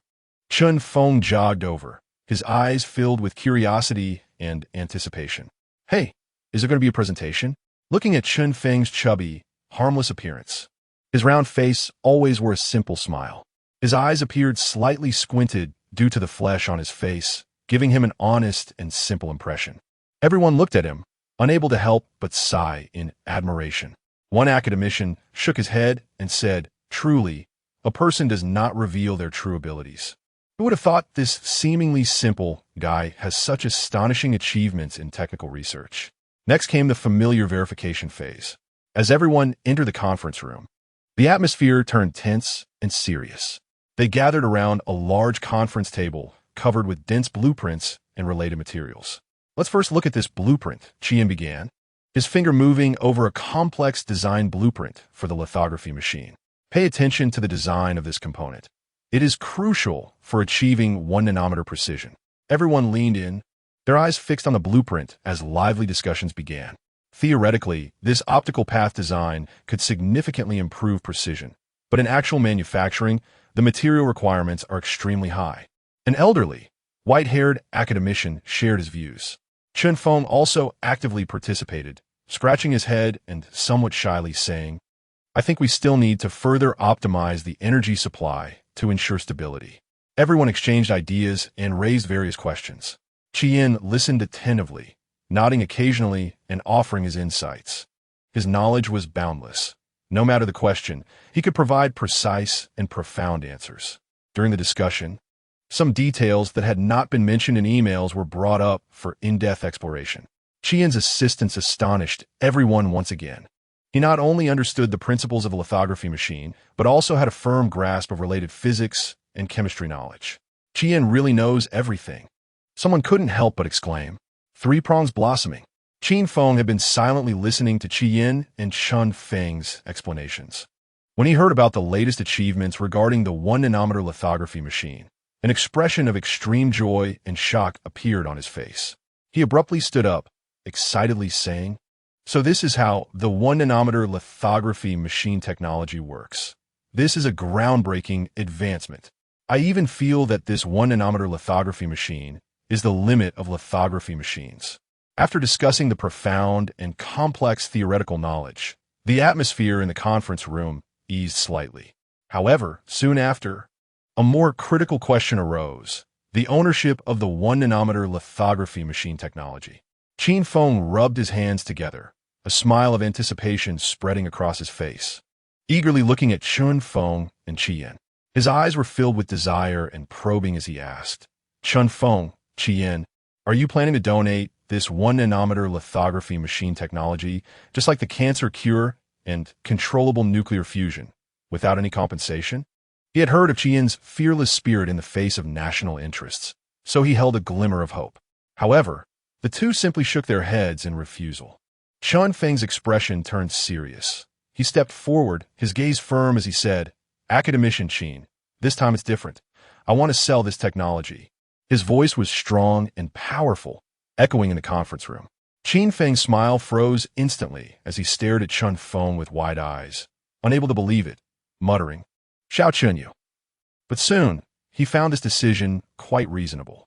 After all, this was the result of their countless efforts, and they had the right not to donate it.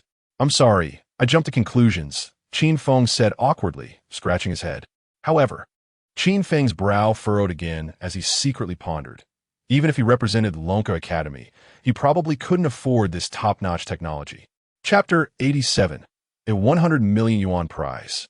A nanolithography machine is about to be announced. With this thought, he couldn't help but look at Chun Feng and tentatively ask, "So, Chun Feng, how much do you want?" Upon hearing this question, Chun Feng's face instantly turned red, and he fell into extreme conflict and embarrassment. His hands were constantly rubbing the hem of his clothes, his gaze flickering, unable to meet the eyes of Qin Feng and Qian. At this moment, his heart was filled with entanglement and guilt. He silently scolded himself. "Chun Feng, how can you ask for money? How embarrassing. You're making teacher Qian embarrassed too." Previously, Qian Weigua and Li Shizhen donated without asking for anything in return. How can you be so selfish? This is so materialistic for money's sake. You've lost the essence of research. The more he thought about it, the more ashamed he felt, tears gradually welling up in his eyes, and his voice began to tremble. I, Chun Feng stammered, unable to say a complete sentence for a long time. His lips quivered slightly, tears swirling in his eyes, as if they could overflow at any moment. He raised his head and glanced at Qian. Seeing the trust and encouragement in the teacher's eyes, his heart became even more chaotic. Chun Feng took a deep breath, trying to calm himself down, attempting to organize his thoughts to explain his ideas, but his throat felt blocked, making it impossible to produce a clear voice. His body trembled slightly due to nervousness and anxiety. Qian instantly understood Chun Feng's state and stepped in to help him. He gravely explained Chun Feng's family situation to Qin Feng. Academician Qin Feng. This child Qin Feng has had a tough time. His family situation is a bit difficult right now. Qi Yin briefly outlined Chun Feng's situation. He then added, he has silently endured this pressure, but has never been negligent in his research. This time he wants to sell technology. It's also to provide better conditions for his mother. The academicians present showed expressions of sympathy and compassion. One academician sighed softly and said, this child's experience is truly tragic. Another academician slightly nodded, his eyes filled with pity for Qin Feng. At this moment, Qin Feng finally managed to speak up with difficulty. I want to sell. Is 10 million okay? His voice was so low, it was almost inaudible. And after saying this, his head hung even lower, feeling like a sinner, utterly ashamed. At a time when the country faced difficulties, making such a request made him feel like he was taking advantage of the situation, and this guilt tormented his heart. Forget it. I'll just donate. I don't want the money. Qin Feng blushed again and changed his mind, his hands clenched into fists, his body trembling slightly from tension and shame. Unexpectedly, Qin Feng burst into laughter, walked up to Qin Feng, patted his shoulder, and said, Qin Feng, 10 million is really too little. You have made such a huge contribution to the country. The country will not treat you unfairly. I will represent the country to give you 100 million. Not only that, but I will also nominate you as an academician of the Long Institute. Qin Feng's eyes were full of appreciation and determination. Qin Feng looked up in astonishment, his eyes wide, unable to believe his ears. Qin Feng continued, you deserve this treatment. At the same time, I will ensure your mother gets a position, so she won't have any worries. Upon hearing academician Qin Feng's words, Qin Feng could no longer contain the surging emotions inside him. Tears burst forth like a flood, and he began to cry loudly. His cries contained long-held pressure and grievances, but at this moment, there was also excitement and joy. I did it, I really did it. Qin Feng cried, while murmuring to himself, his body shaking from the sobbing. He felt that all his efforts had finally been recognized and rewarded. Those sleepless nights of research, the perseverance in the face of difficulties, all became immensely worthwhile at this moment. Qi Yin gently patted Qin Feng's back, softly comforting him. All right, Qin Feng, this is what you deserve. Your efforts have finally paid off, and things will get better from here. Qi Yan's voice was gentle and full of care, his eyes filled with affection and encouragement for Qin Feng. Qin Feng kept wiping his tears, his heart filled with gratitude and guilt. He deeply bowed and said, Thank you. Thank you, everyone. I will definitely work harder and contribute more to the country. The academicians present applauded, feeling gratified and proud of Qin Feng's decision and the country's generosity. A nanolithography machine technology has been developed. I think it's time for us to fight back internationally, right? Qi Yin suddenly proposed, his eyes sparkling with excitement and determination, his voice full of anticipation. Upon hearing Qi Yan's suggestion, everyone was momentarily taken aback. Then they nodded in agreement, their faces showing excitement. An academician exclaimed, of course, we've been stifled for too long. With this nanolithography technology, we finally have the confidence. Another academician clenched his fists, his tone passionate. Yes, all along we've been held back in the lithography field by foreign countries. Now it's our turn to take pride. Everyone chimed in, and the atmosphere in the conference room instantly became lively. Everyone's faces radiated pride and confidence. This was the confidence brought by Long Country's own technological capabilities. Without hesitation, they immediately sent the news of the nanolithography machine technology to their superiors. Qin Feng personally drafted the email, his fingers flying over the keyboard, every word containing everyone's hard work and expectations. The moment the email was sent, everyone let out a long breath, lifting a huge weight off their minds. But at the same time, they anxiously awaited a response from their superiors. Meanwhile, the higher-ups had already received their message. When the senior leader received the news of the nanolithography machine technology's emergence, his usually calm and composed face was instantly overtaken by excitement. He abruptly stood up from his seat, his hands trembling slightly with excitement as he tightly held the report. His eyes widened in disbelief, filled with extreme joy. Then, he couldn't help but laugh heartily, the laughter echoing throughout the office, tinged with a slight tremor, even accidentally knocking over a teacup on the desk, oblivious to it. Great, great. I knew our long country would definitely get through this tough time. Good, good. Our long country people are indeed remarkable. His voice became somewhat hoarse with excitement, and a few strands of his well-groomed hair fell out of place. His cheeks flushed red with exhilaration, and his usually stern and imposing image vanished completely. He strode to the window, gazing out at the vast sky, his eyes sparkling with hope. During this time, Long Country had been severely constrained by chip technology. The external pressure was immense, and the higher-ups were nearly overwhelmed, even contemplating compromise. Now, the birth of this nanolithography technology was like a ray of light in the darkness, illuminating the path ahead. Without any hesitation, the senior leader immediately issued orders. Notify all departments. Our long country is starting to fight back. His voice was firm and powerful, filled with determination. The Foreign Affairs Department naturally quickly received such news. The staff of the Foreign Affairs Department, upon learning of this uplifting achievement, were all invigorated. The minister stood at the front of the conference room, his eyes bright as he said, "Comrades, we have waited too long for this moment. This is our moment to fight back, to let the world hear the voice of our dragon country, and to make those who attempt to suppress us understand that dragon country cannot be bullied." In every office, the phones are ringing one after another, and the staff are hurriedly and orderly passing on instructions, preparing a series of countermeasures. The originally tense atmosphere has been replaced by excitement and anticipation, as everyone is well aware that this is a significant counterattack, a crucial battle for Dragon Country to defend its dignity and strive for its position in the field of technology. Chapter 88. The Reversal of the Ministry of Foreign Affairs. Longwa has no regrets. In the press hall of the Ministry of Foreign Affairs, the atmosphere was tense and heavy, with flashes of cameras going off continuously, and the lenses focused intently on the podium. Foreign Ministry spokesperson Zhao Yu steadily approached the podium, standing tall with a resolute expression. His thick eyebrows were neatly groomed, and he had deep-set eyes that were sharp and clear, as if they could see through everything. Below his prominent nose, his tightly pressed lips formed a distinct line. As soon as Zhao Yu stood firm, reporters set up their cameras and fired off a barrage of pointed questions, flooding him with inquiries. What does your country plan to do about Longwa's environmental issues?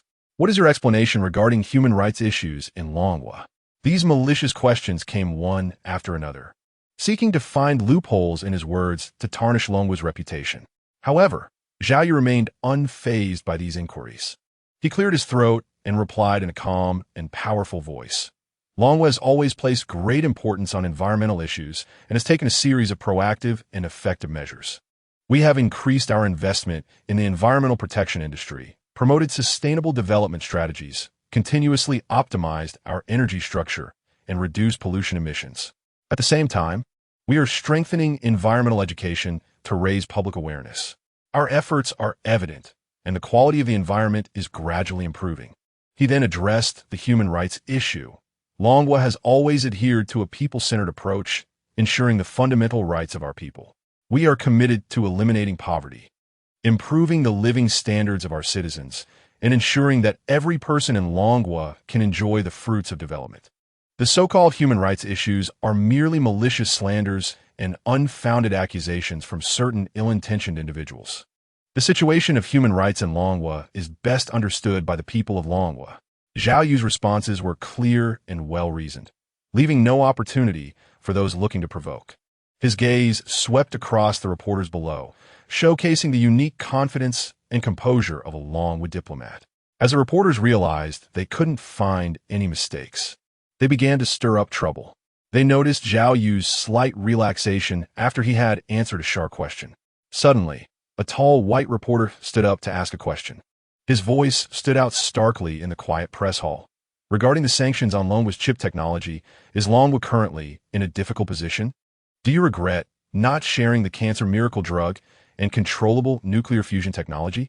His eyes revealed a hint of provocation and smugness. Snap, snap, snap. Click, click, click. In an instant, a group of reporters pointed their cameras at Zhao Yu. The flashes intensified, lighting up the entire press hall like daylight. The incident of Longwa facing chip sanctions was undoubtedly one of the biggest international news stories at the moment, and everyone was focused on Zhao Yu, eagerly awaiting his response. The atmosphere in the room was tense to the extreme. Surrounding reporters whispered to each other, discussing this sensitive and crucial question. Some appeared excited, seemingly eager to see Zhao Yu make a mistake in his response. Others wore serious expressions, aware of the complex international relations and significant impacts involved.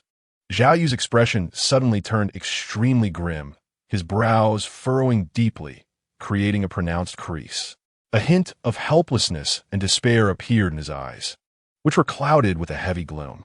The sanctions on Longwa's chips had indeed placed the country in a significant predicament. For the past few days, more than one person had asked about this issue, each time like pouring salt on Longwa's wounds.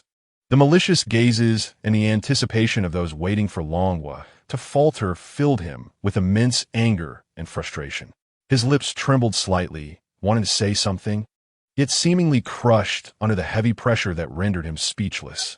Just as Zhao Yu was racking his brain to find a way to escape this question, an assistant hurriedly approached him with a document. Zhao Yu instinctively took it, initially just glancing at it casually.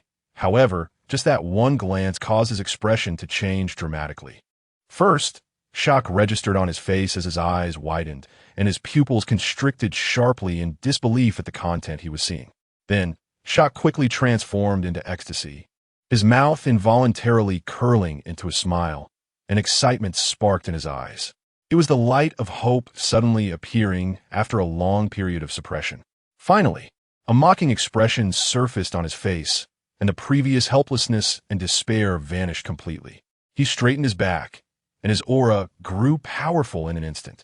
He cast a sharp glance at the reporters waiting for a spectacle, filled with newfound confidence.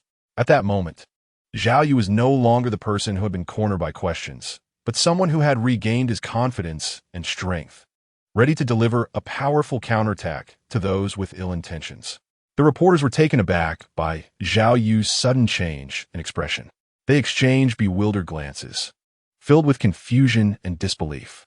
What had happened to this Longwa spokesperson?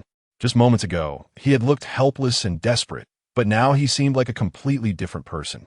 And why did his gaze suddenly become so fearsome, as if he were about to devour someone? The American reporter furrowed his brows slightly, suddenly sensing an ominous premonition. He kept a close eye on Zhao Yu, trying to catch some clues from his expressions and actions. However, at that moment, Zhao Yu looked sharply at the reporters below and declared loudly, "Just now." This American reporter asked whether Longwa regrets not contributing the cancer miracle drug and controllable nuclear fusion technology. Our answer is an absolute no. His voice was firm and powerful, echoing throughout the press hall. Zhao Yu paused for a moment before continuing. Because these two technologies are the results of our researchers' tireless efforts and dedication. The cancer miracle drug is to save the lives of countless patients in our country, and the controllable nuclear fusion technology is to ensure our future energy security and sustainable development. Why should we share them with countries that only know how to sanction and oppress us? We develop independently, innovate independently, to provide a better life for the people of Longwa, not to satisfy the unreasonable demands of certain countries. We in Longwa have always adhered to the principles of peaceful coexistence and mutual benefit. But that does not mean we will allow ourselves to be bullied or have our technological achievements plundered. Those who think they can force us to compromise through sanctions are simply living in a dream. Zhao Yu became increasingly agitated, his hands unconsciously waving powerfully in the air. The reporters below were stunned by Zhao Yu's momentum, falling into a momentary silence, especially the American reporter, whose expression turned quite grim. Chapter 89. Shock in the United States. Has Long Country developed a lithography machine? Zhao Yu surveyed the reporters below, each with different expressions, and said emphatically, "As for the chip technology you mentioned, we in Long Country have already resolved it, so you don't need to worry." As soon as he finished speaking, the entire press hall fell into a deathly silence. Zhao Yu then directly announced, "Our Long Country has made a breakthrough in lithography machine technology, achieving a precision of 1 nanometer. This news detonated like a bomb, instantly causing an uproar among the reporters. How is that possible? An American journalist gasped, disbelief written all over his face, nearly dropping his pen. This is absolutely impossible, shouted a reporter from Sakura country, his voice filled with doubt and shock. It must be a lie, no way, exclaimed a reporter from Kimchi country, equally stunned. The American journalist was in a panic, his face pale, beads of sweat forming on his forehead.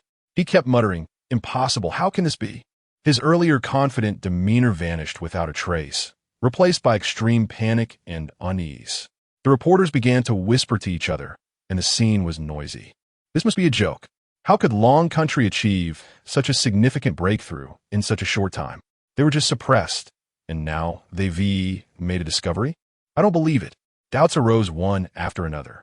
However, Zhao Yu stood firmly on stage, his expression calm and resolute, his gaze sharp, penetrating through the voices of skepticism and denial.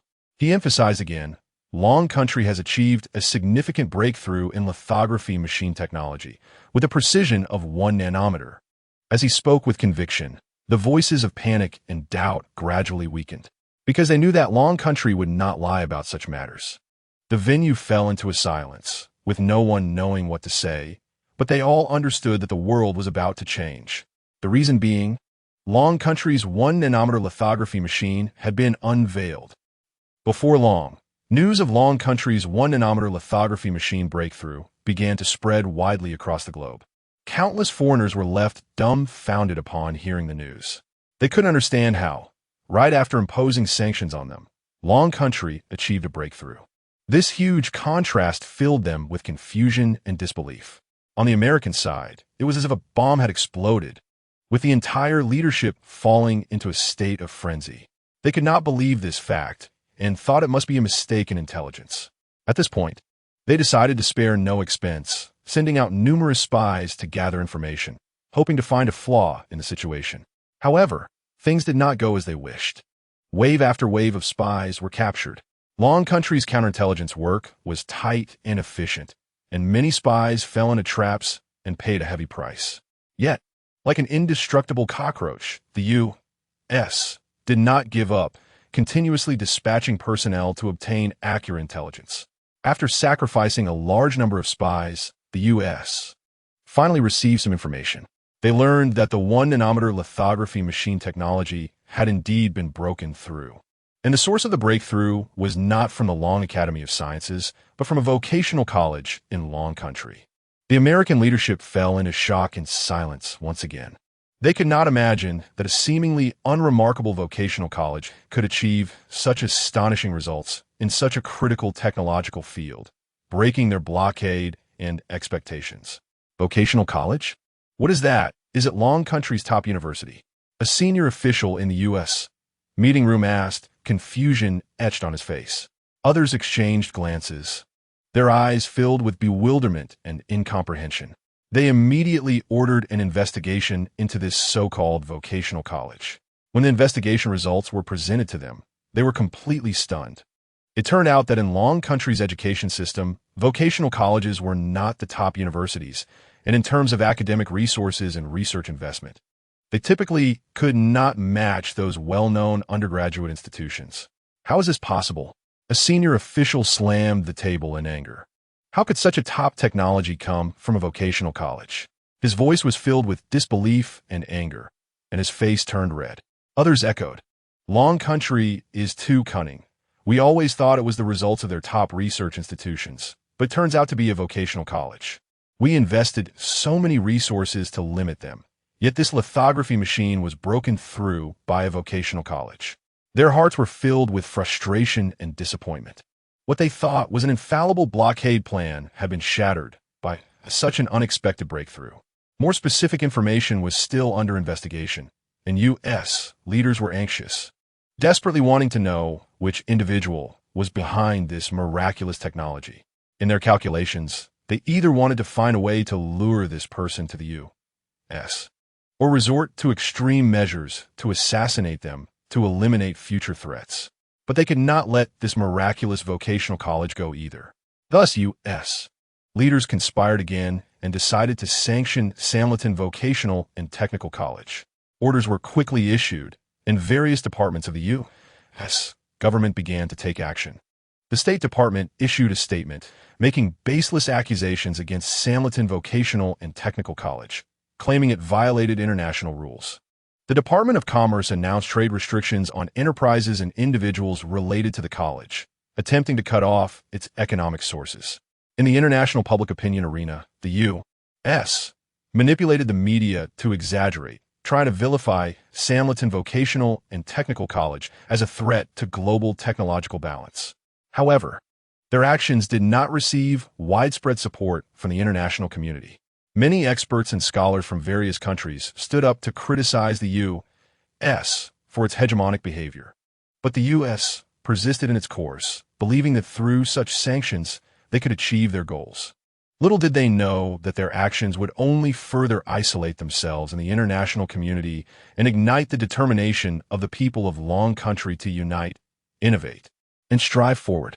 However, the reactions at home and abroad were completely different. Online in Long Country, the news of the lithography machine breakthrough ignited instantly. Upon learning that the lithography machine technology had achieved a breakthrough with a precision of 1 nanometer, major social platforms were flooded with related news and discussions.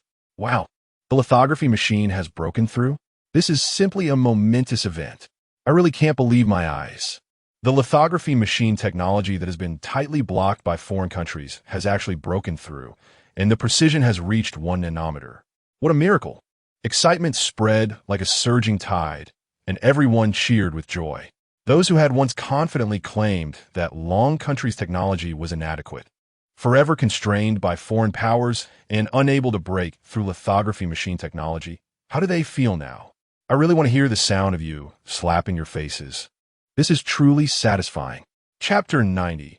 U.S. sanctions on Samleton Vocational and Technical College, shocking the entire internet. I still remember their arrogant and disdainful faces from back then, belittling us. Now, let us see what face they have left to continue being arrogant. Exactly. Some so-called authoritative experts confidently claimed that Longwa was at least decades behind in this area and could never make breakthroughs. And now, their so-called professional analyses now seem like a pile of nonsense. The slap in the face is louder than the soles of their shoes. Let those foreign forces that have always looked down on us take a good look. Longwa is not something they can casually underestimate. Our technological strength has officially risen. They used to rely on their technological advantages to block and suppress us, thinking we would forever follow in their footsteps. Now, they must be dumbfounded. There were always people snidely saying that Longwa could only imitate and had no innovative capacity. This breakthrough in 1 nanometer lithography technology is the best counterattack. Not only have we made a breakthrough, but we also achieved unprecedented precision of 1 nanometer. This is an unparalleled, innovative accomplishment. Let those who admire foreign things open their eyes and see how powerful our own country is. Those who said that no matter how many resources we invest, it would be a waste of effort, shouldn't they find a crack in the ground to hide in now? They are short-sighted and cannot see our determination and hard work. The facts prove that as long as we Longwa people are determined, there is no difficulty we cannot overcome, and no peak we cannot climb. This breakthrough has silenced those who have always belittled Longwa's technology. We have proven ourselves with strength. This is the result of all researchers working day and night, and their wisdom and sweat have forged this glorious moment. Those past sneers have now become the background music to our victory. Remember those foreign media reports that said Longwa would never catch up with them? And now, we have directly overtaken them. Yes, and those foreign companies that always impose technical restrictions on us. Now that we have made our own breakthroughs, do we still need them? In an instant, the internet was filled with angry accusations against those who once looked down on Longwa. This slap in the face has made every Longwa citizen feel the immense joy and honor brought by the country's technological progress. And it has filled everyone with infinite expectations and confidence for the future. Meanwhile, Lonka Institute has not hidden anything and directly released 2 major announcements. The first announcement clearly commends Chi Yin for his outstanding research contributions in nuclear physics and grants him the title of academician due to his remarkable achievements. Once this news was announced, the internet instantly boiled over. I never expected our country to achieve such great accomplishments in nuclear physics. and Chi Yin is indispensable. Chi Yin is truly amazing.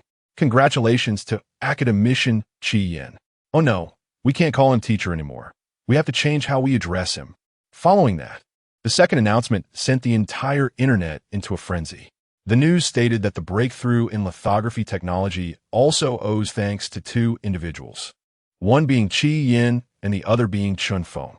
In no time, the comment section was flooded with various expressions of amazement and praise. Wow, how's it Chi Yin again? Is this the third time? He led the development of the cancer miracle drug, which has saved countless lives. But it's not just the cancer miracle drug. There was a major breakthrough in controllable nuclear fusion, which is also his achievement. Yes. Now the lithography technology has also been conquered by him. This person is too incredible. It's simply godly. How can one person achieve such astonishing accomplishments in so many key fields?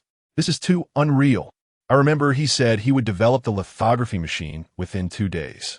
At that time, I thought he was bragging, but I never expected it to actually come true. This is a miracle among miracles. Indeed, those who mocked Chi Yin before should come forward and take a beating. So many people said he was daydreaming, and now look, he did it. We're those haters. Come out and speak up. Actually, I also thought it was unlikely back then, and now I really want to find a hole to hide in. Chi Yin is simply too awesome. This is truly a life of extraordinary achievements. 3 cutting-edge technologies have him behind them. How did he do it? How much effort and sweat must he have put in? For this alone, he is undoubtedly a technological hero. I really hope we have more talents like Chi Yin to propel our country's technological development forward. At this moment, someone shifted their attention. And Chun Feng. These two are simply heroic figures. It's hard to imagine how they overcame these technical challenges. It's so admirable. Chun Feng is also impressive. The internet exploded even more, with a hot search list of major social platforms being firmly occupied by these two announcements. People are sharing, commenting, expressing their inner excitement and pride. This is a powerful testament to the rise of our national technological strength. Let's give a thumbs up to Chi Yin and Chun Feng. Netizens passionately expressed their patriotism. The future of Longwood technology is full of infinite possibilities. Thanks to these silently dedicated researchers. Countless media outlets also followed up with reports, delving into the stories of Chi Yin and Chun Feng. Their stories spread throughout the streets and alleys, becoming legends among the people. The entire country was immersed in this immense joy and pride. At this moment, another hot search surged up, clearly related to this incident. The netizens' eyes are sharp. They know who is trying to stir up trouble, even with their eyes closed. Oh my God, look at the top trending topic. The Americans have started sanctioning our Longwa again. And this time it's actually our university, those despicable Americans. Their malicious intentions are unrelenting. Another netizen angrily responded, "Wait, which college is Samleton Vocational and Technical College? Is it the 589-112 University? I've never even heard of that name. What's going on? Are the Americans crazy, sanctioning an obscure college? Exactly. We have so many top universities. Why don't they sanction them and instead target college? It's simply baffling.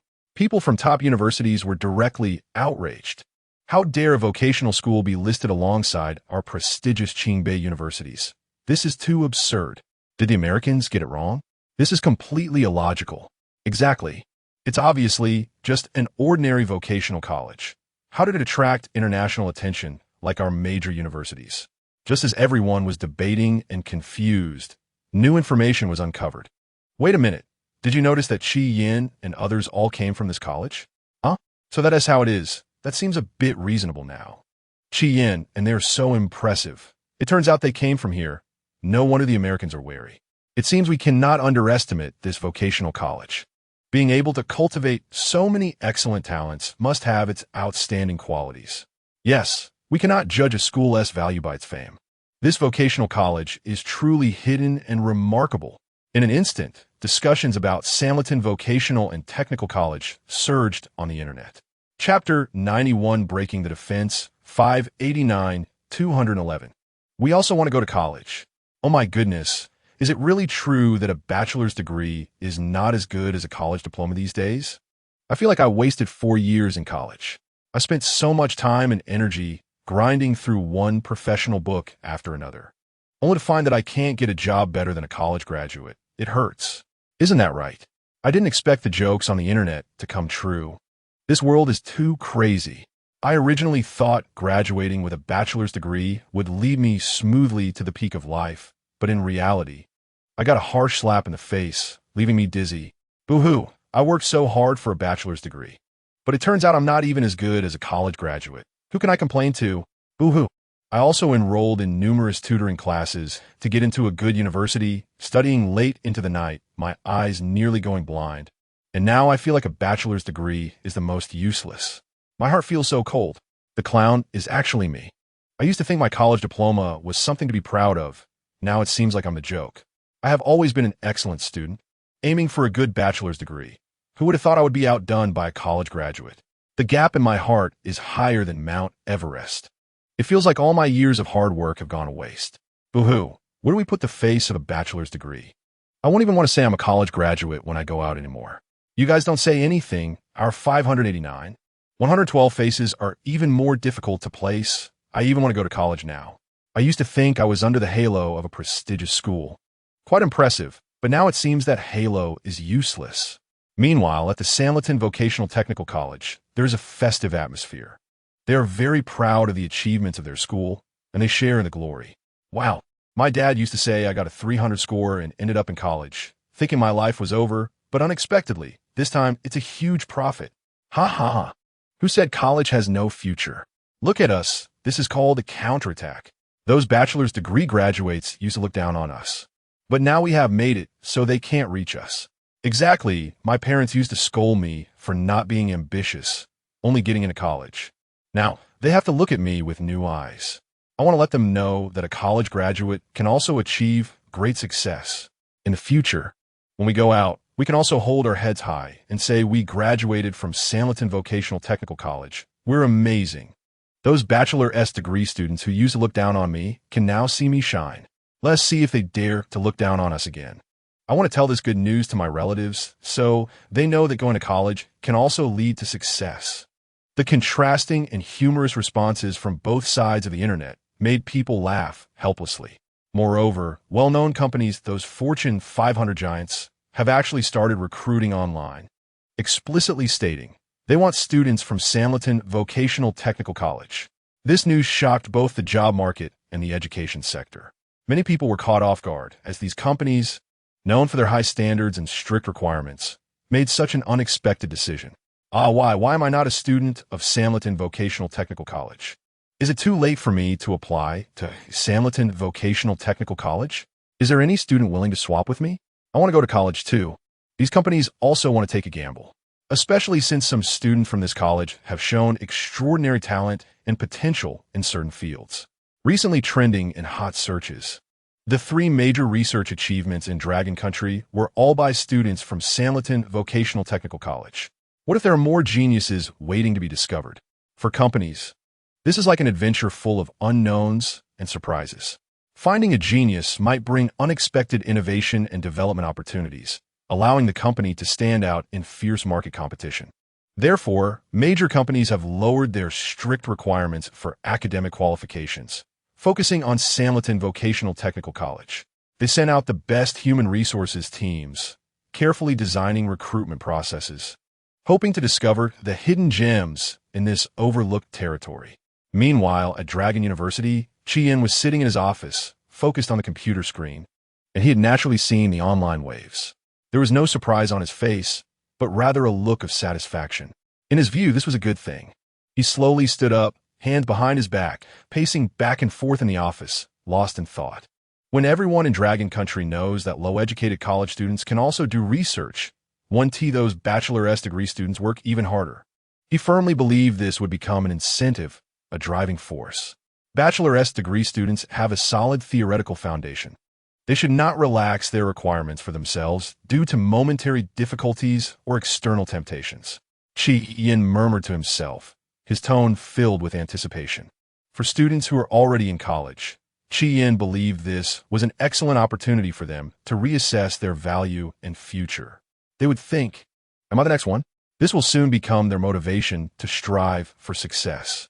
Chi-Yin stopped, and looked out at the blue sky, his gaze firm and full of hope. Every hardworking person deserves respect, and every dreamer has the potential to create miracles. In any case, Chien felt very pleased, as if he could see the future, witnessing the revitalization of Dragon Country's research field due to this incident. Seeing countless young people bravely moving forward on the path of their dreams, undeterred by difficulties. However, it was not the time to think about the online turmoil. The higher-ups at Dragon University had been in meetings for the past few days. The focus of the discussions in the meeting room was precisely on Chien and his students. He was also very curious about how they would ultimately handle them. He tried to calm down and continue with his work, but his thoughts kept drifting to those unknown decisions. Just as he was deep in thought, suddenly, a sound of footsteps approached from afar. Hood. Chien instinctively looked up and saw academician Chin Tianhai and several other academicians appearing at the door. Academician Chin Tianhai was tall, serious in demeanor, and his eyes held an undeniable authority. The other academicians behind him also wore serious expressions, their gazes fixed intently on Chien. Their eyes seemed to penetrate everything, causing Chien to feel an invisible pressure and a bit uneasy. Chapter 92. The Decision of the Dragon Science Institute. Academicians and junior college students studied together. Chin Tianhai walked into the office with steady steps, each step seeming to carry a heavy weight. The academicians behind him followed closely, their figures appearing somewhat eerie in the interplay of light. Chien stood up, trying to break the strange atmosphere, and smiled as he said, "Esteemed academicians, your sudden arrival is." However, before he could finish his sentence, he was interrupted by Chin Tianhai's sharp gaze. Chin Tianhai did not respond to Chien's words, but continued to stare at him intently, as if trying to read something from his expression and eyes. The other academicians also remained silent, and the only sound in the room was the slightly heavy breathing of the crowd. Chien felt increasingly uncomfortable under that gaze, beads of sweat forming on his forehead. He unconsciously rubbed his hands together, trying to ease his inner tension. Time seemed to freeze at this moment, and the atmosphere was so oppressive that it was almost hard to breathe. Esteemed academicians, why are you all looking at me? Chien forced a smile, attempting to break the suffocating silence. His eyes flickered, and his heart raced like a little rabbit, feeling anxious. Ha. Chin Tianhai suddenly burst into laughter, his voice hearty and unrestrained, instantly breaking the tension in the room. He stepped forward, patted Chien on the shoulder, and said, "Chien, don't be nervous. Come, let me talk to you about the current plan." Chien's taut nerves relaxed a little, and he looked at Chin Tianhai with anticipation. Chin Tianhai cleared his throat and said solemnly, "After our repeated discussions and research, we have decided that your class, Chien, will not be disbanded and will continue to be taught by you. Moreover, you can continue to stay at the Sanliton Vocational Technical College." Upon hearing this news, Chien's eyes lit up, and a relieved yet ecstatic smile spread across his face. He was so excited that his hands trembled slightly, and his voice quivered. "Really? That's wonderful." Chin Tianhai smiled and nodded, continuing, "But that is not all. We academicians will take turns coming to your class to teach." Chien could hardly believe his ears. He widened his eyes, mouth agape, and it took him a while to collect himself. "Academicians coming to teach? This is amazing. So we will take turns being teachers for these kids, right?" Chien slightly raised his head, a hint of inquiry in his eyes. Thinking that was the meaning, and without hesitation said, "Absolutely no problem." His face radiated confidence and enthusiasm, as if he was already prepared to fight alongside the academicians. "No, they will be your students. They will attend your classes," Chin Tianhai said, his expression somewhat strange, a serious face now carrying a hint of complexity. His gaze was both firm and tinged with an indescribable expectation. Upon hearing this, Chien was instantly stunned, his mouth slightly open, a look of disbelief on his face. The higher-ups had studied Chien and also did not understand why he had so many years of black technology achievements, especially from a group of junior college students. However, it was confirmed that things changed after Chien arrived. He was the variable. "Ah, you several old academicians will be my students?" Chien's eyes widened, and his expression froze instantly, as if struck by lightning. His mouth was agape for a long time, unable to close, and he fell into extreme shock. After a while, Chi-Yin finally came to his senses, scratching his head and helplessly saying this. How can I accept this? You are all titans of academia. How can I be qualified to teach you? A blush crept onto his face, and his eyes were filled with fear and unease. Chi-Yin's heart was in turmoil at this moment. He thought to himself, the higher-ups of Longhua are really clever, although they cannot guess my secret of having a system. They probably have sensed my uniqueness and want to uncover the mysteries by letting the academicians be my students, thereby seeking greater benefits for the country's development. I must say, they are very smart. Despite thinking this, Chi-Yin still wore a humble smile and continued, esteemed academicians, this really isn't appropriate. I have limited experience and fear I might hinder your futures. Academician Qin Tianhai looked at Chi-Yin earnestly and said, Chi-Yin, do not refuse. We have made this decision after careful consideration.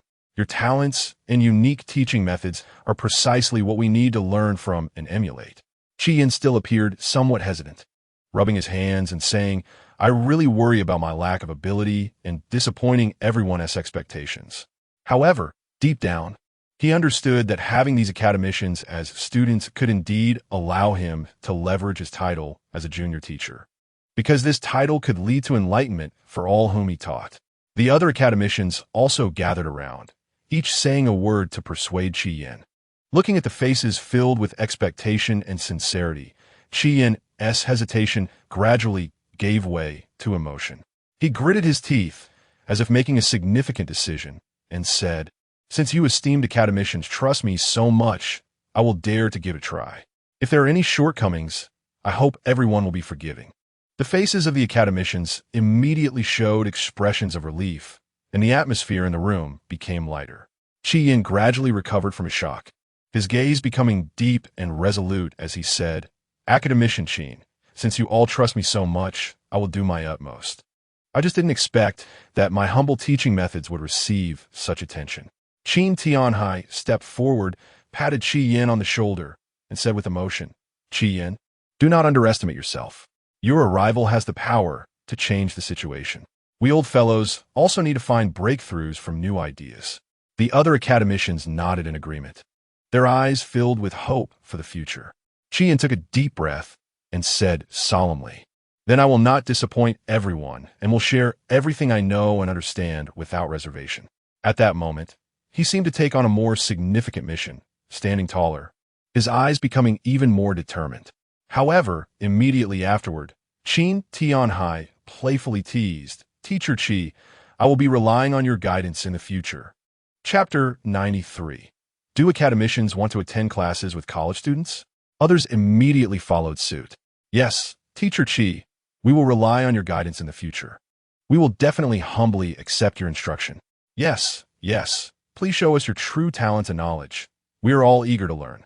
This sudden address made Chi-Yin's face turn red instantly. He awkwardly smiled and waved his hands. You old academicians and seniors are embarrassing me. Seeing this, the academicians laughed even more heartily, and the atmosphere became relaxed and pleasant. This news soon reached Chi-Yin's students. When the students heard this news in the classroom, they were first taken aback, and then the room erupted. What? Academicians want to be our teachers' students? Chen Feng was so surprised that he almost jumped out of his seat. This is unbelievable. Zheng Dehai's eyes widened in disbelief. Everyone began to whisper and discuss this shocking news. Their days in the Longhua Institute had been both special and somewhat monotonous. They were restricted from leaving the Longhua Institute, and their range of activities was limited, which felt quite confining. However, the food was exceptionally good. Every day's 3 meals were rich and varied, with delicacies from the mountains and the sea, exquisite pastries, and fresh fruits and vegetables, everything one could wish for. Chen Feng's previously somewhat gaunt face gradually became rounder. He patted his slightly bulging belly and sighed with a smile. With such good food every day, it's hard not to gain weight. His companions echoed in agreement, teasing each other about their increasingly plump figures. Although they were well-fed, the anxiety and unease in their hearts lingered. The uncertainty about the future often plunged them into deep thought. During these seemingly calm, yet turbulent days, they learned the exciting news. Is it true? Chun Feng suddenly sat up straight, and the others quickly gathered around. Wang Hai gasped for breath and excitedly said, "That's great. We don't have to be separated. We can continue to be in the same class." In an instant, the whole room seemed to ignite, with cheers and laughter filling the air. Chun Feng's eyes sparkled with tears of excitement as he tightly held his companion's hands, his voice trembling with emotion. "Really? This is amazing. It's true, absolutely true." Yuan Sheng's face also radiated uncontrollable joy. Everyone cheered and leaped, some hugging each other and others bouncing with excitement.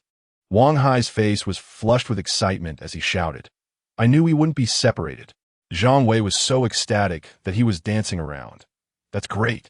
We can study and progress together again."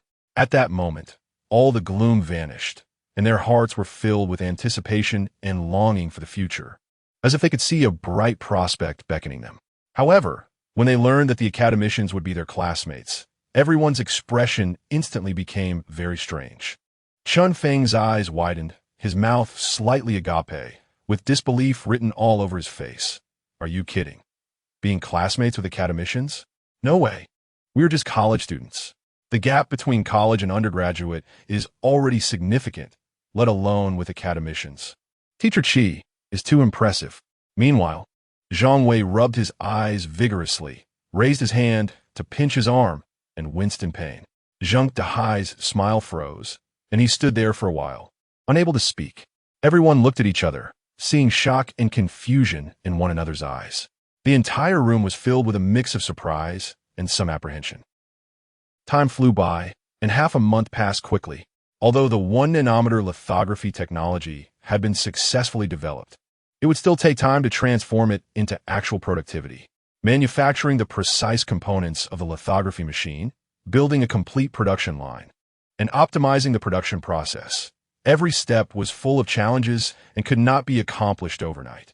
Although controlled nuclear fusion technology had also made significant breakthroughs, applying it broadly in the civilian sector to achieve a comprehensive upgrade and transformation of energy was not a task that could be completed in the short term. This required a large-scale renovation of the existing energy infrastructure, establishing a new energy distribution network, and solving a series of technical problems and safety hazards. However, even though Long Country had not yet taken off completely due to these advanced technologies, the atmosphere throughout the country had noticeably changed. In the past, the phenomenon of being enamored with foreign things was common. In shopping malls, people always flocked to foreign brands, believing that foreign clothing and bags were symbols of fashion and quality, while looking down on domestic brands. In schools, some students blindly admired foreign education systems and tried every means to study abroad, thinking that only foreign education could lead to success.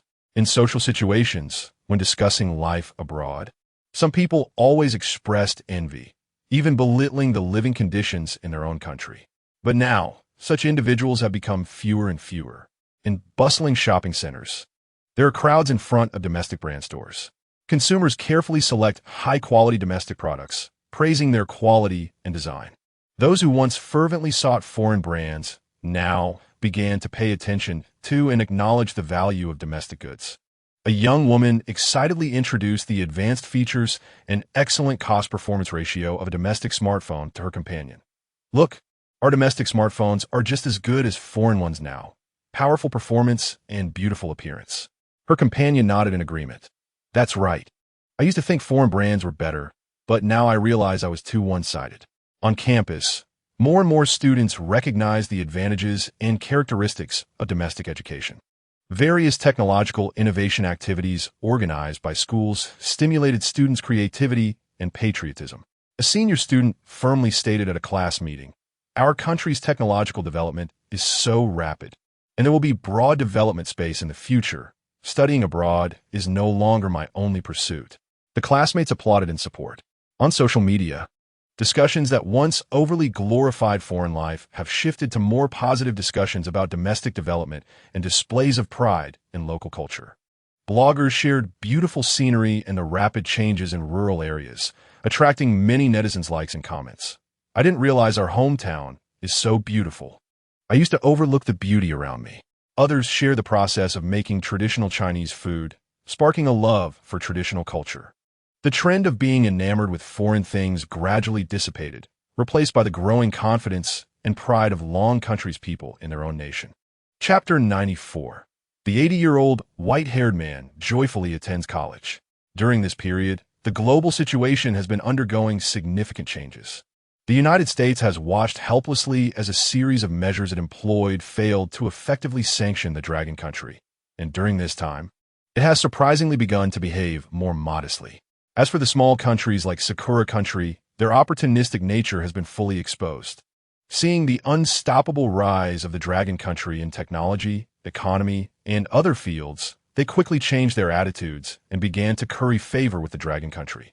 Some countries, to show their sincerity, even took the initiative to return cultural relics that they had plundered for many years. At the ceremony for returning the relics, representatives from these countries wore smiles, bowing and scraping, fearing that the dragon country might hold them accountable for their past actions. Under such circumstances, the international status of the dragon country has significantly improved, and there is a wave of excitement both domestically and internationally, as if the dragon country's ascent is already unstoppable. However, the high-level officials of the dragon country remain clear-headed, knowing that this is merely a superficial phenomenon. They understand that the United States and other Western countries will never allow the dragon country to truly rise. Their current silence is only temporary. The dragon country must be fully prepared, as they must be plotting something significant behind the scenes. The United States will never easily relinquish its hegemonic position, and they are likely brewing a more destructive economic war aimed at suppressing our emerging industries. Moreover, it's not just about the economy. Military matters cannot be overlooked either.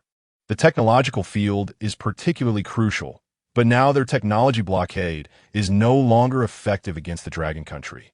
In this international turmoil, a tense and uneasy atmosphere pervades every corner of the world.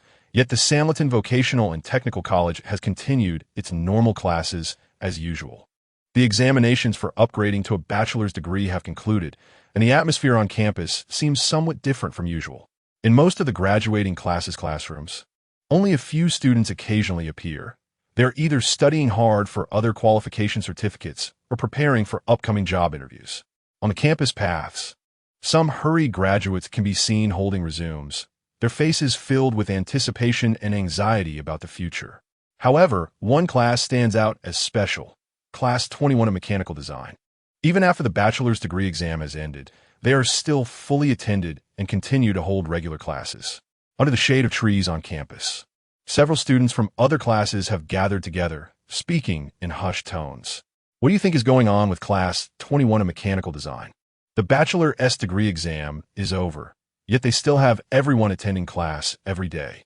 The speaker is a short boy, looking puzzled, his eyes occasionally glancing toward the classroom of Class 21. Who knows? It's really strange. Do they have some other exam? Said a chubby girl with a frown. Not just that, I passed by their classroom the other day and noticed their class seems to have more people, said a bespectacled boy, speaking mysteriously. Huh? How is that possible? You must have seen it wrong, someone expressed doubt. I definitely didn't see it wrong. I saw it clearly. And what surprised me the most is that there are actually several old men with white hair in their class. The bespectacled boy raised his voice, his expression exaggerated. What? Old men with white hair? In the classroom? Everyone was shocked, mouths agape. Exactly. When I saw those old men, the principal happened to be there too. Guess what? The principal was even bowing to them. Huh? Everyone gasped again. What's going on here? What is the identity of those old men? Are they some experts invited here? But experts wouldn't come to attend class with students, right? I heard that one of the old men seems to be a particularly impressive scientist in a certain field. No way. How could a scientist come to our school to attend class? Who knows? Maybe there's some special project or collaboration. Oh, stop guessing. It's definitely not simple. Class 21 of Mechanical Design is now impressive.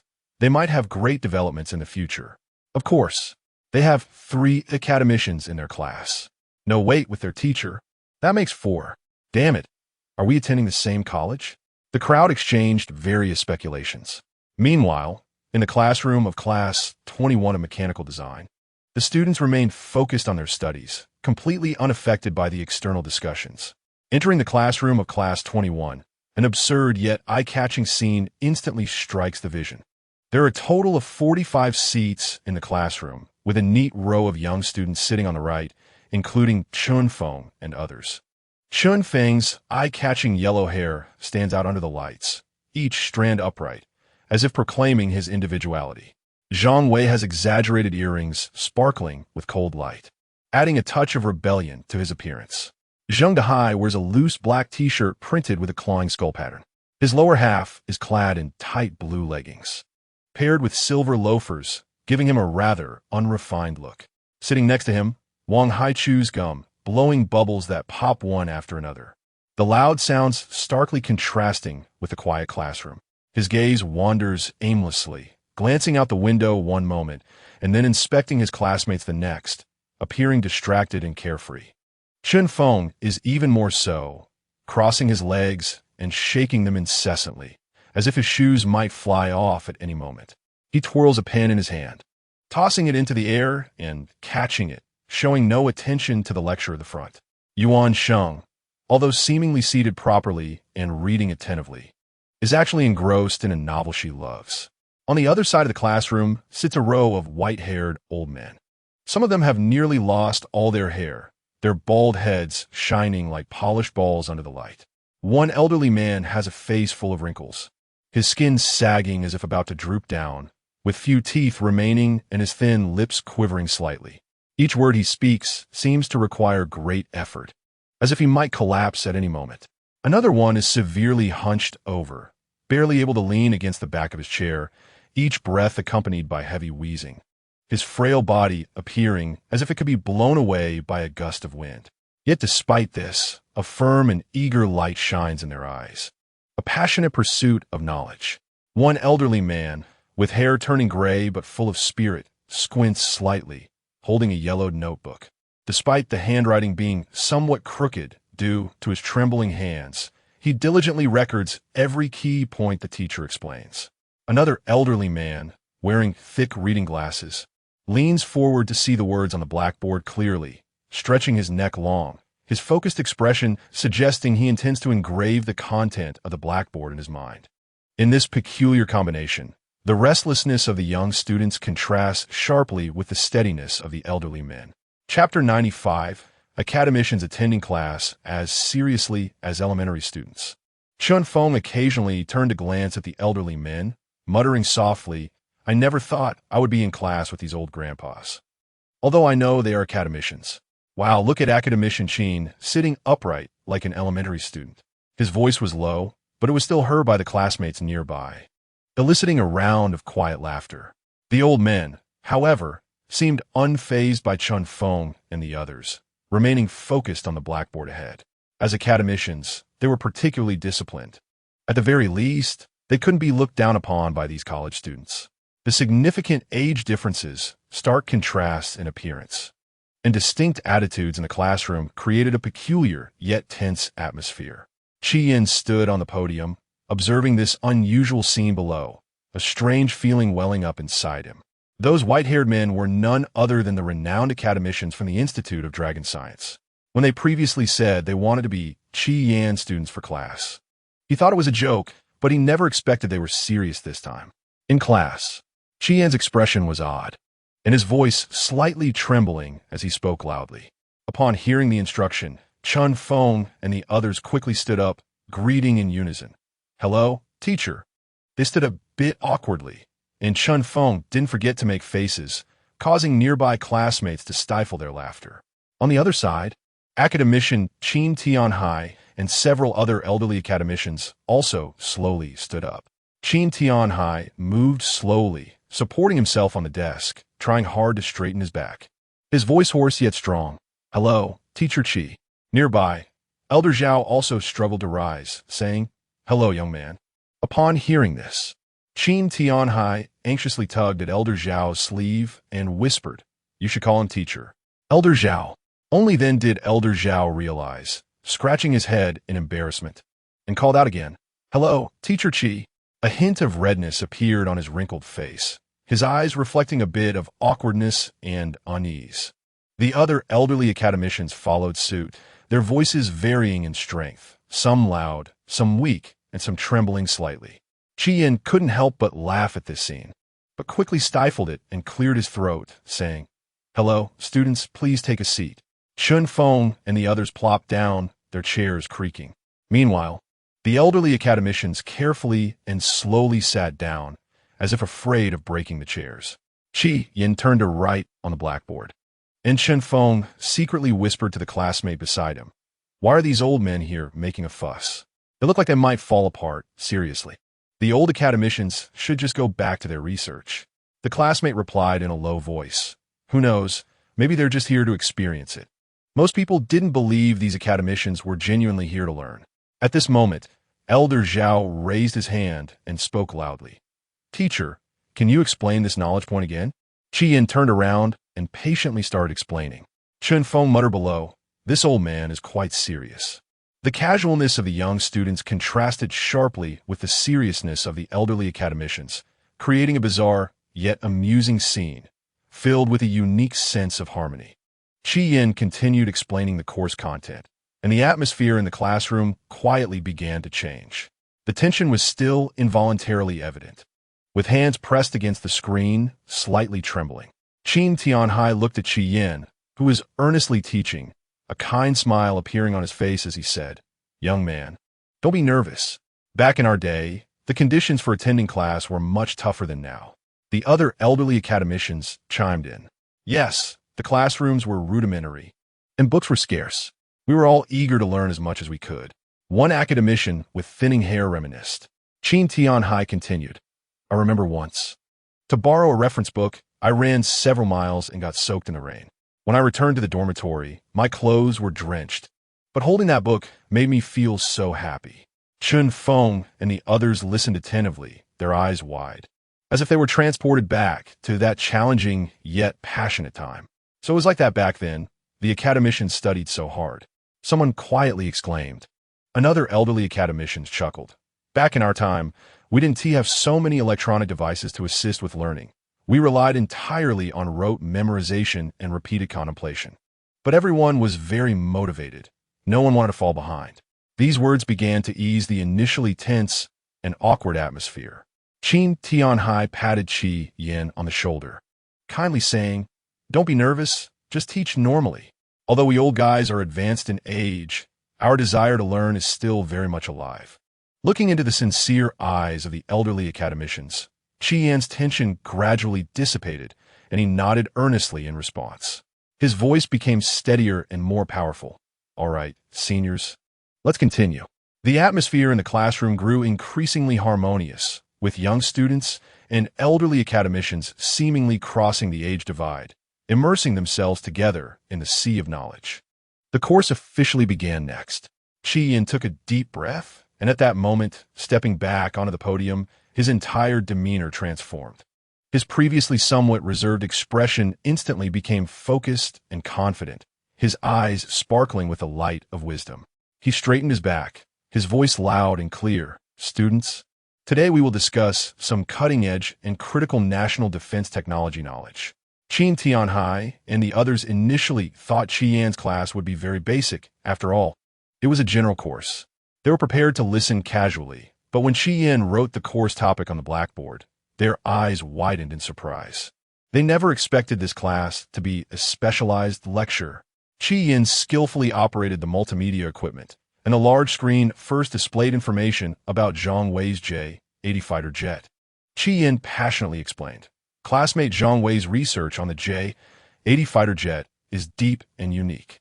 Look, this fighter jet has made breakthroughs in stealth performance, power systems, and weaponry." His gestures were powerful, as if he were commanding an invisible battle. The stealth coding technology of the J-80 significantly reduces its radar cross-section, greatly enhancing its battlefield survivability. "Now we can. Isn't this simpler? We can also," Yin said, quickly sketching diagrams on the blackboard. Qin Tianhai focused intently on the screen, nodding occasionally, secretly admiring. "This kid is quite impressive, able to explain such complex knowledge so clearly." Next, Qian showcased several other students' research achievements regarding national defense technology. Now look at this student's concept for a new missile defense system. Its innovation and practicality are worth our deep consideration. Chun Feng, initially somewhat indifferent, was drawn in by Qian's brilliant explanations, his eyes glued to the screen, afraid of missing any details. The atmosphere in the classroom was enthusiastic and focused, with both the elderly academicians and young students immersed in this feast of knowledge. Qian's voice echoed in the classroom, and his passion and professionalism inspired everyone. Chapter 96 Roll Call in Class, Cowardly Academicians. However, as Qian's explanation deepened, the situation for several academicians changed dramatically. They were originally full of confidence, believing that their years of experience and profound knowledge would make understanding this content a piece of cake. But as the lecture progressed, their expressions gradually became serious, and beads of sweat began to appear on their foreheads. Academician Qin Tianhai's pen stopped on the notebook, his eyes wide open as he struggled to keep up with Qian's thoughts, muttering to himself, "Damn, is this really that difficult?" Elder Zhao continuously wiped the sweat from his forehead, having only jotted down a few hasty notes in his notebook, looking completely confused. Isn't this knowledge too advanced? Why can't I understand it either? Another academician shook his head repeatedly, murmuring, "Today's young people are really impressive. The topics they research are so cutting-edge and profound." Although they found it somewhat challenging to follow, the academicians showed no signs of giving up. They bit their lips and listened intently to every word Qian said, trying to capture key information from this complex knowledge. They thought that Chun Feng and the others would also show difficulty, feeling the same struggle in the face of such profound knowledge. To their surprise, some of the students occasionally raised their hands to ask questions. "Teacher, is the principle here similar to a theory we've learned before? I feel like I've heard it before." A student raised his hand, his eyes filled with a thirst for knowledge. Qian smiled and patiently explained, "That's right, it's great that you can connect it to previous knowledge. But there are some subtle differences here." After hearing Qian's response, the questioning student appeared enlightened, revealing a satisfied expression. They must be pretending. It has to be an act, Qin Tianhai and the others thought to themselves. They initially believed that these students had conspired to give them a reality check. After all, in their fixed mindset, how could students of such age possibly understand such cutting-edge and complex national defense technology knowledge so quickly and even pose valuable questions? It was simply impossible. However, as the course progressed, Qin Tianhai and others quickly realized that this wasn't the case. They really did understand. Chun Feng raised his hand again and asked, "Teacher, in practical applications, will this technology be greatly limited by environmental factors?" Qian pondered for a moment and provided a detailed answer again. After hearing it, Chun Feng nodded repeatedly, his eyes shining with clarity. The academicians watched the smooth interaction between the students and Qian, and their doubts gradually turned into shock. Sweat continued to roll down their foreheads, and their backs were soaked with perspiration. Qin Tianhai wiped the sweat from his face and said solemnly to Elder Zhao beside him, "Old Zhao, it seems we underestimated these kids. They are truly impressive."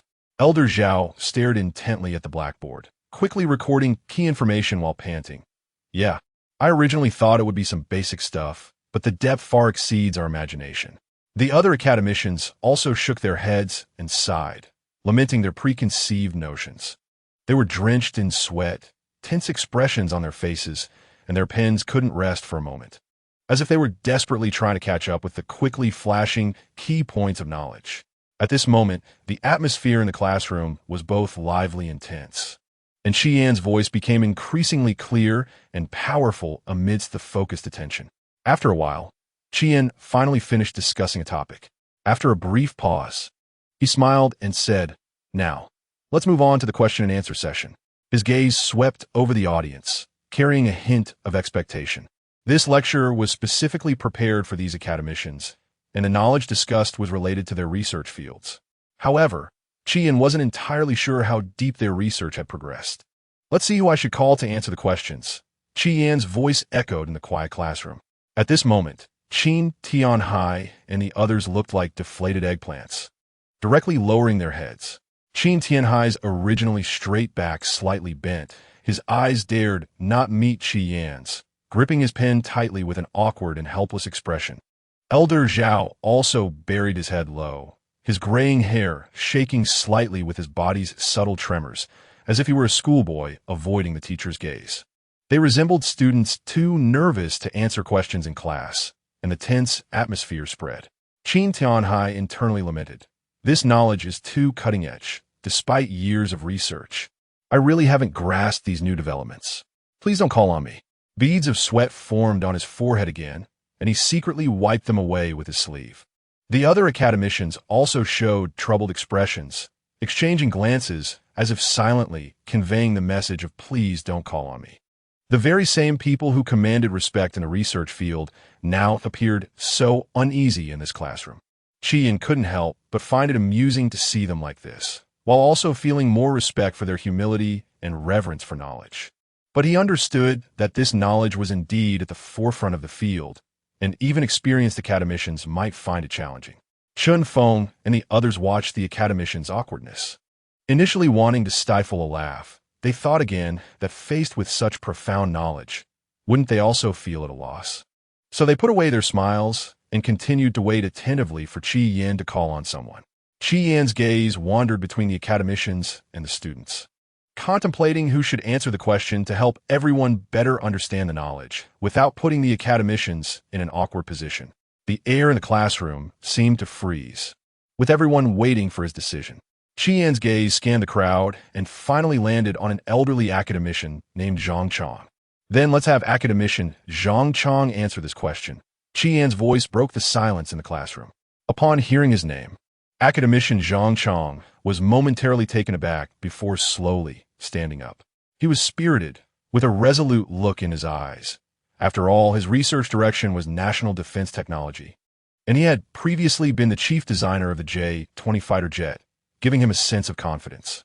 Qi Yan began to ask, for bombers, how to improve the speed of fighter jets is a key issue. What aspects do you think can be addressed? This question wasn't too difficult for academician Zhang Chong. He cleared his throat and answered clearly. "Firstly, we can start with improving the performance of the engine by adopting more advanced thrust technology to enhance fuel efficiency. Secondly, we can optimize the aircraft's shape to reduce air resistance." Chapter 97. Academician Zhang Chong's shock. "Am I not as good as a junior college student?" His answer was concise and clear, winning him a round of appreciative looks from the audience. Qi Yan smiled and nodded, then asked, "In today's complex electromagnetic environment, how can fighter jets avoid radar interference to achieve stealth?" Academician Zhang Chong thought for a moment and still answered very smoothly. "We can use special wave-absorbing materials to reduce radar reflections, while also designing unique external shapes to alter the reflection paths of radar waves." However, as Qi Yan's questions became increasingly difficult, academician Zhang's expression gradually became serious. Qi Yan posed a highly complex question about the synergy between fighter jet stealth technology and speed enhancement, involving numerous cutting-edge theories and technical challenges. Academician Zhang furrowed his brows, the wrinkles on his forehead becoming more pronounced. He subconsciously pushed up his glasses and, after a long pause, cautiously said, "This question is indeed very challenging. In current research, we might attempt to use new composite materials and intelligent control systems, but this still requires further experimentation and verification." At this point, his voice was no longer as confident as before, and his words carried more uncertainty and hesitation. Seeing academician Zhang's somewhat troubled expression, Qi Yan understood that these questions had touched upon the cutting edge of the industry, indeed posing significant difficulty. But that was precisely the point of this exchange, to provoke thought and promote deeper research. Zhang Chong's face was flushed, looking extremely displeased. His breathing became slightly rapid, and his dissatisfaction instantly filled his heart, subconsciously feeling that Qi Yan was targeting him. How could some of the technologies he just mentioned be achievable? This is simply deliberate difficulty. Zhang Chong thought angrily, casting a somewhat annoyed glance at Qi Yan. However, at that moment, Qi Yan turned to Zhang Wei and said, "Zhang Wei, you answer this." Zhang Wei quickly stood up at the call, his posture tall, a confident smile on his face, exuding an air of composure. Zhang Wei cleared his throat and spoke loudly and firmly. Regarding the issue of enhancing fighter jet speed and achieving stealth, I believe that first. In terms of the power system, we can adopt the new generation of vector propulsion technology combined with an efficient energy management system to optimize energy output to the greatest extent. For stealth, in addition to the wave-absorbing materials and shape design mentioned earlier, we can also introduce plasma stealth technology, which forms a plasma layer on the surface of the aircraft to change the propagation characteristics of radar waves. Moreover, we can leverage big data simulations and artificial intelligence algorithms to rapidly optimize and screen various design schemes. As he spoke, he gestured with his hands, his eyes filled with conviction in his views. Qian nodded while listening, a satisfied expression on his face. The audience was also impressed by Zhang Wei's clear reasoning and comprehensive answers, casting admiring glances his way. Listening to Zhang Wei's answer, academician Zhang Chang's anger gradually dissipated, replaced by admiration for the young man and contemplation of new knowledge. Zhang Wei continued to elaborate on his insights, with every point being well-founded and every solution filled with innovation and feasibility. His voice echoed in the classroom, as if opening a door to the future technology of fighter jets for everyone. When he finished answering, the classroom erupted into warm applause. Zhang Wei smiled and bowed to thank everyone, then sat down, his eyes still sparkling with confidence. Zhang Chang stared wide-eyed, listening in shock to Zhang Wei's response. His previously tense body gradually relaxed, his eyes filled with disbelief. Every word from Zhang Wei struck him like a heavy hammer, breaking down the barriers in his mind. He felt as if he had suddenly gained clarity, and the problems that had troubled him for so long now had answers. So, it can really be done this way, Zhang Chang murmured to himself, his face showing a look of sudden realization, with previous dissatisfaction and anger completely evaporated. Next, Qian called on several other academicians one by one to answer questions. When academician Li was called, he stood up somewhat nervously, unconsciously rubbing the hem of his clothes. But after hearing the question and falling into thought, his expression gradually became focused. As his ideas clarified, his eyes grew brighter, the frown on his forehead relaxed, and he nodded repeatedly, softly murmuring, "Wonderful, wonderful." Academician Qin initially hesitated when answering the question, his voice slightly trembling. But as the exchange deepened, he seemed to find a breakthrough direction. His words grew firm and powerful, his face shining with excitement as he said, "Why didn't I think of this angle before? I've really learned something." Qian then called on other students to answer questions accordingly. The atmosphere in the classroom was lively and active, with sparks of thought continuously igniting in the Q&A sessions as everyone immersed themselves in this exchange and collision of knowledge. Unbeknownst to them, the class had naturally extended to 12 o'clock, the hour hand quietly reaching straight above, while the people in the classroom remained oblivious. It was not until someone outside urged anxiously, "It's already 12 o'clock, time to finish class and eat," that everyone finally came to their senses. The academicians, including Zhang Chang, appeared excited, their eyes sparkling with enthusiasm, their cheeks slightly flushed from prolonged focus and excitement. Zhang Chang clenched his fist tightly, trembling, and kept murmuring, "So wonderful, so wonderful. We can really learn something." They had all arrived with a sense of skepticism. After all, as experts and academicians, who isn't proud, they initially thought it was just an ordinary exchange class, merely a formality and unlikely to yield any new insights. Zhang Chang reflected on his mindset before coming and felt a bit ashamed. At that time, he had been packing up carelessly, thinking, "It's probably just a formality. What could possibly be of substance?" Yet at this moment, reality had delivered a harsh blow. Academician Qin kept patting his forehead, regretfully saying, "Why didn't I think of these things before? I was so self-righteous." His eyes were filled with a thirst for new knowledge and a reflection on his past dismissive attitude. Another academician, while organizing his notes, remarked, "I thought I was already at the forefront, but I didn't expect to realize here that learning has no end." Everyone looked at each other, realizing they had even forgotten to go to the restroom. Someone instinctively shifted in their seat, only then feeling the protest from their bladder, and couldn't help but smile wryly. Chapter 98, Other Academicians' Doubts. What can a college teach? Even so, excitement still dominated the atmosphere, and everyone's thoughts lingered on the brilliant class they had just attended. Students like Chun Feng were also immersed in this immense gain, but since they had attended such classes many times before, they weren't as excited as the academicians. Instead, they found it amusing to have these academicians attending classes with them. After class, academician Zhang Chong couldn't wait to approach Zhang Wei, his eyes filled with eagerness and expectation. Zhang Wei, your insights on fighter jet technology in class today inspired me greatly, and I have some questions I'd like to discuss with you. Academician Zhang Chong's tone carried a hint of humility. Zhang Wei looked at this esteemed old academician in front of him, momentarily taken aback. Thinking to himself, what is going on? An academician is asking me for advice. But he quickly adjusted his mindset and smiled, saying, "You're too kind, academician. We can discuss it together. After all, we're classmates now." Meanwhile, academician Qin Feng also hurried over to Chun Feng, sincerely saying, "Chun Feng, some of your viewpoints have given me new thoughts on this topic. Can we chat in more detail?" Chun Feng was initially stunned, then revealed a helpless smile, thinking, "I really didn't expect this." However, he readily responded, "Of course, academician Qin." The other academicians also found their corresponding students to discuss relevant topics, and soon, the classroom was bustling with activity. Chun Feng and Zhang Wei exchanged glances, both expressing a hint of surprise and helplessness.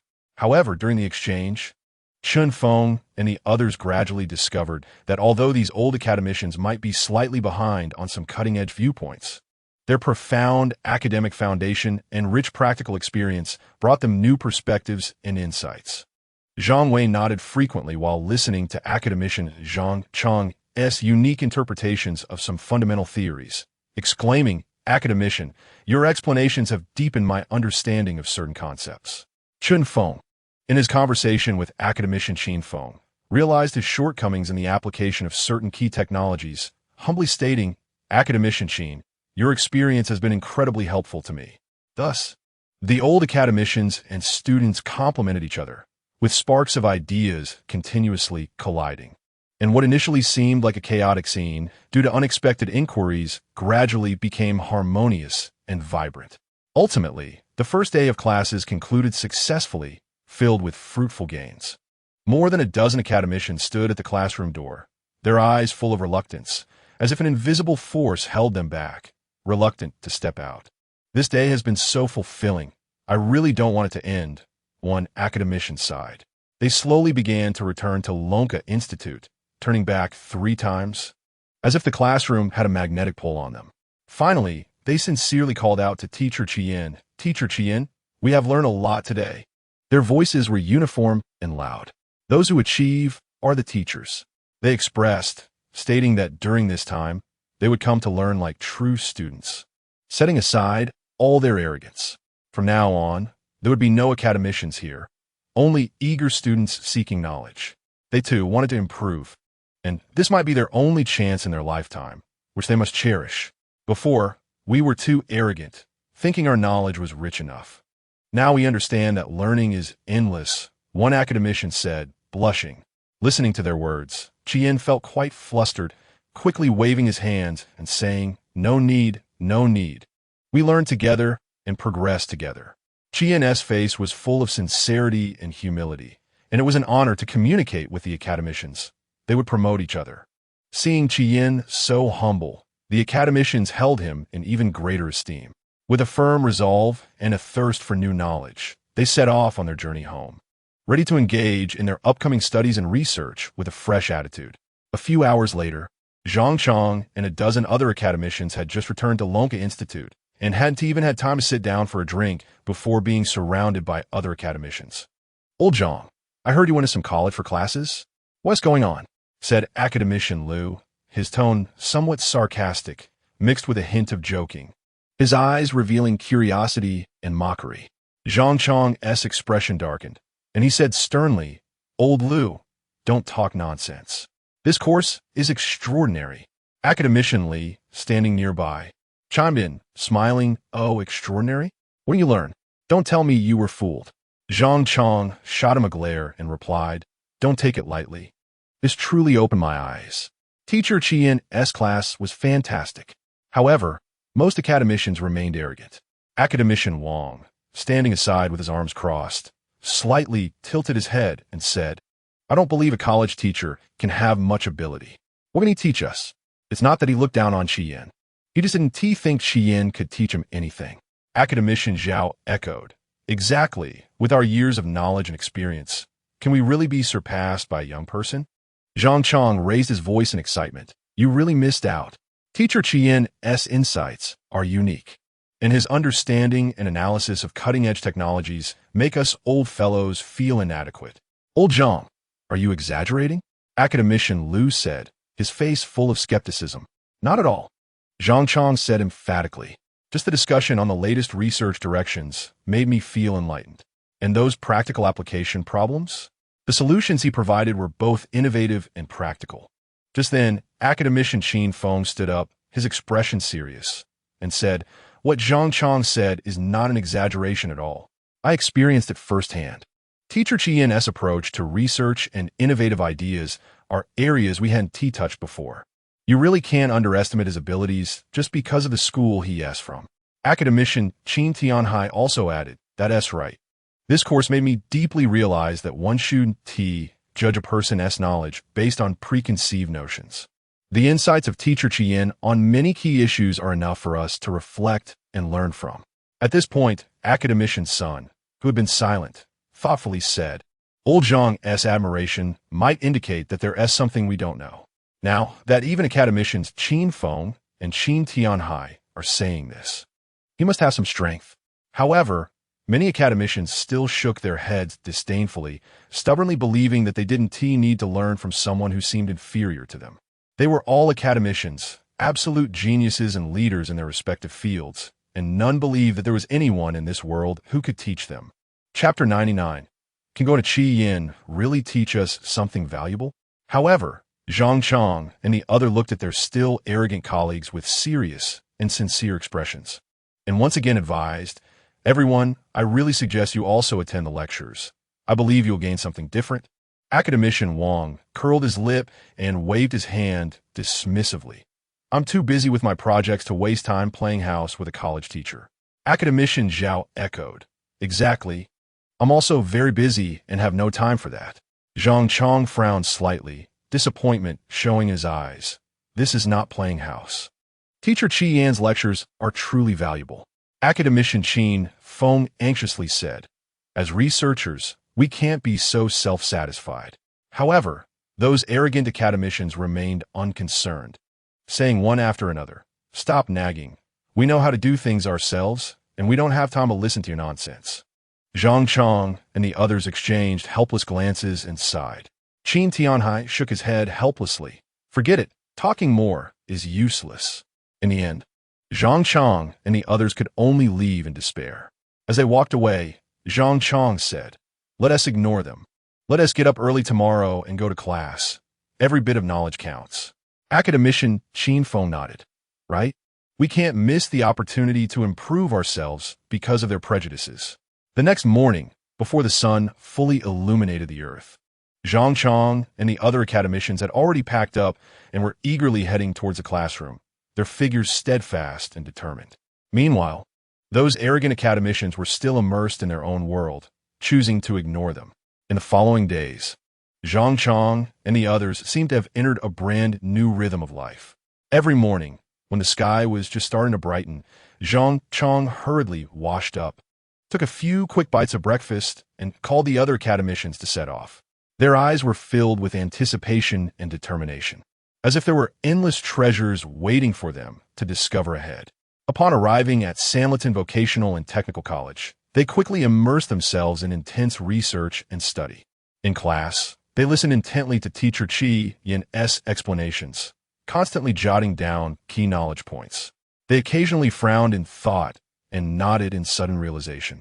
When encountering questions they didn't understand, they didn't care about saving face and actively sought advice from Teacher Qian, engaging in lively discussions with their classmates. After class, they entered the laboratory. Zhang Chong and the others busily moved about, carefully operating the equipment, their eyes glued to the changing data, not letting any subtle differences slip by. At noon, they only hastily ate a few bites of takeout before continuing their research. It wasn't tea until night fell, and the city lights shone brightly that they returned late, dragging their tired but satisfied bodies. Each person's face was filled with the joy of harvest, a deep sense of fulfillment and contentment emanating from within. This situation lasted for more than a month. The academicians at the Dragon Science Institute who did not attend the classes grew increasingly suspicious as they observed Zhang Chang and others every day. Could attending that college really be useful? One academician muttered to himself. Some academicians had already begun to secretly investigate the situation of those attending classes at the college. Academician Li secretly approached Academician Sun, who had a good relationship with Zhang Chang, and asked indirectly, "Old Sun, where's Zhang Chang and the others so busy with lately? They leave early and come back late every day. Is it really that attractive?" Academician Sun smiled mysteriously and said, "Old Li, don't ask. You'll know when you go." Academician Li became even more curious, feeling a tickling sensation in his heart. Over the course of this month, the changes in Zhang Chang and the others gradually became apparent. The viewpoints they presented at academic seminars were more innovative and unique, and their problem-solving approaches were broader, making everyone take notice. All of this deepened the curiosity and doubts of the other academicians. Zhao Jun was one of those who questioned them. He was a highly respected academician at the Dragon Science Institute, well-versed in aerospace and an undisputed expert. He had led several important aerospace research projects, achieving a series of remarkable accomplishments. Zhao Jun looked down on Zhang Chang and the others for going to Sanlitan Vocational and Technical College every day, pretending.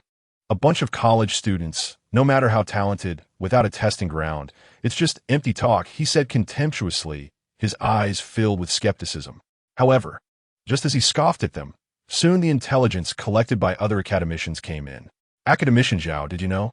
Zhang Chang and the others have participated in a series of cutting-edge research projects over there and have made substantial progress," one academician said eagerly.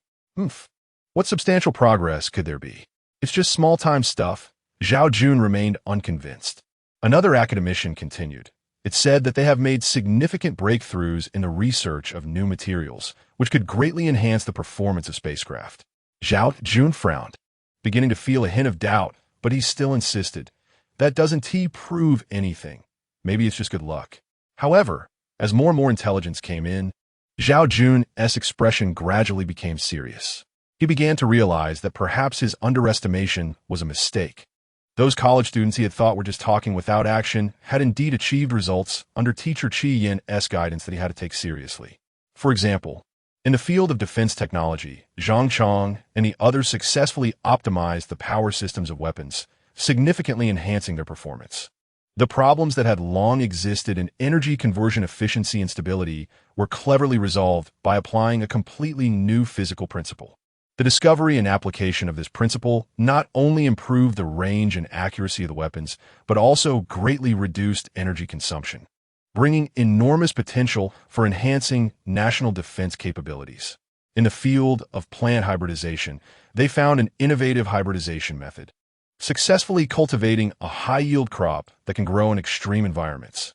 This crop has a strong resistance to pests and diseases and exhibits high tolerance to harsh conditions such as drought and salinity. Previously, how to improve the environmental adaptability of crops while ensuring yield had been a perplexing problem in academia, but they had now remarkably overcome it. This information quickly spread within the Dragon Science Institute, leaving those who had initially held doubts speechless and prompting them to reevaluate their views. How is this possible? Such astonishing results in such a short time, one academician exclaimed, his eyes wide with disbelief, the intelligence documents in his hands trembling slightly. Chapter 100. The academician personally comes to the college for inspection, shocking everyone. National defense technology, plant hybridization, every field is fraught with challenges, and they have actually overcome them all? Another academician looked on in disbelief, shaking his head repeatedly. Those seemingly unsolvable problems have been resolved by them? This is simply a miracle, another academician exclaimed, his voice filled with surprise and admiration. Zhao Jun, who had been listening on the side, began to waver in his previously firm skepticism. He frowned, his eyes revealing complex emotions as he murmured to himself, "Could it really be possible? Could I have been wrong?" Several academicians exchanged glances, their shock lingering in their hearts. After a brief silence, one of the academicians suggested, "Why don't we discuss it and go see for ourselves what is going on?" "Yes, seeing is believing. We should go check it out ourselves." Another academician immediately responded, "Let us go see what this is all about." Everyone echoed in agreement. Thus, several academicians, filled with both anticipation and anxiety, decided to head to Sanliton Vocational Technical College together to uncover the truth behind it all. The next morning, as the sun just began to shine on the campus of Sanliton Vocational Technical College, Zhao Jun and several academicians stealthily appeared at the college gate. Zhao Jun shrank his neck, looking around cautiously, and whispered to his companions, "We need to be careful not to get caught. That would be embarrassing." Another academician nodded repeatedly, crouching down and walking quietly, as if afraid to make a sound. "Right, let us sneak a peek. If they don't have any real skills, we'll make a quick exit." The group exchanged glances, looking like thieves as they tiptoed into the college. At this moment, a group of students was frolicking in the campus. One sharp-eyed student suddenly spotted these oddly behaving old men and poked his nearby friend. "Hey, look at those old guys. What are they up to?" Other students turned to look, and seeing Zhao Jun and the others acting so cautiously and sneakily, couldn't help but burst into laughter. "Why do those grandpas look like thieves?" A chubby student laughed until he couldn't stand up straight. "Ha ha, maybe they're here to steal our school's secrets." A mischievous student joked. A keen and clever student immediately said, "No way, I've got to report this to the authorities," saying there are a few sneaky old men trying to get into Teacher Chi Yin's class. After saying this, he took off running. Now, Teacher Chi's class was a very special existence in their college, and the whole school took pride in it, needing to be well protected. If anyone had any ulterior motives, it would be reported immediately to prevent any traitors from appearing. Meanwhile, Zhao Jun and the others remained blissfully unaware that they had drawn attention, still cautiously approaching Teacher Chi Yin's class. "Oh no, why is my heart racing so fast? It feels like I'm doing something bad," one academician said, patting his chest, looking very tense. "Shoo, keep it down, don't make a sound," Zhao Jun hurriedly gestured. They moved cautiously, their comical appearance eliciting laughter. When Principal Zhang learned that a few sneaky old men were trying to approach Teacher Chi Yin's